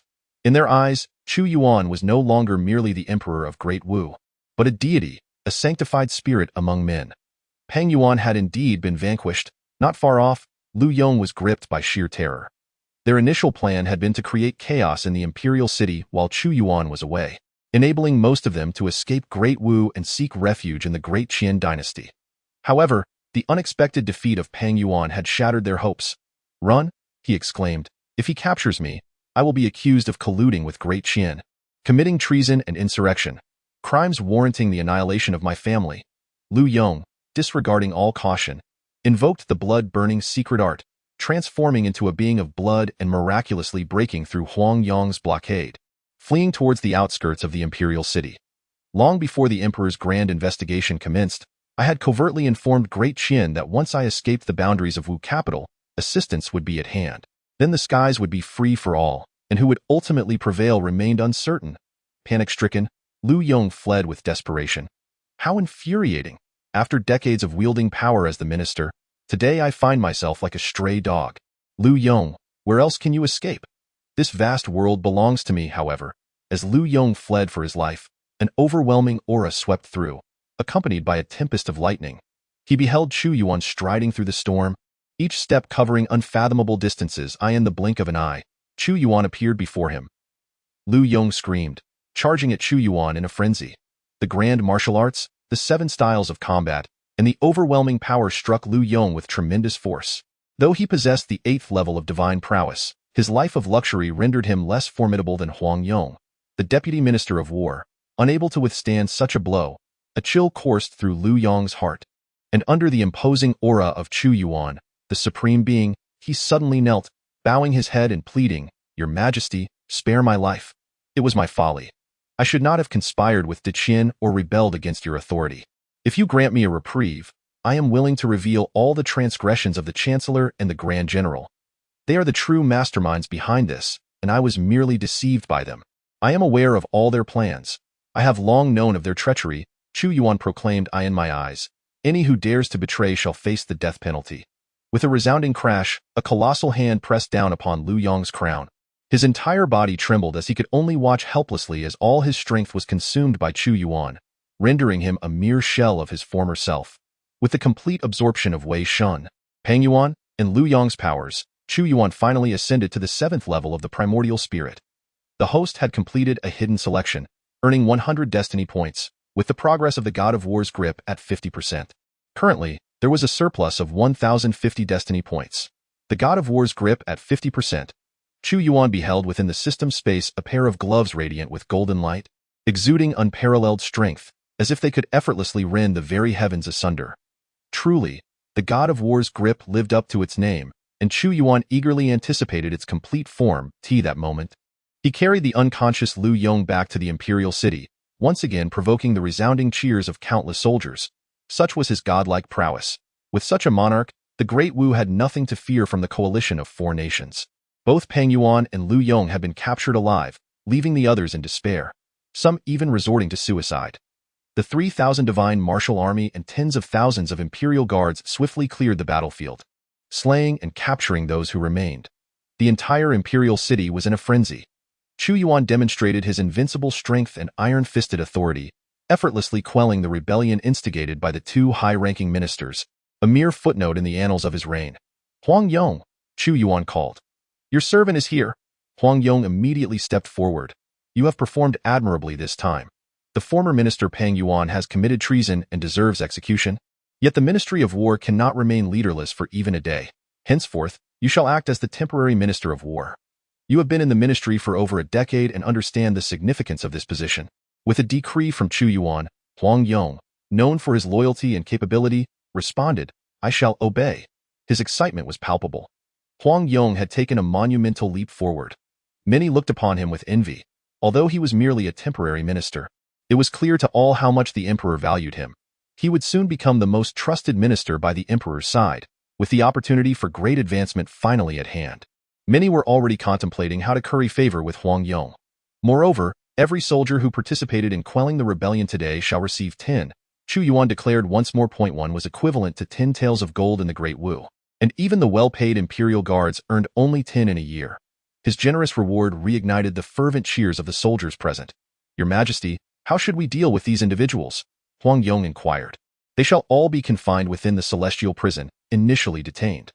Let the officials from the Ministry of Justice interrogate their accomplices and conduct a thorough investigation across the 6 ministries. Anyone daring to collude with the enemy or betray the nation shall be imprisoned without exception. Chu Yuan replied coldly. Furthermore, it appears there are those within the Imperial Guard who have conspired with Deqian. Inform the 8 commanders to conduct a comprehensive investigation from top to bottom. Not a single one must escape scrutiny. I shall personally oversee this matter. His orders were swiftly disseminated throughout the 6 ministries and the Imperial Guard. Although Chu Yuan had previously been probing into treasonous activities, the 6 ministries and the Imperial Guard had exhibited a somewhat duplicitous attitude. However, this time was different. Peng Yuan had been subdued by Chu Yuan himself, and his authority had reached its zenith. Even the commanders of the Imperial Guard, wielding military power, dared not defy Chu Yuan's will. Otherwise, they would be the next to be crushed. Moreover, they were compelled to cooperate in the rigorous investigation of potential traitors within their ranks, which caused the 8 commanders considerable vexation. Regardless of the outcome, their dereliction of duty would be inescapable, and the entire situation was firmly under Chu Yuan's control. Days later, the loyal and valiant Marquis Lu Qianfu returned, bringing with him the severed head of the governor of Yanzhou. The governor had betrayed the Great Wu, defecting to Deqian and raising an army in rebellion, attempting to dominate the region, but was slain on the spot by Lu Qianfu. The shocking news spread across the nation, instilling fear in those with even the slightest incriminating evidence. They all understood that the tides had changed. The emperor seated upon the throne was no longer the easily manipulated and deceived young sovereign they had imagined, but rather a fierce tiger, ruthless and merciless. The era of the previous emperor had faded into history. This era's emperor is named Chu Yuan. Chapter 51. The execution at the Meridian Gate, the entire imperial city was plunged into a tempest. On the day of the emperor's homage to the late sovereign, the Minister of War, the Minister of Works, and numerous high-ranking officials actually rebelled, attempting to assassinate the emperor at the eastern city gate. However, their insurrection was met with fierce suppression by Chu Yuan, who cast them into the depths of captivity. Previously, the six ministries and the Imperial Guard had feigned compliance with Chu Yuan's inquiries into the rebellion, believing that he would not dare escalate the situation. Yet, with the issuance of the Imperial Edict, how could the Imperial Guard and the six ministries dare to disobey? After all, Pang Yuan, a master of remarkable prowess, had been subdued single-handedly by the emperor. They could not hope to stir the waters. Chu Yuan, possessing 3 years of prior knowledge, was already aware of those who had betrayed the Great Wu. He was merely following through with systematic resolutions, allowing Lu Qianfu to apprehend individuals directly from a list he provided. Upon receiving the list, Lu Qianfu's expression turned grave, for he understood that this list was a death warrant. None inscribed upon it would survive. October 13th of the 30th year of the Great Wu's reign had passed 20 days since the battle at the eastern city gate. The thorough investigation within the court was nearing completion, and evidence had been largely gathered. Chu Yuan seized this opportunity not only to unearth those plotting rebellion, but also to dismiss a significant number of high-ranking generals and officials aligned with the former regime, replacing them with his trusted associates. In response to Chu Yuan's dismissals, the 2 remaining officials remained silent, even refraining from appearing over the past 20 days, claiming to be ill. The sentiments of the 2 individuals had plunged to unprecedented depths, having previously hinted to Lu Yong and Pang Yuan to remain calm, exercise patience, and await the passage of time. Yet, to their astonishment, these 2 dared to perpetrate an assassination at the East City Gate. Not only had they condemned themselves to the depths of the dungeon, but they had also jeopardized the foundation painstakingly established over decades. It is crucial to recognize that the 4 nations of Deqian had long been mobilizing their forces. But could they dare to voice their concerns at such a juncture? Chu Yuan now basked in the zenith of his influence, his image among the common folk of Dewu akin to that of a deity, a savior. Who would dare oppose him in the imperial court henceforth? His prestige had, to a considerable extent, become comparable to that of the late emperor. If the late emperor was the founder of the dynasty, Chu Yuan was the liberator of the realm. At this very moment, at the noon gate of the imperial city, the blood flag fluttered majestically as 30,000 divine martial troops assembled before the gate, accompanied by hundreds of thousands of citizens gathered in solidarity. Today marked the day of execution, targeting the high-ranking officials of the court. Throughout history, across all dynasties, such treachery was met with profound disdain and constituted the gravest of offenses, often resulting in the confiscation of property and execution, with entire clans implicated. These individuals had presumed that the fall of Dewu was inevitable, yet were blindsided by the emergence of Chu Yuan. Now, at the noon gate, over 100 individuals were being escorted, each bearing notable renown within Dewu. This purge included not only the 2 officials, Pang Yuan and Lu Yong, but also several marquises such as the Marquis of Chang'e, the Marquis of Heong, and the Marquis of Huwei, who had clandestinely conspired with Deqian, deliberating on how to divide the spoils following Dewu's downfall. How audacious! These individuals, who feasted upon the bounty of Dewu, secretly colluded with enemy nations at the very moment the court was at its weakest, akin to courting death. They feasted on the sovereign's provisions yet showed no loyalty in the face of Dewu's calamity, each intent on saving their own skin, devoid of any sense of responsibility. Yet, we are fortunate that our new sovereign is both wise and formidable, possessing the prowess to sweep across the realms. A blessing for Dewu and indeed for the billions of its dawn-bringing citizens. Boom. As noon approached, the once closed gates of the noon gate thunderously swung open, revealing a figure who did not arrive upon a dragon carriage, but rather strode forth with deliberate grace. The emperor has arrived. After a 20-day absence, Chu Yuan now emanated an aura of profound mystery, a palpable pressure radiating from him. He was the supreme ruler of humanity, the true sovereign of mankind, embodying the regal essence of authority. Chu Yuan had come, Pang Yuan, Lu Yong, the Marquis of Chang'e, the Marquis of Heong, the Marquis of Huwei, and a total of 118 individuals, having colluded with the 4 nations of Deqian, harboring treasonous intent. Such traitorous scoundrels deserve nothing less than execution and the annihilation of their clans. Chu Yuan's voice resonated across the expanse, declaring, "And today, I shall oversee their execution. Your Majesty, spare us." They cried it was a moment of folly, a trap laid by Deqian. Otherwise, even with 1,000 lives, we would not dare rebel.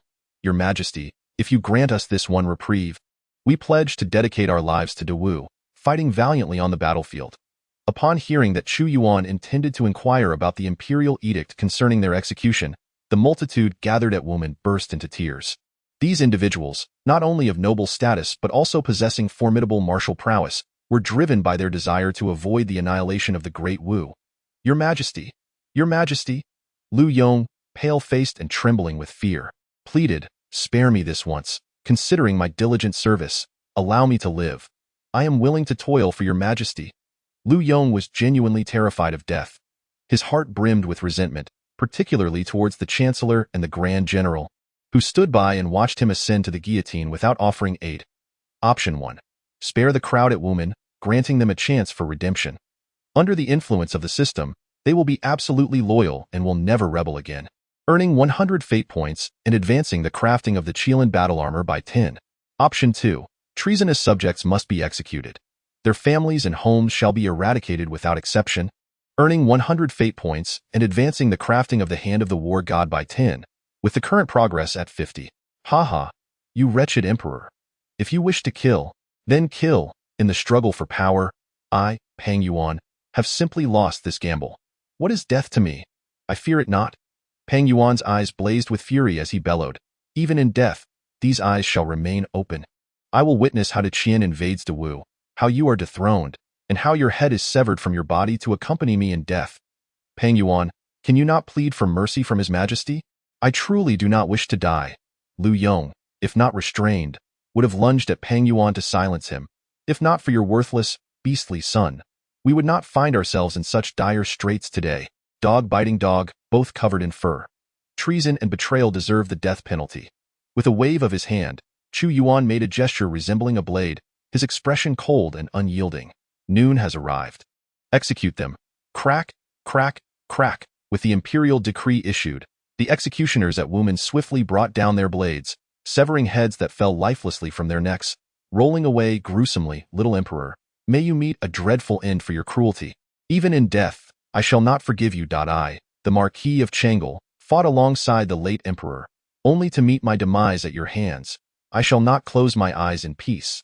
Even in hell, I will curse you, wishing you a fate worse than death. The Marquis of Changel roared.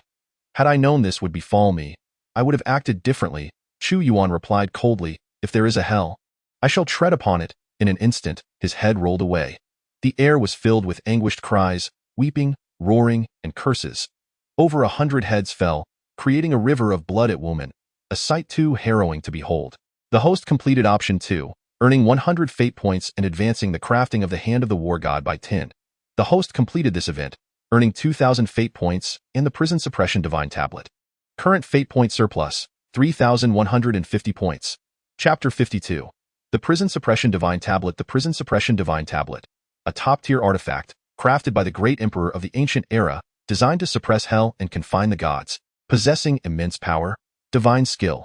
A formidable formation known as the Ceiling of the Divine is established with 6 ancient stone tablets, capable of vanquishing gods and demons alike, creating a realm of its own. In that moment, Chu Yuan beheld within the confines of the system space, adjacent to the grasp of the war god, the emergence of 6 heavy, ancient stone tablets, their surfaces shrouded in a grayish hue.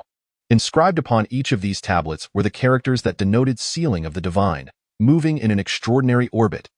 Each tablet, when extracted individually, exuded the power of a mid-tier divine artifact, while collectively, they emanated the terrifying might of a superior divine artifact. Contemplating the war chessboard, merely a low-tier divine artifact yet so fearsome, one could only imagine the unparalleled prowess of a superior divine artifact. At that moment, the noon gate was stained with blood, echoing with the anguished wails of countless souls, cursing Chu Yuan as the most dreadful demon and executioner. Whether divine or demonic, human or fiend, what right have you to judge? Observing the now silent noon gate, he gestured for it to be cleansed, then turned and returned to the imperial city. The task of quelling the rebellion was far from complete. While the heads of Peng Yuan and his ilk had been severed, a significant number of their allies awaited their judgment. Thus, in the ensuing days, the noon gate witnessed a daily deluge of severed heads, a scene that instilled dread among the populace, revealing that the current emperor of Dawu was even more ruthless than the late sovereign. The eradication of entire families, Those who conspired with enemy nations and instigated rebellion would not only face decapitation but also the obliteration of their lineage. This daunting task was entrusted to the divine martial army, which swiftly unearthed vast treasures of gold and silver within mere days, their wealth amounting to several years' worth of taxes for Dawu. All of it was funneled into the national treasury. In the Hall of Divine Sun, Chu Yuan sat in solemnity.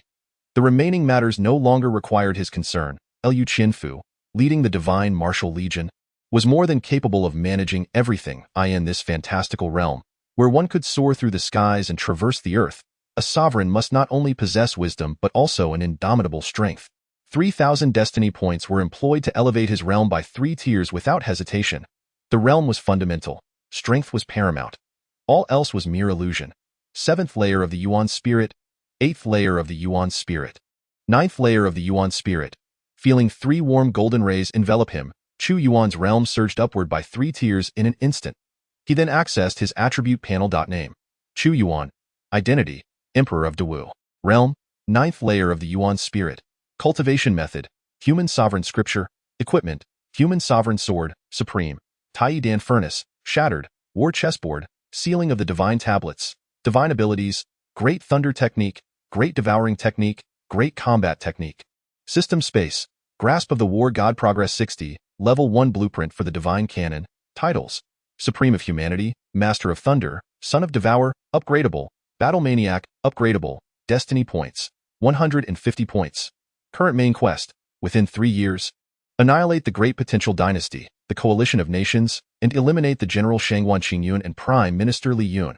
Upon completion, reward: failure results in utter obliteration. Chu Yuan surveyed his attributes and nodded in affirmation. His current realm has ascended to the 9th level of Yuan Shen, wielding the imperial sword and endowed with 3 divine abilities. His prowess is nearly equivalent to that of a master on the brink of divinity, comparable to the former emperor. Although he may lack in certain aspects compared to the former emperor, the difference is hardly significant. His recent endeavor of exterminating the family and confiscating their assets was exceedingly smooth, relying entirely on his strength. Your Majesty, at this moment, the voice of Liu Qianfu resonated. Zhongyong Ho, please enter, Chu Yuan replied. Upon entering, Liu Qianfu suddenly locked eyes with Chu Yuan and was instantaneously struck by the sensation of gazing into an unfathomable abyss. Realizing that the emperor's strength had surged once more, I pay my respects to your Majesty, Liu Qianfu stated, bowing. Zhongyong Ho, what business do you bring before me today? Chu Yuan inquired directly, cutting through any unnecessary pleasantries. Most of the traitors in the court have been thoroughly dealt with, and a general sweep has been conducted within the Forbidden Army. The 8 commanders of the Forbidden Army now report solely to your Majesty. My divine martial army has expanded to 50,000, each warrior possessing the capability of soul forging. Liu Qianfu reported the latest intelligence point. 50,000 is still insufficient. My ambition is for 100,000 divine warriors. You must accomplish this at the earliest opportunity. The war chessboard can only unleash its full power when bound to 100,000 troops, Chu Yuan remarked. Zhongyong Ho, with merely over 2 months until the new year. There still exist military threats surrounding DWU. To ensure our citizens can celebrate the new year peacefully. This menace must be eradicated. Your Majesty, preparing to lead the expedition personally? Liu Qianfu's expression turned stern. I understand. I shall recruit 100,000 divine warriors within half a month, enabling your Majesty to lead the campaign at the earliest. In addition to the recruitment of divine warriors, after the family confiscation, I have not only acquired a substantial amount of gold and silver but also a plethora of military supplies.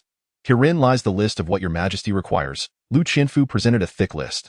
It is astonishing that only through the collective strength of the nation can over 100 divine machine cannons be forged. Indeed, ancient weaponry is challenging to replicate. However, although 100 divine machine cannons possess considerable might, my vision demands at least 1,000. Otherwise, the impact would be insufficient.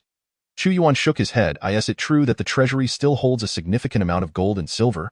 Can we not procure more? The iron is manageable, yet the most scarce resource remains meteorite gold, which is nearly non-existent in ordinary commercial establishments, Liu Qianfu reported candidly. Recently, I made contact with the Infinite Chamber of Commerce, which was willing to exchange other resources. However, they have recently closed their doors to any transactions. Upon inquiry, it seems their president has encountered an unforeseen incident, and the Infinite Chamber of Commerce is desperately seeking elixirs, even dispatching a considerable number of personnel away from the capital in search of aid from the headquarters. Oh? Is there such a matter? Chu Yuan mused that it was clear to him that the infinite chamber of commerce in the imperial city of Dawu was merely a branch. Their business extended across many nations, and it was rumored that true masters of the divine realm resided within, possessing many elusive treasures and truth.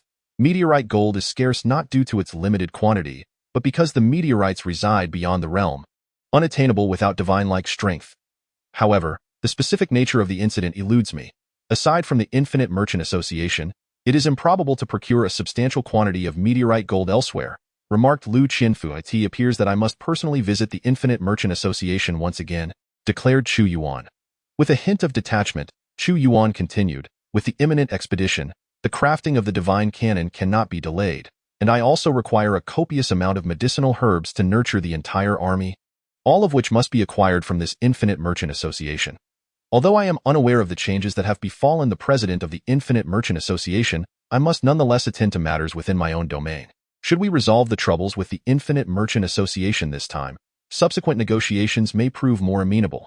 However, during my last visit, the association denied entry to all visitors, and I was unable to even cross their threshold. I fear they may refuse to meet your majesty. Liu Qianfu expressed his concerns about Chu Yuan encountering a closed door. Nonsense. Conducting business in my territory, this imperial city is entirely under my dominion. My land must adhere to my laws. Chu Yuan remained unfazed. Chapter 53. The Infinite Merchant Association. The Infinite Merchant Association is a vast enterprise, located on the most prosperous avenue of the Great Wu Imperial City, occupying a prime golden spot. Shortly after departing from the imperial city, Chu Yuan beheld an expansive pavilion rising majestically before him. This edifice occupied a significant portion of the street, brimming with their enterprises. The building soared high, adorned with opulent decorations, particularly at the forefront of the pavilion, where Chu Yuan noted the inscription of the words Infinite Merchant Association.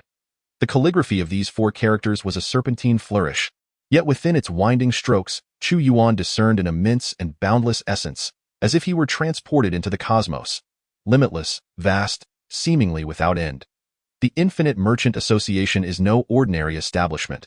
The term infinite denotes grandeur, and not everyone can wield such a profound concept. Chu Yuan mused inwardly. At this moment, dusk had descended, and logically, it should have been a time of bustling activity and throngs of people. However, the gates of the Tiandao Pavilion stood firmly shut, devoid of any patrons, exuding an air of desolation, with only 2 guards stationed outside. These sentinels possessed formidable strength, akin to that of the first realm of divine power, capable of leading an army in the Great Wu. Yet they were relegated to sentry duty. Halt! The Infinite Merchant Association is closed for business these past few days, and is not conducting any transactions. We kindly ask both guests to depart. As Chu Yuan and Lu Qianfu approached the Infinite Merchant Association, the 2 guards interposed themselves, their expressions stern. Although they recognized the distinguished status of the 2 men before them, they showed no intention of yielding. Oh? Am I not permitted entry as well? Chu Yuan inquired nonchalantly. No. No one may enter, the guards insisted. This is the directive of the association. Boldly spoken. Do you not realize who stands before you? He is the Emperor of Great Wu. You ought to kneel at once. Lu Qianfu rebuked, having faced similar obstruction before, yet he could tolerate disrespect towards himself, but never towards Chu Yuan. Regardless of who you are, no one is allowed entry, the guards reiterated. Just as those words left their lips, their expressions shifted dramatically. Ah, you are the Emperor of Great Wu. Though they had never encountered Chu Yuan, it did not imply that they were unfamiliar with him. This individual, despite ascending the throne not long ago, possesses an ironclad resolve, having eradicated entire families and left a trail of severed heads in the imperial city. He is undoubtedly a formidable figure. Knowing that His Majesty has arrived, why do you not hasten to pay your respects? Step aside at once, Lu Qianfu declared coldly. Long live the Emperor. The 2 guards, taken aback, retreated hastily and knelt partially, stammering. However, this is an order from the senior officials of the Infinite Chamber of Commerce, prohibiting any entry, not even granting us the authority to allow passage. You 2 withdraw, and allow me to receive His Majesty. Just then, the voice of an elder resonated, as an old man clad in a white robe, with hair and beard completely white, emerged from the Infinite Chamber of Commerce. After dismissing the 2 guards, he approached Chu Yuan Bai Hua, the vice president of the Infinite Chamber of Commerce.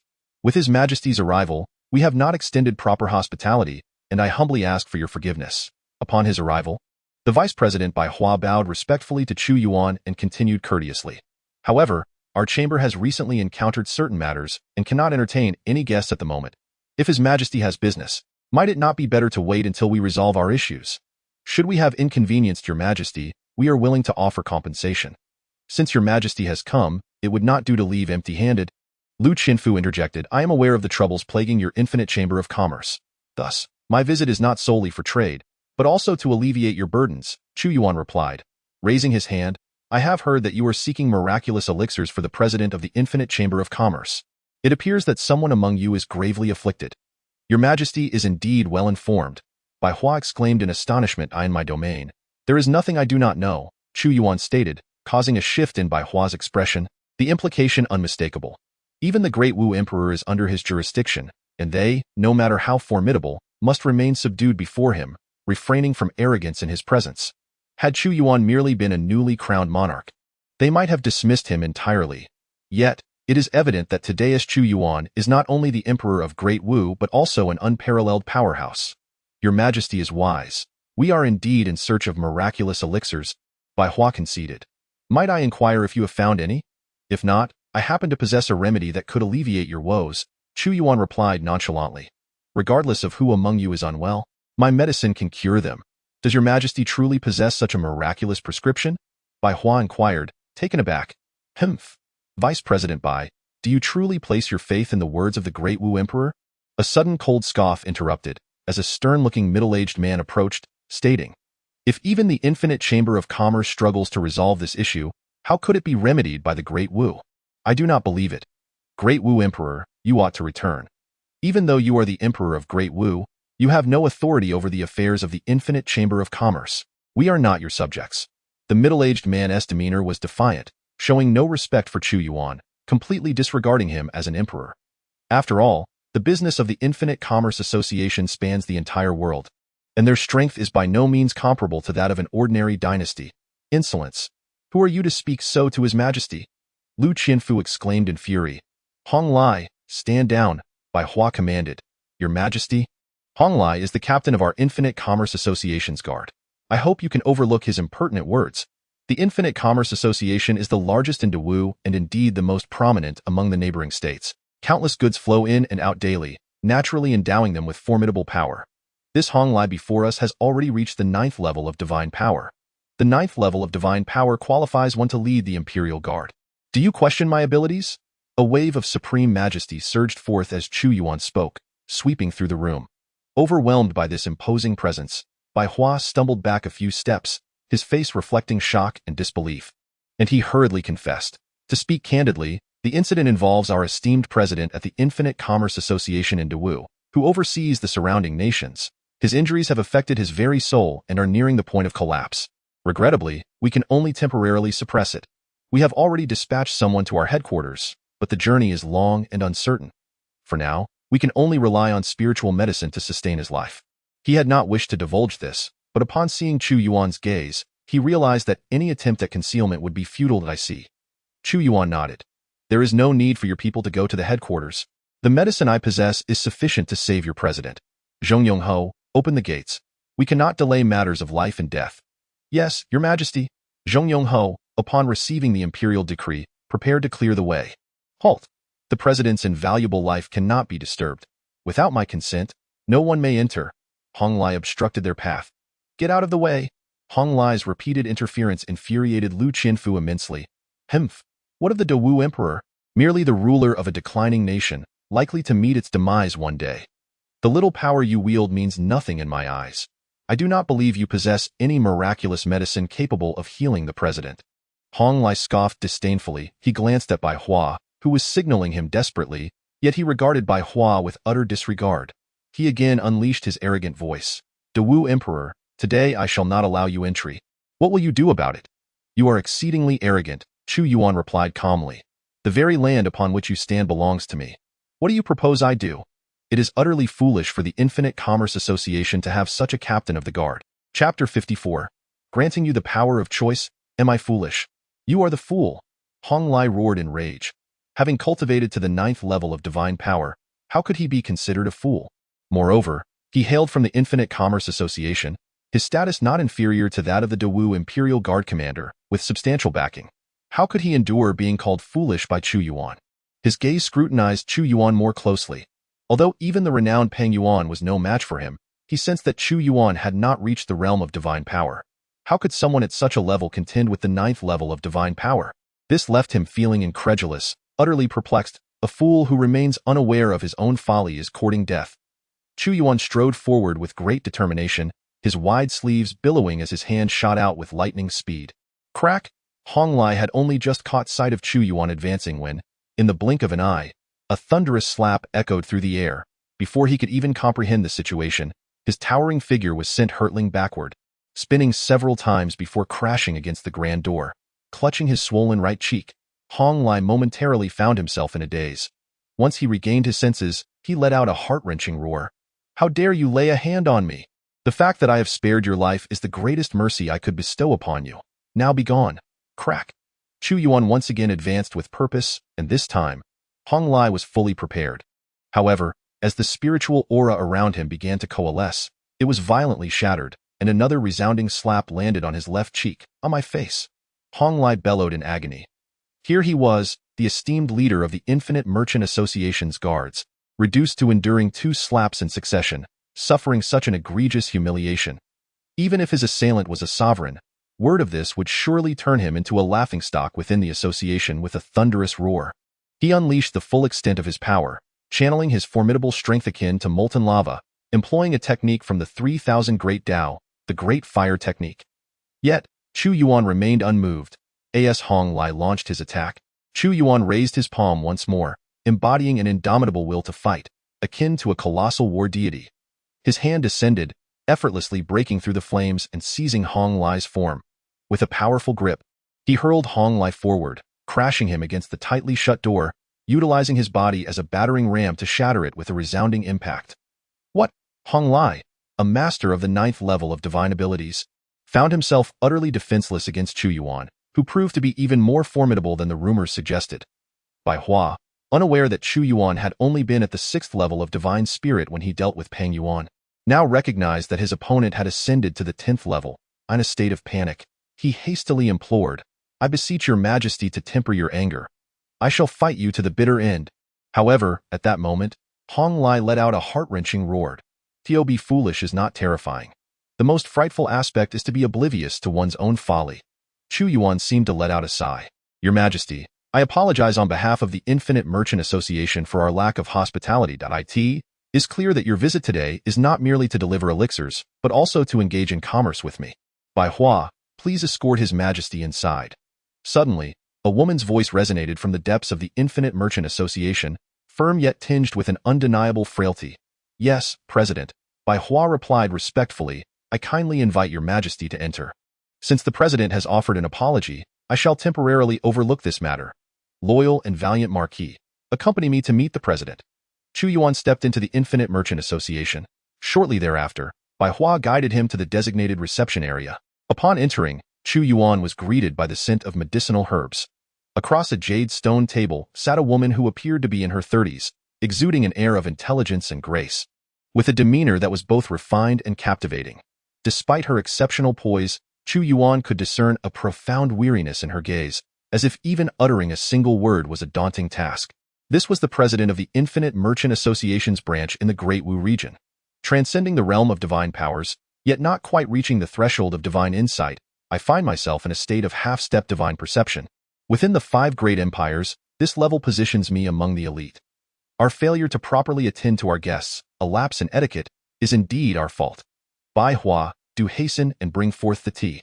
The voice of the president resonates with a melodious charm, yet the undertone of affliction within it evokes a pang of sympathy as she declares, "I am Jifeling, the president of this great martial division." As she spoke, Bai Hua arrived with several cups of tea, placing them before her. "There are matters I shall not conceal from your Majesty. I have been overly confident, attempting to breach the realm of divine perception, only to suffer a backlash. Why primordial spirit now resembles shattered glass, on the verge of complete collapse. Were it not for the abundance of elixirs within this merchant association, I would not have endured until now." Jifeling continued, "Even if I were to procure medicine from the headquarters to mend my spirit's injuries, it is highly likely I would become a mere shadow of my former self, unable to ever transcend into divine perception again." Chu Yuan nodded in understanding.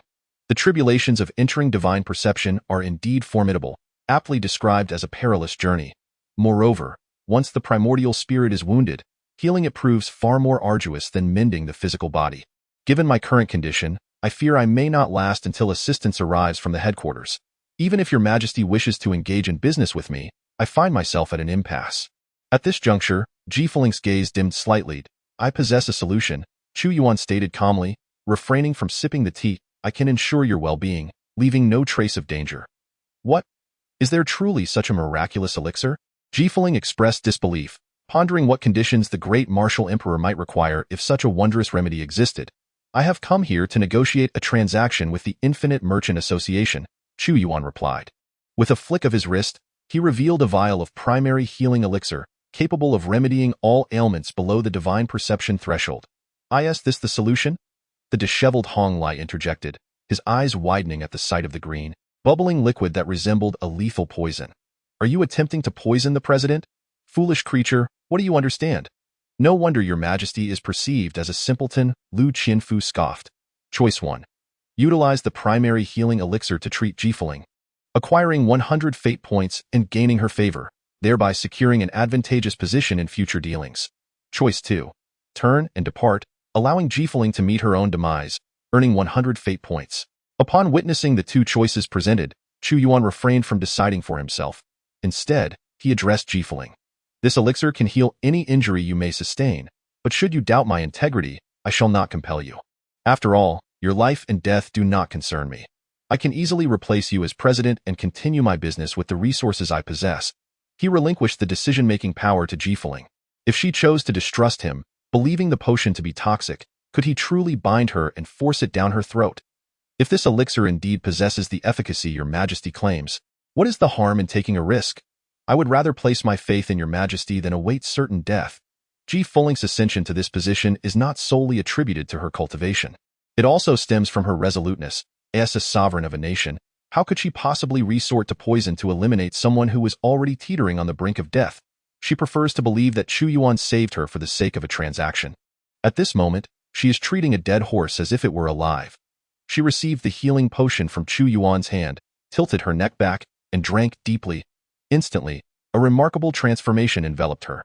In the brief moment following Jifuling's consumption of the primary healing potion, a surge of emerald-colored healing energy emanated from her, akin to the revival of life itself. The listlessness and despondency in her eyes transformed almost instantaneously. The choice between life and death was placed in Jifuling's hands by Chu Yuan. Fortuitously, she chose to trust him, opting for the path of survival. Am I restored? The sudden influx of formidable energy left Jifuling momentarily overwhelmed. As she fully grasped her newfound state, she sprang up in astonishment, exclaiming, "Your Majesty, what sort of elixir is this? It has completely healed my soul's injuries, rendering me no different than before. Furthermore, my previous failure in breaking through has only fortified my strength." She could hardly believe it. This time, she had wagered correctly. The potion brought by Chu Yuan was truly miraculous, devoid of any hidden repercussions. Even within the Infinite Commerce Association, such a treasure would be impossible to procure. Its value nearly incalculable. "This is a healing potion," Chu Yuan stated nonchalantly. "Fuling, I have not deceived you." Ding! The host has completed choice 1 and received 100 fate points. Your Majesty has not misled me. This is an extraordinary rarity, Jifuling exclaimed in shock.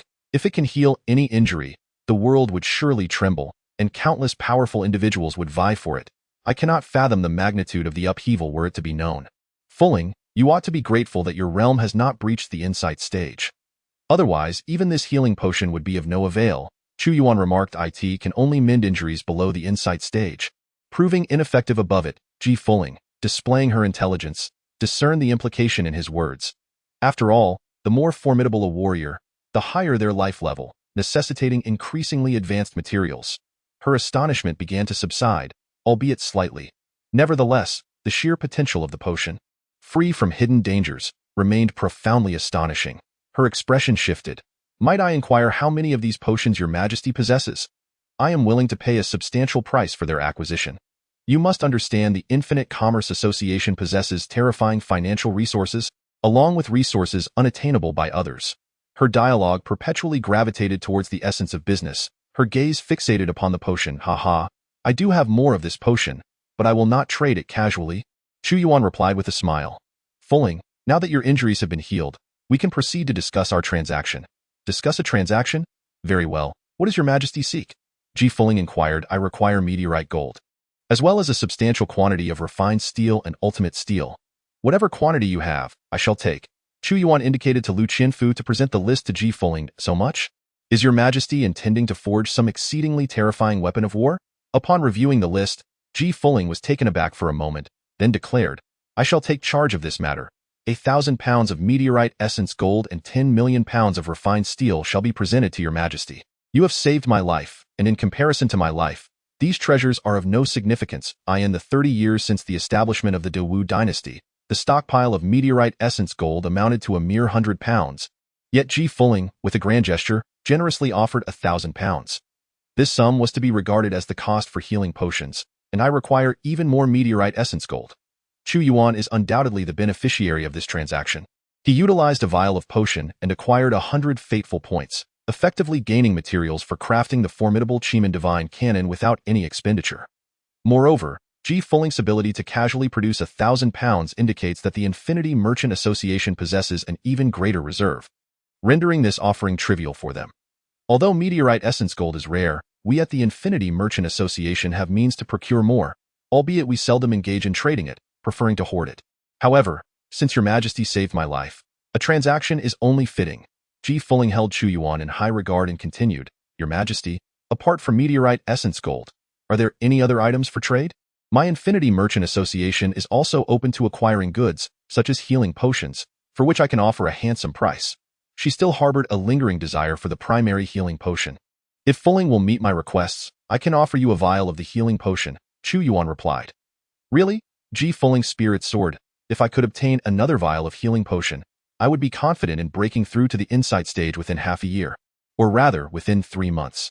Should I achieve the insight stage, my authority within the association would significantly increase, allowing me to trade for more exquisite treasures with your majesty. Chu Yuan nodded in agreement, recognizing the mutual benefits of their transaction. His rescue of Ji Fulling was rooted in this very reason.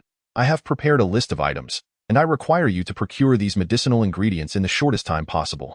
The list Chu Yuan presented was extensive, filled with a multitude of items. So complicated? Ji Fulling exclaimed upon seeing the list of medicinal ingredients.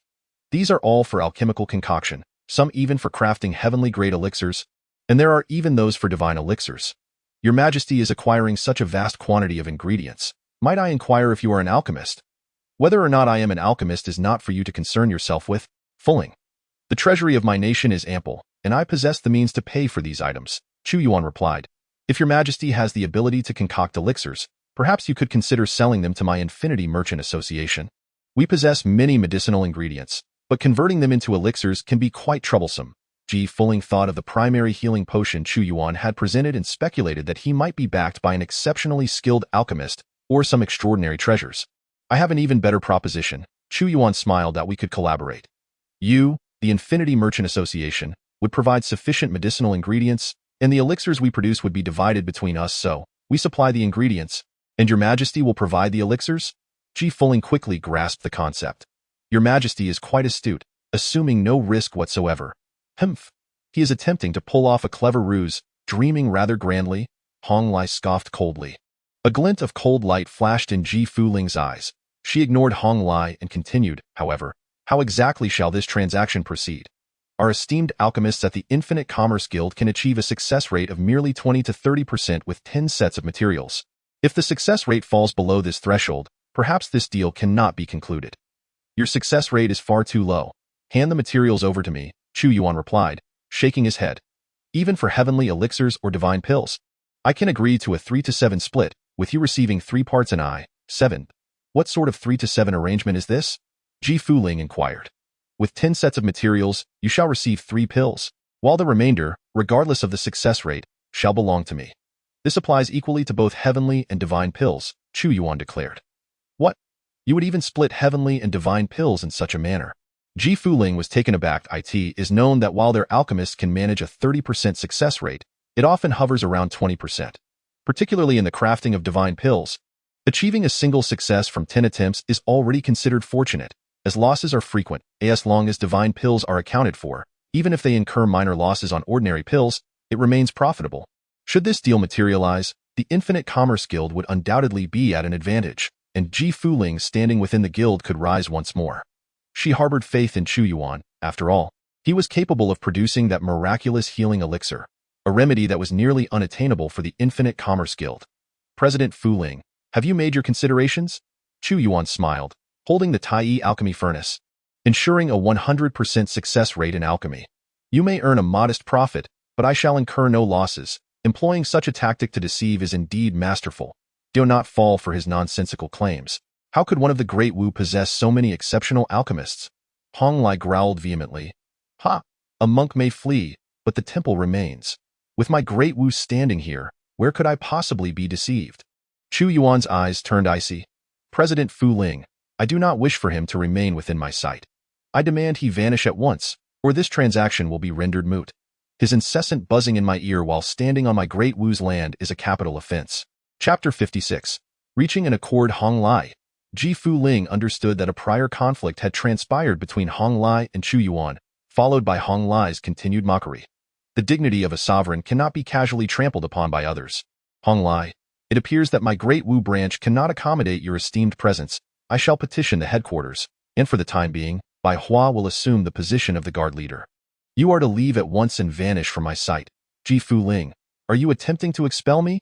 Hong Lai's expression shifted dramatically, but he soon sneered. Such a thing is impossible. You lack the authority to dismiss me. Though you are the branch president, the position of leader is appointed by another elder, belonging to a different faction. I shall remain here, and there is nothing you can do about it. You have your backers, and I have mine. Ji Fuling's countenance also grew grim. Within the Infinite Chamber of Commerce, numerous factions vie for dominance, and Hong Lai has often found himself restrained by the presence of Chu Yuan, who dismisses his commands, leaving him in a state of profound discomfort. It is not that I cannot retain you, but rather that President Fuling cannot die in an instant. Chu Yuan exuded an imperial aura, his stature seemingly soaring as he unleashed a punch imbued with the ferocity of battle, striking forth with such force that the air was momentarily evacuated, creating a vacuum akin to the cosmos itself. Do you intend to kill me? Upon facing Chu Yuan's sudden onslaught, Hong Lai's countenance shifted dramatically, as a sovereign's intimidating presence instilled within him a primal fear of death and a fit of rage. He roared fiercely, summoning all his strength to counter the assault from Chu Yuan. Yet, his efforts proved futile. The power of the blow was beyond description, locking down the void around him, rendering escape impossible. When it descended upon Hong Lai, it erupted like a supernova, transforming him into a grotesque mass of flesh and blood. Hong Lai struggled, crying out for help. President, save me. This great martial emperor seeks to end my life. I must report to headquarters and summon countless experts to eliminate him. However, Ji Fuling remained unresponsive, her eyes cold as ice. Though her lips parted, no sound emerged, yet it seemed she conveyed the message. You should have perished long ago. In the next heartbeat, Chu Yuan stood before Hong Lai, his grip encircling Hong Lai's neck. With a gentle twist, a formidable consuming force surged forth, sending Hong Lai to the western heavens, extinguishing his life entirely. A mist of blood erupted. Chu Yuan was too apathetic to employ his grand devouring technique on such energy. At last, tranquility was restored. Chu Yuan remarked coolly as for Hong Lai, I had long harbored disdain for him. After all, he was merely a guard wielding a feather as a command token. What significance does the death of a mere captain hold? Once I transcend to the realm of divine insight, who would dare to hold me accountable for the demise of a trifling figure at the 9th level of divine abilities?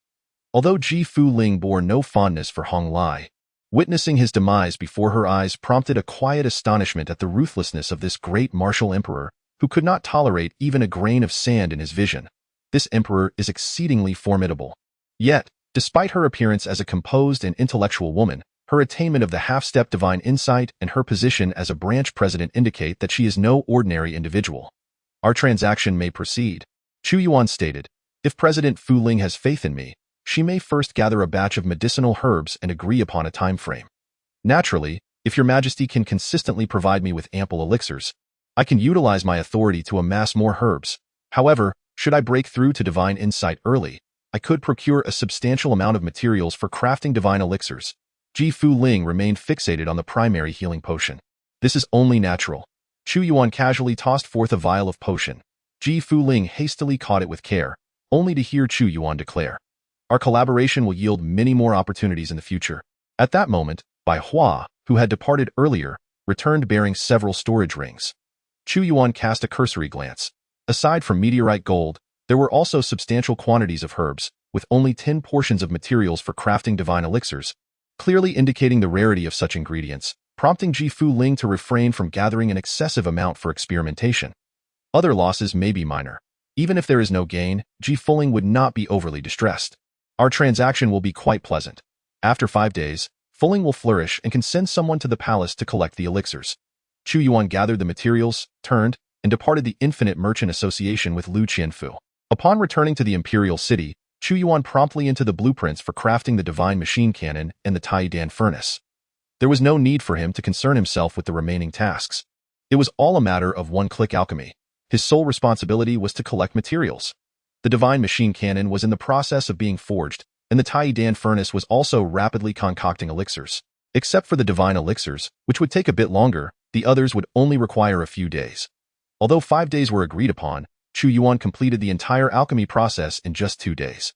5 days later, Ji Fuling personally arrived at the palace to receive the first batch of elixirs. Upon seeing the divine elixirs rolling in her hand, her expression transformed. The quality of these divine elixirs surpassed those produced by the alchemists of the Infinite Merchant Association, each one plump and abundant, with the other elixirs being composed of 30% of the materials used. While the other elixirs were of lesser concern, the divine elixirs were notable. Even if they attempted the alchemy themselves, a success rate of 1 out of 10 would be commendable. After receiving the first batch of elixirs, she gained greater confidence and swiftly arranged for more medicinal materials to be sent to the Imperial City. Especially for the divine elixirs, with the healing potions as a safety net, she would incur no losses, regardless of the quantity sent. Chu Yuan accepted everything without hesitation, as he did not need to refine them himself. They would be placed in the Taidan furnace for automated refining, leaving him free from worry. Ji Fuling would profit significantly, but the real windfall belonged to Chu Yuan. He was not required to invest anything. The Taidan furnace was a reward from the system, yielding a substantial amount of elixirs, which was truly advantageous. With a plethora of elixirs and countless resources at his disposal, the strength of Chu Yuan's divine martial army surged dramatically. With dozens of experts reaching the divine ability realm in a short span. 20 days passed, and it was now the 3rd day of the 11th month in the Great Martial Era. Your Majesty, after these 20 days of military expansion, our divine martial legion has successfully gathered 100,000 brave warriors, with the lowest cultivation level at the 3rd stage of spirit forging, and over 5,000 experts in the primordial spirit realm, not to mention 100 or 200 in the divine ability realm. Lu Qianfu, clad in battle armor, reported the recent achievements to Chu Yuan. Chu Yuan nodded. The military chessboard was now bound to 100,000 men, reaching its limit. Although his divine martial army consisted of only 100,000, each soldier possessed strength above the 3rd stage of spirit forging. It is worth noting that the divine martial legion established by the late emperor had merely reached the meridian opening stage, yet could sweep through any opposition. This was all thanks to the Taidan furnace, which provided Chu Yuan with a copious supply of elixirs. After tasting success, Ji Fuling began frequenting the palace, almost wishing to reside there permanently, eager to uncover how Chu Yuan concocted the elixirs. However, all of Chu Yuan's alchemical processes were conducted within the system space, making it impossible for her to observe. Loyal and brave Marquis, you have worked hard. Please take this elixir. In Chu Yuan's hand appeared a pearl-sized pure white pill, adorned with 10 stripes and exuding an extremely pure medicinal aura. Chapter 57. Deployment to the 10,000 Beasts Mountain Range. I have finally reached the 10th stage of divine ability. After consuming the miraculous elixir, Lu Qianfu ascended to the 10th level of divine prowess, achieving the same realm as Shangguan Qingyun and Li Wai Yuan in the past. Although he fought valiantly under the previous emperor, he had sustained grave injuries and spent 3 decades in neglect, which severely hindered his cultivation. Now, through the potency of the elixir, he was able to effortlessly release the insights accumulated over those 30 years, finally reaching the pinnacle of the 10th level of divine prowess, which significantly bolstered his self-confidence. This was a heavenly-grade treasure, the divine prowess breakthrough pill. Chu Yuan smiled as he observed Lu Qianfu. The divine prowess breakthrough pill was specifically crafted for transcending the realms of divine prowess, with each intricate pattern on the pill representing a level of mastery. Now, the Infinite Merchant Guild had provided him with rare herbs that were unavailable even in the Grand Capital. enabling him to successfully refine this pill. Facilitating Lu Qianfu's breakthrough. As the commander of the 100,000 divine martial troops, it was imperative for Lu Qianfu to possess formidable cultivation, especially as he would eventually lead millions of soldiers. Chu Yuan had already instructed Ji Fuling to gather herbs that could help one attain the half-step insight into the divine realm. There were also formulas for auxiliary pills to aid the breakthrough into divine insight. Although they awaited the necessary materials, "Thank you, Your Majesty, for the bestowed elixir." Lu Qianfu gazed at the regal aura emanating from Chu Yuan, filled with reverence, and expressed, "Were it not for Your Majesty, I would still be that elderly man languishing in a rocking chair, devoid of today's glory. Your Majesty's grace is beyond my ability to repay. Loyalty to the crown and the nation is your due reward," Chu Yuan replied. "Loyal and valiant Marquis, I have something for you to observe." He led Lu Qianfu to a vast plaza, where over 1,000 fearsome divine artillery pieces were arrayed in perfect order, resembling a formidable assembly of steel beasts. Should all the artillery roar in unison, the devastation unleashed would be unimaginable. The sheer might of these 1,000 cannons was terrifying. Lu Qianfu felt a tremor within. Even if he had reached the 10th level of divine prowess, facing the onslaught of these ancient divine artillery pieces would leave him utterly defenseless. They were the most fearsome instruments of war, instilling dread in both gods and demons. The plans for the southern campaign needed to be expedited. Not only must the divine martial army prepare, but the imperial guards must also undergo urgent training, and all necessary war supplies must be readied. Chu Yuan sensed that the time was approaching. In the coming days, he would forge more divine artillery pieces. Hemph. The four nations of Deqian continued to bolster their forces along the borders, likely aware of the recent events in Dewu. Even if we do not take action, they would still launch an offensive in matters of war. One must always seize the initiative, Lu Qianfu, a renowned general in his time, contemplated and added, "There is another matter. Although the beast tide in the Wanshou mountain range has receded, the great demons have not entirely given up. According to the Imperial Guards, the demon leader, the purple-scaled thunder dragon, has shown signs of restlessness, seemingly waiting for the four nations of Deqian to mobilize before attempting to break free from the mountains." "The purple-scaled thunder dragon?" Chu Yuan inquired. Years ago, the previous emperor fought against the purple-scaled thunder dragon. Though victorious, he did not completely slay it. With the previous emperor gone, the dragon naturally seeks to escape its confinement and wreak havoc once more. I fear it may take advantage of the chaos to threaten our imperial city. Lu Qianfu expressed his concerns. Option 1. Lead 100,000 valiant troops to the Beast Mountain range, eradicate the beast tide, and earn 100 fate points, with the war god's grip progress at 10. Option 2. Ignore the threat of the Beast Mountain range, focus on the border, earn 100 fate points, acquire 1 basic defense formation X1, and achieve 10 progress in crafting the Nebula Bracelet. Note: once activated, the basic defense formation can withstand attacks from beings below the Divine Watching Realm. The more external forces that surge in, the greater the consumption of mana crystals. Upon seeing these two choices, Chu Yuan realized that if he opted for the second, he could also obtain the basic defense formation. Once activated, even if ferocious beasts besieged the city, as long as there were sufficient mana crystals, they could not breach his imperial city. However, he was slightly taken aback to find that the option for the Qilin battle armor had vanished. Loyal and brave Marquis, prepare accordingly. Although the Divine Martial Legion has been established and is stronger than that of the late emperor, the former emperor commanded a battle-hardened army. Tomorrow, gather the 100,000 troops, and before embarking on the southern campaign, we shall first ready ourselves against the ferocious beasts of the Beast Mountain range. Chu Yuan did not choose the second option. Although the basic defense formation and the Nebula Bracelet were appealing, he preferred to confront threats head-on rather than relegating them to the rear. Proactively resolving such matters was the true path of a king, the essence of what an emperor ought to do. Most importantly, his war god's grip had already accumulated 60, and he felt uneasy until it was fully collected. Ding! The host has chosen option 1, gaining 10 progress in crafting the war god's grip, bringing the current progress to 70. Deploy troops to the Beast Mountain range. Lu Qianfu was momentarily stunned, then solemnly replied, "Yes, Your Majesty, I shall prepare at once." The following morning at the Divine Martial Training Grounds, 100,000 warriors donned the distinctive pitch-black armor of the Divine Martial Legion. The banners of the Great Wu fluttered in the wind, and they stood in perfect formation, their expressions grave and silent, radiating a palpable sense of oppression. Each of these 100,000 warriors possessed at least the strength of the soul-forging realm, with over 200 being adept in divine abilities, whereas the former emperor's 300,000 divine martial army had only boasted a little over 300 adept practitioners, countless ferocious beasts amassed in the Beast Mountain range, and the great demon leader, the purple scale thunder dragon, was ever eager to invade the imperial city and sow chaos.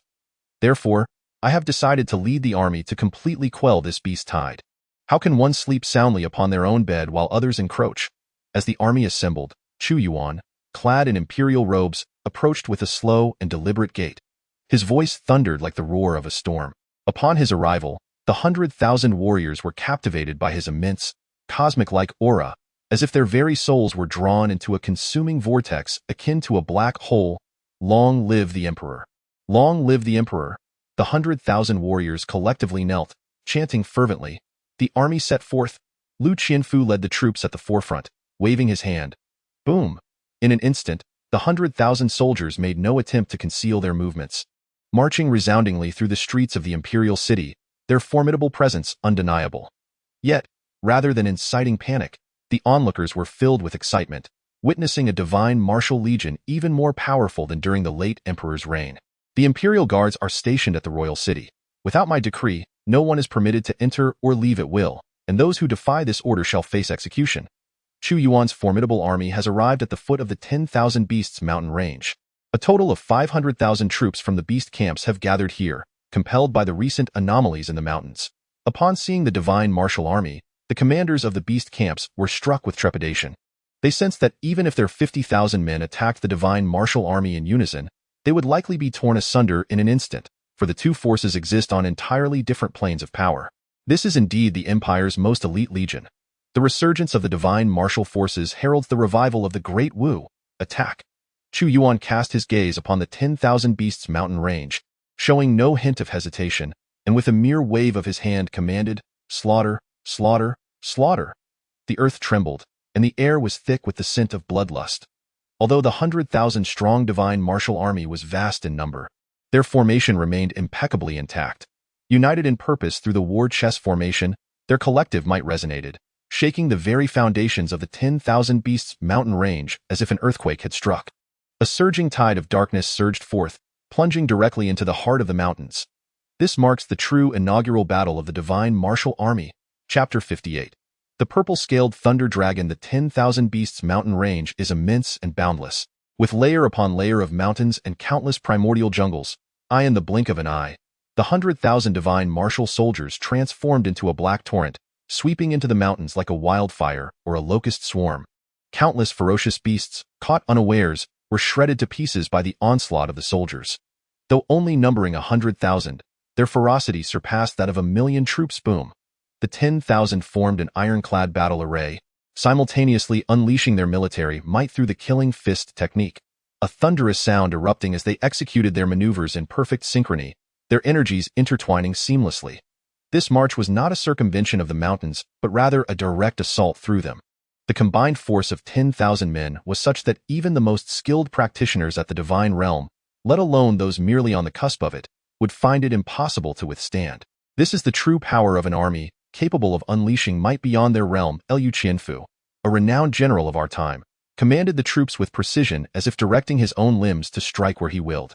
The Great Wu army, a mere 10,000 strong, dares to penetrate the 10,000 Beasts mountain range, courting death. Deep within the layered mountains, a voice laced with cold disdain echoed. Within the 10,000 Beasts mountain range lurked hundreds of millions of ferocious beasts, and should they surge forth, the onslaught would be overwhelming. Were it not for the imperial guards equipped with a plethora of war instruments, they would be utterly unable to withstand such a tide. The Great Wu Emperor personally leads this campaign, hoping to rely on this 100,000 to extinguish us, yet how could we not respond in kind? Simultaneously, the oppressive tide of beasts within the 10,000 Beasts mountain range surged once more. In the blink of an eye, from all directions, over hundreds of thousands of ferocious beasts charged forth, encircling the 100,000 divine martial soldiers. Moreover, the beasts continued to emerge in relentless waves, aiming to leverage their overwhelming numerical superiority to encircle and wear down the divine martial army. There soared the golden-winged great Peng, there roared the gigantic apes, and there writhed the dragons in the sky. Iron chains intertwined, military might unleashed, and the domain of slaughter established. Chu Yuan did not spring into action immediately. Instead, he stood coldly at the rear, surveying the entire battlefield. Although an army of 100,000 appeared diminutive compared to the monstrous legions, which often numbered in the hundreds of thousands or millions, the combat prowess unleashed under the command of Lu Qianfu was incomparable. In an instant, countless beasts were torn asunder, and a rain of blood fell like a tempest. The 100,000 surged forward as if a phalanx of long spears had swept into the fray. They encircled the great Wu emperor, determined not to let him escape. This was the elite force of the great Wu dynasty. Annihilating this formidable contingent would render the great Wu kingdom akin to a deserted city, allowing them to advance unimpeded. Kill, kill, kill.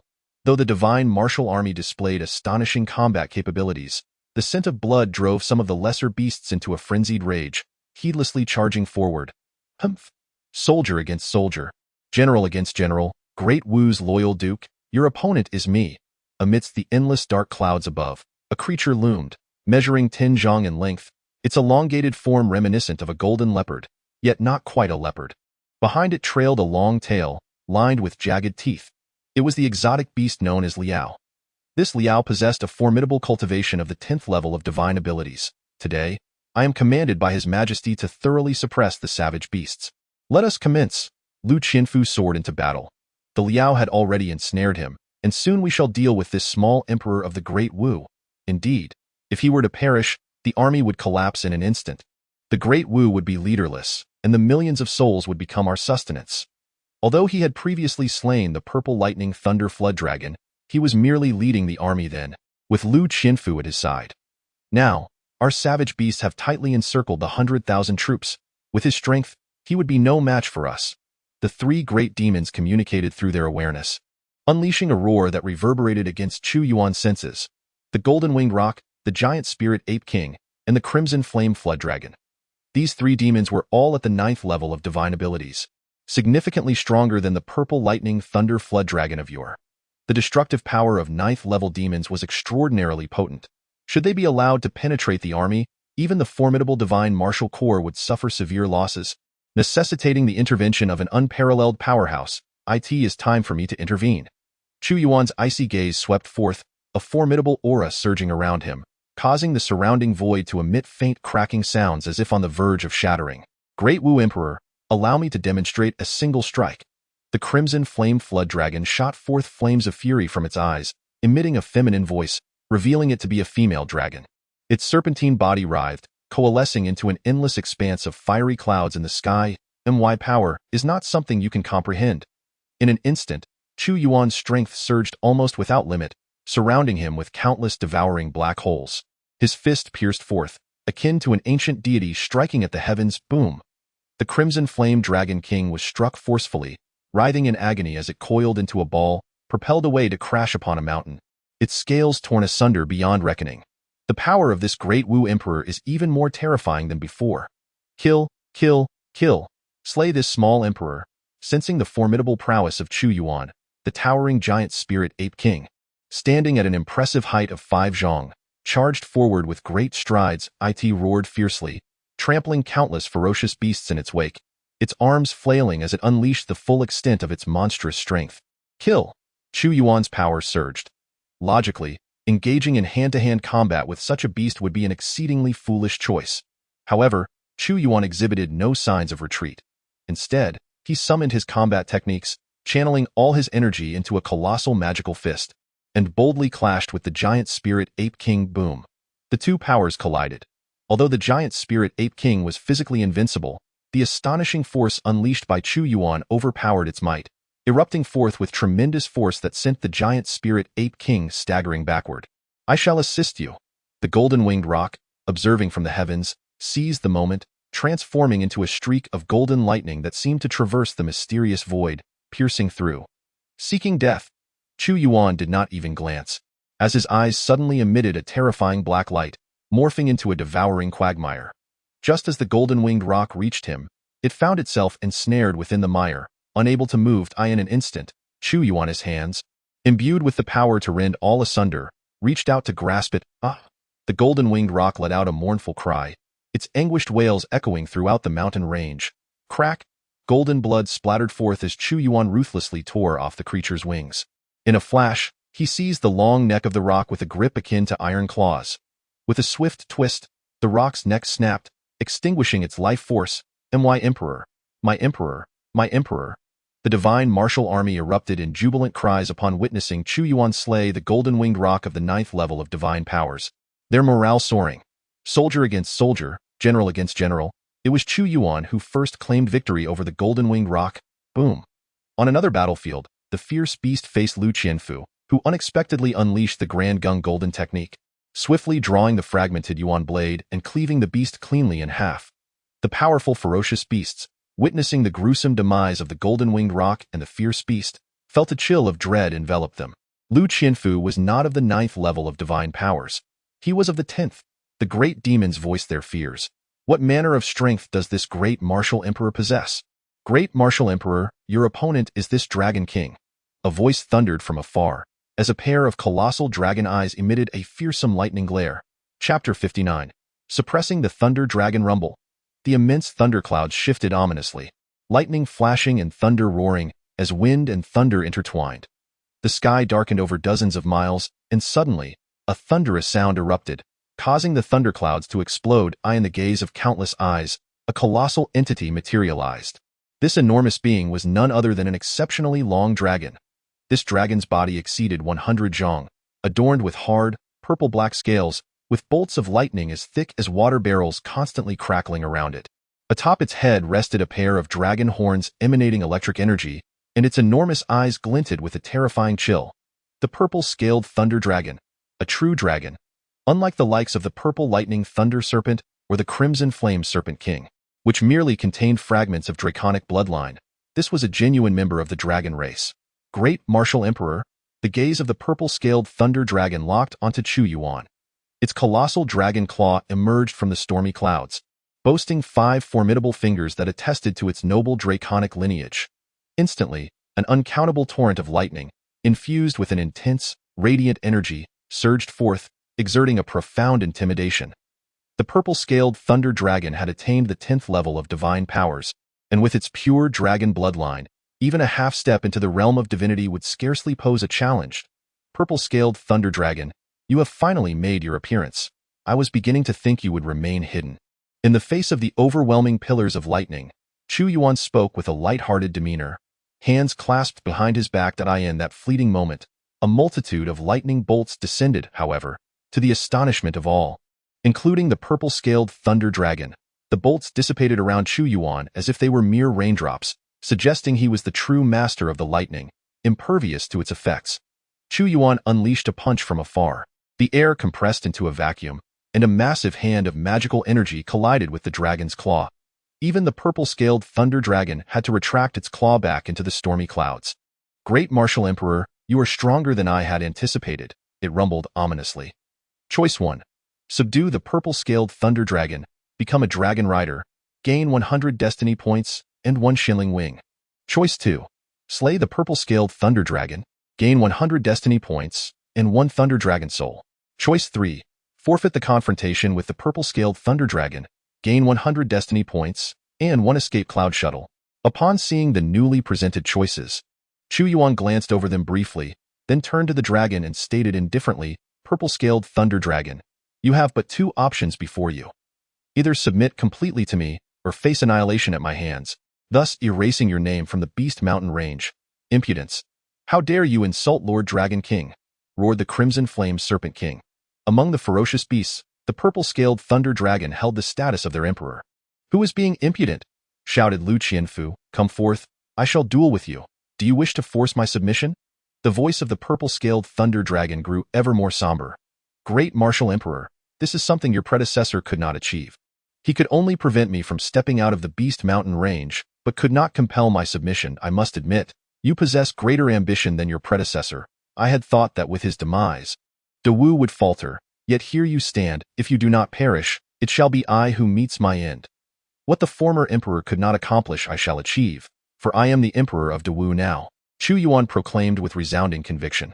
Whether through subjugation or annihilation, vanquishing this purple-scaled thunder dragon would eliminate the latent threat of the Beast Mountain range. Nevertheless, in Chu Yuan's heart, the notion of claiming this dragon as his mount was equally enticing. Such audacity, great martial emperor! My strength surpasses that of your predecessor, and is beyond your capacity to resist. Very well, Let us conclude this conflict. I shall annihilate both you and your empire." The oppressive might of the true dragon escalated relentlessly, its enormous eyes crackling with lightning as it suddenly opened its maw, unleashing a terrifying aura, accompanied by a massive bolt of lightning that thundered forth. Such formidable might pierced through the void, reducing it to nothingness in an instant. The Emperor's fist. To subdue the azure-scaled thunder dragon, one must conquer it with absolute power. As Chu Yuan unleashed this punch, the heavens and the earth changed their hues.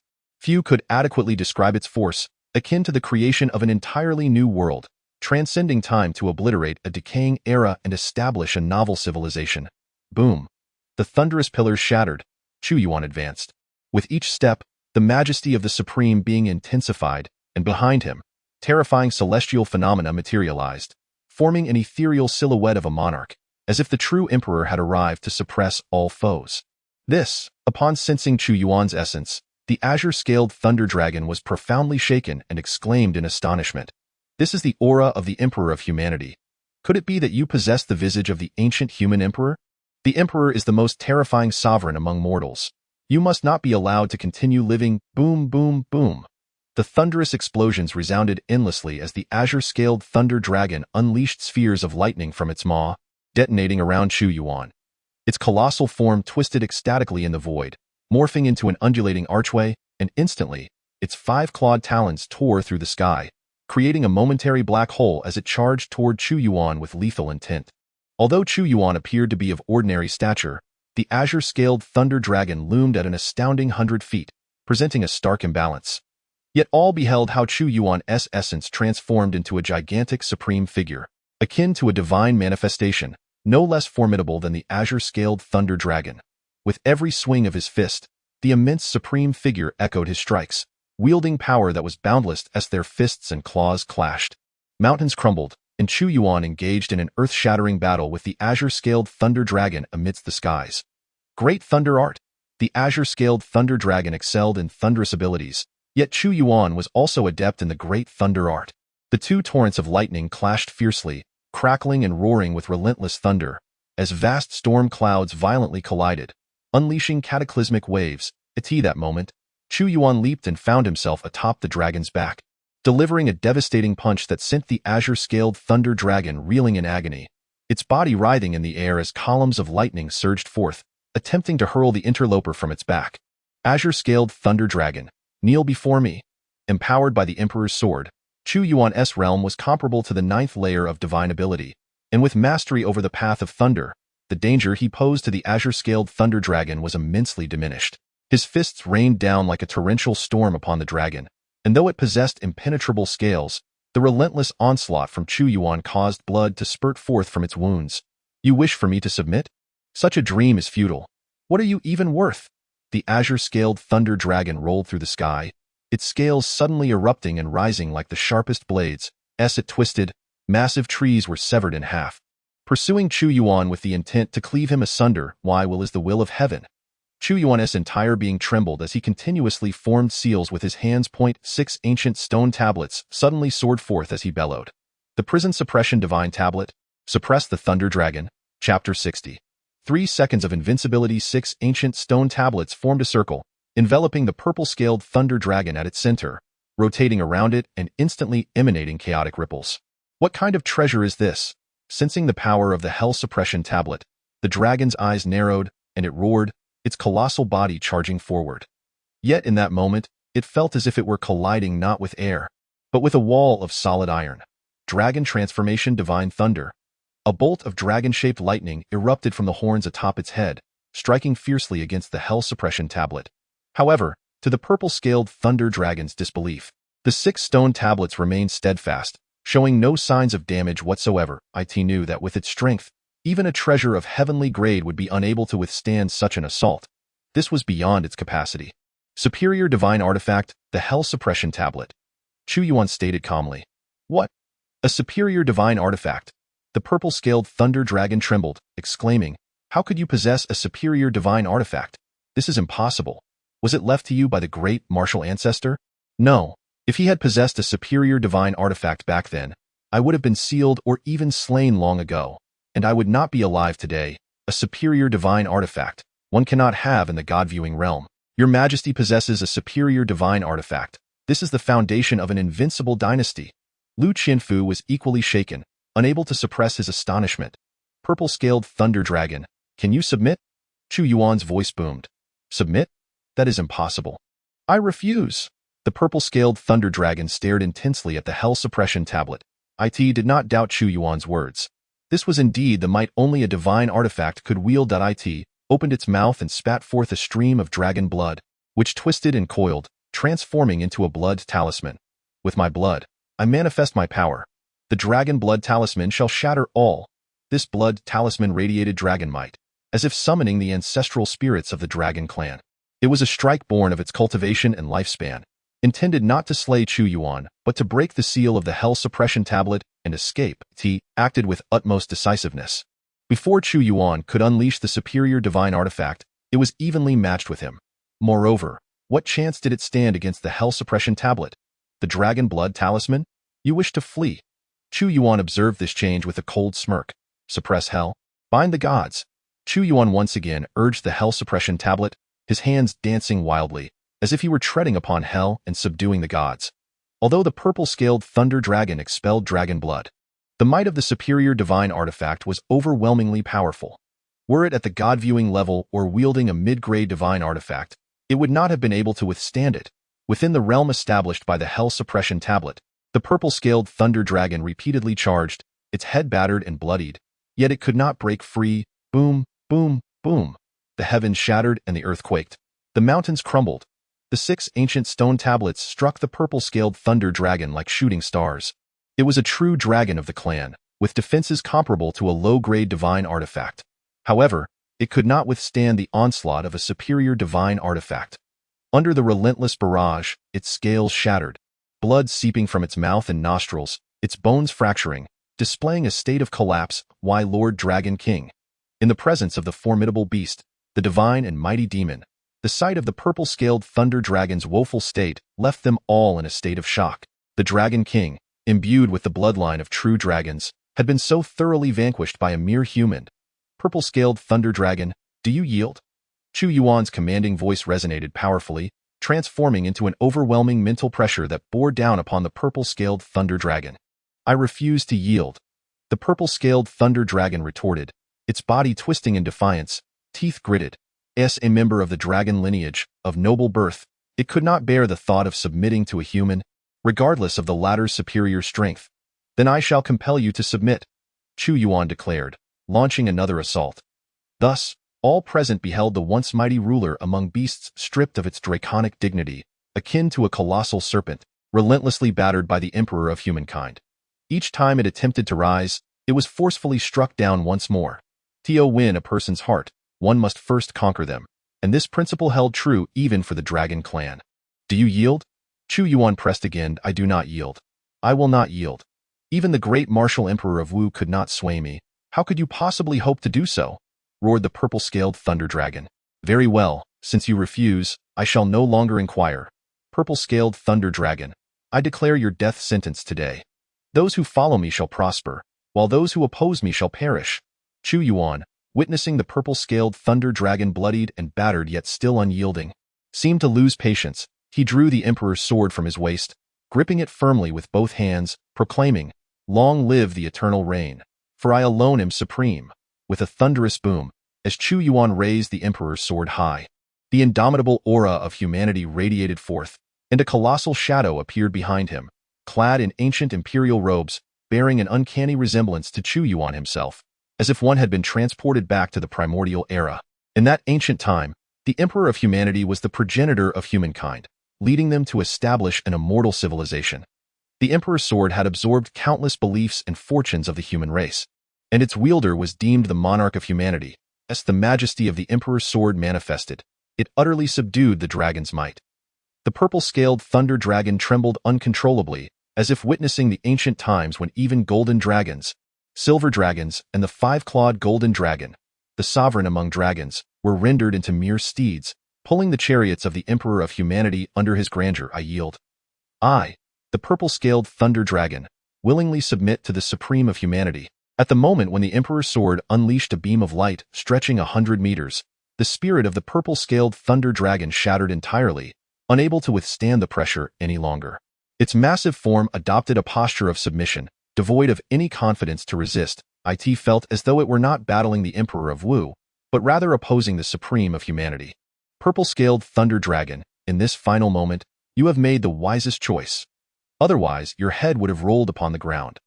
Chu Yuan descended upon the head of the purple-scaled thunder dragon, which offered no resistance, signifying its complete subjugation to Chu Yuan, allowing him to stand atop its crown.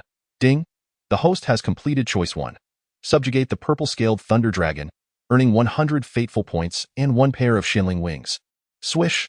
Suddenly, a pair of colossal wings, stretching an impressive 10 zhong, unfurled from Chu Yuan's back, their streamlined contours radiating pure white holy light, interwoven with threads of gold, enveloped in a layer of dreamlike, mysterious Xinling light. Xinling wings, a mid-tier divine artifact. The flawless creation crafted by the master of mechanics soars through the skies, traversing the void. Equipped with the wings of mystical spirit, it requires no mana to fly amidst the heavens. Utilizing mana, its speed can be augmented further. Adorned with sharp, blade-like feathers, it rivals the might of low-tier divine artifacts, capable of tearing apart all that stands in its way. Divine artifact skill. By unleashing the stored energy of the artifact, one can instantaneously teleport 1,000 miles, cloaked in an ethereal form, rendering ordinary forces incapable of striking for 3 seconds. This energy can be replenished once every 24 hours. Upon reading the introduction to the wings of mystical spirit, Chu Yuan immediately noticed a holy golden crystal at the connection point of the wings, and along the edges, serrated blades emerged with a swift motion. Chu Yuan was thoroughly pleased with the wings of mystical spirit, particularly the 3 seconds of ethereal form, akin to a temporary invincibility. Chapter 61. Dragon Rider, yet another divine artifact. The sudden appearance of the wings of mystical spirit behind Chu Yuan astonished the purple-scaled thunder dragon, who believed that Chu Yuan was attempting to intimidate it. Mused inwardly, it seems I cannot contest this loss. The Grand Martial Emperor possesses a regal aura akin to that of a sovereign. Contemplating this, it coiled its body into a tight circle. Your Majesty, I, the purple-scaled thunder dragon, command over a vast legion of fierce beasts, numbering over 100 million, of which 15 million are battle-ready, and here I pledge my loyalty to your Majesty. The purple-scaled thunder dragon, having relinquished all other thoughts, fully surrendered its strength. It was unexpected that what the former emperor could not accomplish, the current emperor has achieved. With the control over 15 million battle-capable fierce beasts now under the banner of the Grand Martial Empire, our strength shall become the mightiest among the 5 nations.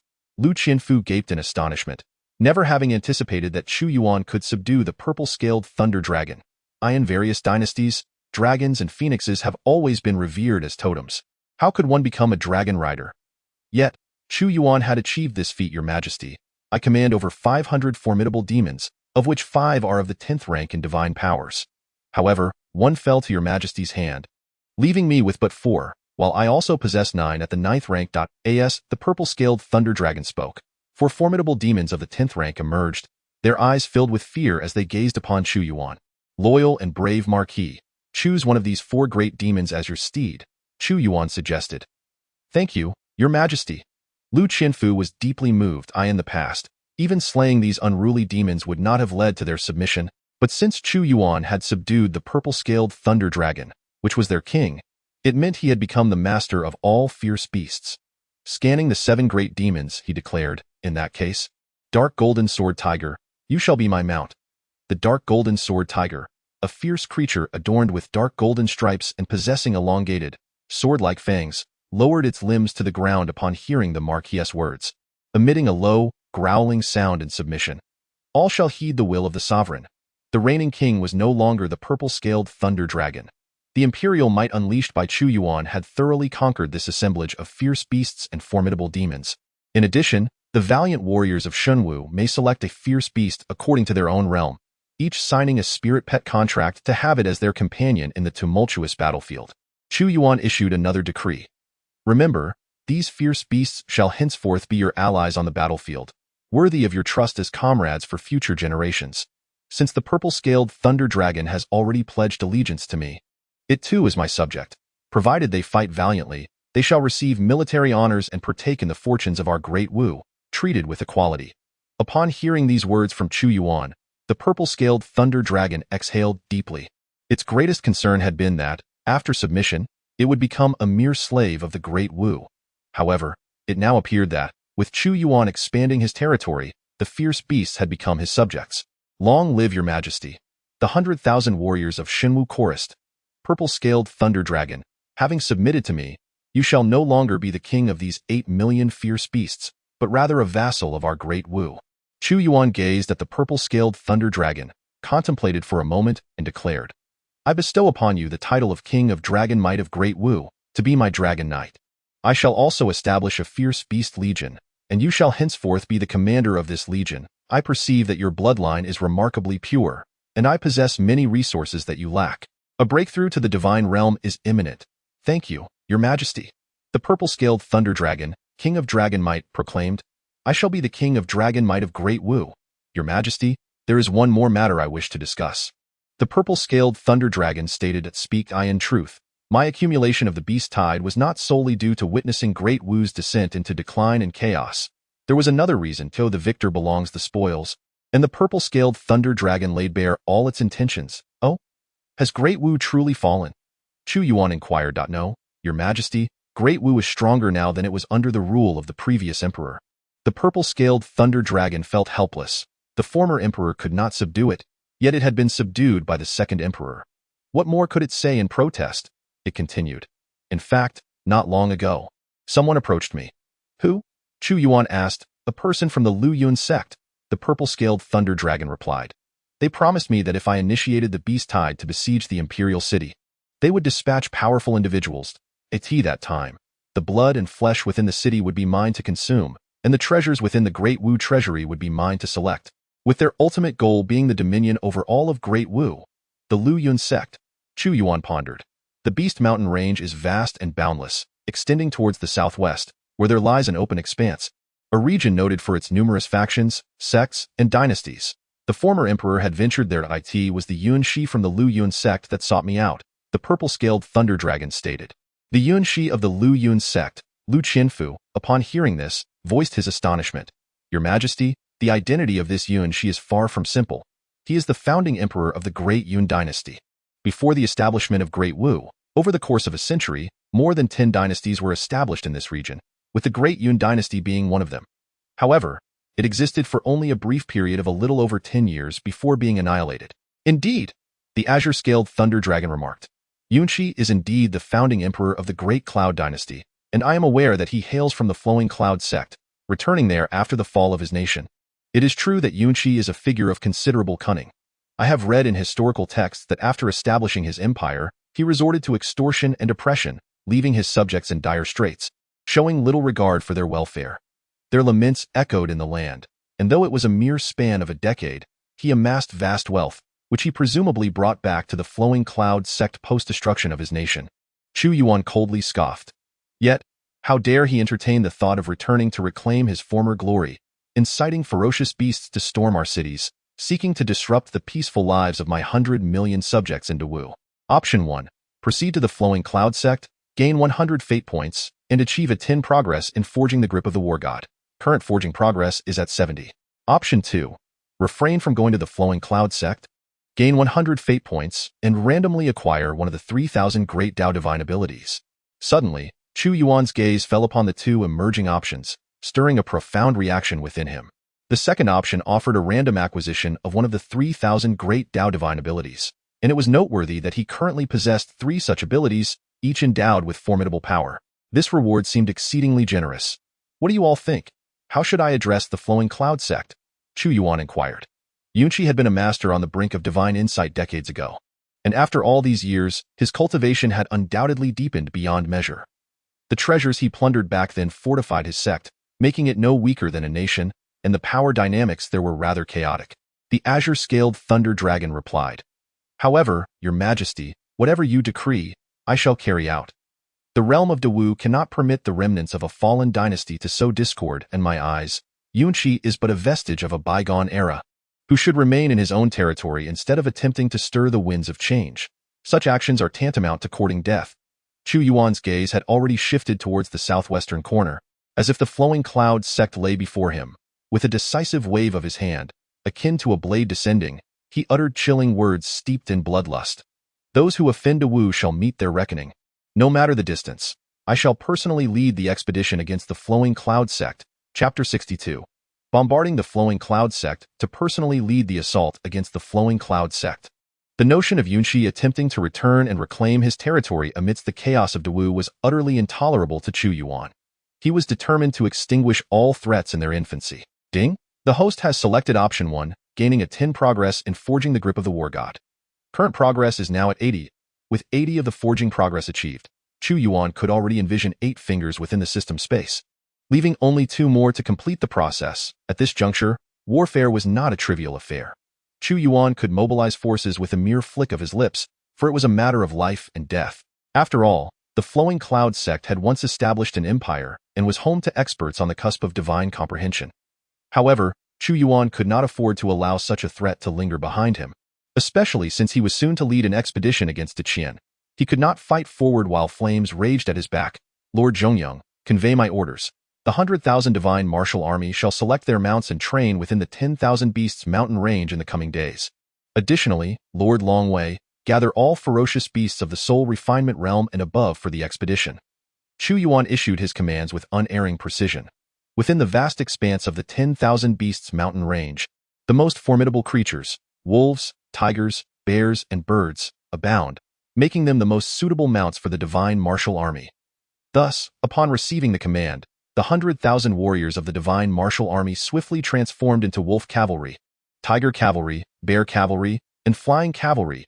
As these fierce beasts reached the soul-forging realm, they gradually awakened their intellect, and upon breaking through to the primordial spirit realm, their wisdom equated to that of the most astute among humankind. With this newfound intelligence, they could form intricate formations and execute military strategies. I report to your majesty, the fierce beast legion has been assembled, comprising 300,000 soul-forging beasts, 20,000 primordial spirit beasts, and 526 formidable demon beasts. I report to your majesty, the 100,000 divine martial warriors and their mounts are fully prepared and ready to strike at any moment, with an imposing presence. In a vast valley within the 10,000 beasts mountain range, hundreds of thousands of fierce beasts and the 100,000 divine martial army stood poised, exuding an air of ferocity, awaiting the command of a sovereign who stood atop the thunder dragon in the skies, fully prepared to march forth at any moment. Subdue the purple scale thunder dragon, and I, Chu Yuan, shall easily command the fierce beasts. Loyal and valiant Marquis, Dragon Might King, heed my command and mobilize against the Flowing Cloud sect. Chu Yuan declared, and the colossal dragon eye of the purple scale thunder dragon beneath him turned, unleashing a mighty roar that signaled the army to advance, eye in the sky and on the ground. All manner of forces surged forth. Though a multitude of fierce beasts mingled within the ranks of the divine martial army, the presence of the dragon might keep them orderly and cohesive, each moving without complaint. Should anyone behold this grand army, they would undoubtedly be struck with astonishment, especially at the sight of the immense thunder dragon at the forefront, upon which stood a solitary figure. The path eastward through the 10,000 beasts mountain range leads into an endless abyss, a realm so perilous that even the purple scale thunder dragon dares not venture deep, for it is said to harbor unfathomable beings beyond the primordial spirit level, where only the most extraordinary of warriors are deemed worthy to tread. Go the southwest. After traversing several thousand miles, lies the Flowing Cloud sect and truth. The territory of the great martial empire bears no connection to that southwestern expanse, primarily separated by the imposing 10,000 beasts mountain range, rendering passage for the army quite arduous. Were it not for the establishment of the Great Cloud Dynasty, the existence of numerous factions there might remain unknown. The army, comprised of martial prowess, advanced with remarkable swiftness, covering the vast distance in mere days, arriving at the southwestern domain. This region is a tapestry of intricate power dynamics, boasting hundreds of sects both large and small. Among them, the Flowing Cloud sect undoubtedly ranks among the top 5 super sects, not only guarded by a half-step observer, but also home to numerous adept practitioners of divine abilities. Flowing Cloud City. Chu Yuan's gaze fell upon a colossal citadel ahead, a fortress sturdy enough to accommodate millions. Though it may not rival the great martial imperial city, it was scarcely inferior.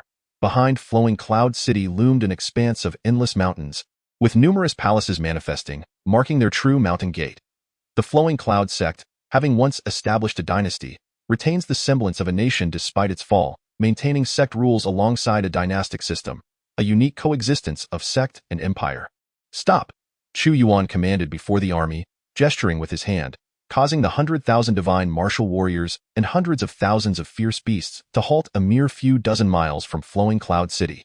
Fierce beasts, my heavens, how can there be so many? Could it be that the beast tide from the 10,000 Beasts mountain range has surged forth? Upon the formidable walls of Luyun City, there resided martial arts masters. A distance of 50 li presented an opportunity, yet the sight of countless ferocious beasts loomed ominously, densely packed and formidable, prompting a cacophony of alarm from within Luyun City. This was troubling. It was not merely the beasts that posed a threat, but the presence of numerous individuals. Ascending into the sky were experts of divine abilities, who beheld an army mounted upon steeds, appearing as numerous as chess pieces before the throng of beasts. Quickly report to the city lord. With the sound of the alarm resonating, the lord of Luyun City made his appearance, a formidable master of the 10th level of divine abilities, who was not only the city lord but also a revered elder of Luyun sect. Upon his arrival, he strained his formidable power to discern the situation 50 li away, exclaiming in shock, "That is the purple scale thunder dragon, the sovereign of the 10,000 Beasts mountain range. How could it have ventured here? Was it not in agreement with my Luyun sect?" He pondered the nature of the army, and upon noticing the fluttering banners, he was struck with renewed astonishment. The Divine Martial Legion, the most elite force of the great martial dynasty. Why have they allied with the purple scale thunder dragon to come to my Luyun sect? What are their intentions? In his astonishment, he unleashed a torrent of true energy, bellowing, "Purple scale thunder dragon, mighty warriors of the great martial dynasty, what brings you to my Luyun sect?" The walls of Luyun City stood resolutely. Being the stronghold of Luyun sect, with countless masters stationed within, making a forceful assault exceedingly challenging, Liu Qianfu remarked. Attacking Luyun sect is akin to besieging the capital of an empire. In the past, Chu Yuan relied on the formidable formations of the great martial imperial city and the palace to withstand for an extended period before ultimately falling. His usual strategy involved surrounding the city with countless ferocious beasts to deplete the lower-tier monsters. The purple scale thunder dragon retorted, "Has the loyal and brave Marquis forgotten the divine mechanism artillery?" Chu Yuan gazed into the far distance at Luyun City, and with a wave of his hand, an astounding array of over 1,000 divine mechanism artilleries materialized before the army, glinting with a murderous brilliance in the refracted sunlight. The divine mechanism artillery. The eyes of the purple scale thunder dragon widened in shock. He was well aware of its devastating power, having witnessed its catastrophic effects on beast tides in the past. Yet upon seeing this multitude of artillery, he sensed a marked difference from before. Dragon King, this is the true divine mechanism artillery. What you previously encountered were mere imitations, their might barely reaching 1/10 of this. Chu Yuan declared, "Their power is only 1/10. The purple scale thunder dragon was further astonished, realizing, no wonder His Majesty possesses such confidence in personally leading the charge against Luyun sect. Loyal and brave Marquis, let the Divine Martial Legion bombard Luyun City for an hour. Level it first," Chu Yuan commanded, eager to test the might of the divine mechanism artillery for the first time. "I shall obey." With Liu Qianfu's voice echoing, mere minutes passed, and the divine martial army, positioned behind the 1,000 colossal cannons, calibrated their aim.in an instant. A thunderous roar erupted as the first barrage from the divine mechanism artillery was unleashed. Chapter 63. The Choice of Divine Abilities. Boom! The sound of 1,000 cannons resonated, shaking the heavens and splitting the earth. Thousands of beams of destruction, as thick as water barrels, erupted from the mouths of the 1,000-gate divine artillery in an instant, traversing a distance of 50 miles as if fire had descended from the heavens, striking the walls of Luyun City. In that moment, the heavens and earth were rent asunder. Even from 50 miles away, one could feel a tempest, laced with flying stones, sweeping towards them. Above Luyun City, the sky darkened. Although their walls were constructed with utmost fortitude and fortified with formations, they trembled violently under this bombardment, as if an earthquake had occurred, threatening to topple the entire city. Is this the true ancient divine artillery? The purple-scaled thunder dragon gaped in astonishment. Previously, even when the artillery of the Great Wu Empire unleashed a cacophony of 1,000 shots upon it, it could merely dislodge a few scales. Yet, the barrage from these 1,000 gates would undoubtedly reduce it to a bloody pulp, impervious even to the might of a tenfold divine power. Chu Yuan, witnessing the might of the 1,000-gate artillery from afar, felt a profound satisfaction. This was merely 1,000. With a continuous supply of materials, he could forge 10,000, or even 100,000, in one-on-one combat. The divine artillery might hold little significance, yet it was undeniably a formidable weapon in siege warfare. Within Luyun City, a chorus of furious voices erupted. Masters at the 10th level of divine power roared. "You dare to strike at my Luyun sect directly? Purple-scaled thunder dragon, have you forgotten our agreement?" Yet, their retort was met with another thunderous roar from the 1,000-gate divine artillery, belching forth serpents of annihilation. Were it any other fortress, a few rounds of bombardment would suffice to uproot it entirely. However, Luyun City's towering walls were constructed to royal standards. A translucent barrier of white light enveloped the city, a manifestation of the protective grand formation. If even your Luyun sect could not withstand this assault, then I need not even mention the annihilation of the Dacian nation. Chu Yuan stood with his hands clasped behind his back, his expression icy. His assault on the Luyun sect was not solely to eliminate this threat, but also to prepare his soldiers for the impending war against Dacian, to expose them to the brutal realities of the battlefield. One must understand that Dacian's strength far surpassed that of Luyun sect. The Great Wu Empire had once thrived under the reign of its previous emperor, whose power, though not divine, was formidable enough to suppress all formidable foes within Dacian's realm, yet its foundational strength could not compare to that of Dacian. Boom! The entire realm seemed to collapse, the void itself torn apart, as the ground became a labyrinth of ravines. The might of the divine artillery was overwhelming. Although each shot consumed a fist-sized crystal of law, its power was utterly unsparing, crashing against Luyun City like relentless waves. Gales howled, sand and stones flew, and the world turned to darkness. Luyun City has fallen. After relentless bombardment for over 10 minutes, the walls of Luyun City were obliterated, revealing the interior, where countless defensive mechanisms lay shattered in an instant. Yet, the cannonade did not cease. After another hour of relentless fire, a horrifying scene unfolded. Luyun City had vanished, all its walls reduced to rubble, leaving behind an unfathomable number of Luyun sect members slain, their enemies unseen, the losses unimaginably catastrophic. The divine artillery was undeniably the most fearsome instrument of war. Had it been the formidable divine artillery of yore, even a cacophony of a myriad of cannons would merely have succeeded in toppling a few sections of the city walls. Yet now, the prospect of razing the entire Luyun City to the ground is indeed daunting. If one were to rely solely on sheer numbers, even should Chu Yuan command an army of 100,000 divine warriors, it would scarcely be sufficient to fill the void, for Luyun City is the stronghold of the Luyun sect. "Advance!" roared Lu Qianfu. Instantly, 100,000 troops, accompanied by countless ferocious beasts, marched in unison toward Luyun City. Their pace was deliberate, not swift, yet remarkably synchronized, causing the ground to tremble beneath them, exuding an oppressive aura. Were it under the dominion of the purple-scaled thunder dragon, the multitude of ferocious beasts would undoubtedly surge forward en masse. However, Chu Yuan chose a more measured approach, advancing steadily. Whoosh, whoosh, whoosh, from the direction of Luyun City. A counterattack ensued, with countless armor-piercing arrows raining down. Yet, the purple-scaled thunder dragon regarded them with disdain, conjuring a field of lightning before it, rendering all arrows ineffective against its form. Chu Yuan, mounted upon the purple-scaled thunder dragon, led the charge, with the army following closely behind. At a distance of 50 li, were it an ordinary army besieging the city, myriad obstacles would surely impede their progress, yet within Luyun City, silence reigned. No formidable warriors dared to breach the defenses, not even those of the 10th rank in divine abilities.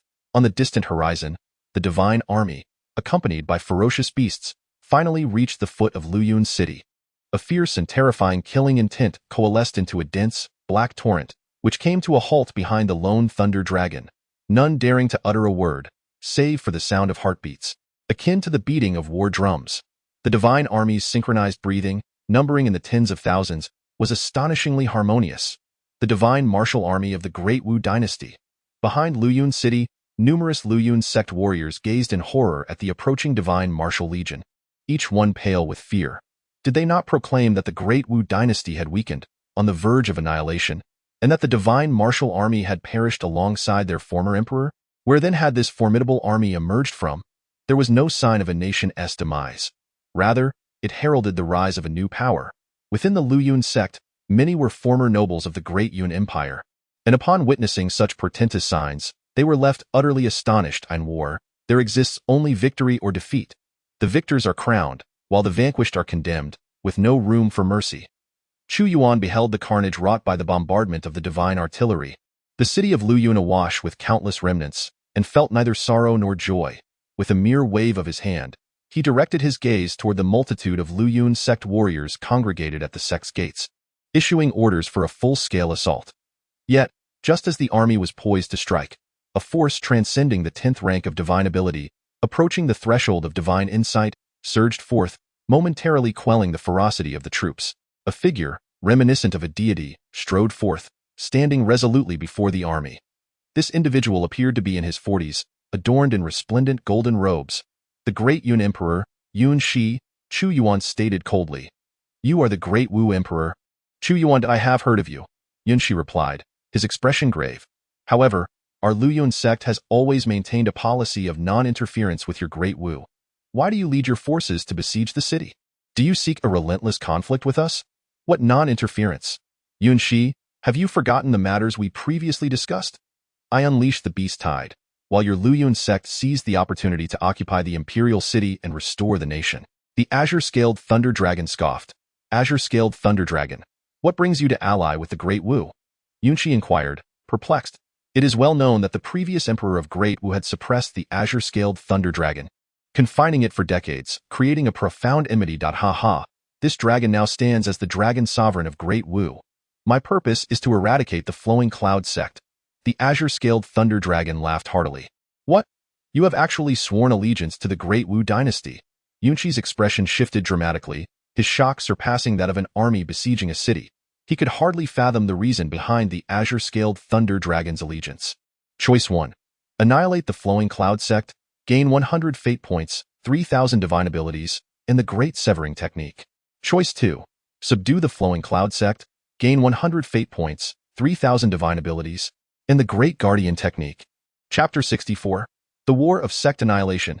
Two choices once again materialized before Chu Yuan, with rewards of extraordinary value. Regardless of his decision, he would acquire a divine ability from the 3,000 paths. What you say is true. The Dragon Sovereign has indeed pledged allegiance to me, Chu Yuan declared, reigning supreme. Although Yun Shi was a half-step into the divine insight realm and had once been an emperor, even his momentum was suppressed by Chu Yuan. What an overwhelming aura! Sensing this force, although Yun Shi was bewildered by the azure-scaled thunder dragon's sudden allegiance to Great Wu, his apprehension toward Chu Yuan reached its zenith. He composed himself and asked, "Great Wu Emperor, what is your intention today?" To annihilate the flowing cloud sect, Chu Yuan uttered 5 words, each imbued with unparalleled cruelty. He had resolved not to take the high-ranking officials captive. "What? You intend to destroy my flowing cloud sect?" Yun Shi exclaimed, shaken. "When I established the Great Cloud Dynasty, although I fell, I was never vanquished. Instead, I extracted immense benefits. You think you can extinguish my flowing cloud sect? A delusion. That is because you have yet to encounter me. I shall be your doom," Chu Yuan proclaimed. Sweeping his hand, an overwhelming aura coalesced into the banner of Great Wu. Soaring skyward, he declared fiercely. "Those who offend Great Wu shall face annihilation, regardless of distance. Today, I shall flatten the flowing cloud sect. Those who offend Great Wu shall face annihilation, regardless of distance." The army of 100,000 roared in unison, a ferocious tide of intent. Kill, kill, kill. A brutal battle was imminent. Liu Qianfu received the command. He was a true military genius. Instantly, he observed the 100,000 troops forming an ironclad battle formation, advancing like a chain across the horizon. From a distance, the Great Wu battle array appeared as a single character, pushing forward. Remarkably, all 100,000 soldiers were in the soul-forging realm. Yun Shi suddenly felt the might of the divine martial army, his expression shifting dramatically. The soul-forging realm was considered mid-tier within an army, yet now, the attacking forces were all at least of that caliber. Even during the height of his Great Cloud Dynasty, he had never commanded such a multitude of soul-forging experts. All the ferocious beasts were above the soul-forging realm. Yun Shi was once more taken aback, gritting his teeth as he exclaimed, "Azure-scaled thunder dragon, how dare you deploy all your elite forces? What are you truly thinking?" This was equivalent to a siege by hundreds of thousands at the flowing cloud sect. The most crucial point is that the stronghold they have constructed has been utterly flattened after an hour of relentless bombardment. Great Wu Emperor, let us engage in a civil discourse. Even if your subordinates are elite warriors, To launch a forceful assault on my flowing cloud sect will undoubtedly incur a heavy toll in bloodshed. I am willing to offer you compensation, and I vow to remain outside the borders of the Great Wu. As I gazed upon the horizon where hundreds of thousands of forged soul soldiers surged forth, my scalp prickled with trepidation. We have no further words. Let this war articulate the final outcome. Chu Yuan Dao, you? I exclaimed in fury. Do you presume that my flowing cloud sect can be easily manipulated like soft fruit? Very well, since it has come to this, I shall not rest until one of us is vanquished, and we shall see who emerges victorious in the end. Kill, kill, kill, I bellowed. Instantly, as my roar echoed, the gates of the flowing cloud sect opened wide, unleashing a torrent of over 100,000 armored and well-trained soldiers, surging forth like a mighty tide. The flowing cloud sect had once established an empire, and their forces were disciplined. Moreover, I aimed to seize the opportunity amidst the chaos of the Great Wu to hunt for dominance, thus assembling a formidable army. This million-strong force was merely a fraction of their might. Additionally, tens of thousands of sect experts burst forth, each a formidable warrior, with many above the spirit origin realm. The great battle was on the brink of eruption, and the two armies clashed in an instant. The armor of the divine martial army was pitch black, while that of the flowing cloud sect gleamed silver, resulting in a vivid clash of contrasting torrents. In terms of sheer numbers within the forged soul realm, Chu Yuan's mixed army held the advantage. However, this was the territory of the flowing cloud sect, granting them the advantage of terrain. Thus, in that moment of engagement, an overwhelming surge of vitality soared skyward, and chaos reigned as various forms of combat intertwined, rapidly transforming the battlefield into a maelstrom of violence. With numerous warriors collapsing into pools of blood within mere moments, Chu Yuan maintained a calm demeanor, even as some of his divine martial soldiers fell. Yet, this was no mere game. Lives were genuinely at stake. If he could not endure such brutality, how could he face the even more sanguinary battles that lay ahead? The divine martial army numbered only around 100,000. A flowing cloud sect expert roared. In terms of sheer numbers, they were undoubtedly superior. Nevertheless, Chu Yuan possessed the strategic acumen of a general. In his mind, a compass of the world materialized, unifying his 100,000 troops into a cohesive force. Boom! At that moment, a battalion of 5,000 warriors, clad in flowing cloud-colored armor and wielding long spears, surged forth from the gates, each one astonishingly surpassing the 10th level of the forged soul realm. Upon entering the battlefield, each individual displayed tremendous power, and their exceptional synergy resulted in unparalleled carnage, as countless ferocious beasts fell beneath their might. Flowing cloud guardians, these were once the elite protectors of the great cloud empire. Stop them, Lu Qianfu bellowed. Every dynasty possesses its hidden trump card. Just as the divine martial army is the most elite legion of the Great Wu, the flowing cloud sect's equivalent is the flowing cloud guardians. Though decades have passed, their strength has only grown more formidable. Lu Qianfu, I have heard of your renown in the past. You are indeed a fierce general. Leading the 5,000 flowing cloud guardians was a middle-aged man. His countenance stern, his cultivation level astonishingly reaching the 10th stage of divine prowess. Wielding a long spear, his technique was as fluid as a dragon, booming with each thrust. In an instant, dozens of ferocious beasts and warriors were struck down. He was none other than Feng Lei, the Grand General of the Great Cloud Dynasty and the legendary war god of your as soldiers faced off. Lu Qianfu's eyes ignited with formidable battle intent upon seeing Feng Lei. I have heard of your illustrious name in times past, yet regrettably lacked the opportunity to engage you in combat.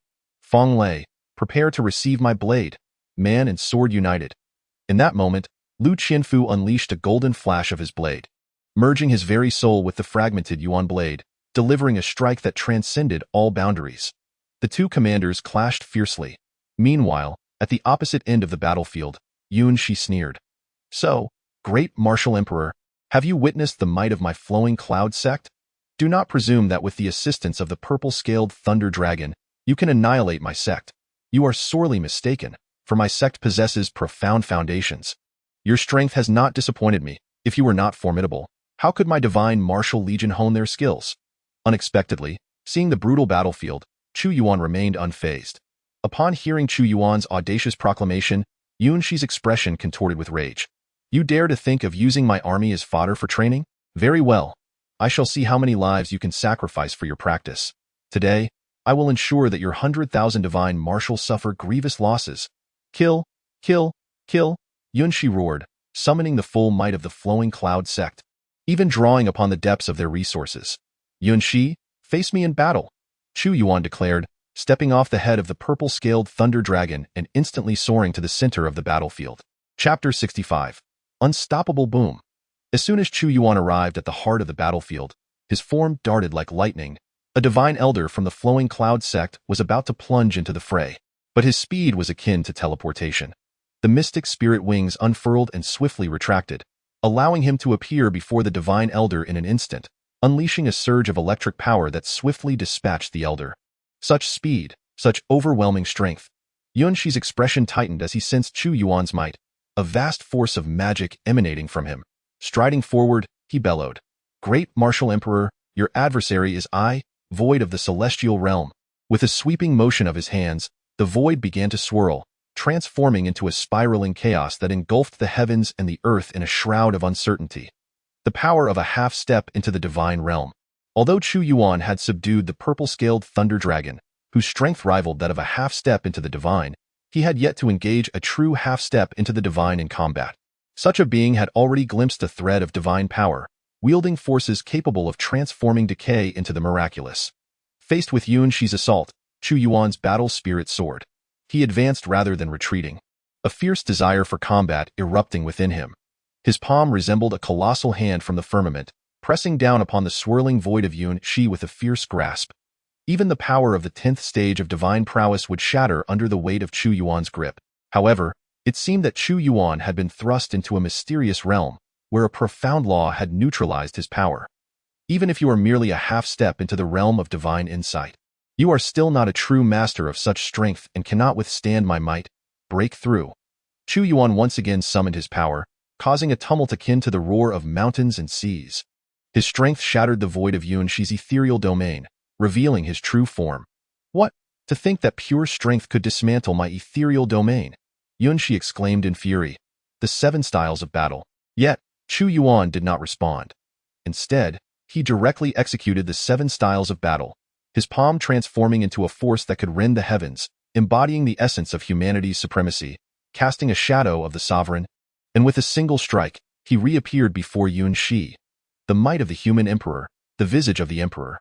Yuan, once a ruler of a nation, felt the weight of imperial authority more profoundly. Bang! Yuan took the blow head-on, staggering backward repeatedly. Even as a half-step into divine insight, he found it difficult to endure. With a roar, he declared, "Great martial emperor, your strength exceeds my expectations, but this alone is insufficient."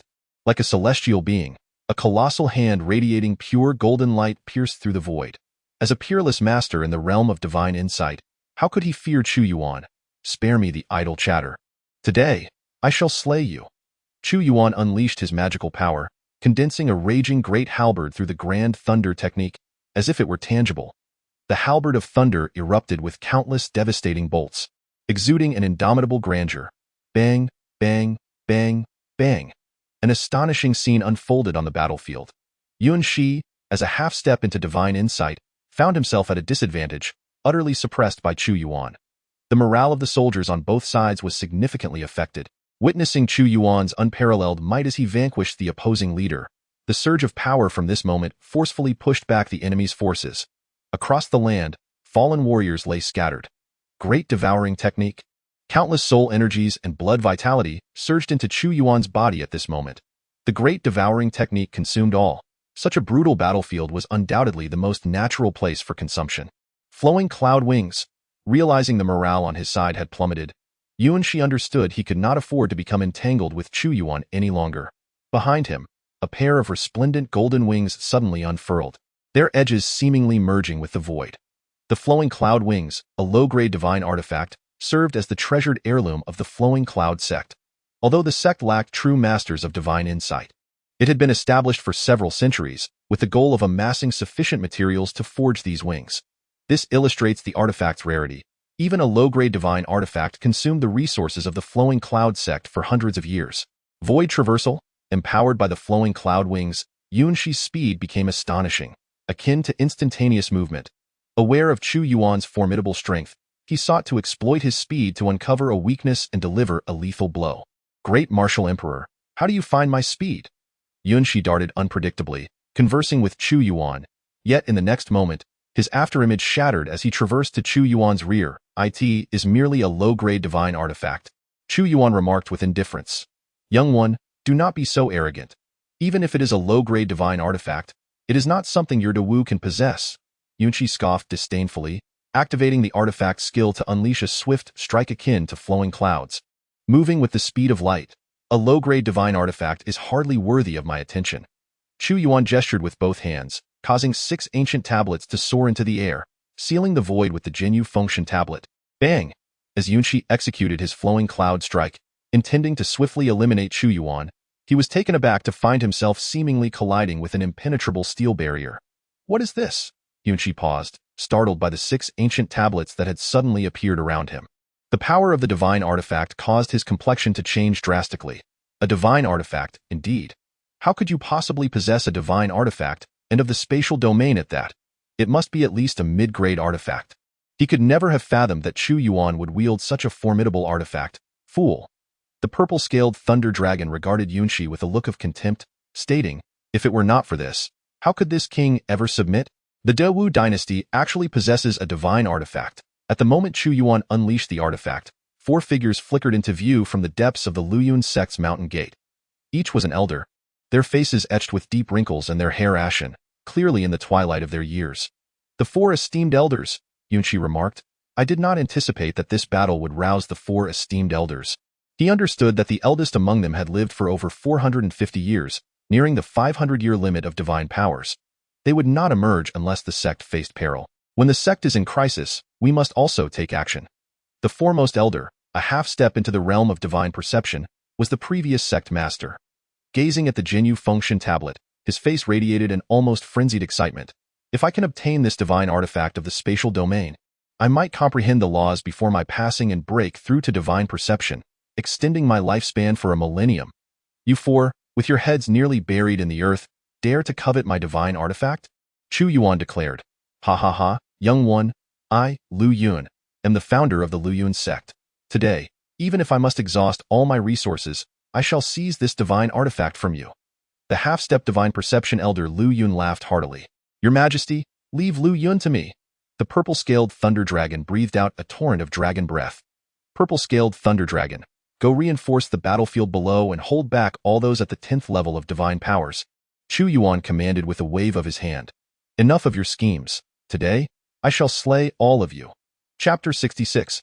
Better to kill than to release. There is no need for my assistance against a half-step divine perception. The purple-scaled thunder dragon was momentarily taken aback, unable to decipher Chu Yuan's intentions. However, it asked no further questions and did as commanded.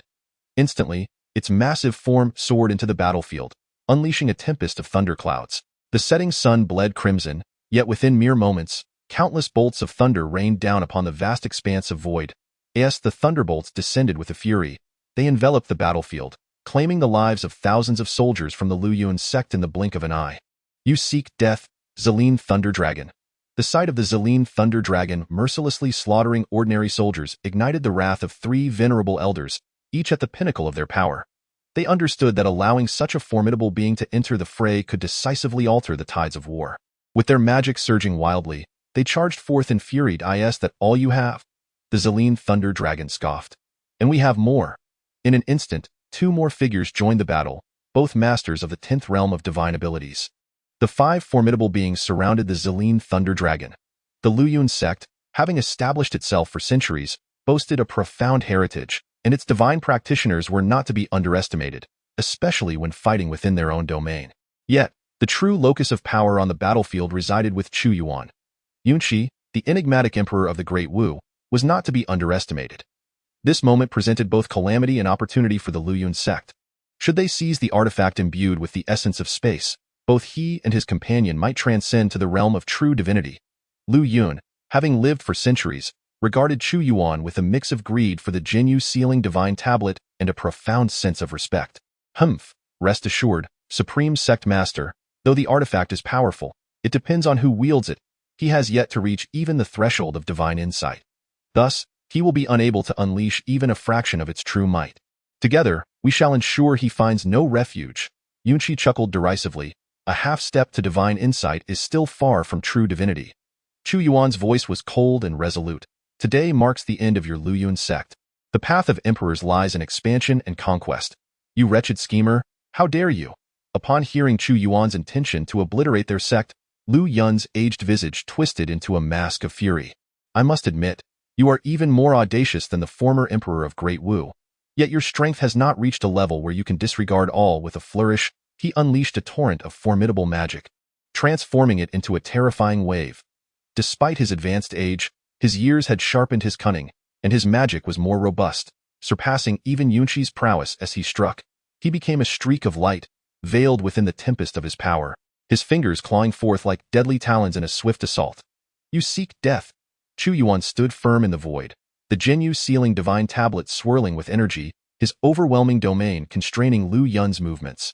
As lightning gathered in his palm, it resonated like the thunder of the heavens, a roaring thunderclap that crushed with undeniable force.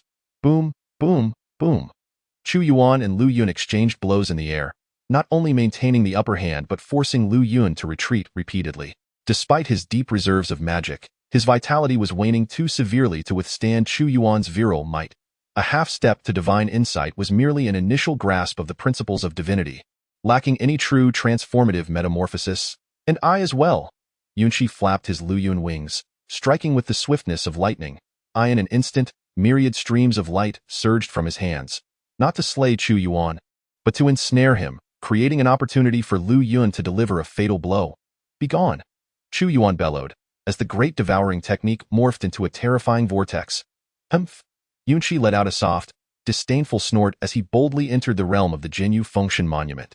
With a flourish of his hands, a golden steel rope materialized, dancing like a frenzied spirit serpent, entwining towards Chu Yuan like a celestial silk. The flowing cloud rope, a supreme treasure of heavenly grade. Moreover, Yunqi acted with remarkable decisiveness, resorting to self-destruction to unleash the full might of the flowing cloud rope. It was evident that the rope was on the verge of binding Chu Yuan. Observing this, Yunqi sneered coldly. After all, being so young and inexperienced, he foolishly believed that possessing a divine artifact would allow him to look down upon the world as heroes. How laughable and pitiable indeed.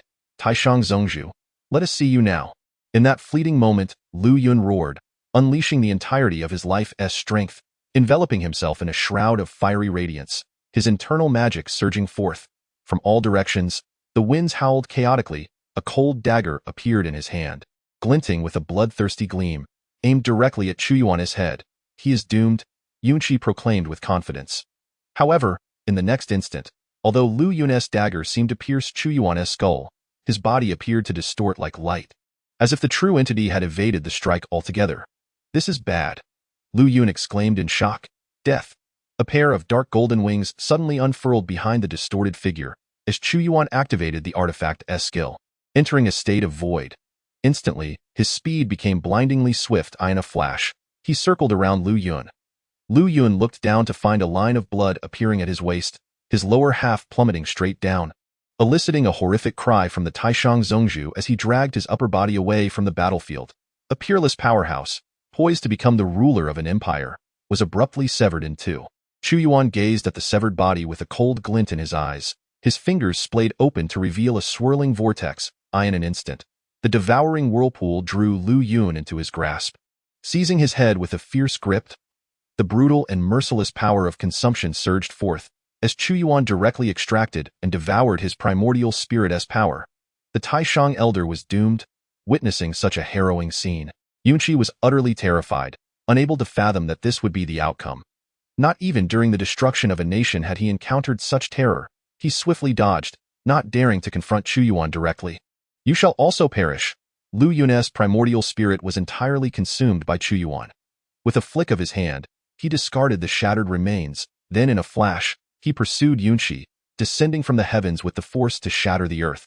Crashing down upon Yunqi, Yunqi let out a wretched scream as his clothing tattered. How could this be? Yunqi cried out frantically, the great martial emperor. How dare you kill the Taishang Zhongzhu of my Lu Yun sect? Die! Chu Yuan displayed an overwhelming power, his fist radiating with blinding light, striking like a cross in a lethal arc the human emperor's genesis. Chu Yuan unleashed the ultimate art from the human emperor scripture, launching a devastating assault upon Yunqi, leaving him no chance to resist. Do not kill me. I am willing to lead the Lu Yun sect in submission to the great marshal. The aura of humanitarian supremacy was overwhelming, so intense that even Yunshi could not bear it. He roared in desperation, but upon seeing Chu Yuan's relentless pursuit, he emitted a heart-wrenching cry. I will fight you. Yet, his resistance proved futile. Chu Yuan absorbed Lu Yun's primordial spirit, and his power had already reached a critical juncture. With a punch reminiscent of the dawn of creation, it struck forth as if an entire world were descending upon him. The moment Yunshi was hit, he instantly froze, only to explode moments later into a cloud of blood mist intermingled with primordial spirit. With a mere wave of his hand, Chu Yuan dispelled both the blood mist and the primordial essence simultaneously. Chapter 67. The Void Cutter Master, Supreme Master. The two sect leaders had been slain. This was inconceivable.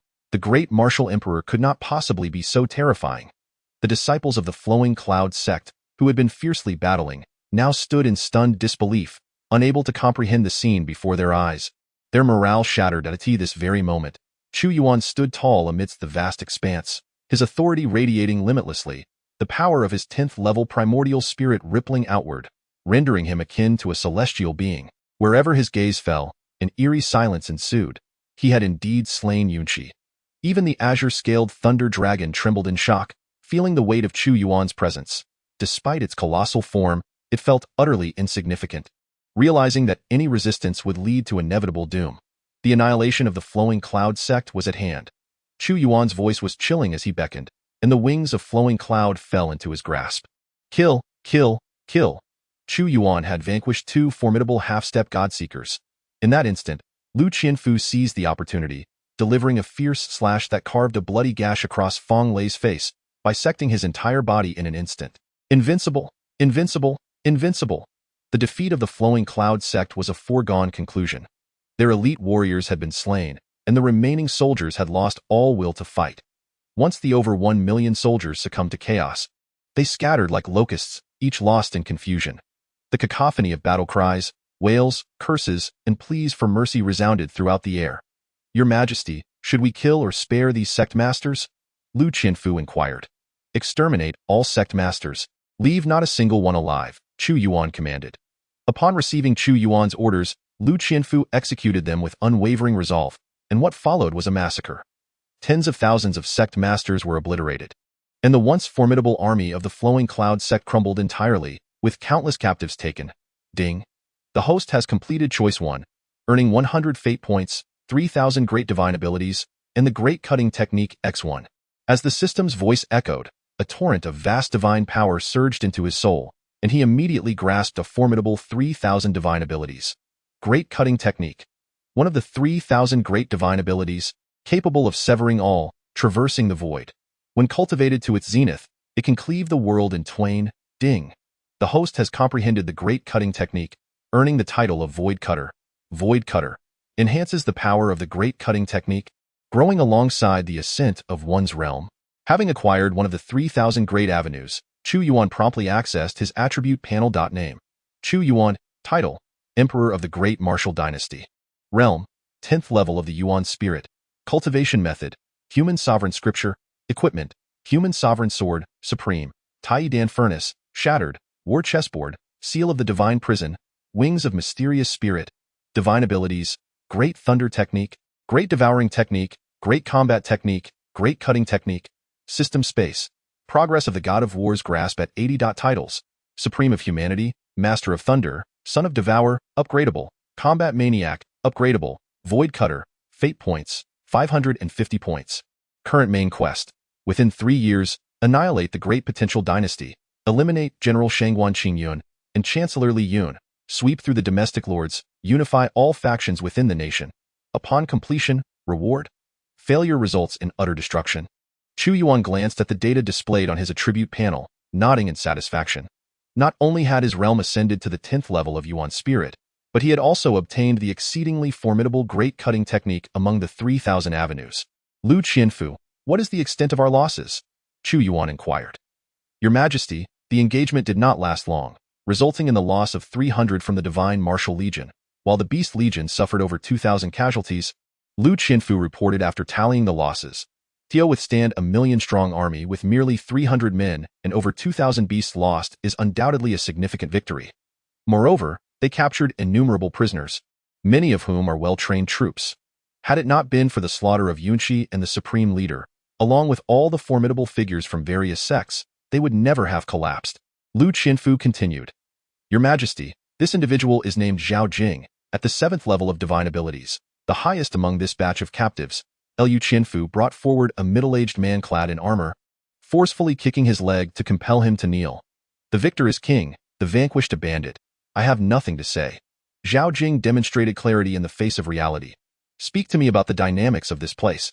Chu Yuan prompted. Great martial emperor, I shall share all that I know, but I have but one request. Spare the 1,000,000 soldiers. They are innocent, merely conscripted into the army under the control of the Luyun sect.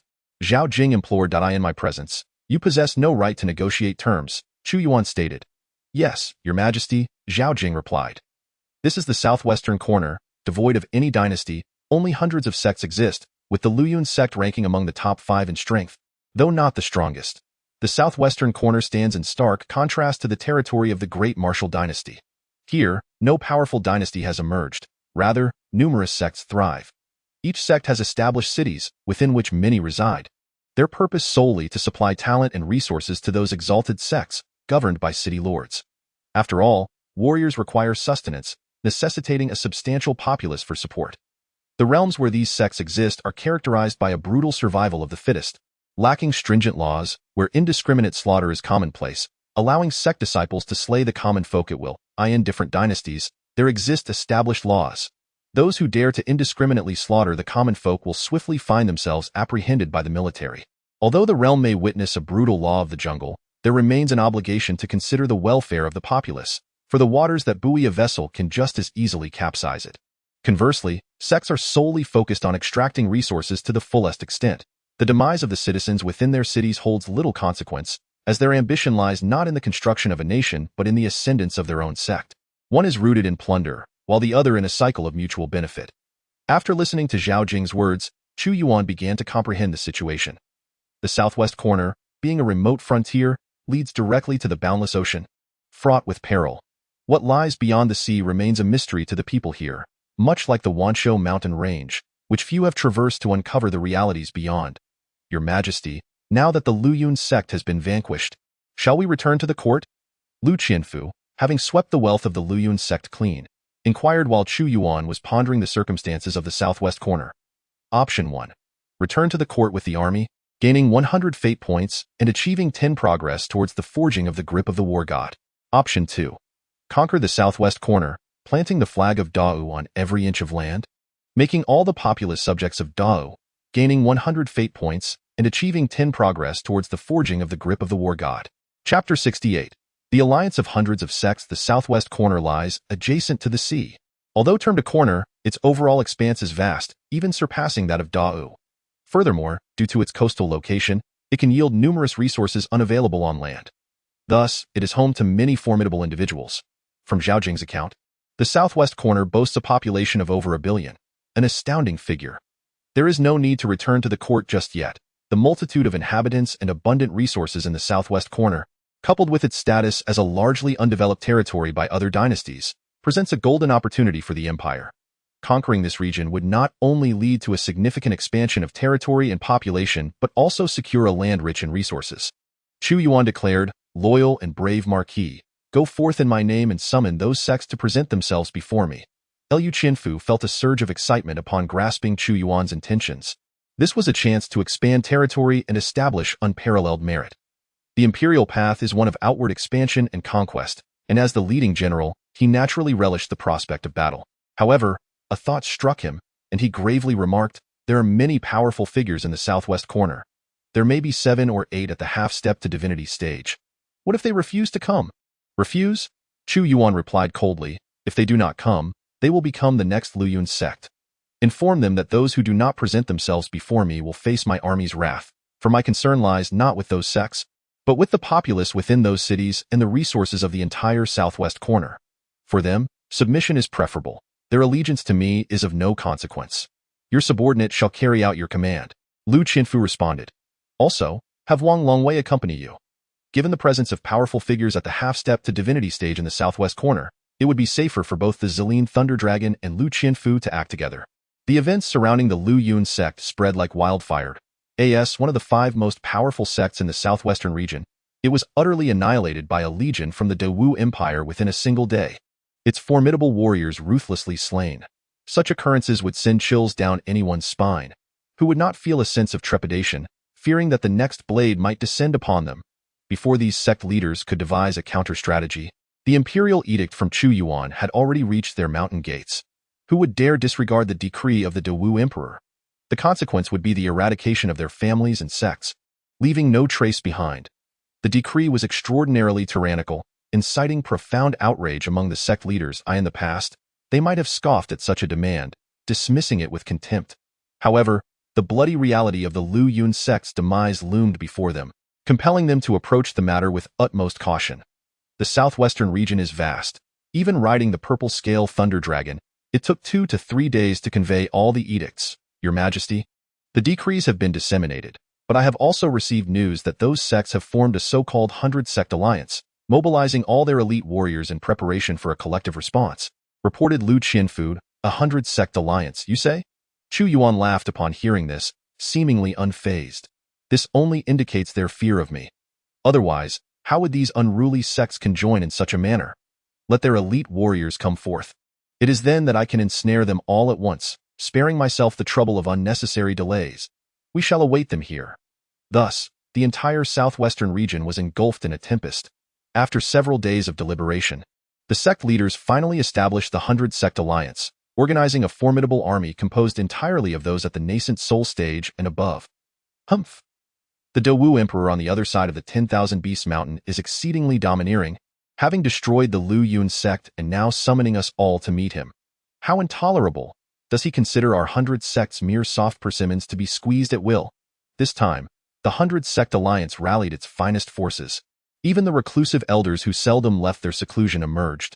Despite the fierce competition over resources among the sects in the southwestern region, the Dawu dynasty, being an external force, instilled a sense of sorrow akin to that of a rabbit mourning a fox upon witnessing the fall of the Lu Yun sect. Thus uniting them as one, they marched with great fervor towards Chu Yuan's temporary encampment. Initially intent on launching an immediate assault, they were nonetheless daunted by the terrifying might of the 100,000 divine warriors and the several 100,000 ferocious beasts. Esteemed guests, since you have arrived, please proceed to meet His Majesty, Lu Qianfu remarked with a cold smile, addressing the sect leaders without the slightest hint of politeness.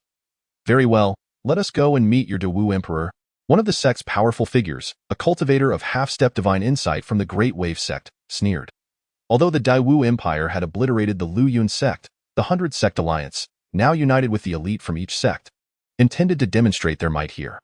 Otherwise, with such a fierce tiger in their midst, they would find no peace day or night. Bai Zong exercised a notable degree of caution this time, as not everyone entered the fray.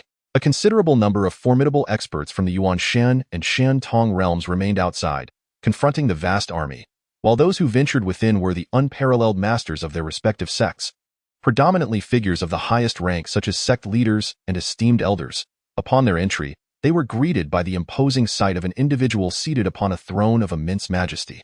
Behind this person coiled a purple lightning dragon, resembling a totem. The great martial emperor.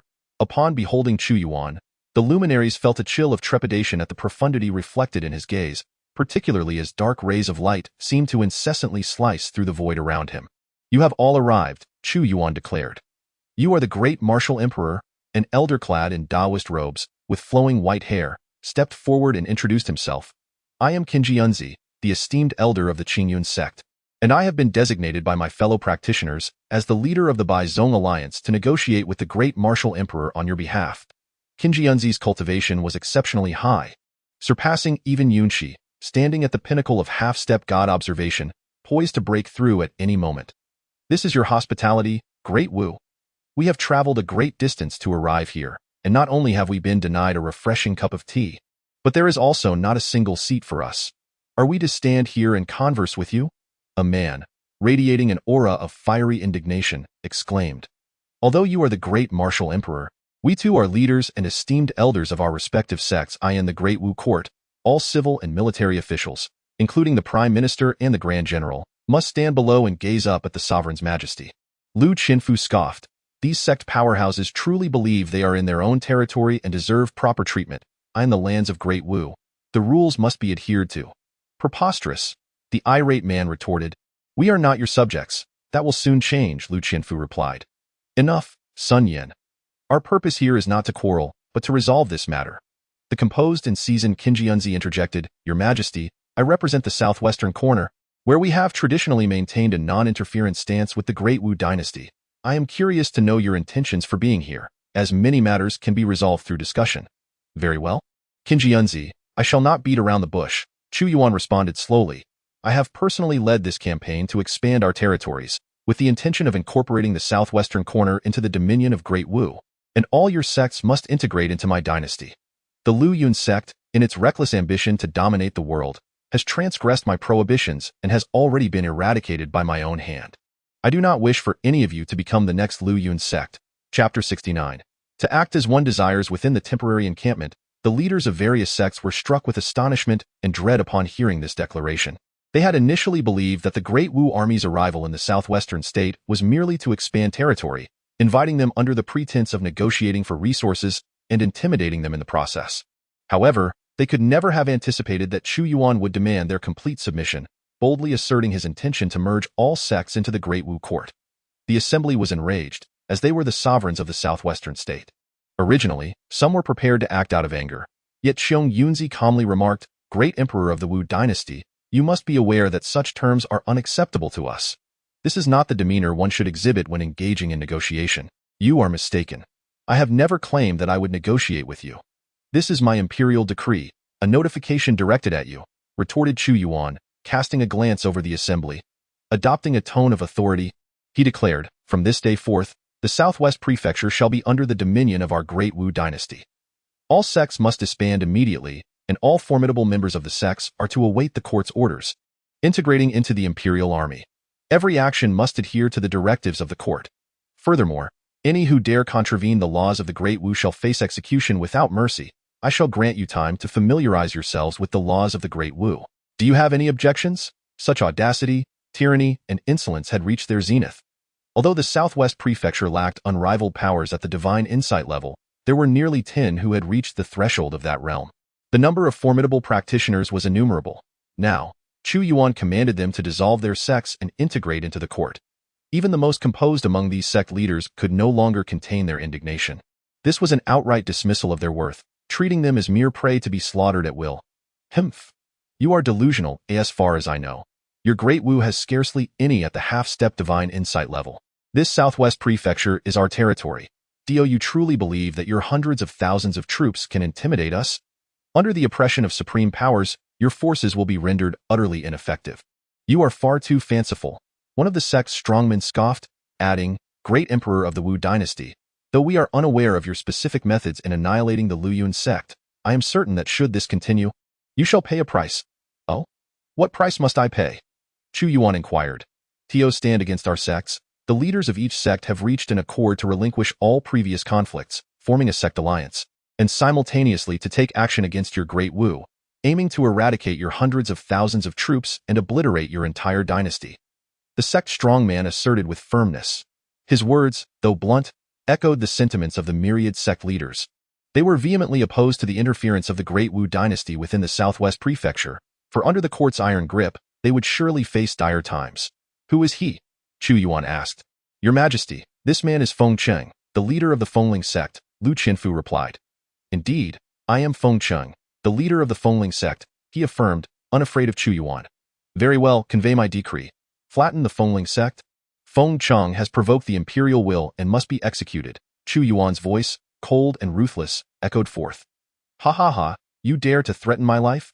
Feng Cheng, though not at the half-step divine insight level, was a formidable practitioner at the 10th level of divine power, and he laughed disdainfully, believing he was untouchable within the confines of the Great Wu. However, scarcely had his laughter faded when his pupils widened in shock. Clutching at his throat, he felt a line of blood emerge, and then blood gushed forth as his head fell away. How did Feng Cheng meet his demise? By whose hand was he slain? In an instant, the camp fell into a profound silence, the atmosphere thick with tension. Although Feng Cheng is merely a master of the 10th level of divine powers, he is nonetheless a renowned figure in the Southwestern Prefecture. Yet, this esteemed individual met an inexplicable demise. Just moments ago, He was speaking boisterously, and in the blink of an eye, his head fell. It seemed an eternity had passed before one of the masters, trembling, spoke up. Did anyone witness how Feng Cheng met his end? Was it the great Wu Emperor who struck him down? If I am not mistaken, you must have employed one of the 3,000 divine arts. Qin Jianzi, being the most formidable among those present, had observed that Chu Yuan had merely raised a hand, and a thread-thin black beam shot forth unexpectedly, encircling Feng Cheng's neck. You have keen eyes. Indeed, I did employ one of the 3,000 divine arts. Chu Yuan remarked indifferently, a pitch-black thread coiling around his finger. This is the grand cutting technique. What? The legendary technique capable of severing all, even cleaving through space and partitioning worlds. Qin Jianzi was taken aback. The 3,000 divine arts vary in strength. Techniques such as the Great Karma Art, Great Time Art, and Great Destruction Art are exceedingly powerful, and the Grand Cutting Technique also ranks among the upper echelons of divine powers. Had Chu Yuan unleashed the Grand Cutting Technique upon him, he would undoubtedly have found himself in disarray. The sect leaders gradually came to comprehend the sheer terror that had befallen Lu Yun's sect. In that moment, as Chu Yuan had slain Feng Cheng, he instilled fear in all present without ever vacating his throne. He continued, "My patience is limited. Subduing you is merely a trivial task. However, should you remain obstinate, I am unperturbed by the prospect of a bloodbath. Do not test my patience. I possess the means to act. The great Wu Emperor, it is utterly impossible for us to submit," Qin Jianzi replied, "but we can pursue an alternative course of action. Although our southwestern prefecture is not particularly affluent, it is adjacent to the ocean and rich in resources. We sects are prepared to contribute some treasures to the Great Wu. Your Majesty, what do you think? Furthermore, we are aware that Great Wu is likely on the brink of war. We can dispatch some of our forces to form a sectarian army to assist the Great Wu court." Qin Jianzi was not entirely oblivious to the situation. He understood that Great Wu was poised for conflict with the four nations of Dacian, with both sides amassing hundreds of thousands of troops at the border. Were it not for the formidable strength of Great Wu and these nations, their sects would have long since extended their reach, forming a sectarian army. While it appeared they sought to assist Chu Yuan, they secretly yearned to plunder resources and reap benefits for themselves. Truly, Qin Jianzi was a cunning strategist. Indeed, we can acquiesce to such terms. Each of our 100 sects can contribute 10 masters of the 10th level of divine powers and 1,000 practitioners of divine arts. I dare say you would struggle to find such a multitude of divine experts within the entirety of Great Wu. The sect leaders largely concurred with this proposition, as they all harbored ambitions of plundering treasures from the imperial courts. They had devised numerous plans and calculated their moves with precision, yet regrettably, my appetite far exceeds yours. Chu Yuan waved his hand, observing that without a few more deaths, this group of individuals would not reconcile with reality. In the realm of the empire, the principle of the victor claiming the spoils prevails, and within your sect, the strong are revered. When one's strength reaches a certain level, one can act with impunity. If you wish to act freely, you must first inquire whether I shall permit it.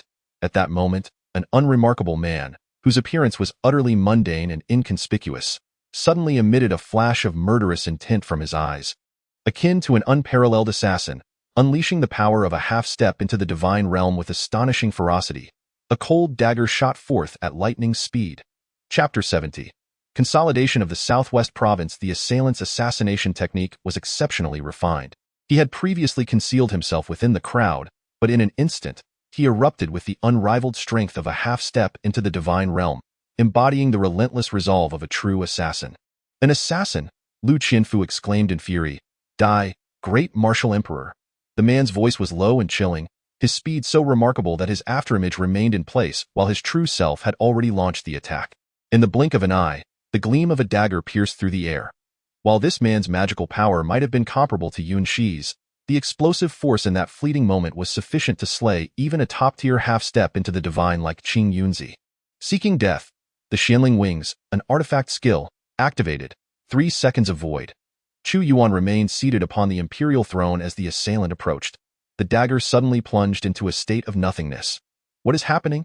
The assassin was equally astonished and enraged. He had clearly struck Chu Yuan's heart, yet in this state, it felt as though he had pierced only the reflection in water. No matter how he stirred, everything was illusory. The leader of the Daquan sect. Someone recognized the identity of the assailant. This is troublesome. Failing in his attack, the leader of the Daquan sect decisively withdrew, for he had trained in the art of the unparalleled assassin, excelling in lethal strikes from the shadows, albeit lacking in sustained combat prowess.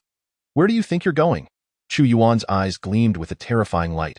His fingers spread wide, resembling the hand of the heavens, as boundless thunderous energy coalesced, a tremendous force instantly enveloping the leader of the Daquan sect, and one could sense an astonishing momentum ready to descend with force.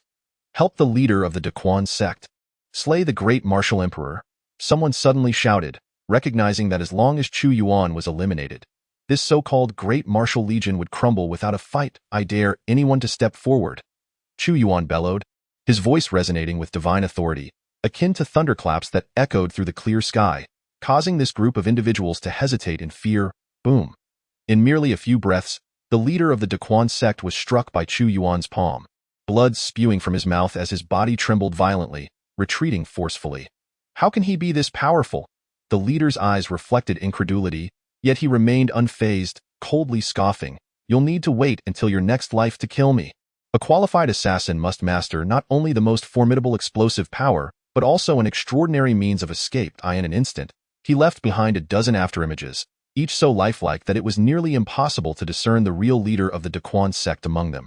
This is the shadow clone technique of the great Dai. However, Chu Yuan's countenance remained unchanged. Upon witnessing these phantoms, his fingers curled once more, and a myriad of cutting beams surged forth. Zila! The slicing black rays danced around, and in an instant, all the lingering shadows dissipated. Subsequently, with a flicker, Chu Yuan, enveloped in the power of the grand cutting technique, descended upon the battlefield like a grid upon a chessboard. The great froze in place, and with great difficulty, lowered his head, only to discover grid-like bloodstains adorning his body. A chilling scream erupted as his entire form shattered, transforming into fragmented, grid-like pieces. Cruelly tyrannical. A master at the brink of perceiving the divine was reduced to mere flesh, unable to even struggle, and the swiftness of it all transpired in the blink of an eye, presenting a gruesomely brutal scene before everyone. All were left dumbfounded. They had prepared themselves for significant injuries in confronting the great martial emperor, yet they could not fathom such a spectacle, witnessing a half-step divine master being slain like a mere chicken, and in such a horrific manner. The Great is dead. This is impossible. How could this be? He was a master at the brink of perceiving the divine. He is a demon. This group erupted in rage, trembling in fear. They could face death, yet could not accept this.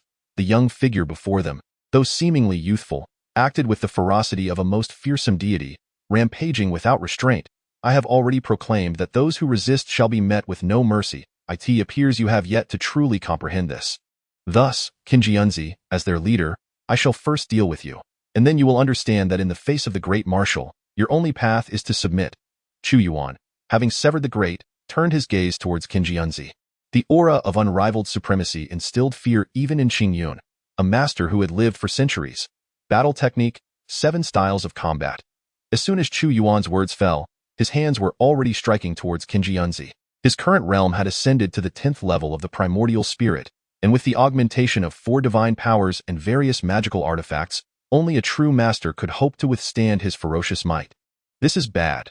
Kinjiunzi found himself enveloped by Chu Yuan's overwhelming presence, rendering his own magical power nearly impossible to unleash. He clasped his hands together, simultaneously thrusting forth, with azure light intertwining, causing the very fabric of space before him to twist slightly, manifesting a swirling vortex. Break. With a mere shift of his body, Chu Yuan's fist struck, instantly shattering the azure vortex, and he was soon before Kinjiunzi, each palm strike imbued with boundless strength, as though capable of moving mountains and parting seas. Kinjiunzi was at the pinnacle of tension. He had begun to grasp some of the intricacies of the laws, yet when confronted with Chu Yuan, he still felt utterly powerless. With a grand sweep of his sleeve, the azure light twisted, forming a circular emblem reminiscent of the yin-yang taiji, rapidly spinning as if to dissipate Chu Yuan's ferocious force with minimal effort. Boom. An explosion ensued. The azure circular formation he had conjured was violently sent flying by a single punch. For under absolute power, all techniques proved futile, and even Kinjiunzi was sent reeling from the severe backlash. Life or death. Such was the fervent struggle within him. The unparalleled will of Chu Yuan erupted forth, his hand resembling a black hole that devoured all in its path.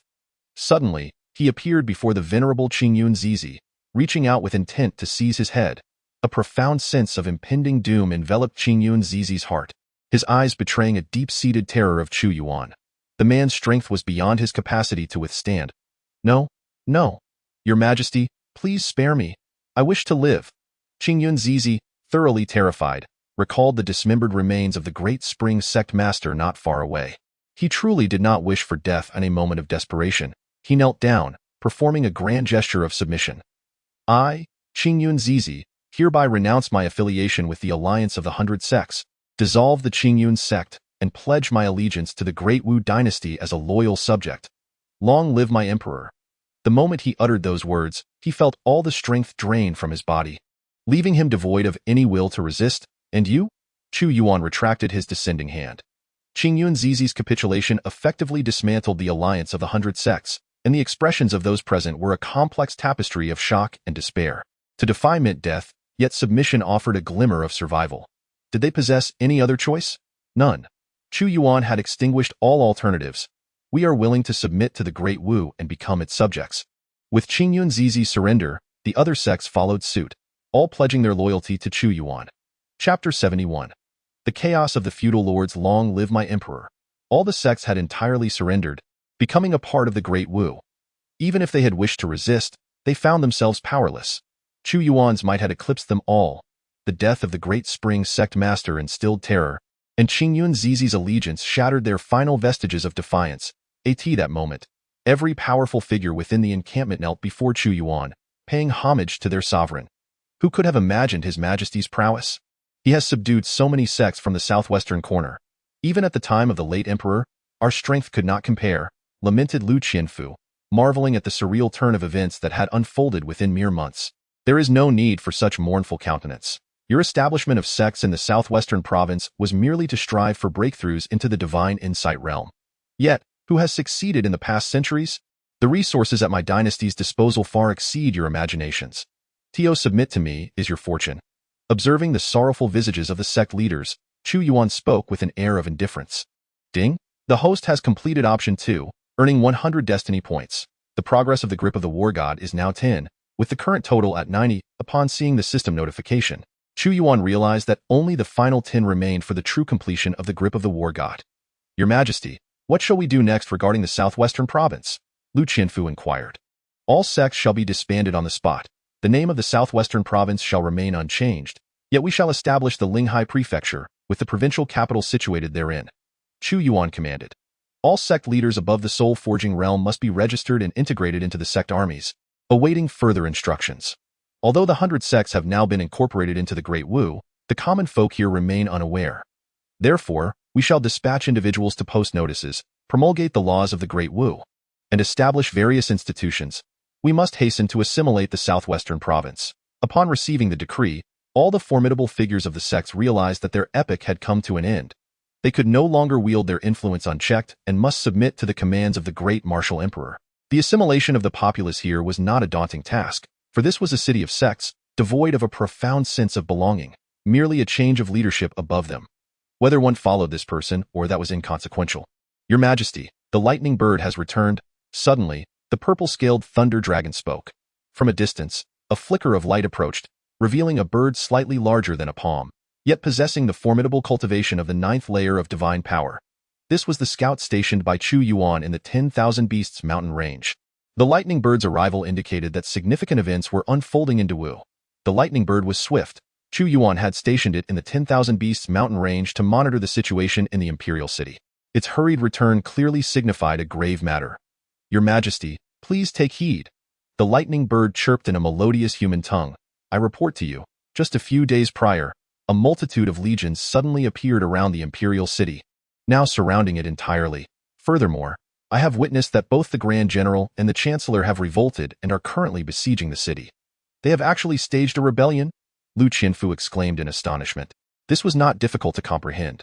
I had been away from the imperial city for some time, and with my prolonged absence, Shangguan Qingyun could hardly remain composed. They knew that if they continued on this path, their insurrection would inevitably be uncovered by me. It was wiser to take preemptive action and seize the imperial city, and they likely believed that I had either perished or suffered severe losses in my battle against the ferocious beasts, nursing my wounds elsewhere. Chu Yuan perceived the situation with clarity, yet his expression remained unperturbed, as if everything unfolded precisely as he had anticipated. As for those legions, They were merely the newly appointed lords, incited to rebellion, likely under the leadership of King Wei Wu. If my conjecture holds true, the border has presumably erupted into conflict simultaneously. With internal strife and external threats, a dual-front war is indeed a cunning strategy. Time, alas, they are unwilling to grant me, for my very presence instills fear within them. Your Majesty, the urgency surrounding the imperial city is paramount. Should we lose the city and the rebel forces occupy it, it would spell disaster. Given the city's fortifications, even those skilled in half-step divine insight would find it arduous to breach.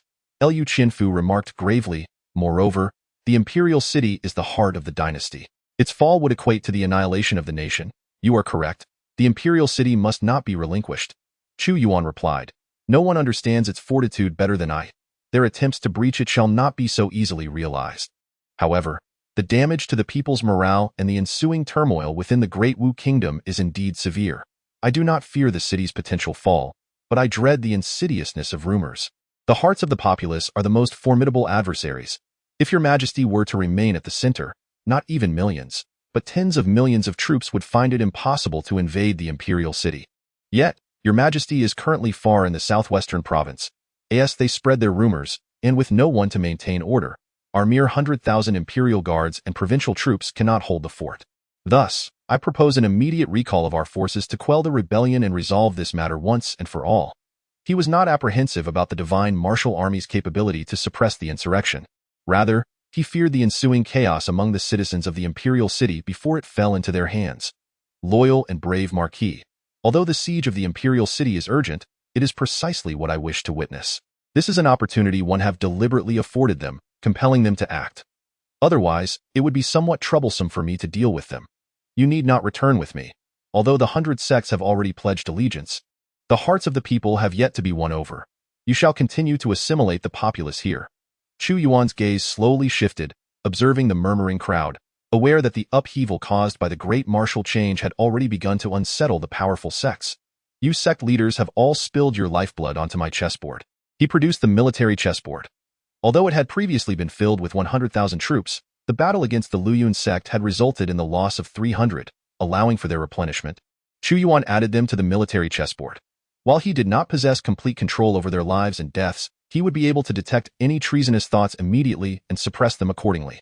Loyal and brave Marquis, I shall lead the army to return to the imperial city to quell the rebellion, while the matters of the southwest prefecture will be entrusted to you. Should anyone dare to stir trouble from behind, they shall be dealt with mercilessly. With a wave of his hand, the powerful figures of the 100 sects and the entire force of 100,000 divine warriors were integrated into the military chessboard. The leaders of the 100 sects were taken away, leaving behind hundreds of thousands of ferocious beasts for Liu Qianfu, whose capabilities were sufficient to handle the subsequent affairs in the southwest prefecture. He then crushed a disposable teleportation talisman, intermediate, and was immediately drawn away by an overwhelming force of spatial energy, vanishing from the spot. This moment, in the great martial imperial city, which once thrived, the surrounding high walls had been bombarded by formidable magic, transforming the area into a flat expanse. Millions of soldiers swarmed like locusts, encircling the entire imperial city and relentlessly assaulting it. With Chu Yuan absent for over half a month, and no one to oversee the city, this faction could no longer contain themselves. These troops did not raise the banner of the Great Marshal, but instead displayed the insignias of various feudal lords, specifically those of the 18 feudal kings conferred during the founding of the Great Marshal. The ground shook. The 18 feudal kings, having long prepared, conspired with the Grand General and the Chancellor to launch an assault on the capital at this opportune moment. Countless cannons were rolled out, some of which were divine artillery, continuously bombarding the sturdy city walls. Enormous fireballs were hurled into the city by catapults. Additionally, massive crossbows targeted the soldiers defending the walls, unleashing a torrent of bolts, deploying nearly every siege weapon available. This time, they were exceptionally well prepared, and their timing was impeccable. After all, Chu Yuan was absent, having ventured to the 10,000 Beasts mountain range to breach the martial capital and capture the royal family. The first to scale the walls would be rewarded with the title of Marquis of 10,000 households, along with free access to the royal treasury. The battle erupted, with millions of soldiers launching a siege. Chapter 72. Unwavering Loyalty. This siege by the 18 feudal kings was grand in scale, with their combined forces numbering 400,000 to 500,000, some even having borrowed troops from outer districts or from the ranks of the Great Qian, completely encircling the imperial city. Naturally, the leader of these 18 feudal kings was none other than the mightiest among them, King Wei Wu. His banner was raised in the name of avenging his son, for Wei Shen had been slain on the spot by Chu Yuan. As a father, seeking vengeance for his child was a most fitting justification. Boom! The thunderous roar of cannons erupted, and various siege engines rained down upon the city gates like a tempest, causing the earth to tremble violently. They were thoroughly prepared, equipped with ample siege apparatus, intent on breaching the gates with utmost haste. At the eastern gate of the imperial city, the assault was most ferocious, with over half of the troops and machinery concentrated here. Fortunately, the imperial city had been constructed tall and sturdy. Its defenses far superior to those of ordinary fortifications. Previously, I had already made secret preparations, spreading rumors that the great Wu Emperor was trapped within the Wan Shou mountain range, perhaps even perished there, given that he had not returned for over half a month without a whisper of news. Although many were skeptical, it undoubtedly affected their morale. Li Yun, usually adorned in resplendent robes, was now clad in armor. Most striking, however, was his cultivation level, which had reached the cusp of the divine realm, half a step into the realm of insight, rather than being merely at the 10th level of divine powers. Indeed, that young emperor was overly confident, daring to lead troops himself to quell the beast tide, believing that threats lay only with the 4 border nations, unaware that we had long been prepared, eagerly awaiting this day. Otherwise, would we have found it so easy to besiege the city? Standing resolutely, Shangguan Qingyun, clad in military garb, cast a cold gaze at the billowing smoke rising from the city walls, a mocking smile upon his lips. His cultivation was not at the 10th level of divine powers either, but rather, he too had reached half a step into the realm of insight. Astonishingly, both had simultaneously broken through to this level. Alas, my and the general's preparations had been significantly thwarted by that young emperor, Li Yun sneered. Yet he would never suspect that we had long possessed the capability to break through to half a step into the realm of insight, but had delayed our ascension solely to instill confidence in him. It turned out that both Li Yun and Shangguan Qingyun had already attained the strength of half a step into the realm of insight, but had concealed their prowess. When Chu Yuan led his troops to the Wan Shou mountain range, the ensuing battle was visible even from the imperial city, yet it quickly fell silent again, leading the two to conclude that perhaps Chu Yuan had perished within the mountain range or suffered significant losses. Consequently, he notified the 18 lords to initiate their plans early, cutting off Chu Yuan's retreat. Initially, he and Shangguan Qingyun had intended to create chaos within the dynasty, directly opening the city gates, but Chu Yuan had already stationed the 8 battalions of the Imperial Guard within the city, having eliminated numerous dissenters in previous purges, rendering Shangguan Qingyun unable to instigate a coup. Moreover, among the 6 ministries, they had no allies left. At the thought of this, they felt intense resentment. Were it not for Lu Yong's wretched son, their plan would have been flawless. After their turmoil within the imperial city, before they could even breach the gates, they found themselves driven out by the combined forces of the Azure Dragon and Chaos battalions, which led a 1,000,000-strong army to expel their influence from the city, subsequently sealing the gates tight. Based on my experience, when the hearts of the people are in turmoil, and with the young emperor absent from the imperial city, the generals cannot command the troops. Though the city is fortified, the hearts of the people can be easily swayed, Shangguan Qingyun remarked, casting a glance at a nearby individual. In truth, whether this city falls or not is of little consequence. A resonant and confident voice echoed forth, belonging to a figure with a square visage and an imposing presence, clad in dark silver armor. His piercing gaze radiated sharp brilliance. It was none other than King Wei of Wu, who commanded the allegiance of hundreds of millions of subjects within his own jurisdiction. Is that a concern? Frowned Shangguan Qingyun, inquiring, Your Highness, what are your intentions? Should the city fall, that would indeed be advantageous. Yet if it does not, it matters not that I have them encircled here. Even should he return with those remnants of his shattered forces, he will find entry to the city barred. At that juncture, will the ferocious beasts of the 10,000 Beasts Mountain relinquish such an opportunity? Will the other 4 nations not seize this moment? Thus, whether the city falls or stands, I shall remain invincible.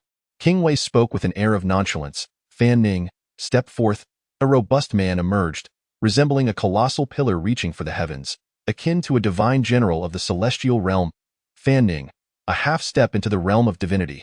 Shangguan Qingyun and Li Yun's pupils constricted sharply. They had heard of Fan Ning, a formidable warrior from the previous dynasty, and were astonished to discover he had ultimately pledged allegiance to King Wei.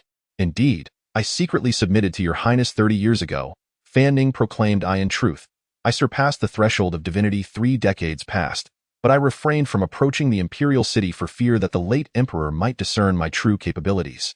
As King Wei spoke, he grasped the air, and the laws of heaven and earth manifested as if tangible.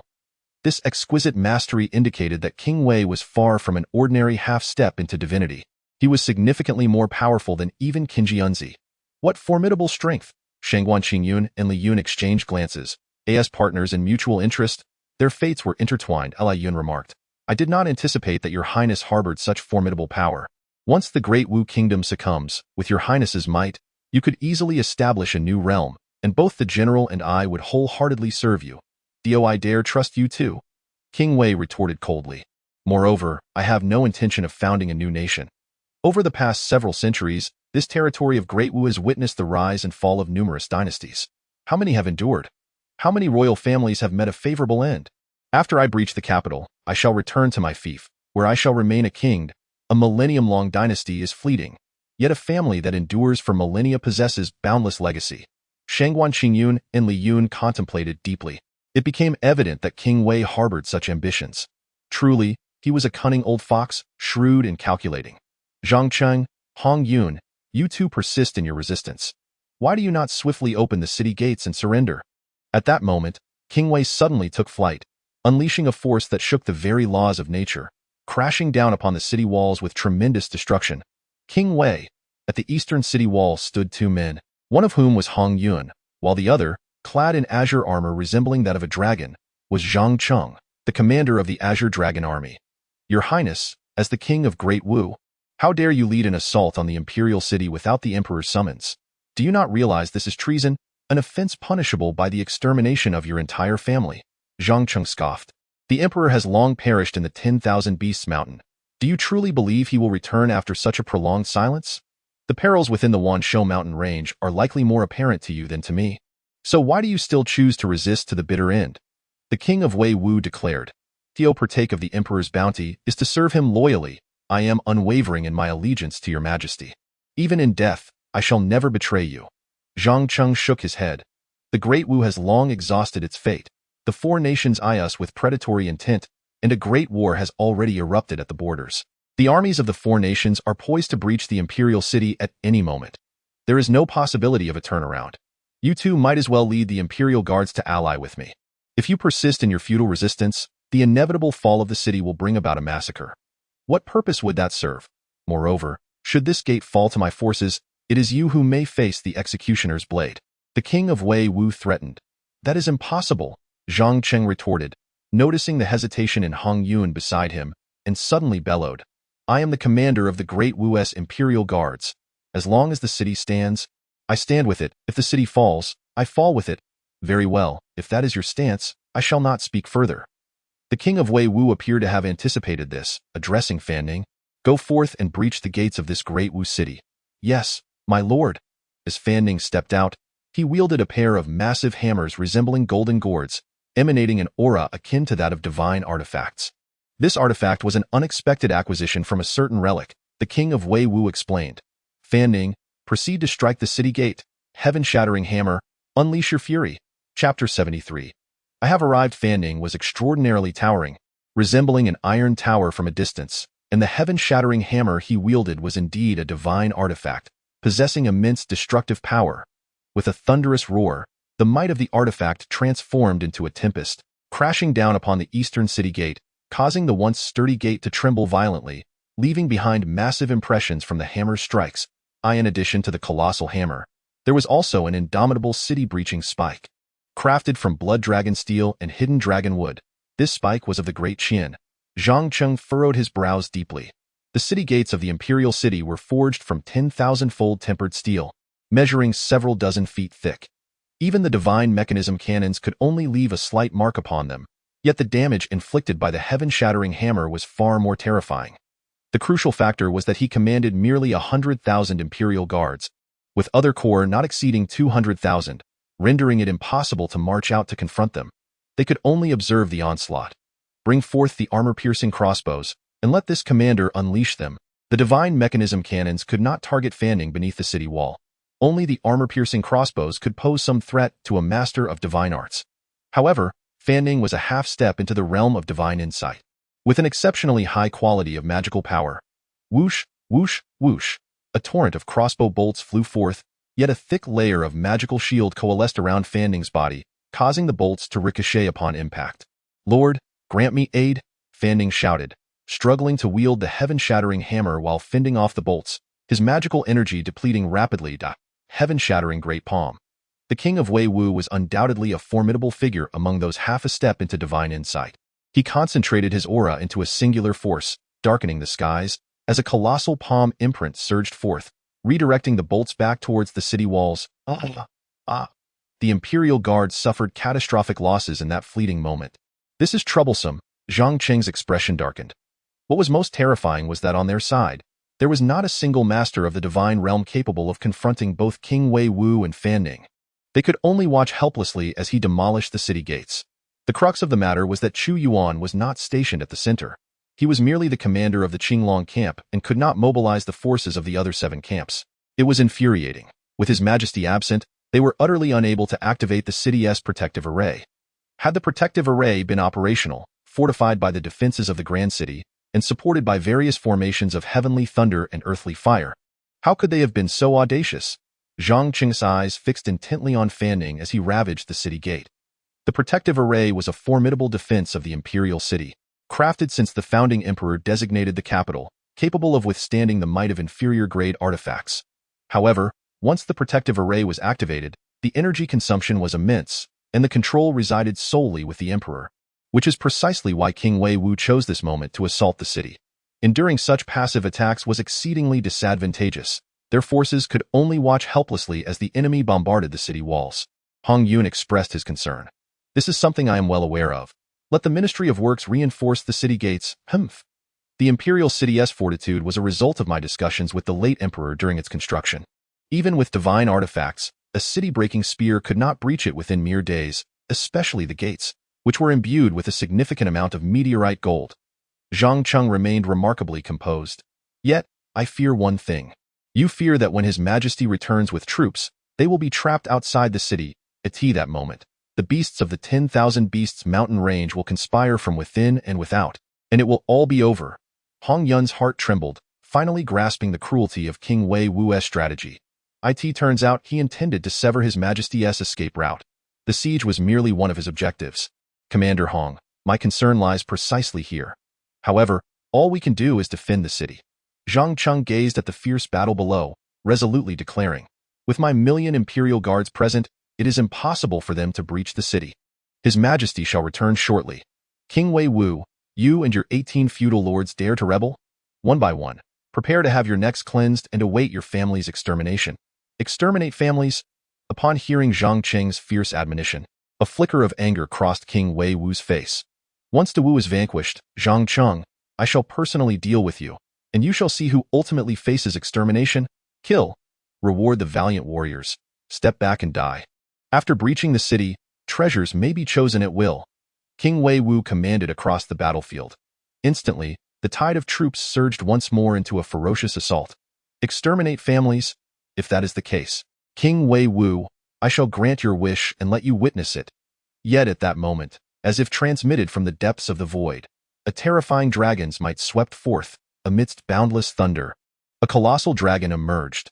The purple-scaled thunder dragon. Upon sighting the purple-scaled thunder dragon, King Wei Wu was taken aback, but then laughed. As the sovereign of the 10,000 Beasts mountain range, you have come as well. Did you come to partake in this grand feast, seeing me assaulting the city? I can collaborate with you, and upon success, you may freely select treasures from the royal palace. Seeing the purple-scaled thunder dragon, he felt a sense of reassurance. What are you, exactly? I, the great martial dragon king, am here. The purple-scaled thunder dragon scoffed.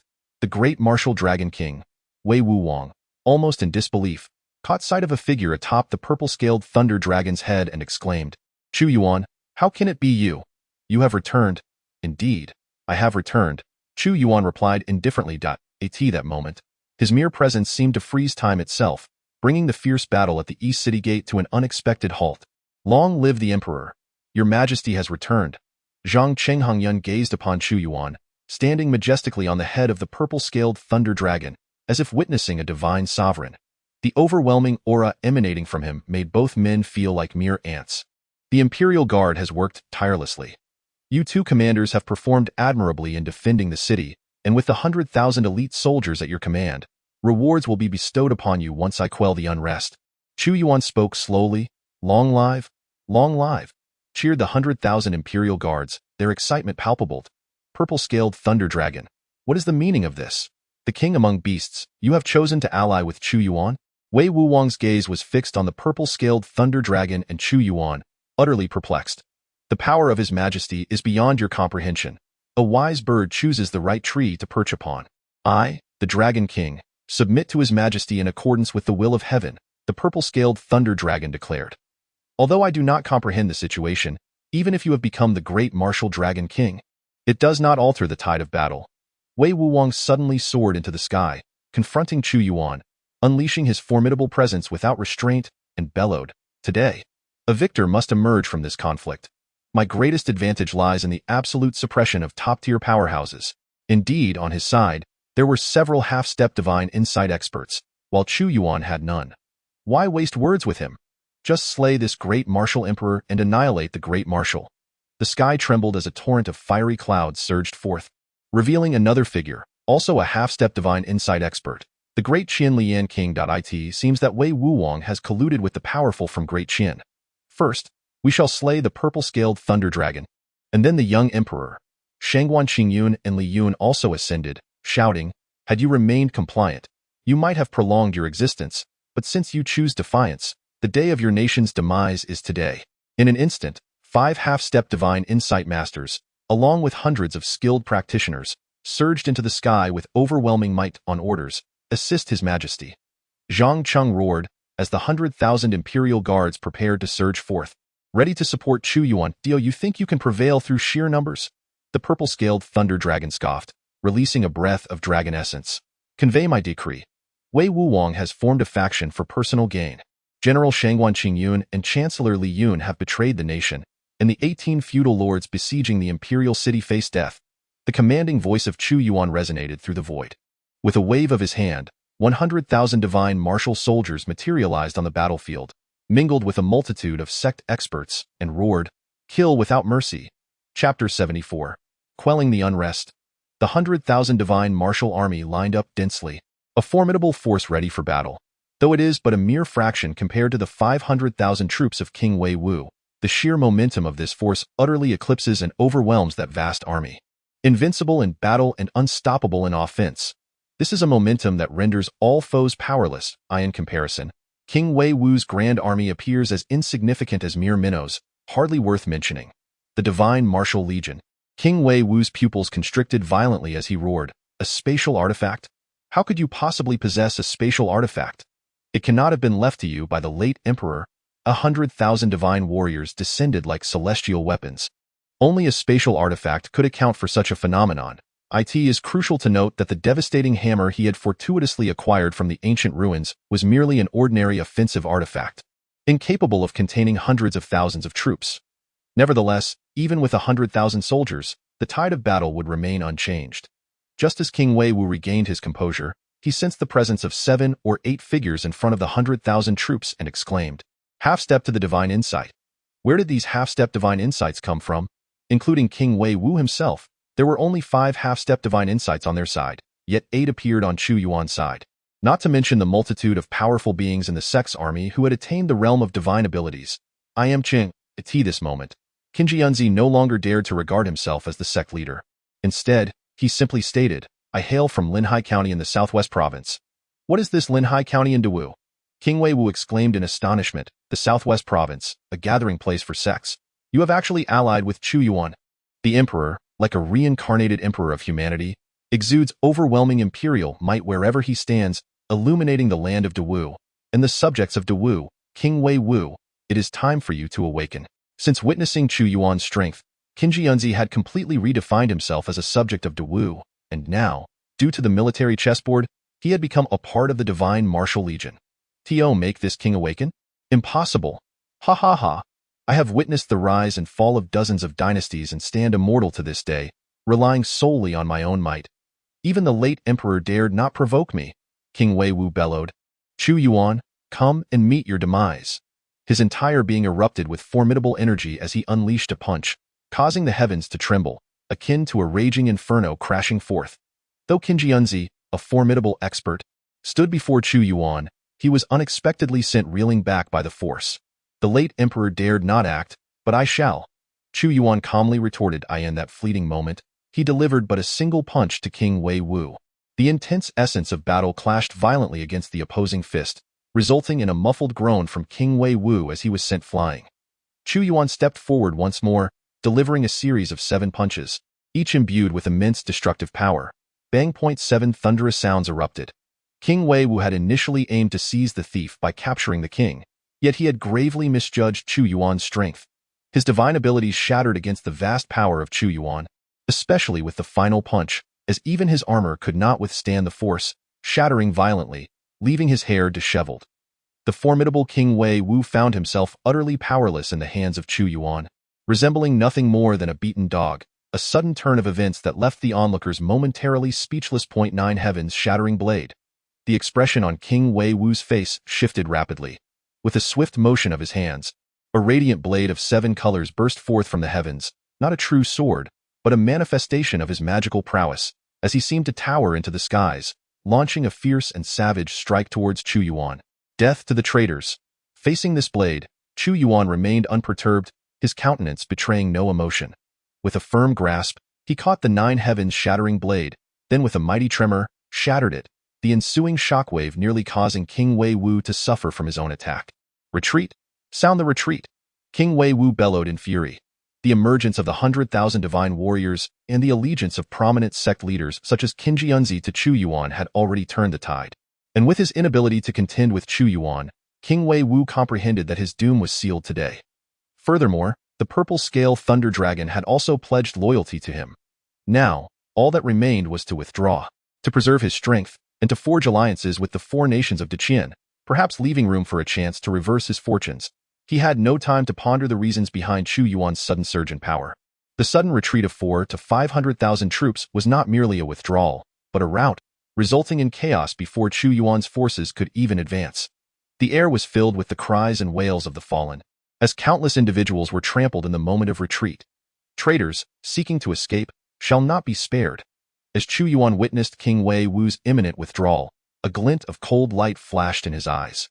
Do not be so arrogant. To slay this king, you still lack the means. Upon hearing Chu Yuan's voice, King Wei Wu nearly spat out a mouthful of blood.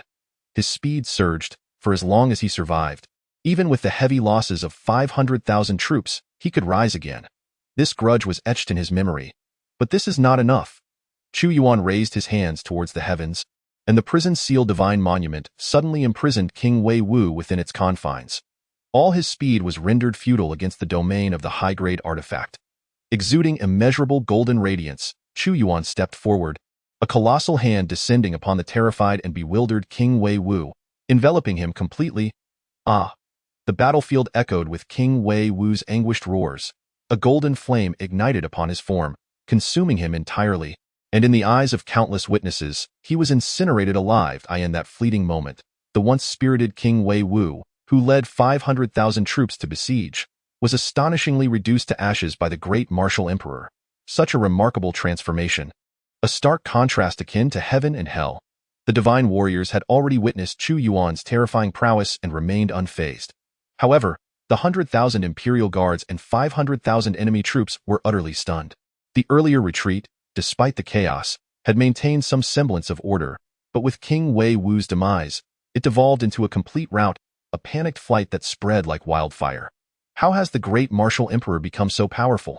The Flame King from Deqian, witnessing the scene, changed countenance dramatically, yet he reacted swiftly, transforming into a blazing light and fleeing the battlefield.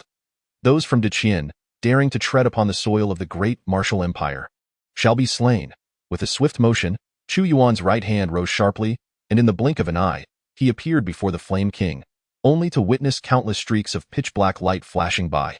The Flame King trembled violently, his body reduced to countless morsels of flesh, leaving him without a grave. Both King Wei Wu and King Flame have been slain. Other feudal lords uttered cries of terror. Impossible. How could our 500,000 strong army fail to breach the city? Run. If we do not escape, we shall surely face the Emperor's wrath and meet our doom. It is over. It is all over. Had I known this day would come, I would never have succumbed to the temptations of King Wei Wu. The demise of two formidable experts on the verge of godhood shattered the resolve of the besieging army. No. How could I lose? Chu Yuan, Shangguan Qingyun and Li Yun were equally struck with fear, their hearts quaking in despair. Initially intent on fleeing, they soon found themselves pursued by the formidable sect leaders, who were eager to achieve glory and would not allow the two to escape. Despite their own status as half-step godhood experts, they were no match for the overwhelming numbers led by Qin Jianzi and others. Before Chu Yuan could intervene, they were swiftly transformed into lifeless corpses. The million-strong imperial guards surged forth from the royal city, coordinating with the divine martial army to annihilate and capture the retreating 500,000 soldiers. Within just a few hours, a significant portion of those troops had surrendered. Chapter 75. Tai Lin Garden. Your Majesty, all the traitors have been captured. How shall we proceed, Your Majesty? This time, King Wei Wu led a colossal army of 500,000 to besiege the royal city, creating an overwhelming spectacle. With so many captives, Zhang Cheng found himself unable to manage the situation effectively. All rebellious lords shall be imprisoned in the celestial dungeons. I shall send the divine martial army under the cover of night to their respective fiefs to raze their homes and annihilate their clans. Those with decision-making power among the generals shall also meet their end.as. For the 500,000 soldiers, they shall be incorporated into the sinful death battalion, for I shall lead an expedition myself, allowing them to serve as vanguards to atone for their sins. Chu Yuan issued his commands with methodical precision. Zhang Cheng nodded knowingly, aware that this time, all the feudal lords were doomed, facing total extermination and banishment from the realm of Dewu, leaving them with no chance of resurgence. The Sinful Death Battalion was a rather unique formation within Dewu, comprised entirely of the most heinous criminals. The so-called vanguard was merely cannon fodder.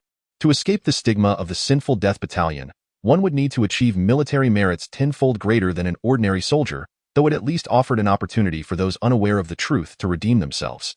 In this instance, Zhang Cheng found himself fully convinced of the Second Emperor's capabilities. Beside him, Hong Yun could not suppress his slight tremors. He was not entirely ignorant of the treachery of the Grand General and the Chancellor, both of whom had previously sought to recruit him into their ranks. Fortunately, he had refrained from taking action. Otherwise, his name would have been on the list of those facing annihilation today. Reflecting on this, he felt grateful to Zhang Cheng. Had it not been for Zhang Cheng's words when Chu Yuan set out for the 10,000 Beast Mountains, his fate would likely have been equally dire. Furthermore, it is imperative to offer solace to the fallen soldiers. Their widows and offspring must be duly recorded, and the court should extend aid to them annually, ensuring that the soldiers do not feel disheartened. Although this siege was marked by grandiosity, it was, after all, of brief duration, and with the presence of sturdy walls, the casualties were not extensive. Nonetheless, those who perished were valiant contributors to the grand cause of Dewu, and Chu Yuan naturally could not neglect their sacrifice. Yes, Your Majesty, I shall attend to this matter forthwith. Zhang Cheng nodded, feeling a warmth in his heart knowing that most of the soldiers guarding the East City Gate belonged to his Qinglong camp, which would benefit from Chu Yuan's generosity. Wait a moment, Commander Zhang. Chu Yuan's expression shifted. Your commendable defense of the city, coupled with your unwavering loyalty to the Dewu Empire, is evident for all to see. I bestow upon you this breaking heaven's hammer as a token of my appreciation, and I hope you will continue to forge unparalleled achievements for our Empire. Two golden hammers, resembling large gourds, descended towards Zhang Cheng. He was momentarily taken aback, unable to fathom that Chu Yuan would bestow upon him a low-grade divine artifact. The rarity of such artifacts was beyond the contemplation of one at his level of spiritual prowess. Accept it. I shall not slight any loyal minister. Chu Yuan's gentle voice resonated. Thank you, Your Majesty. Zhang Cheng, his face alight with excitement, abruptly knelt, exclaiming, I vow to serve you and the Dewu Empire until my last breath. Hong Yun, witnessing this exchange, felt a pang of envy towards Zhang Cheng. Possessing a low-grade divine artifact would undoubtedly elevate the Qinglong camp above the chaotic camp. This served as a warning from the Emperor, who was fully aware of his small ambitions. Yet, he soon found solace in the thought that as long as he remained steadfastly loyal, rewards would eventually come his way. Leave these matters to the Imperial Guards. I have other affairs to attend to. With that, Chu Yuan departed towards the palace, not returning to the Shenyang Palace, but rather soaring towards a cluster of ethereal palaces known as Tai Lin Garden, rich in spiritual energy. Stop. Those who intrude upon Tai Lin Garden shall face death. As Chu Yuan arrived at Tai Lin Garden, a stern voice echoed, followed by the appearance of several formidable experts blocking his path. "Am I not permitted to enter Tai Lin Garden?" Chu Yuan replied coldly. "Your Majesty?" The countenances of the experts shifted slightly, yet they exhibited no signs of reverence. "Since it is your Majesty who has come, you may enter. However, both Elder Tai are currently in seclusion. Disturbing them may incur their displeasure." Their words bore an implicit warning. "Elder Tai." Chu Yuan's eyes glinted with a chilling light, and an immense pressure compelled the experts to kneel before him. "I have come specifically to seek them." The so-called Elder Tai referred to the esteemed elders of Dawu. Although Tai Lin Garden was situated within the imperial city, it functioned independently, beyond the jurisdiction of the royal family. Its establishment predates the founding of Dawu, arising from the upheaval of the previous dynasty. When the former emperor amassed great strength and attracted numerous wandering heroes and sect leaders to his cause, he recognized the need for such forces and integrated them into Tai Lin Garden. Those who are permitted entry into the Tai Lin Garden possess formidable strength. The late emperor's intention was to bolster the might of Dawu. However, even during the reign of the late emperor, the denizens of Tai Lin Garden often regarded the court with disdain, frequently adhering to their own whims rather than the decrees issued to them.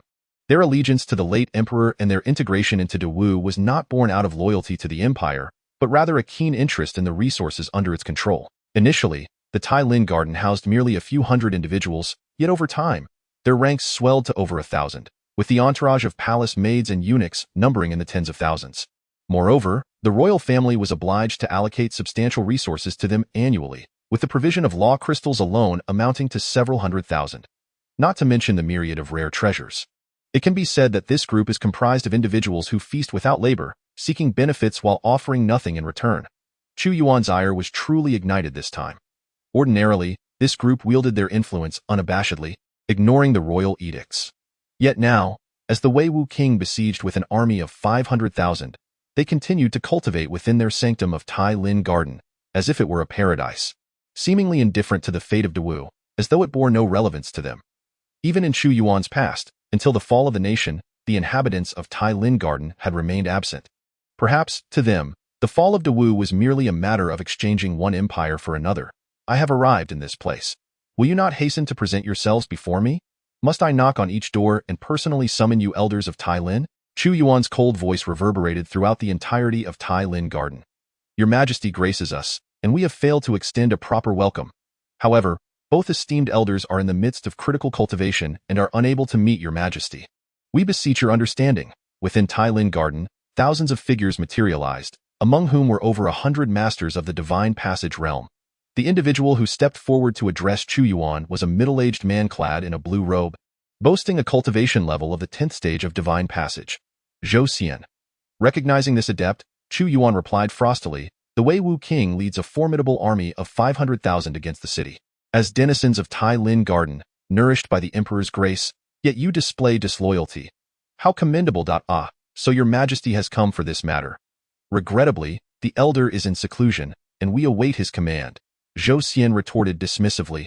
Oblivious to the fact that the rebel forces had already been dealt with, he mistakenly assumed Chu Yuan sought assistance, his disdain deepening for a small emperor on the brink of ruin daring to raise his voice in his domain.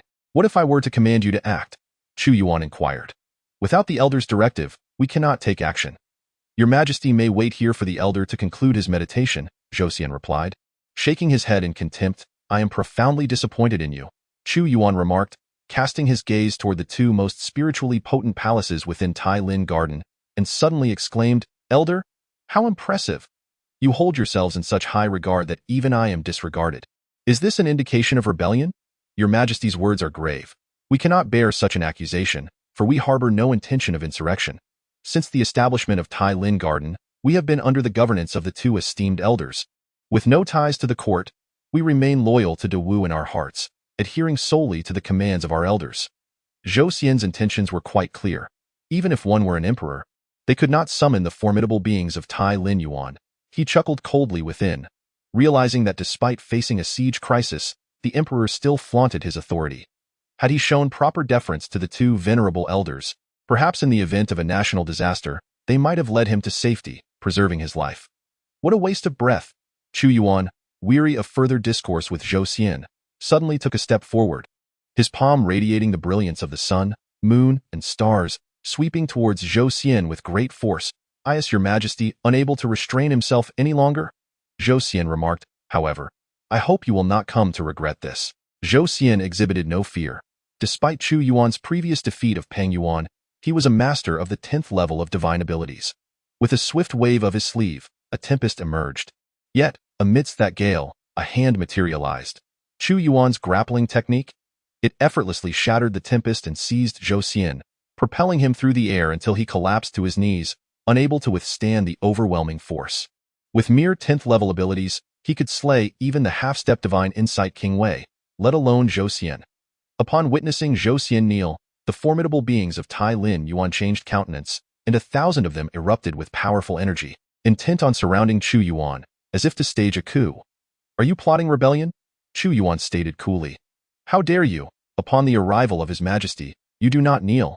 From the depths of Tai Lin Yuan, two voices resonated, followed by the emergence of two figures, one yin, one yang, embodying both water and fire, whose expressions were exceedingly grim. The old man pays his respects to your majesty. We have clashed with you, and we seek your forgiveness, they declared. These two elders, known as Water Elder and Fire Elder, had attained the strength of half-step divine insight.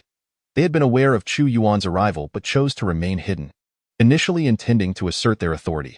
However, they had not anticipated that Chu Yuan's prowess would far exceed their expectations, easily subduing Zhou Xian with a single move. Even I find it challenging to meet with the two venerable elders. With so many disciples under your wing, it seems you harbor no regard for me. Even if the two elders commanded my capture, your disciples would act without hesitation, Chu Yuan remarked indifferently. Your Majesty speaks too harshly. They simply have not yet grasped your celestial might, hence their unintentional offense. Water Elder's demeanor darkened considerably. Meanwhile, Fire Elder added, we were aware of your Majesty's visit today. With Wei Wu Wang's rebellion, now that you are here, we shall lead the disciples of Tai Lin Yuan to quell the insurrection. Had I not come to Tai Lin Yuan in person today, the two venerable elders might never have intervened. Chu Yuan's voice carried an undeniable weight of authority.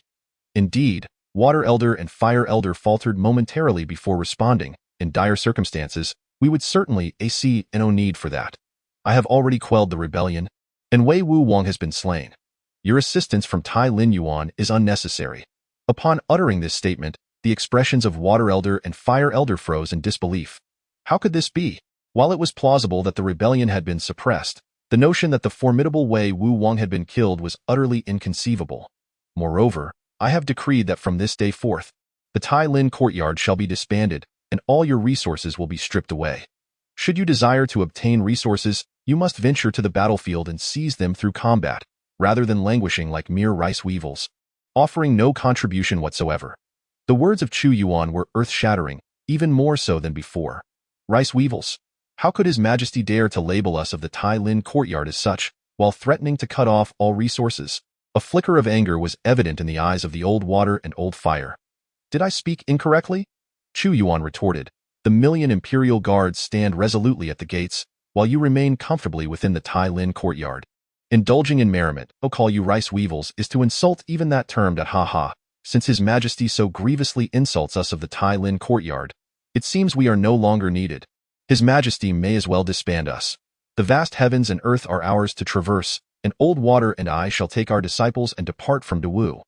There are countless places to find refuge. Old Fire chuckled heartily. Indeed, if His Majesty does not require our services, we shall take our leave. Yes, the heavens and earth are vast. Why must we confine ourselves to Dawu? Wherever the two esteemed elders go, we shall follow. The formidable members of the Tai Lin courtyard were incensed.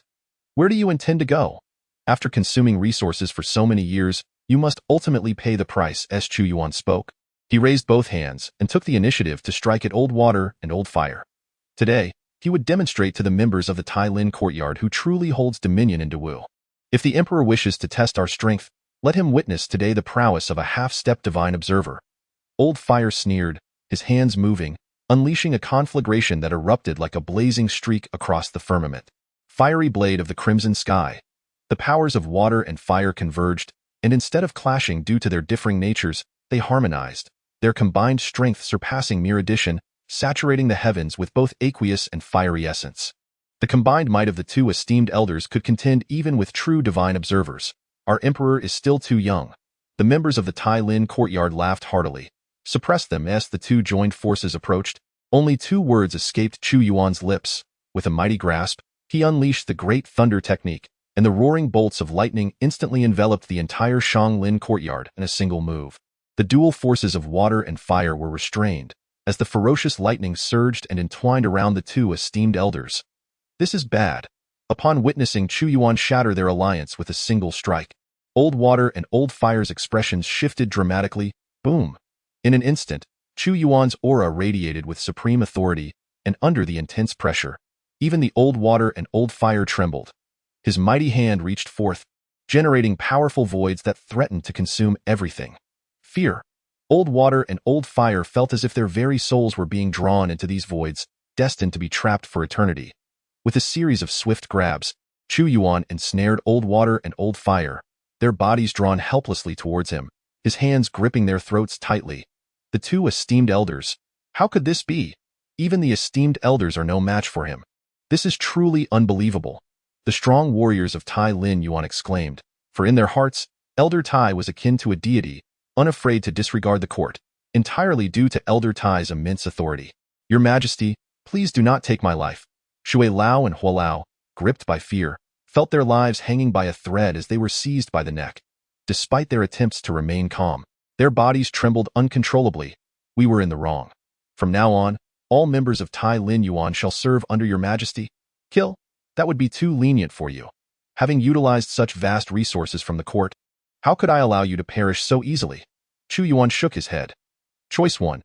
Integrate all members of Tai Lin Yuan into the Divine Martial Army, enhancing its strength, gaining 100 fate points, and achieving a 10 progress in forging the grip of the War God, along with 1 life source stone. Choice 2. Incorporate all members of Tai Lin Yuan into the Sin Death Camp, serving as vanguard troops in battle, gaining 100 fate points, achieving a 10 progress in forging the grip of the War God, along with 1 soul control talisman. Chapter 77. Divine Power Realm, Grip of the War God to integrate them into the Divine Martial Army. Chu Yuan did not even contemplate it.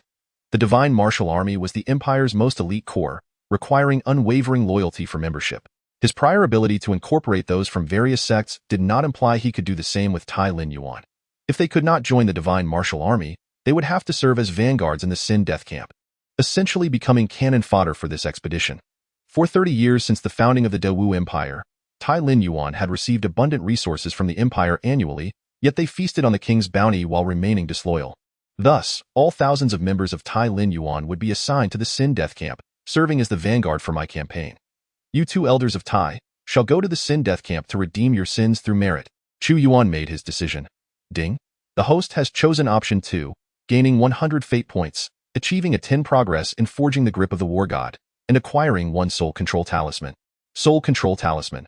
By activating the soul control talisman, one can seize control of souls at or above the eye of the divine realm, disregarding all obstacles. It turned out the soul control talisman was used for dominating other souls.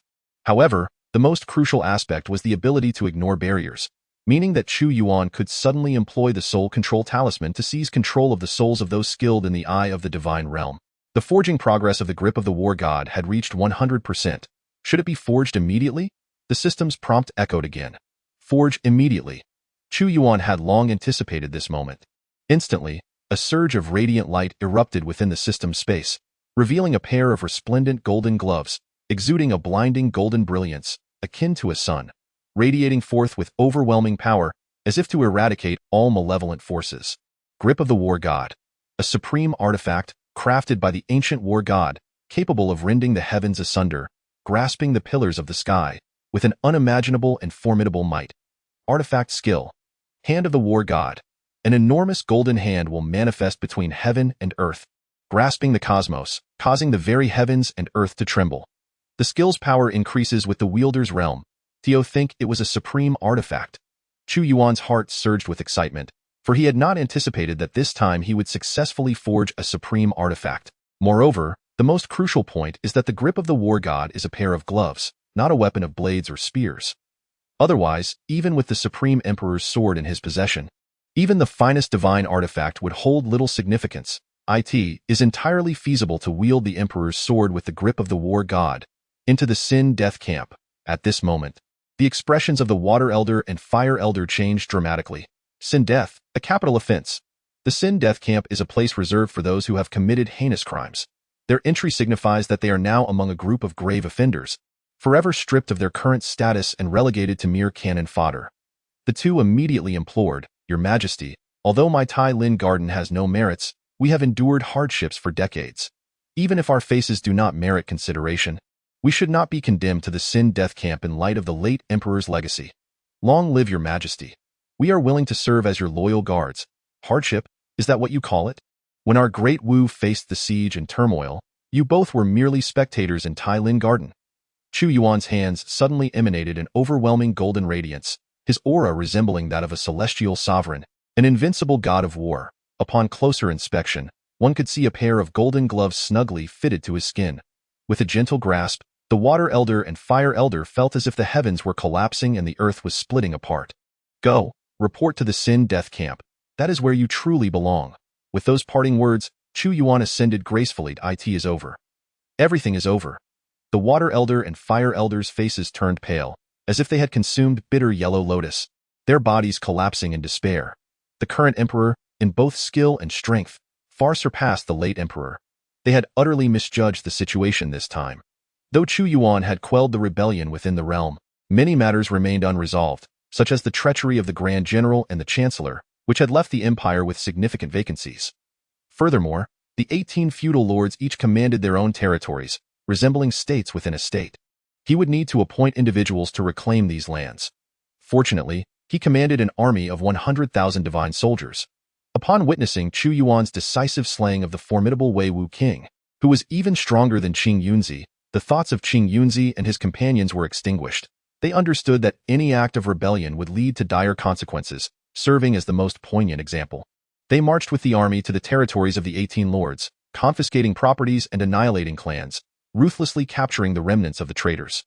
The court also dispatched personnel from the Ministry of Rights and the Ministry of Justice to abolish the laws promulgated by the 18 lords, instituting the laws of Great Wu as the new standard, ensuring that the populace understood that from this day forth, they were no longer subjects of the 18 feudal lords but citizens of Great Wu. With Chu Yuan at the helm, suppressing all dissent, these tasks were easily accomplished. Attribute 2 seal. Collect the willpower of 1 billion sentient beings to break through the second seal. Current progress, 1 billion 1 billion. The willpower of the sentient beings is now full. Should the second seal be broken? The abrupt notification caused Chu Yuan's countenance to shift dramatically. Great Wu had originally possessed over 1 billion subjects. However, previously, over 300 million had been under the control of various feudal lords, not counted within his own willpower.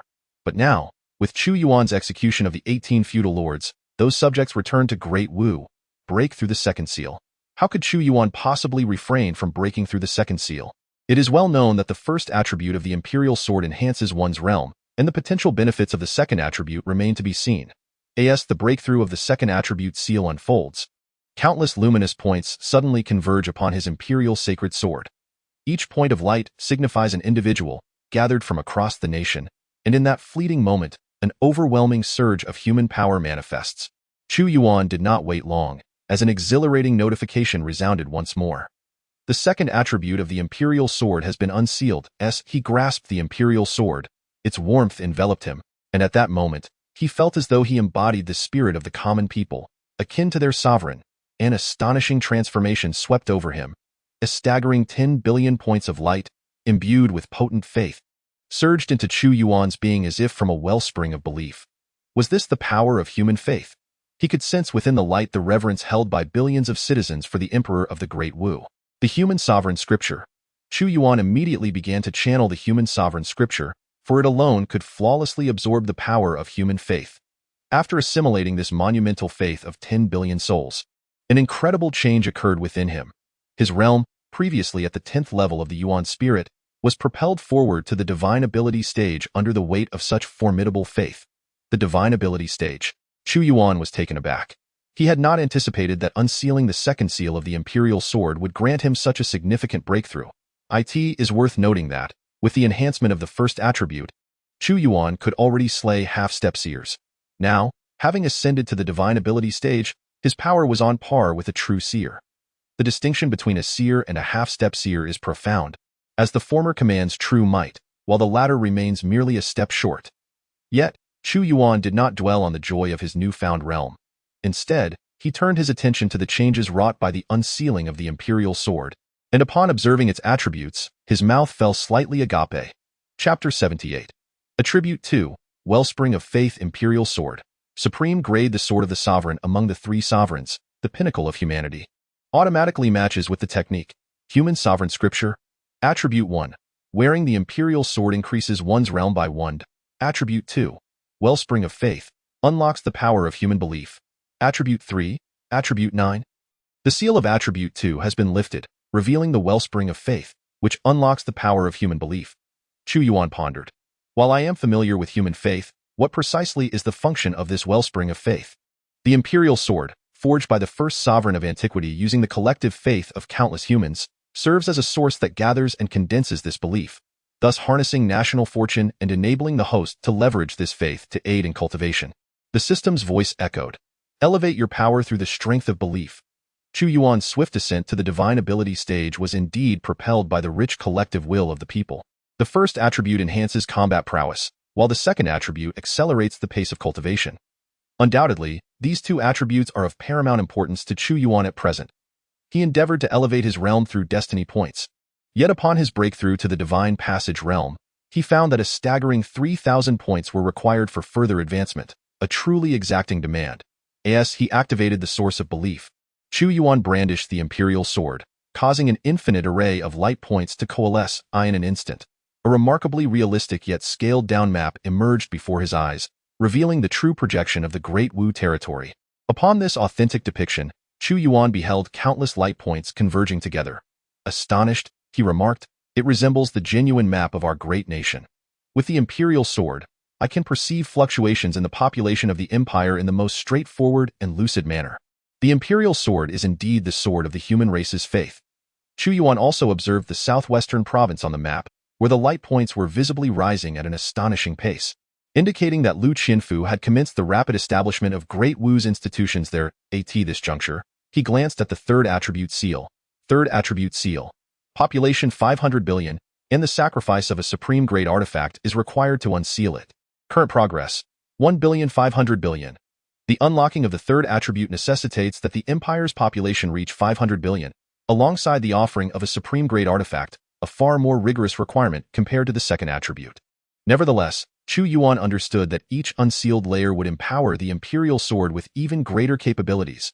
My path to formidable cultivation lies in the expansion of the empire. Chu Yuan's eyes sparkled with brilliance. Indeed, after activating the source of belief, he felt his cultivation speed accelerating, and as the empire's population burgeoned, this speed would only intensify. 2 days later, the divine martial army escorted a significant number of remnants back to the imperial city. Those within the court who belonged to the faction of Shangguan Qingyun and Li Yun were all systematically eliminated. The entire empire was now firmly under Chu Yuan's control. A few days later, current progress, 2.2 billion 500 billion. Clearly, the southwestern province had been thoroughly integrated into the empire's territory, and Lu Qianfu had also led the fierce beast army towards the imperial city. Ding!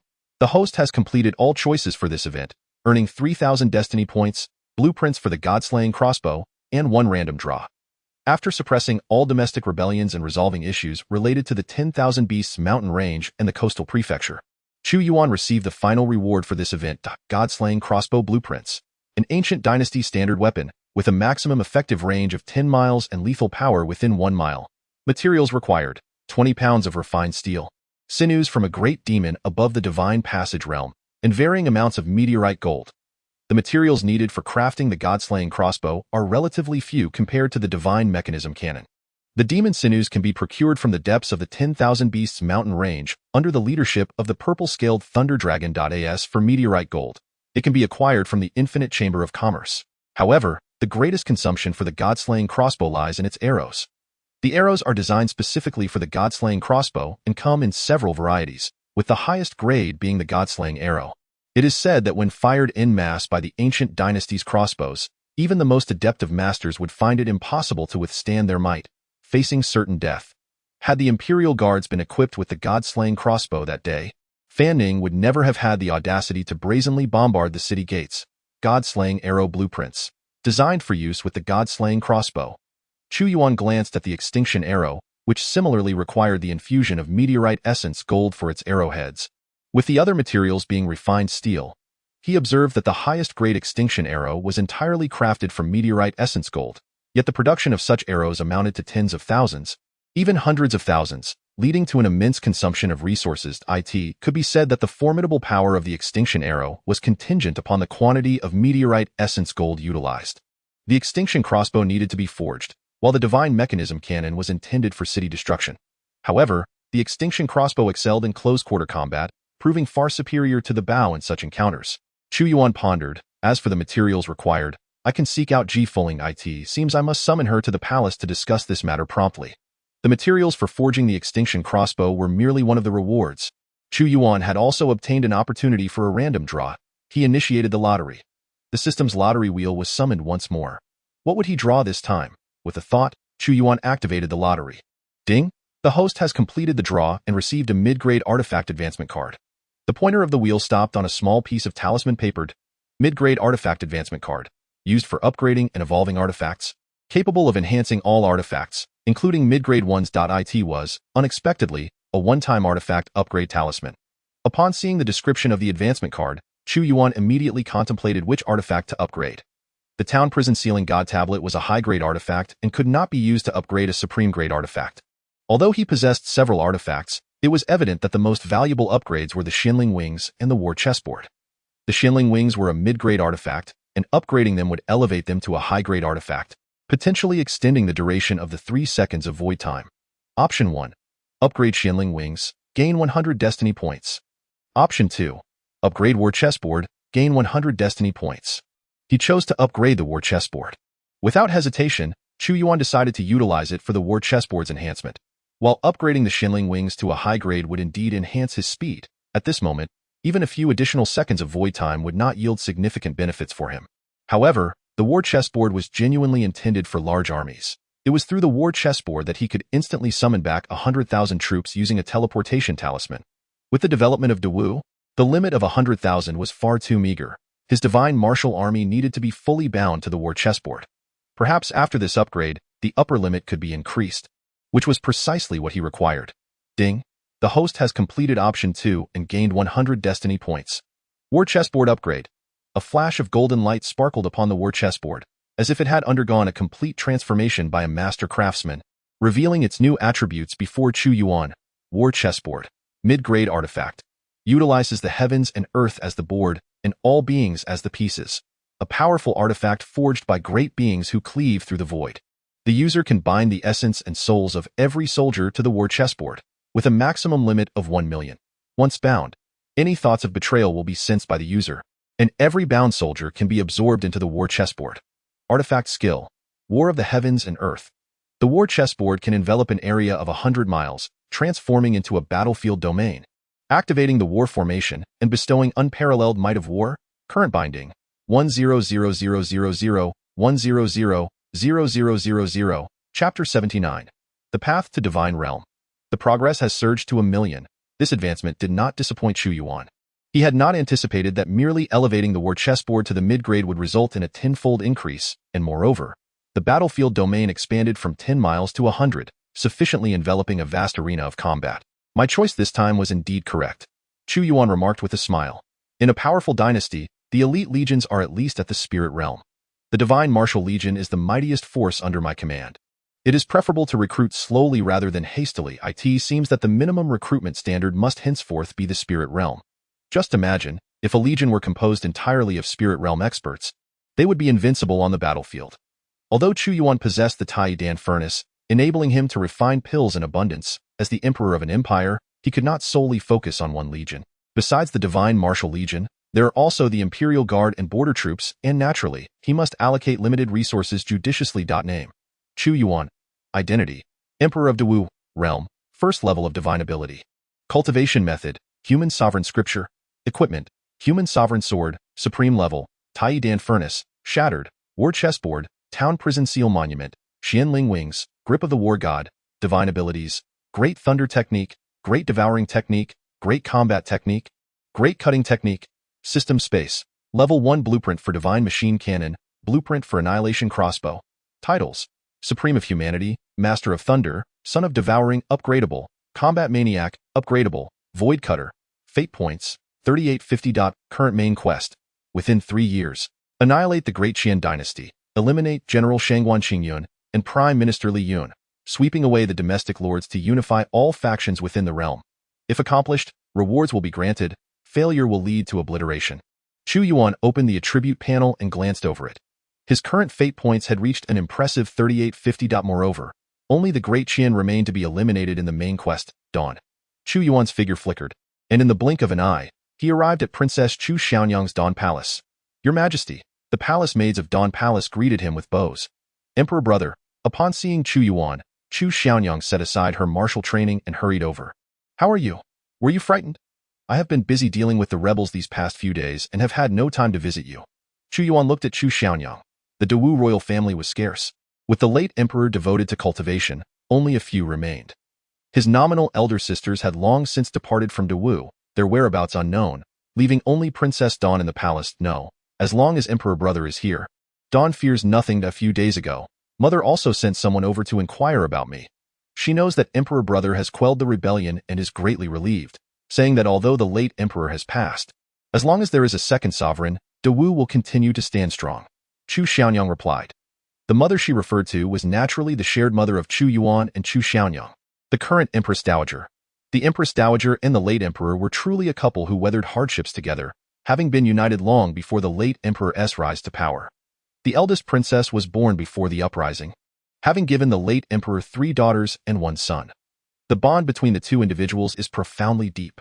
After the founding of the nation, the late emperor immersed himself in cultivation, aspiring to transcend to higher realms, and thus refrained from establishing a harem. It is precisely because of their deep affection that the sudden demise of the emperor dealt a devastating blow to the Empress Dowager, plunging her into an abyss of sorrow, rendering her almost lifeless.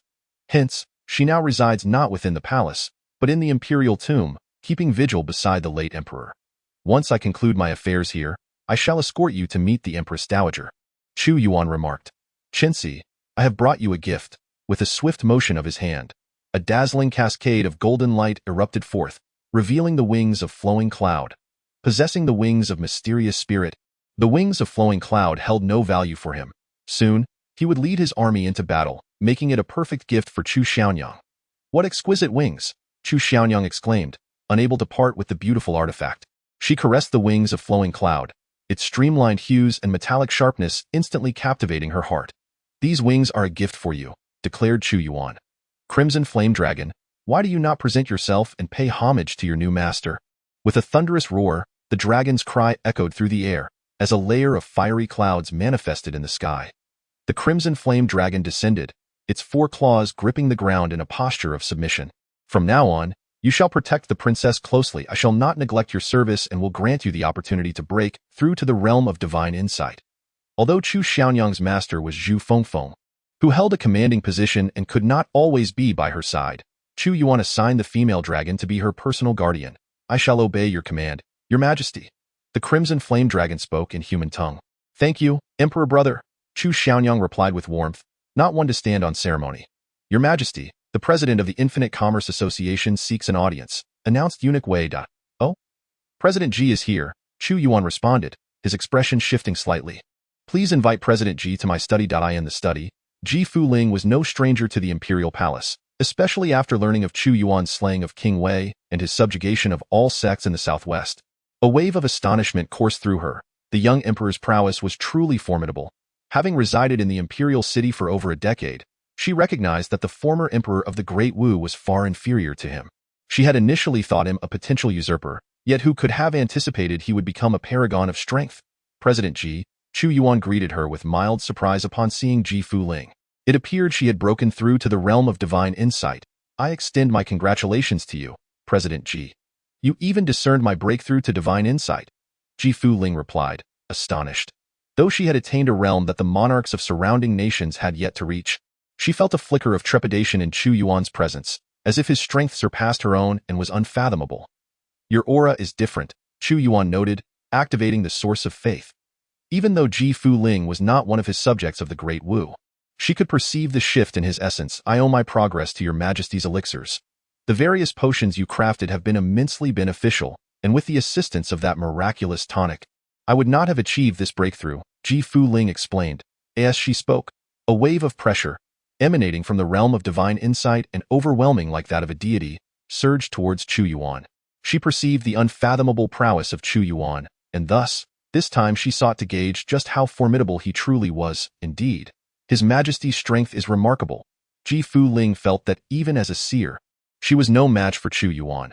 She continued, the path of humanity is vast and perplexing, while the way of the heavens is elusive and subtle. To be a seer is merely the initial step upon the divine journey. The stages of this journey: seer, illuminator, essence keeper, divine position, communer, ethereal God, true God, and celestial God. Each one is fraught with peril, a dance with life and death. It is arduous, exceedingly arduous.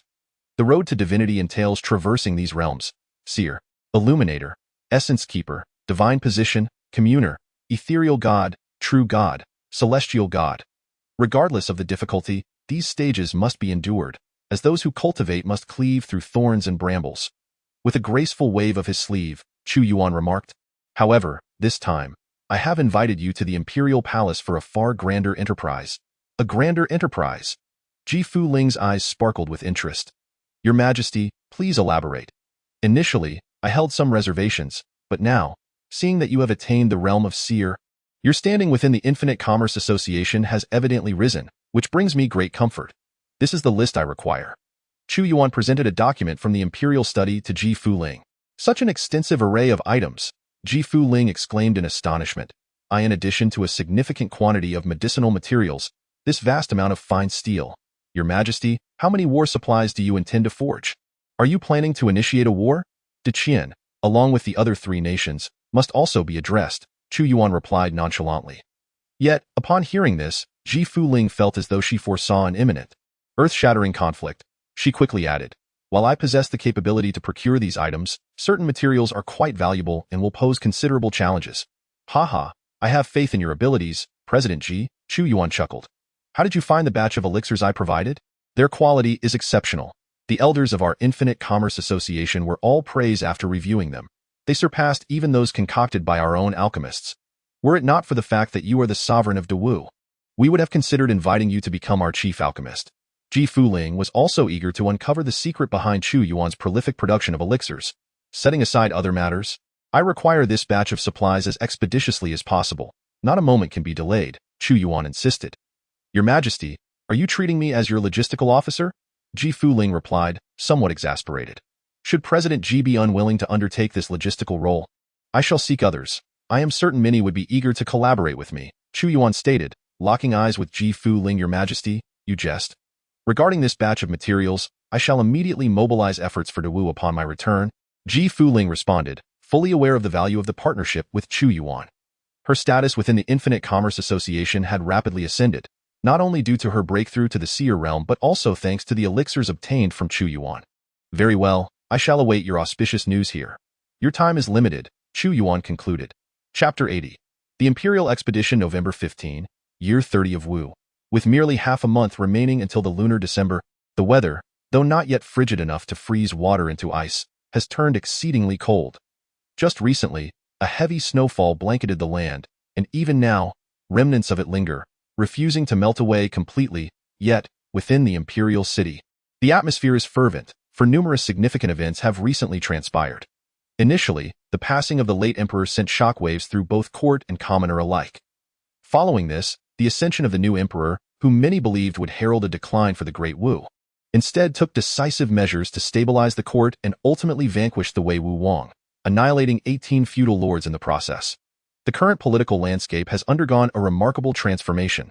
In the imperial study, a grand mural looms behind the dragon throne, vividly depicting the vast territories of the Great Wu, as if capturing the very essence of the nation's landscape.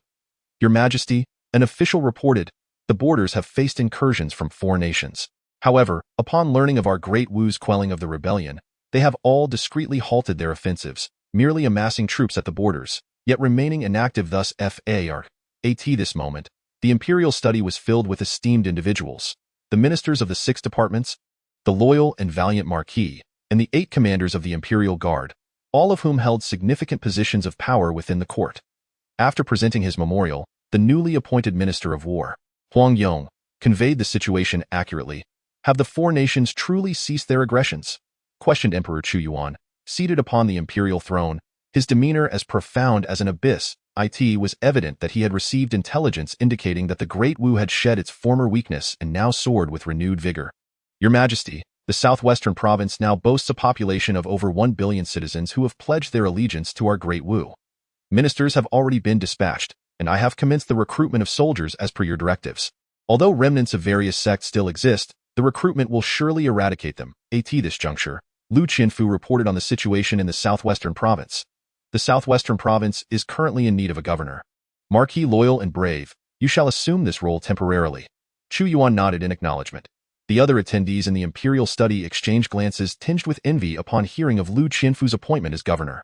Despite the southwestern province having recently aligned with the Great Wu, its vast expanse and population exceeding 1 billion render the governorship a position of great significance. Yet they understood that the emperor held the utmost trust in Lu Qianfu. Now that domestic matters had been resolved, it was time to address other concerns. Resting his hand upon the armrest of the dragon throne, Chu Yuan surveyed the assembly and spoke slowly. Next, we shall embark on a military campaign. A palpable tension filled the air at the mention of a personal expedition. Tio's march southward would mean confronting the great Qian dynasty, suggesting that the emperor could no longer contain his desire to engage in battle with them.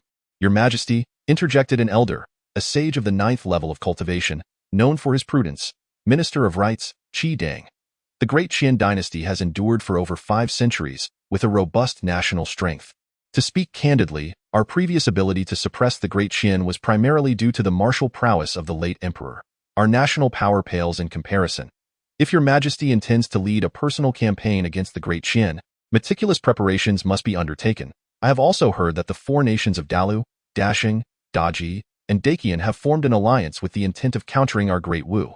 Should we decide to mobilize our forces, we are likely to face the combined armies of these 4 nations.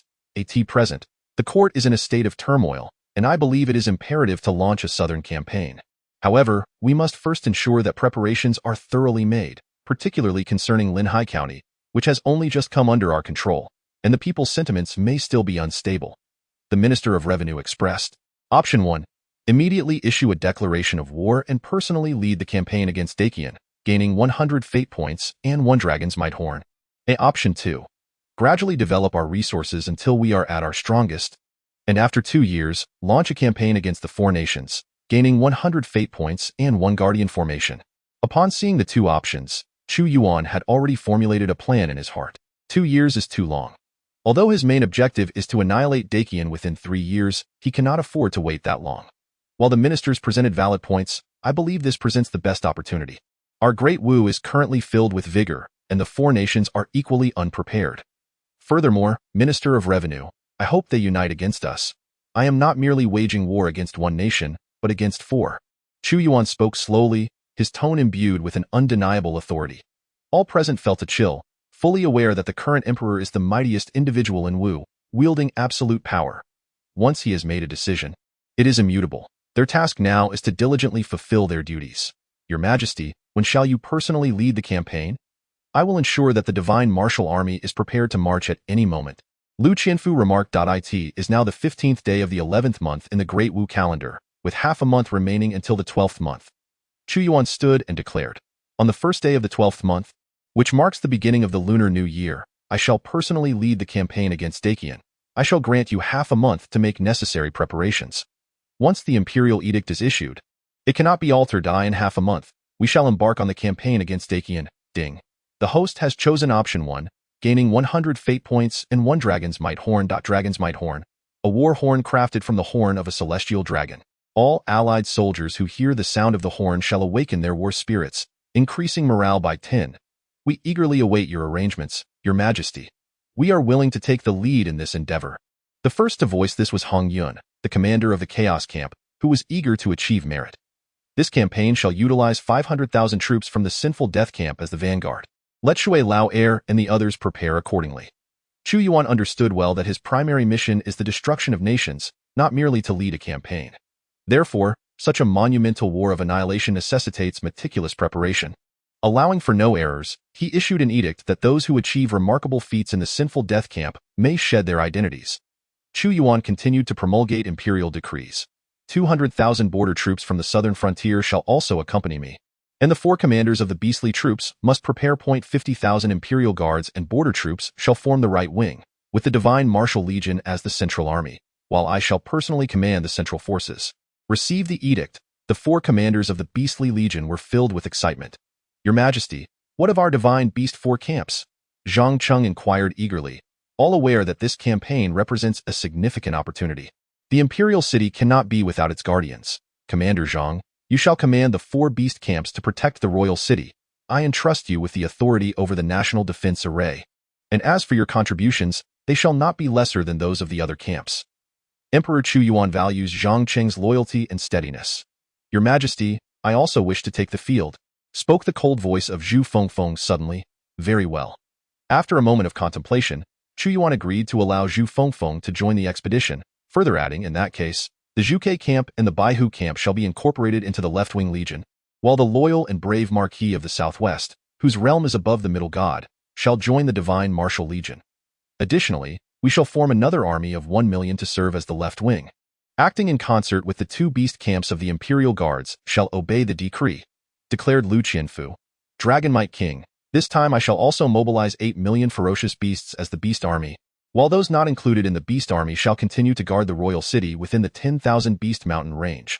With the orders given, Chu Yuan commanded the 6 departments to prepare for a grand military expedition, requiring extensive supplies for the army's month-long readiness, leaving no room for delay. I also possess a substantial stock of elixirs, which will be distributed among the various armies and their commanders to enhance their strength over the next fortnight.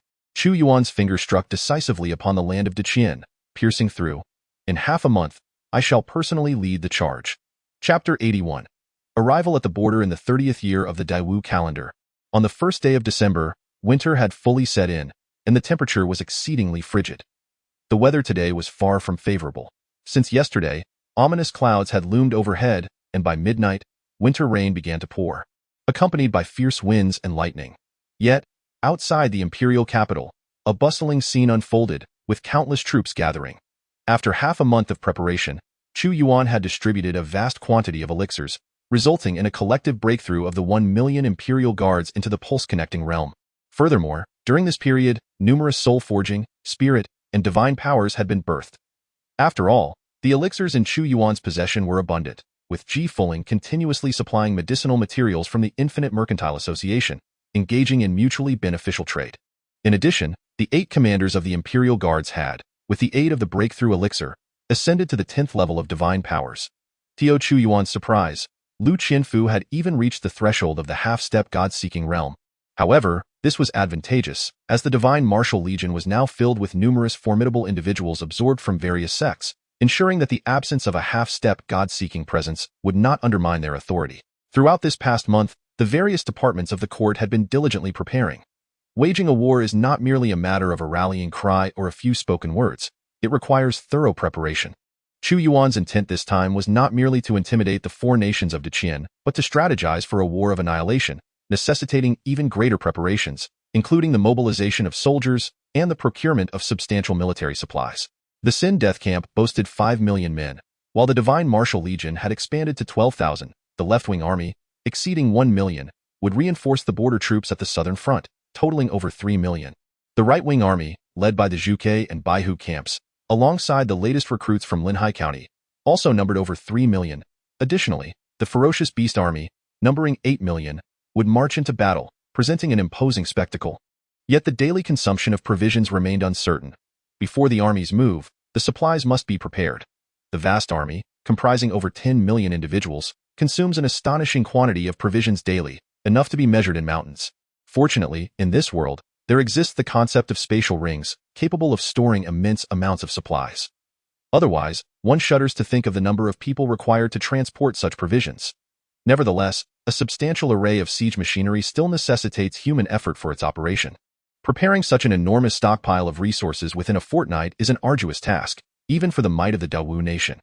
However, Chu Yuan has already established a strategic partnership with Ji Fuling, leveraging the power of the Infinite Merchant Association to amass sufficient military supplies for a month. During these 2 weeks, Chu Yuan has also expanded the number of divine mechanism cannons to 2,000 and produced over 100,000 sets of demon-subjugating crossbows, which have been outfitted to the Divine Martial Corps (IT), is not that the crossbows are particularly difficult to manufacture, but rather that the consumption of crossbow bolts is significant. Each soldier is equipped with no more than 100 bolts. As dawn broke, a persistent winter rain fell gently. Outside the imperial city, the immense army donned armor predominantly black in hue. They began to assemble at daybreak. Despite the inclement weather, the gathering of millions was remarkably quiet, imbued instead with an overwhelming sense of gravity. The winter rain only served to heighten the atmosphere of impending doom. Your Majesty, the army is fully assembled and ready to march at a moment's notice. Lu Qianfu, mounted on a dark golden sword tiger, approached to deliver his report upon sighting Chu Yuan. True to his reputation as a renowned general, Lu Qianfu maintained impeccable order among the millions, even among the so-called Sin Death Camp, where a glimmer of battle eagerness could be discerned on the faces of these expendable soldiers. Clearly, Lu Qianfu had instilled in them the conviction that to escape the identity of the Sin Death Camp, one must achieve merit on the battlefield. March 4th, Chu Yuan commanded with a wave of his hand, standing atop the purple-scaled thunder dragon, which soared into the sky, a symbol of imperial authority, emitting a thunderous roar. The drums of war resounded like the patter of raindrops as the army set forth. The sight of millions marching was overwhelming, a sea of bodies stretching into the horizon, exuding an aura of grim determination and ferocity. Leading the charge were several 100,000 fierce beasts, flanked by the left and right wings of the army, while the Divine Martial Army, alongside Chu Yuan, held the rear position. At this moment, the very earth trembled. Aside from the Sin Death Camp, the other divisions possessed at least the strength of the channeling realm, rendering it impossible for the Daqian dynasty to mobilize such forces alone, unless all four nations united their efforts. This grand army was magnificent, and as millions marched in unison under the guidance of their commanders, there was not a hint of disarray. Instead, they moved with remarkable precision. They embodied terror and a chilling sense of purpose. The journey from the dynasty to the southern border of the county would require a good portion of the day, even for skilled practitioners using their full speed. Thus, the time needed for a massive army of this size would be significantly longer. Nevertheless, Chu Yuan's plan is to utterly annihilate the Daqian nation before the onset of January this year. To save time. This march is nearly continuous, day and night, though such relentless exertion is taxing on the warriors. Chu Yuan has made the necessary preparations. While pills for breaking through realms are difficult to concoct, those for replenishing energy are considerably easier to procure. Moreover, the order for personal deployment has long been issued, and the various counties along the route have diligently prepared provisions in anticipation. Those who cultivate martial arts may endure several days without respite, aided by elixirs and sustenance. After 5 days of relentless marching, the immense army, numbering in the millions, finally arrived at the southern border of Nanjun. This border represents the southernmost point of the empire. Bordering the Great Qian Empire, it is the first time that Chu Yuan has set foot in Nanjun's frontier. As he gazed ahead, he beheld the undulating, steep mountains flanking either side, cloaked in primordial jungles, with a formidable and majestic fortress connecting them. This is the southern border of Nanjun during the tumultuous times within the Great Wu Kingdom. Over 2 million troops from the Great Qian laid siege to this stronghold, yet they could not breach its defenses. Countless bonfires blazed atop the fortress, and it bristled with an array of massive cannons. Given the fort's formidable structure, breaching it would require a force several times greater than the attackers. The emperor has arrived. The soldiers stationed at the fortress, upon spotting the approaching army, swiftly ignited the signal fires. When Chu Yuan reached the foot of the fortress, a robust old general clad in armor, his temples graying but his stature imposing, led his personal guards to hastily open the gates. I, Feng Lin, have the honor of meeting His Majesty. Long live the emperor. The general named Feng Lin knelt before him. This individual had attained the pinnacle of martial prowess, being one of the founding heroes of the Great Wu. Shortly after the former emperor's uprising, he pledged his allegiance to the cause and was subsequently entrusted with the critical defense of the southern frontier, indicative of the former emperor's esteem for him. Indeed, the former emperor had not erred in his judgment. During the crisis that threatened the nation, Feng Lin had steadfastly defended the southern border for several months, sharing the fate of the fortress. General Feng, you may rise, Chu Yuan instructed. Yes, Your Majesty. This marked the first reunion between General Feng and Chu Yuan since his ascension. He could scarcely have imagined that within less than half a year of Chu Yuan's reign, the domestic insurrections would be quelled, and he would lead an army of millions into battle, even winning the allegiance of the legendary purple-scale thunder dragon of the Wanshou Mountains. Your Majesty, hot water has been prepared within the fortress, along with meals, and the encampments are set up. the soldiers may enter to eat and rest. Given the arduous journey of this military expedition, the troops must surely be exhausted, Feng Lin remarked, demonstrating his thoroughness by having everything meticulously arranged in advance. Lord of loyalty and valor, let all heed the command and enter the border, Chu Yuan stated. General Feng, please elaborate on the situation as you know it. This army of millions has its sights set directly on the capital of Great Qian, aiming to initiate a decisive war for annihilation. Chapter 82. The coalition of 4 nations within the general's office at the border fortress. Chu Yuan sat in the commanding seat that once belonged to Feng Lin, flanked by the leaders of various armies and battalions. With millions of troops stationed at the border, there were naturally not enough residences available. However, the seasoned Feng Lin had anticipated this and had established encampments well in advance.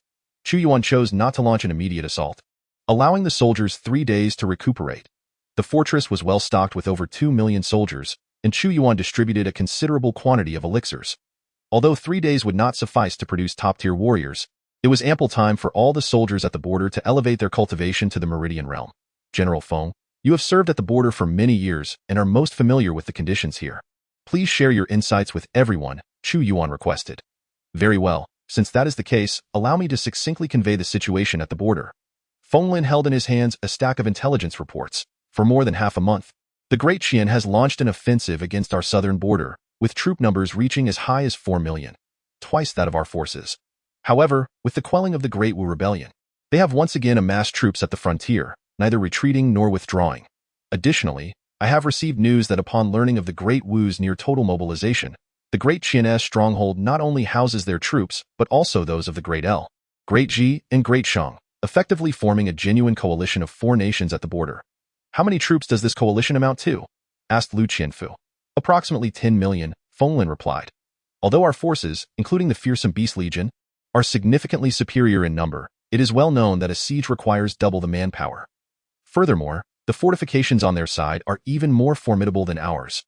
Moreover, I have received intelligence that the Great Qian's formidable general, alongside experts from the other 3 nations, has dispatched several dozen formidable warriors at the threshold of the divine realm. Though Feng Lin was aware that Chu Yuan also had a considerable number of such experts, it was evident that the opposing side was well prepared. The grand scale of their mobilization, a legion of millions, could not be concealed. Clearly, the 4 nations were united in their knowledge that Chu Yuan must first subdue the Great Qian. Should they remain passive observers, they would inevitably face dire consequences. In essence, all 4 nations have sent their elite forces, and if we can breach the border defenses and annihilate their elite, we would be poised to strike directly at the imperial city of the Great Qian. Upon hearing that the 4 nations had dispatched experts at the threshold of the divine realm, a smile crept across Chu Yuan's face. Send the order. The entire army shall rest for 3 days. After 3 days, at noon, we shall launch our assault and breach the gates of the Great Qian, securing our victory. The command was issued with a speed akin to thunder, and various war machinery was hastily transported to the border. Meanwhile, within the stronghold of the Great Qian, preparations were also underway at an urgent pace. Humph!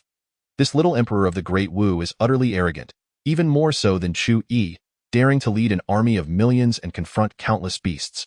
I have heard that his objective this time is to wage a war of annihilation. In the council chamber, a burly man with the physique of a tiger was coldly laughing. This man was none other than General Xiakuan of the Great Ji. In addition to Xiakuan, there were 10 individuals present who had attained the threshold of the divine realm. Although it is difficult to cultivate to this level, the Great Qian and the 4 nations have a history spanning several centuries, and their foundations run deep, so formidable warriors are not uncommon. Although this operation is ostensibly an assault on the Great Qian, many are aware that Chu Yuan is eyeing all 4 nations. Some, undoubtedly, wish for the Great Wu and Great Qian to suffer mutual destruction and are reluctant to intervene. However, the terrifying strength demonstrated by Chu Yuan in quelling the rebellion and subjugating the southwest province instilled a sense of dread among them. Rather than risk the danger of mutual destruction, it would be wiser to drive back the forces of the Great Wu, allowing the 4 nations to consolidate their strength and divide the spoils of the Great Wu. Indeed, even the former emperor of the Great Wu lacked such capability. The strongmen of the Great L also erupted in derisive laughter. This time, he will undoubtedly return empty-handed. What a farce! What does it matter if he has numbers? Combined, our 4 nations possess even greater strength. Does he truly believe that the dragon within the myriad beasts mountain can lend him unbridled power? Remarked the nobleman of the Great Shang. To know oneself and one's adversary is the key to achieving victory in every battle. Even a lion exerts its full strength when hunting a mere rabbit. How much more should one be cautious when the opponent is not a lion, but a far more fearsome dragon? At this moment, a middle-aged man, clad in a robe adorned with the patterns of a dragon and bearing a dignified countenance, spoke from the throne. He was none other than the illustrious and battle-hardened King Linyu, the mightiest within the confines of the fortress.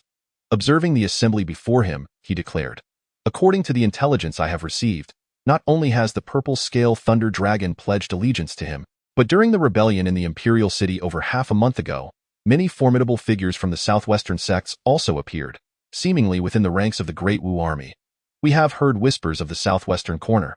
It lies by the sea, devoid of any sovereign nation but teeming with sects and powerful individuals. Given the unruly nature of these sect members, how could they possibly acquiesce to the rule of Great Wu? What is truly transpiring here?" In response to the information regarding the sect's powerful figures, there was a palpable sense of uncertainty among the assembly, as they were still unaware of the recent designation of the southwestern corner as the coastal county. "Given the passage of time, this I cannot ascertain," King Linyu stated.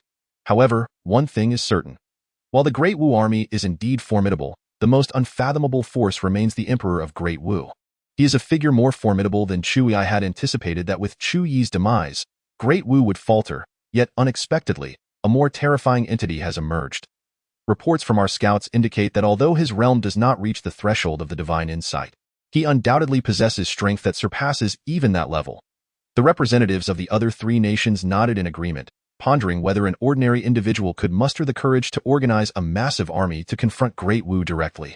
Consequently, someone inquired, "As the valiant King Linyu, known for his prowess in warfare, what strategies do you propose for facing the Emperor of Great Wu in battle?" "We shall adhere to your counsel. Given this circumstance, I shall share my insights," King Linyu replied confidently. "To confront the millions of soldiers of Great Wu head-on would be an act of folly. Instead, we must capitalize on our own advantages. The defenses of the Great Qian frontier have been fortified since the founding of our nation, and after 5 centuries, they are immensely robust. The rudimentary siege equipment of the common foe would struggle to breach our defenses. And even in the face of true titans of divine insight, it would not be an easy task. He commands millions, accompanied by 800,000 ferocious beasts, creating an imposing spectacle. Yet, this very grandeur conceals a significant vulnerability. If we can maintain a relentless momentum, all would be well. However, should their assault falter, they will find themselves ensnared here, burdened by immense logistical pressures. Even with the resources of Great Wu, sustaining such an endeavor would prove arduous. In such a scenario, they would face inevitable defeat without a fight, leading to a catastrophic collapse. The strategy of the King of War is encapsulated in a single word: to defend. We shall wait until the logistical support of Great Wu falters, leading to their own demise. His Majesty deems it wise to wear down Great Wu. He faces the military might of our 4 nations with the strength of a single kingdom. When their millions crumble, that shall be the moment we march forth, penetrating deep into their territory. Indeed, the fall of Great Wu is imperative. Otherwise, we shall find no peace in our slumber or sustenance. Today, their most glaring weakness lies within their emperor, who, instead of stabilizing and nurturing his realm, harbors delusions of engaging in a war of annihilation, not against us, but against his own Great Wu. The powerful figures engaged in fervent discussions, their anticipation for the impending conflict growing ever more palpable. Upon hearing the strategic analysis of King Linyu, they collectively recognized this as a pivotal opportunity. In this instance, this king has brought a substantial quantity of high-quality crystal from the homeland, sufficient to elevate the city's protective formation to its utmost potential, thereby overwhelming the enemy. The warlord, known for his martial prowess, chuckled, remarking that the diminutive emperor of the Great Wu must harbor secrets to quell the turmoil in such a brief span and mobilize the entire nation's military forces. Upon hearing the word secrets, the hearts of all present stirred with intrigue. 3 fleeting days passed, and within the borders of the Great Wu, first, breach the border defenses, then assault the imperial city. The moment to obliterate the nation is nigh. At this juncture, Chu Yuan's gaze transformed into that of a devouring eye, seemingly consuming the formidable barrier of the Great Qian. Chapter 83. Annihilation. The weather was overcast, with dark clouds gathering, as if a tempest was imminent. Chu Yuan stood atop the city wall of the southern border, where millions of soldiers had already surged forth from the city, densely converging towards the Great Qian stronghold. The Great Qian stronghold, akin to that of the Great Wu, was nestled between 2 colossal mountains, with a mere 10 miles of fortified line, yet constructed with unparalleled resilience. Countless soldiers stood atop its walls, their various siege engines gleaming ominously, like gaping maws awaiting the assault of the Great Wu. The deployment of forces was spearheaded by Lu Qianfu. Undoubtedly, the elite of the Great Wu was the 120,000-strong Divine Martial Legion, positioned at the forefront, poised to charge in as soon as the barriers were leveled. Behind the Divine Martial Legion lay an army of 8 million ferocious beasts and 5 million from the Sinful Death Camp. Following the Sinful Death Camp were the left and right flanks of the army. This configuration was indeed astute. Once the Divine Martial Legion breached the city, they would sweep all before them. While the Sinful Death Camp's morale would surge in response, and the flanking forces could stabilize the somewhat disordered ranks of the Sinful Death Camp. Attention! The Great Wu is preparing to assault. At the Great Qian stronghold, General De Ji observed the successive appearances of the Great Wu's troops, his expression grave. The efficacy of a siege does not solely rely on sheer numbers. As you can see, both sides are fortified strongholds. Despite their million-strong army, they find it challenging to maneuver, with less than 10 miles available for an offensive, as if they were crammed together, and in the event of a rout, it would result in a calamity of trampling. The warlord, at this moment, remained rather relaxed. We are within the city, waiting at ease for the weary. When our defensive mechanisms are activated, their congested ranks will undoubtedly yield catastrophic casualties. The warlord spoke with sound reasoning. Those atop the walls engaged in light conversation when suddenly, their gazes sharpened, spotting hundreds of thousands clad in ebony armor advancing at the forefront of the army, bearing the banner of the Divine Martial. What a fearsome aura, they exclaimed. The distance was too great for the warlord to discern the cultivation level of the Divine Martial Legion. Yet, in his perception, the aura of over 100,000 warriors coalesced into a singular force, surging like stars across the river of battle, their spirit reaching the heavens, ready to annihilate any malevolent beings that dared to oppose them. He sensed that even he would find no refuge should he be besieged by such a multitude. However, the success of a siege relies not solely on a single legion. The warlord held profound confidence in the defenses of the stronghold. The Great Wu was poised to commence their assault. As the army stirred, the warlord, with his formidable prowess, enveloped the entire battlefield within his gaze, and with a swift gesture, the stronghold appeared to be shrouded beneath a thick layer akin to an eggshell. This is the fortified city, where each day, the full operation consumes hundreds of thousands of magical crystals. At this very moment, the atmosphere on the battlefield is oppressive, with hundreds of thousands of troops. A realm of war can be conjured. Furthermore, as Chu Yuan launches a national extermination war with the strength of the entire nation, the collective spirit of over 10 million people is capable of subduing even the mightiest of divine watchers. Roar! The purple-scaled thunder dragon bellows. It soars into the sky, bringing Chu Yuan to the forefront of the army. Amidst the flashes of lightning and the ceaseless thunder, Chu Yuan stands as a celestial being. His cultivation has reached the level of divine power, his true combat strength comparable to that of a divine watcher. Standing there, he resembles an immortal monument, his hands seemingly capable of erasing all existence. Lord loyal and brave, breach the gates. Chu Yuan's command resounded. As commanded by the emperor. Lu Qianfu's heart surged with fervor. Boom! In that instant, 2,000 divine mechanism cannons were deployed from the Divine Martial Army. Their long, cold barrels exuding a chilling aura of death and destructive power. The divine mechanism cannons of the Great Wu? The battle-hardened King Linyu observed the cannons and chuckled. To think they could breach the city with these cannons.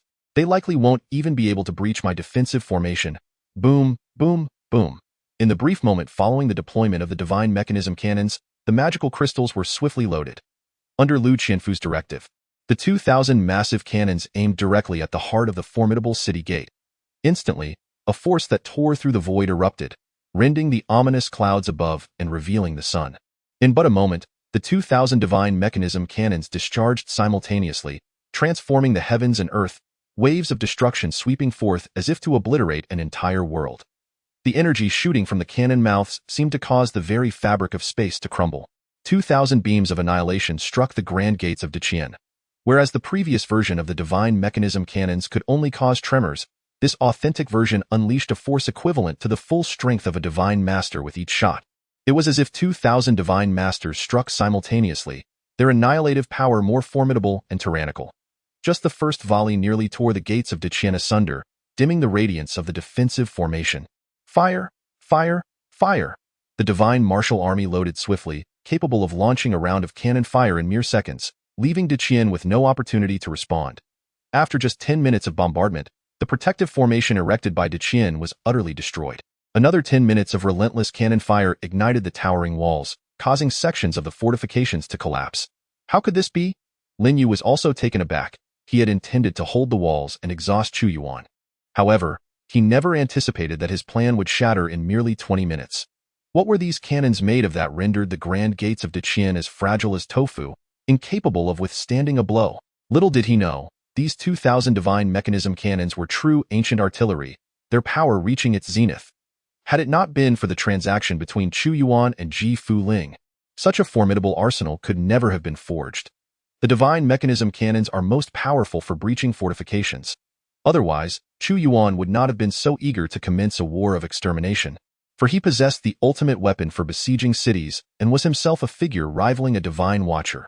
At this very moment, Lu Qianfu did not cease the bombardment.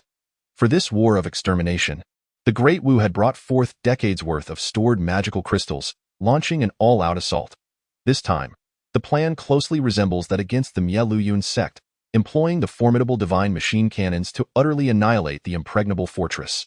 Otherwise, with fortified cities, even if millions charge in, one cannot fathom how many valiant warriors would perish in the attempt to seize control. Boom.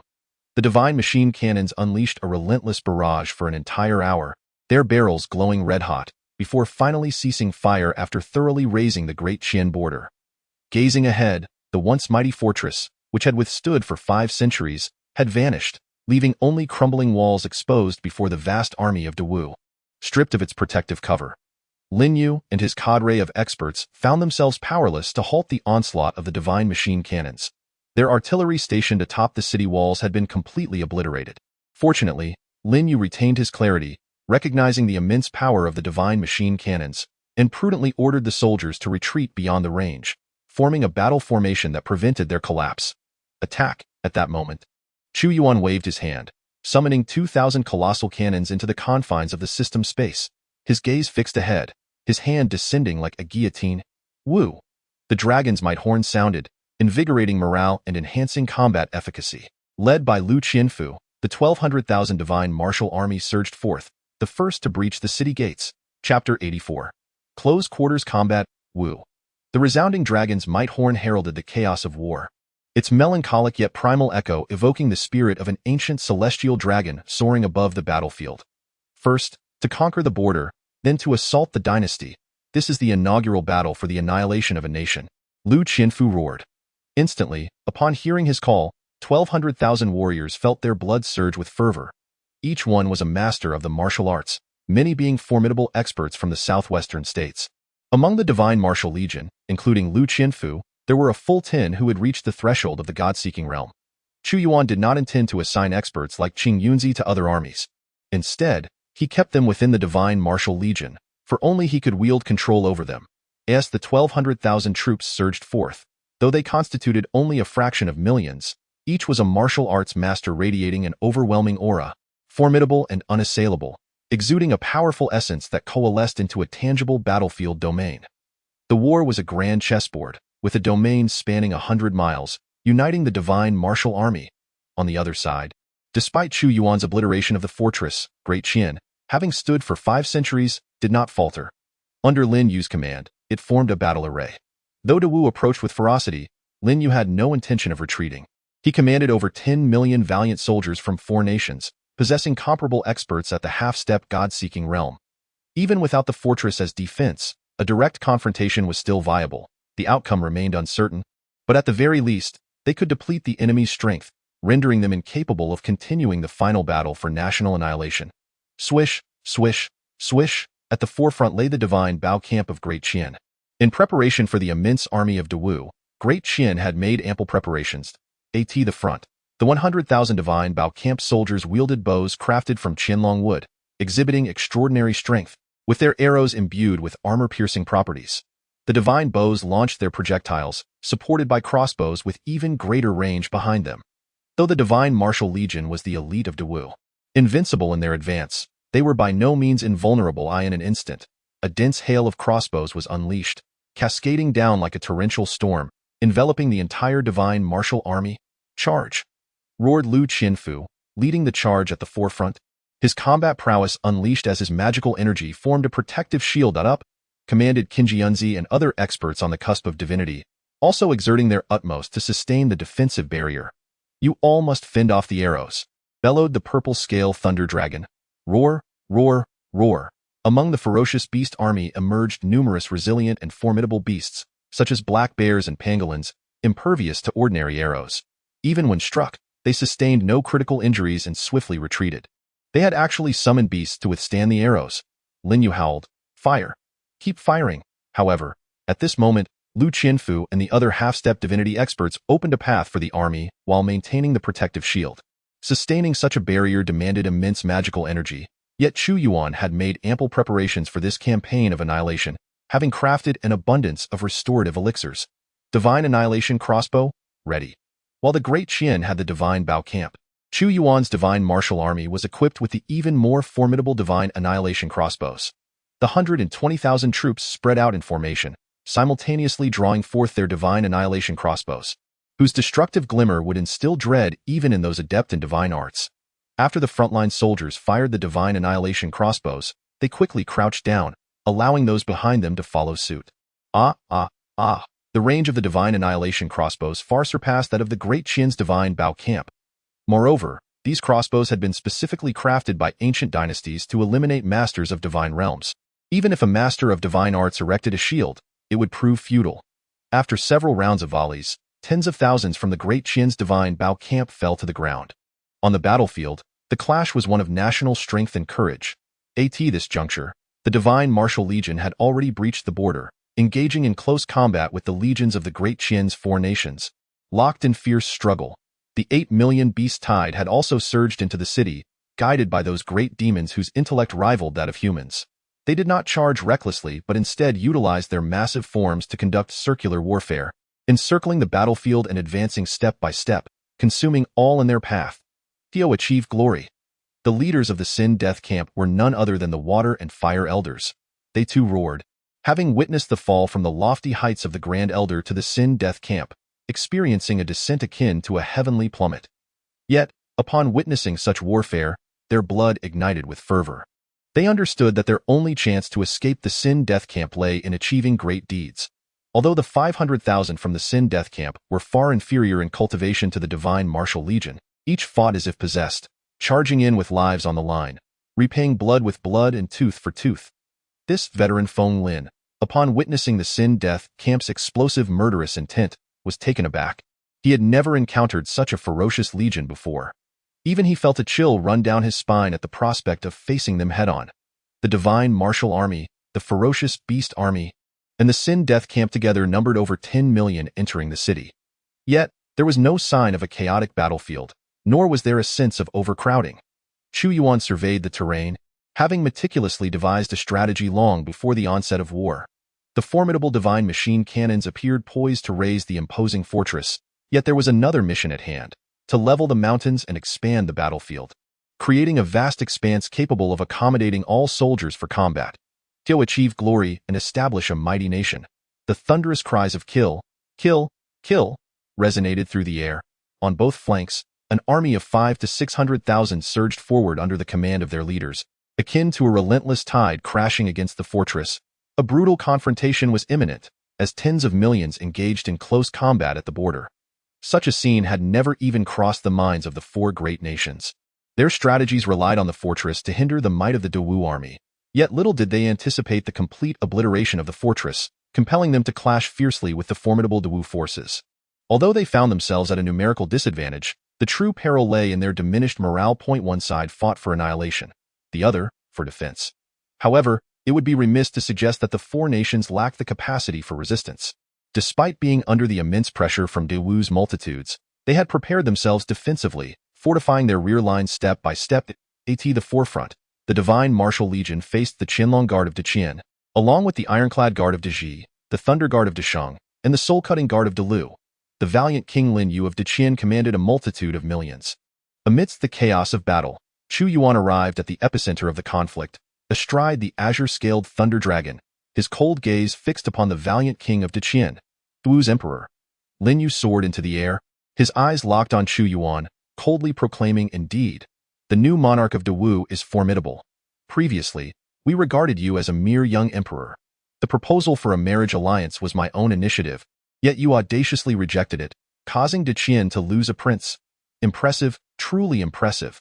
It became clear that the proposal had originated from him. Chu Yuan, with an indifferent demeanor, replied, "Then you are all the more deserving of death." Dawu's emperor. In addition to Lin Yu, the leaders of Deji, Dalu, and Desheng also ascended. Each a half-step into the realm of the divine. It was this youthful figure before them who had initiated the war of annihilation. Although the battle raged fiercely below, the presence of one more or one less half-step divine would not significantly alter the course of events. Should they manage to restrain the Dawu emperor, victory might still be within reach. Let them all perish. Chu Yuan unleashed a tremendous surge of power, shattering the recently gathered dark clouds, as the sun shone brilliantly overhead. Having transcended to the realm of divine powers, his strength had begun to influence the very heavens, a sight both awe-inspiring and terrifying. In that moment, a wave of divine energy radiated outward. The valiant King Lin Yu's expression sharpened as he bellowed, "Do not fear him. His realm is merely divine powers. As long as he is within that realm, we can find a way to counter him."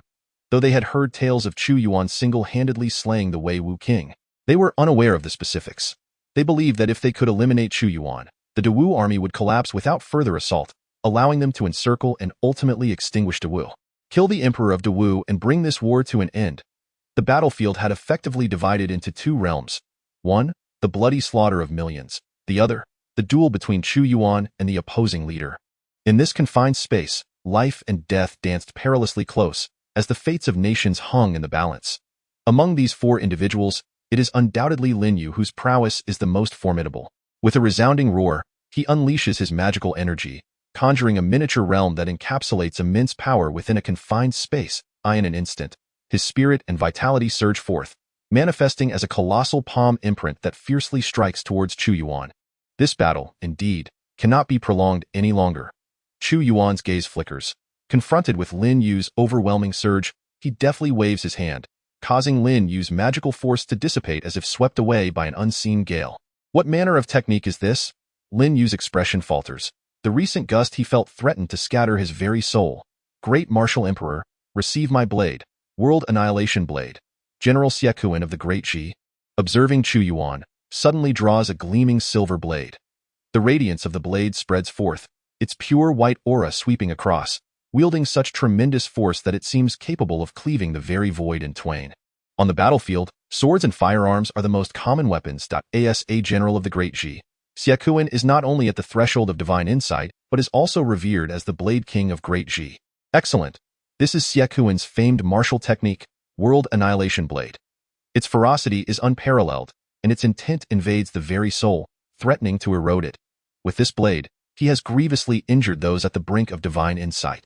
We must seize this opportunity to encircle and slay the great martial emperor. Lin Yu cautions the other two. Swish, swish, swish. However, an invisible aura surrounds Chu Yuan, as the blade's light reaches merely half a meter from him. Yet it falters and collapses suddenly. Great devouring technique. Xiekuan, poised to strike, intends to rush towards Chu Yuan, but to his astonishment, his body halts abruptly. He witnesses Chu Yuan extend his palm, summoning a vortex that alters the very fabric of reality. His form is drawn uncontrollably towards Chu Yuan, his magical energy boiling within, and terror paints his visage. In mere seconds, he finds himself grasped within Chu Yuan's hand. No. Before Xiekuan's voice can fully escape, he vanishes, reduced to a withered human skin, his entire essence devoured by Chu Yuan. Xiekuan is dead.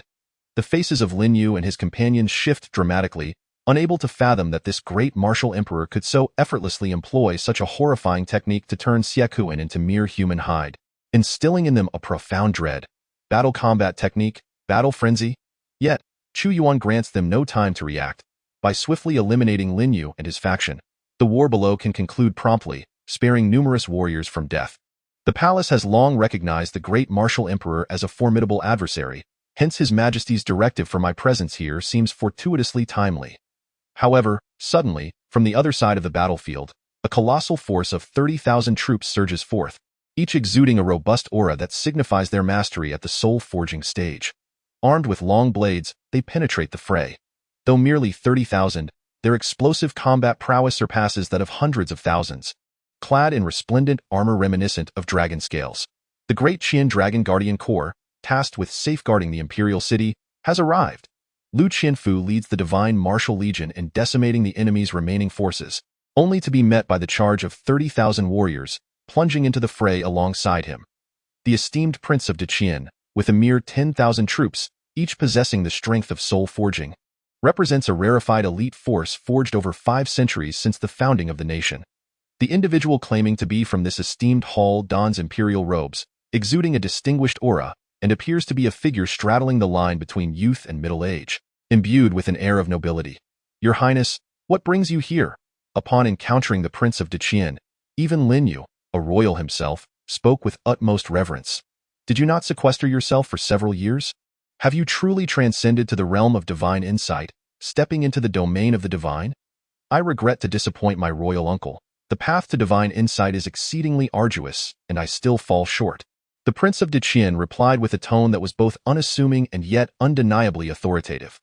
Although I did not succeed in my attempt to breach the realm of divine insight, I emerged unscathed and gained considerable benefits from the experience. What? The prince has attempted to breach divine insight and yet remains unscathed? Lin Yu exclaimed in astonishment. He understood the perilous nature of such endeavors and had refrained from attempting it himself. The fact that the prince had survived this formidable trial, not only uninjured but having refined his capabilities, indicated that future success was all but assured. It was well known that Ji Fu Ling of the Infinite Commerce had nearly perished in her own attempt at transcendence. With the prince's prowess, even a coalition of 10 Wei Wu kings would stand no chance against him. With the prince's assistance, our chances against the formidable emperor of Dewu have greatly increased. I implore you, prince, to take action while we lend our support from the sidelines. Lin Yu urged fervently. The prince, too, expressed a keen curiosity to engage with the legendary emperor of Dewu. As the prince advanced, it appeared as if he were not merely walking but rather traversing the void through instantaneous movement, demonstrating a mastery of magical power that far surpassed that of Lin Yu and his compatriots. What an extraordinary Prince of Deqian! The formidable beings from Delu and Deshang recognized the depth of his strength, acknowledging that he hailed from the nation with the longest established lineage among the 5 realms. Had it not been for the overwhelming prowess of the late Emperor of Dewu, capable of shaking the might of 4 nations single-handedly, Dewu would not have enjoyed its reign for so long. With the strength of the Prince of Deqian, he would undoubtedly hold his own against any true master of divine insight. The arrogance of the Dewu Emperor was about to meet its reckoning. Emperor of Dewu, allow me to assess your strength. The Prince of Deqian proclaimed with a commanding tone, conjuring a golden spear in his hand, resonating with the roar of a dragon. As it surged forth in a pure assault, akin to a golden true dragon unleashed in a moment of fury. Who is this insignificant prince, daring to challenge my might? You shall perish. The voice of Chu Yuan echoed across the sky, brimming with arrogance and hubris. Lin Yu scoffed disdainfully, his pride in the prince palpable. The prince can contend with even divine insight. Do you truly believe you can bring about his demise? However, in the next instant, Chu Yuan's hands radiated with a blinding golden light, adorned with gauntlets of shimmering threads that exuded the majesty of a war geode. The spear lunged toward him. He seized it directly. With a resounding crack, the spear shattered. I in your next life, do not reincarnate into Qian. Do not dare to appear before me again. The frigid voice of Chu Yuan, reminiscent of death itself, pierced the ears of the crown prince of the Great Qian. His body jolted violently, and 2 colossal hands grasped his arms as he suddenly awakened to the horrifying reality. Your power transcends mere divine abilities. Blood rains and the stench of carnage. In the midst of the crown prince's overwhelming terror, Chu Yuan, clad in the grasp of the war god, forcefully tore his hands apart, rending the crown prince's body asunder, leaving behind no trace of life. Chapter 86. A choice again. Fear, dread, numbness, and disbelief coursed through the minds of Lin Yu and his companions. The crown prince had just emerged from seclusion, intending to achieve glory on the battlefield. Yet, to their astonishment, mere minutes after his appearance, having uttered only a few words without even displaying his strength, he was violently torn in 2, reduced to a mangled corpse. In that moment, Chu Yuan appeared to them as a god of death, mercilessly slaying all in his path. Your Highness. Once the shock wore off, Lin Yu let out a voice filled with terror and grief. How could this be? The crown prince's power is among the top 5 in our Great Qian. How could he fall so easily? Who on earth are you? With the crown prince dead, We could never hope to be his match. Remaining here would only lead us to certain doom. The formidable warriors of the Great Lu and Great Shang were left dumbstruck. Retreat, retreat, retreat.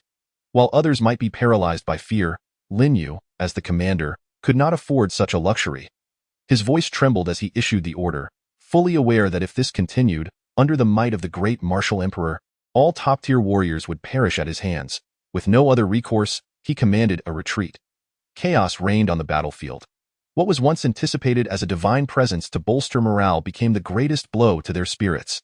Upon witnessing the crown prince's demise and suddenly hearing the retreat order, the soldiers lost all will to fight, plunging into disarray. At that moment, after tearing the crown prince apart, Chu Yuan did not linger. With a single strike, illuminated by the radiance of the war goddess grasp, the dark essence of the great cutting technique transformed into a golden light.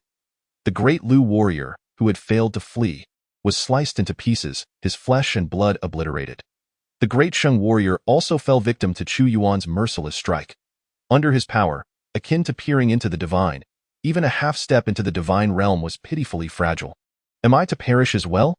Lin Yu trembled uncontrollably, for Chu Yuan's aura had locked onto him. In his eyes, he beheld a resplendent sun suddenly descending, akin to the twilight of a setting sun, heralding the end of his life. Boom! His instincts proved correct.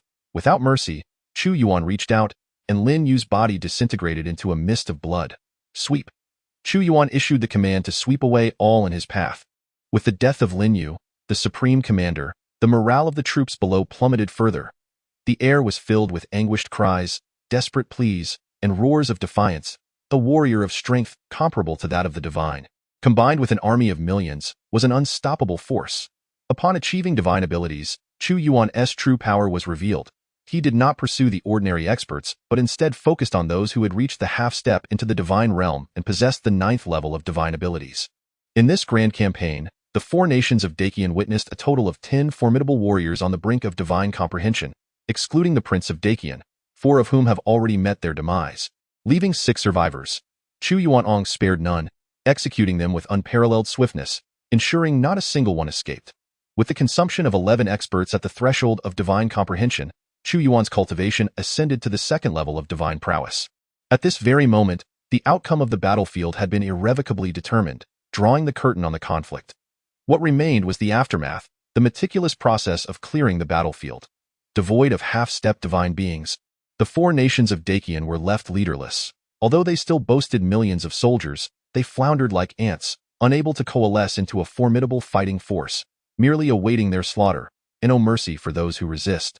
Yet the surrenderers shall not face execution. Chu Yuan's voice, imbued with supreme imperial authority, reverberated across the heavens, resonating throughout the battlefield. He stood aloft, exuding an aura of majesty and enigma, and in the eyes of all present, the shadow of an unparalleled emperor emerged, instilling an overwhelming sense of reverence that compelled unbidden submission. There was no need for further bloodshed. The annihilation of the Dacian royal family, the conquest of the capital, would suffice to conclude this war of extermination. With the might of the human emperor's sword in his grasp, he could easily incorporate the populace of the 4 nations into the realm of Dao, merely needing to rout their armies. As his words echoed, a multitude of individuals cast down their weapons. Yet, there remained those who chose to resist to the bitter end, willing to sacrifice their lives for Dacian. These, too, were met with no mercy, as Chu Yuan commanded the forces to execute them all. Your Majesty, we have captured over 5 million prisoners this time. In the previous chaotic skirmish, we eliminated over 1 million, and the remaining soldiers are now fleeing in all directions. Shall we dispatch our forces to apprehend them? Lu Qianfu, bloodied and besmirched, approached Chu Yuan to report. Moreover, a considerable portion of these 5 million captives hails from the nations of Dao, Daji, and Dasheng, while we have not captured many from Dacian. This was hardly surprising, as they were not fighting on their own soil. The soldiers of those 3 nations were unlikely to embrace death with fervor, and the Dacian soldiers, being familiar with the terrain, could escape swiftly. There is no need. Let them flee. Our aim is the war of annihilation, and those millions, once in disarray, will only bring calamity to Dacian. We need not concern ourselves with those ordinary soldiers. They are merely defeated foes. Chu Yuan waved his hand, acknowledging that although our losses in this grand battle were not extensive, he ordered the quartermaster to compile a list of the fallen soldiers' names, promising that the empire would bestow generous compensation upon them. and those who had rendered service would be duly rewarded. Your Majesty, the most valiant among us were the Sin Death Battalion, Lu Qinfu remarked. The members of the Sin Death Battalion sought to shed their notorious identity. Should they prove their worth, they could escape that fate. Decisions regarding them would be made after the War of Annihilation concluded. Convey my orders. Reward the Sin Death Battalion, ensuring they are well-fed and supplied with medicinal elixirs. Chu Yuan, adept in the art of imperial governance, understood the nuances of winning hearts and minds. The entire army would rest for 3 days, allowing the soldiers to recuperate, after which they would advance towards the capital of Dakian. With his hands clasped behind his back, Chu Yuan contemplated the impending War of Annihilation. The recent conquest of the border was fierce yet swiftly concluded, resulting in minimal casualties on his side. Moreover, upon the conclusion of this battle, the morale of the soldiers surged immensely, each one brimming with excitement. They yearned to assault the very walls of the capital of the great Qin kingdom. Go their astonishment. The formidable stronghold that had stood against us for decades was so easily breached, and even their crown prince met his demise at the hands of his majesty. What manner of person is our sovereign? He is akin to a celestial being. I dare say his majesty's prowess has reached the realm of divine perception.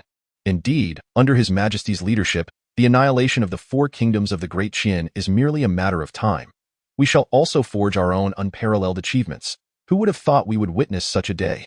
As discussions erupted, Chu Yuan sculpted an invincible image in their minds. Your Majesty, I have received news that yesterday, significant elite forces from the Great Xi, Great Shang, and Great El are advancing towards the capital of the Great Qin, with even the sovereign himself present, seemingly gathering for a collective strike. Based on the timeline, they are likely to converge upon the Great Qin in approximately 10 days. On the 3rd day following the conclusion of the border conflict, Lu Qinfu conveyed the intelligence he had gathered to Chu Yuan. Choice 1. Launch a lightning strike to breach the capital of the Great Qin before the forces of the 4 kingdoms can assemble, subsequently defeating them one by one, thereby earning 100 fate points and acquiring a Flame of Heaven banner X1. Choice 2. Await the assembly of the 4 kingdoms' forces, then annihilate them in one decisive battle, thus securing 100 fate points and a military supply warehouse X1. Chapter 87. Troops at the Imperial City. How should the loyal and brave Marquis proceed? Chu Yuan inquired. The forces of the 4 kingdoms seem formidable, yet should we manage to eliminate them in one fell swoop while simultaneously sweeping through their ranks, the prestige of our great Wu would resonate across the seas. In truth, the mightiest among the 4 kingdoms remains the Great Qin. Combined, the other 3 kingdoms are akin to but a single Great Qin. Naturally, such a course of action carries its risks, yet the potential rewards are substantial. Having lingered by Chu Yuan's side for an extended period, Lu Qinfu's appetite and ambition have grown increasingly grand. It comes as no surprise to me that the 4 kingdoms converge upon one. Your words resonate deeply with my thoughts. Only through a sweeping conquest of the 4 kingdoms can we establish our dominance and spread our authority far and wide. I have summoned them to gather. This time, I shall execute a thorough sweep and obliterate the 4 kingdoms in one decisive strike. Chu Yuan made his choice and commanded, relay the order. At noon, the army shall mobilize. There is no need for haste. I shall grant them time to assemble. Opting for choice 2, he garnered 100 fate points and a military supply warehouse X1. The military supply warehouse, a vast storage space crafted from the void by a master of the divine realm, possessing no capabilities beyond that of storage.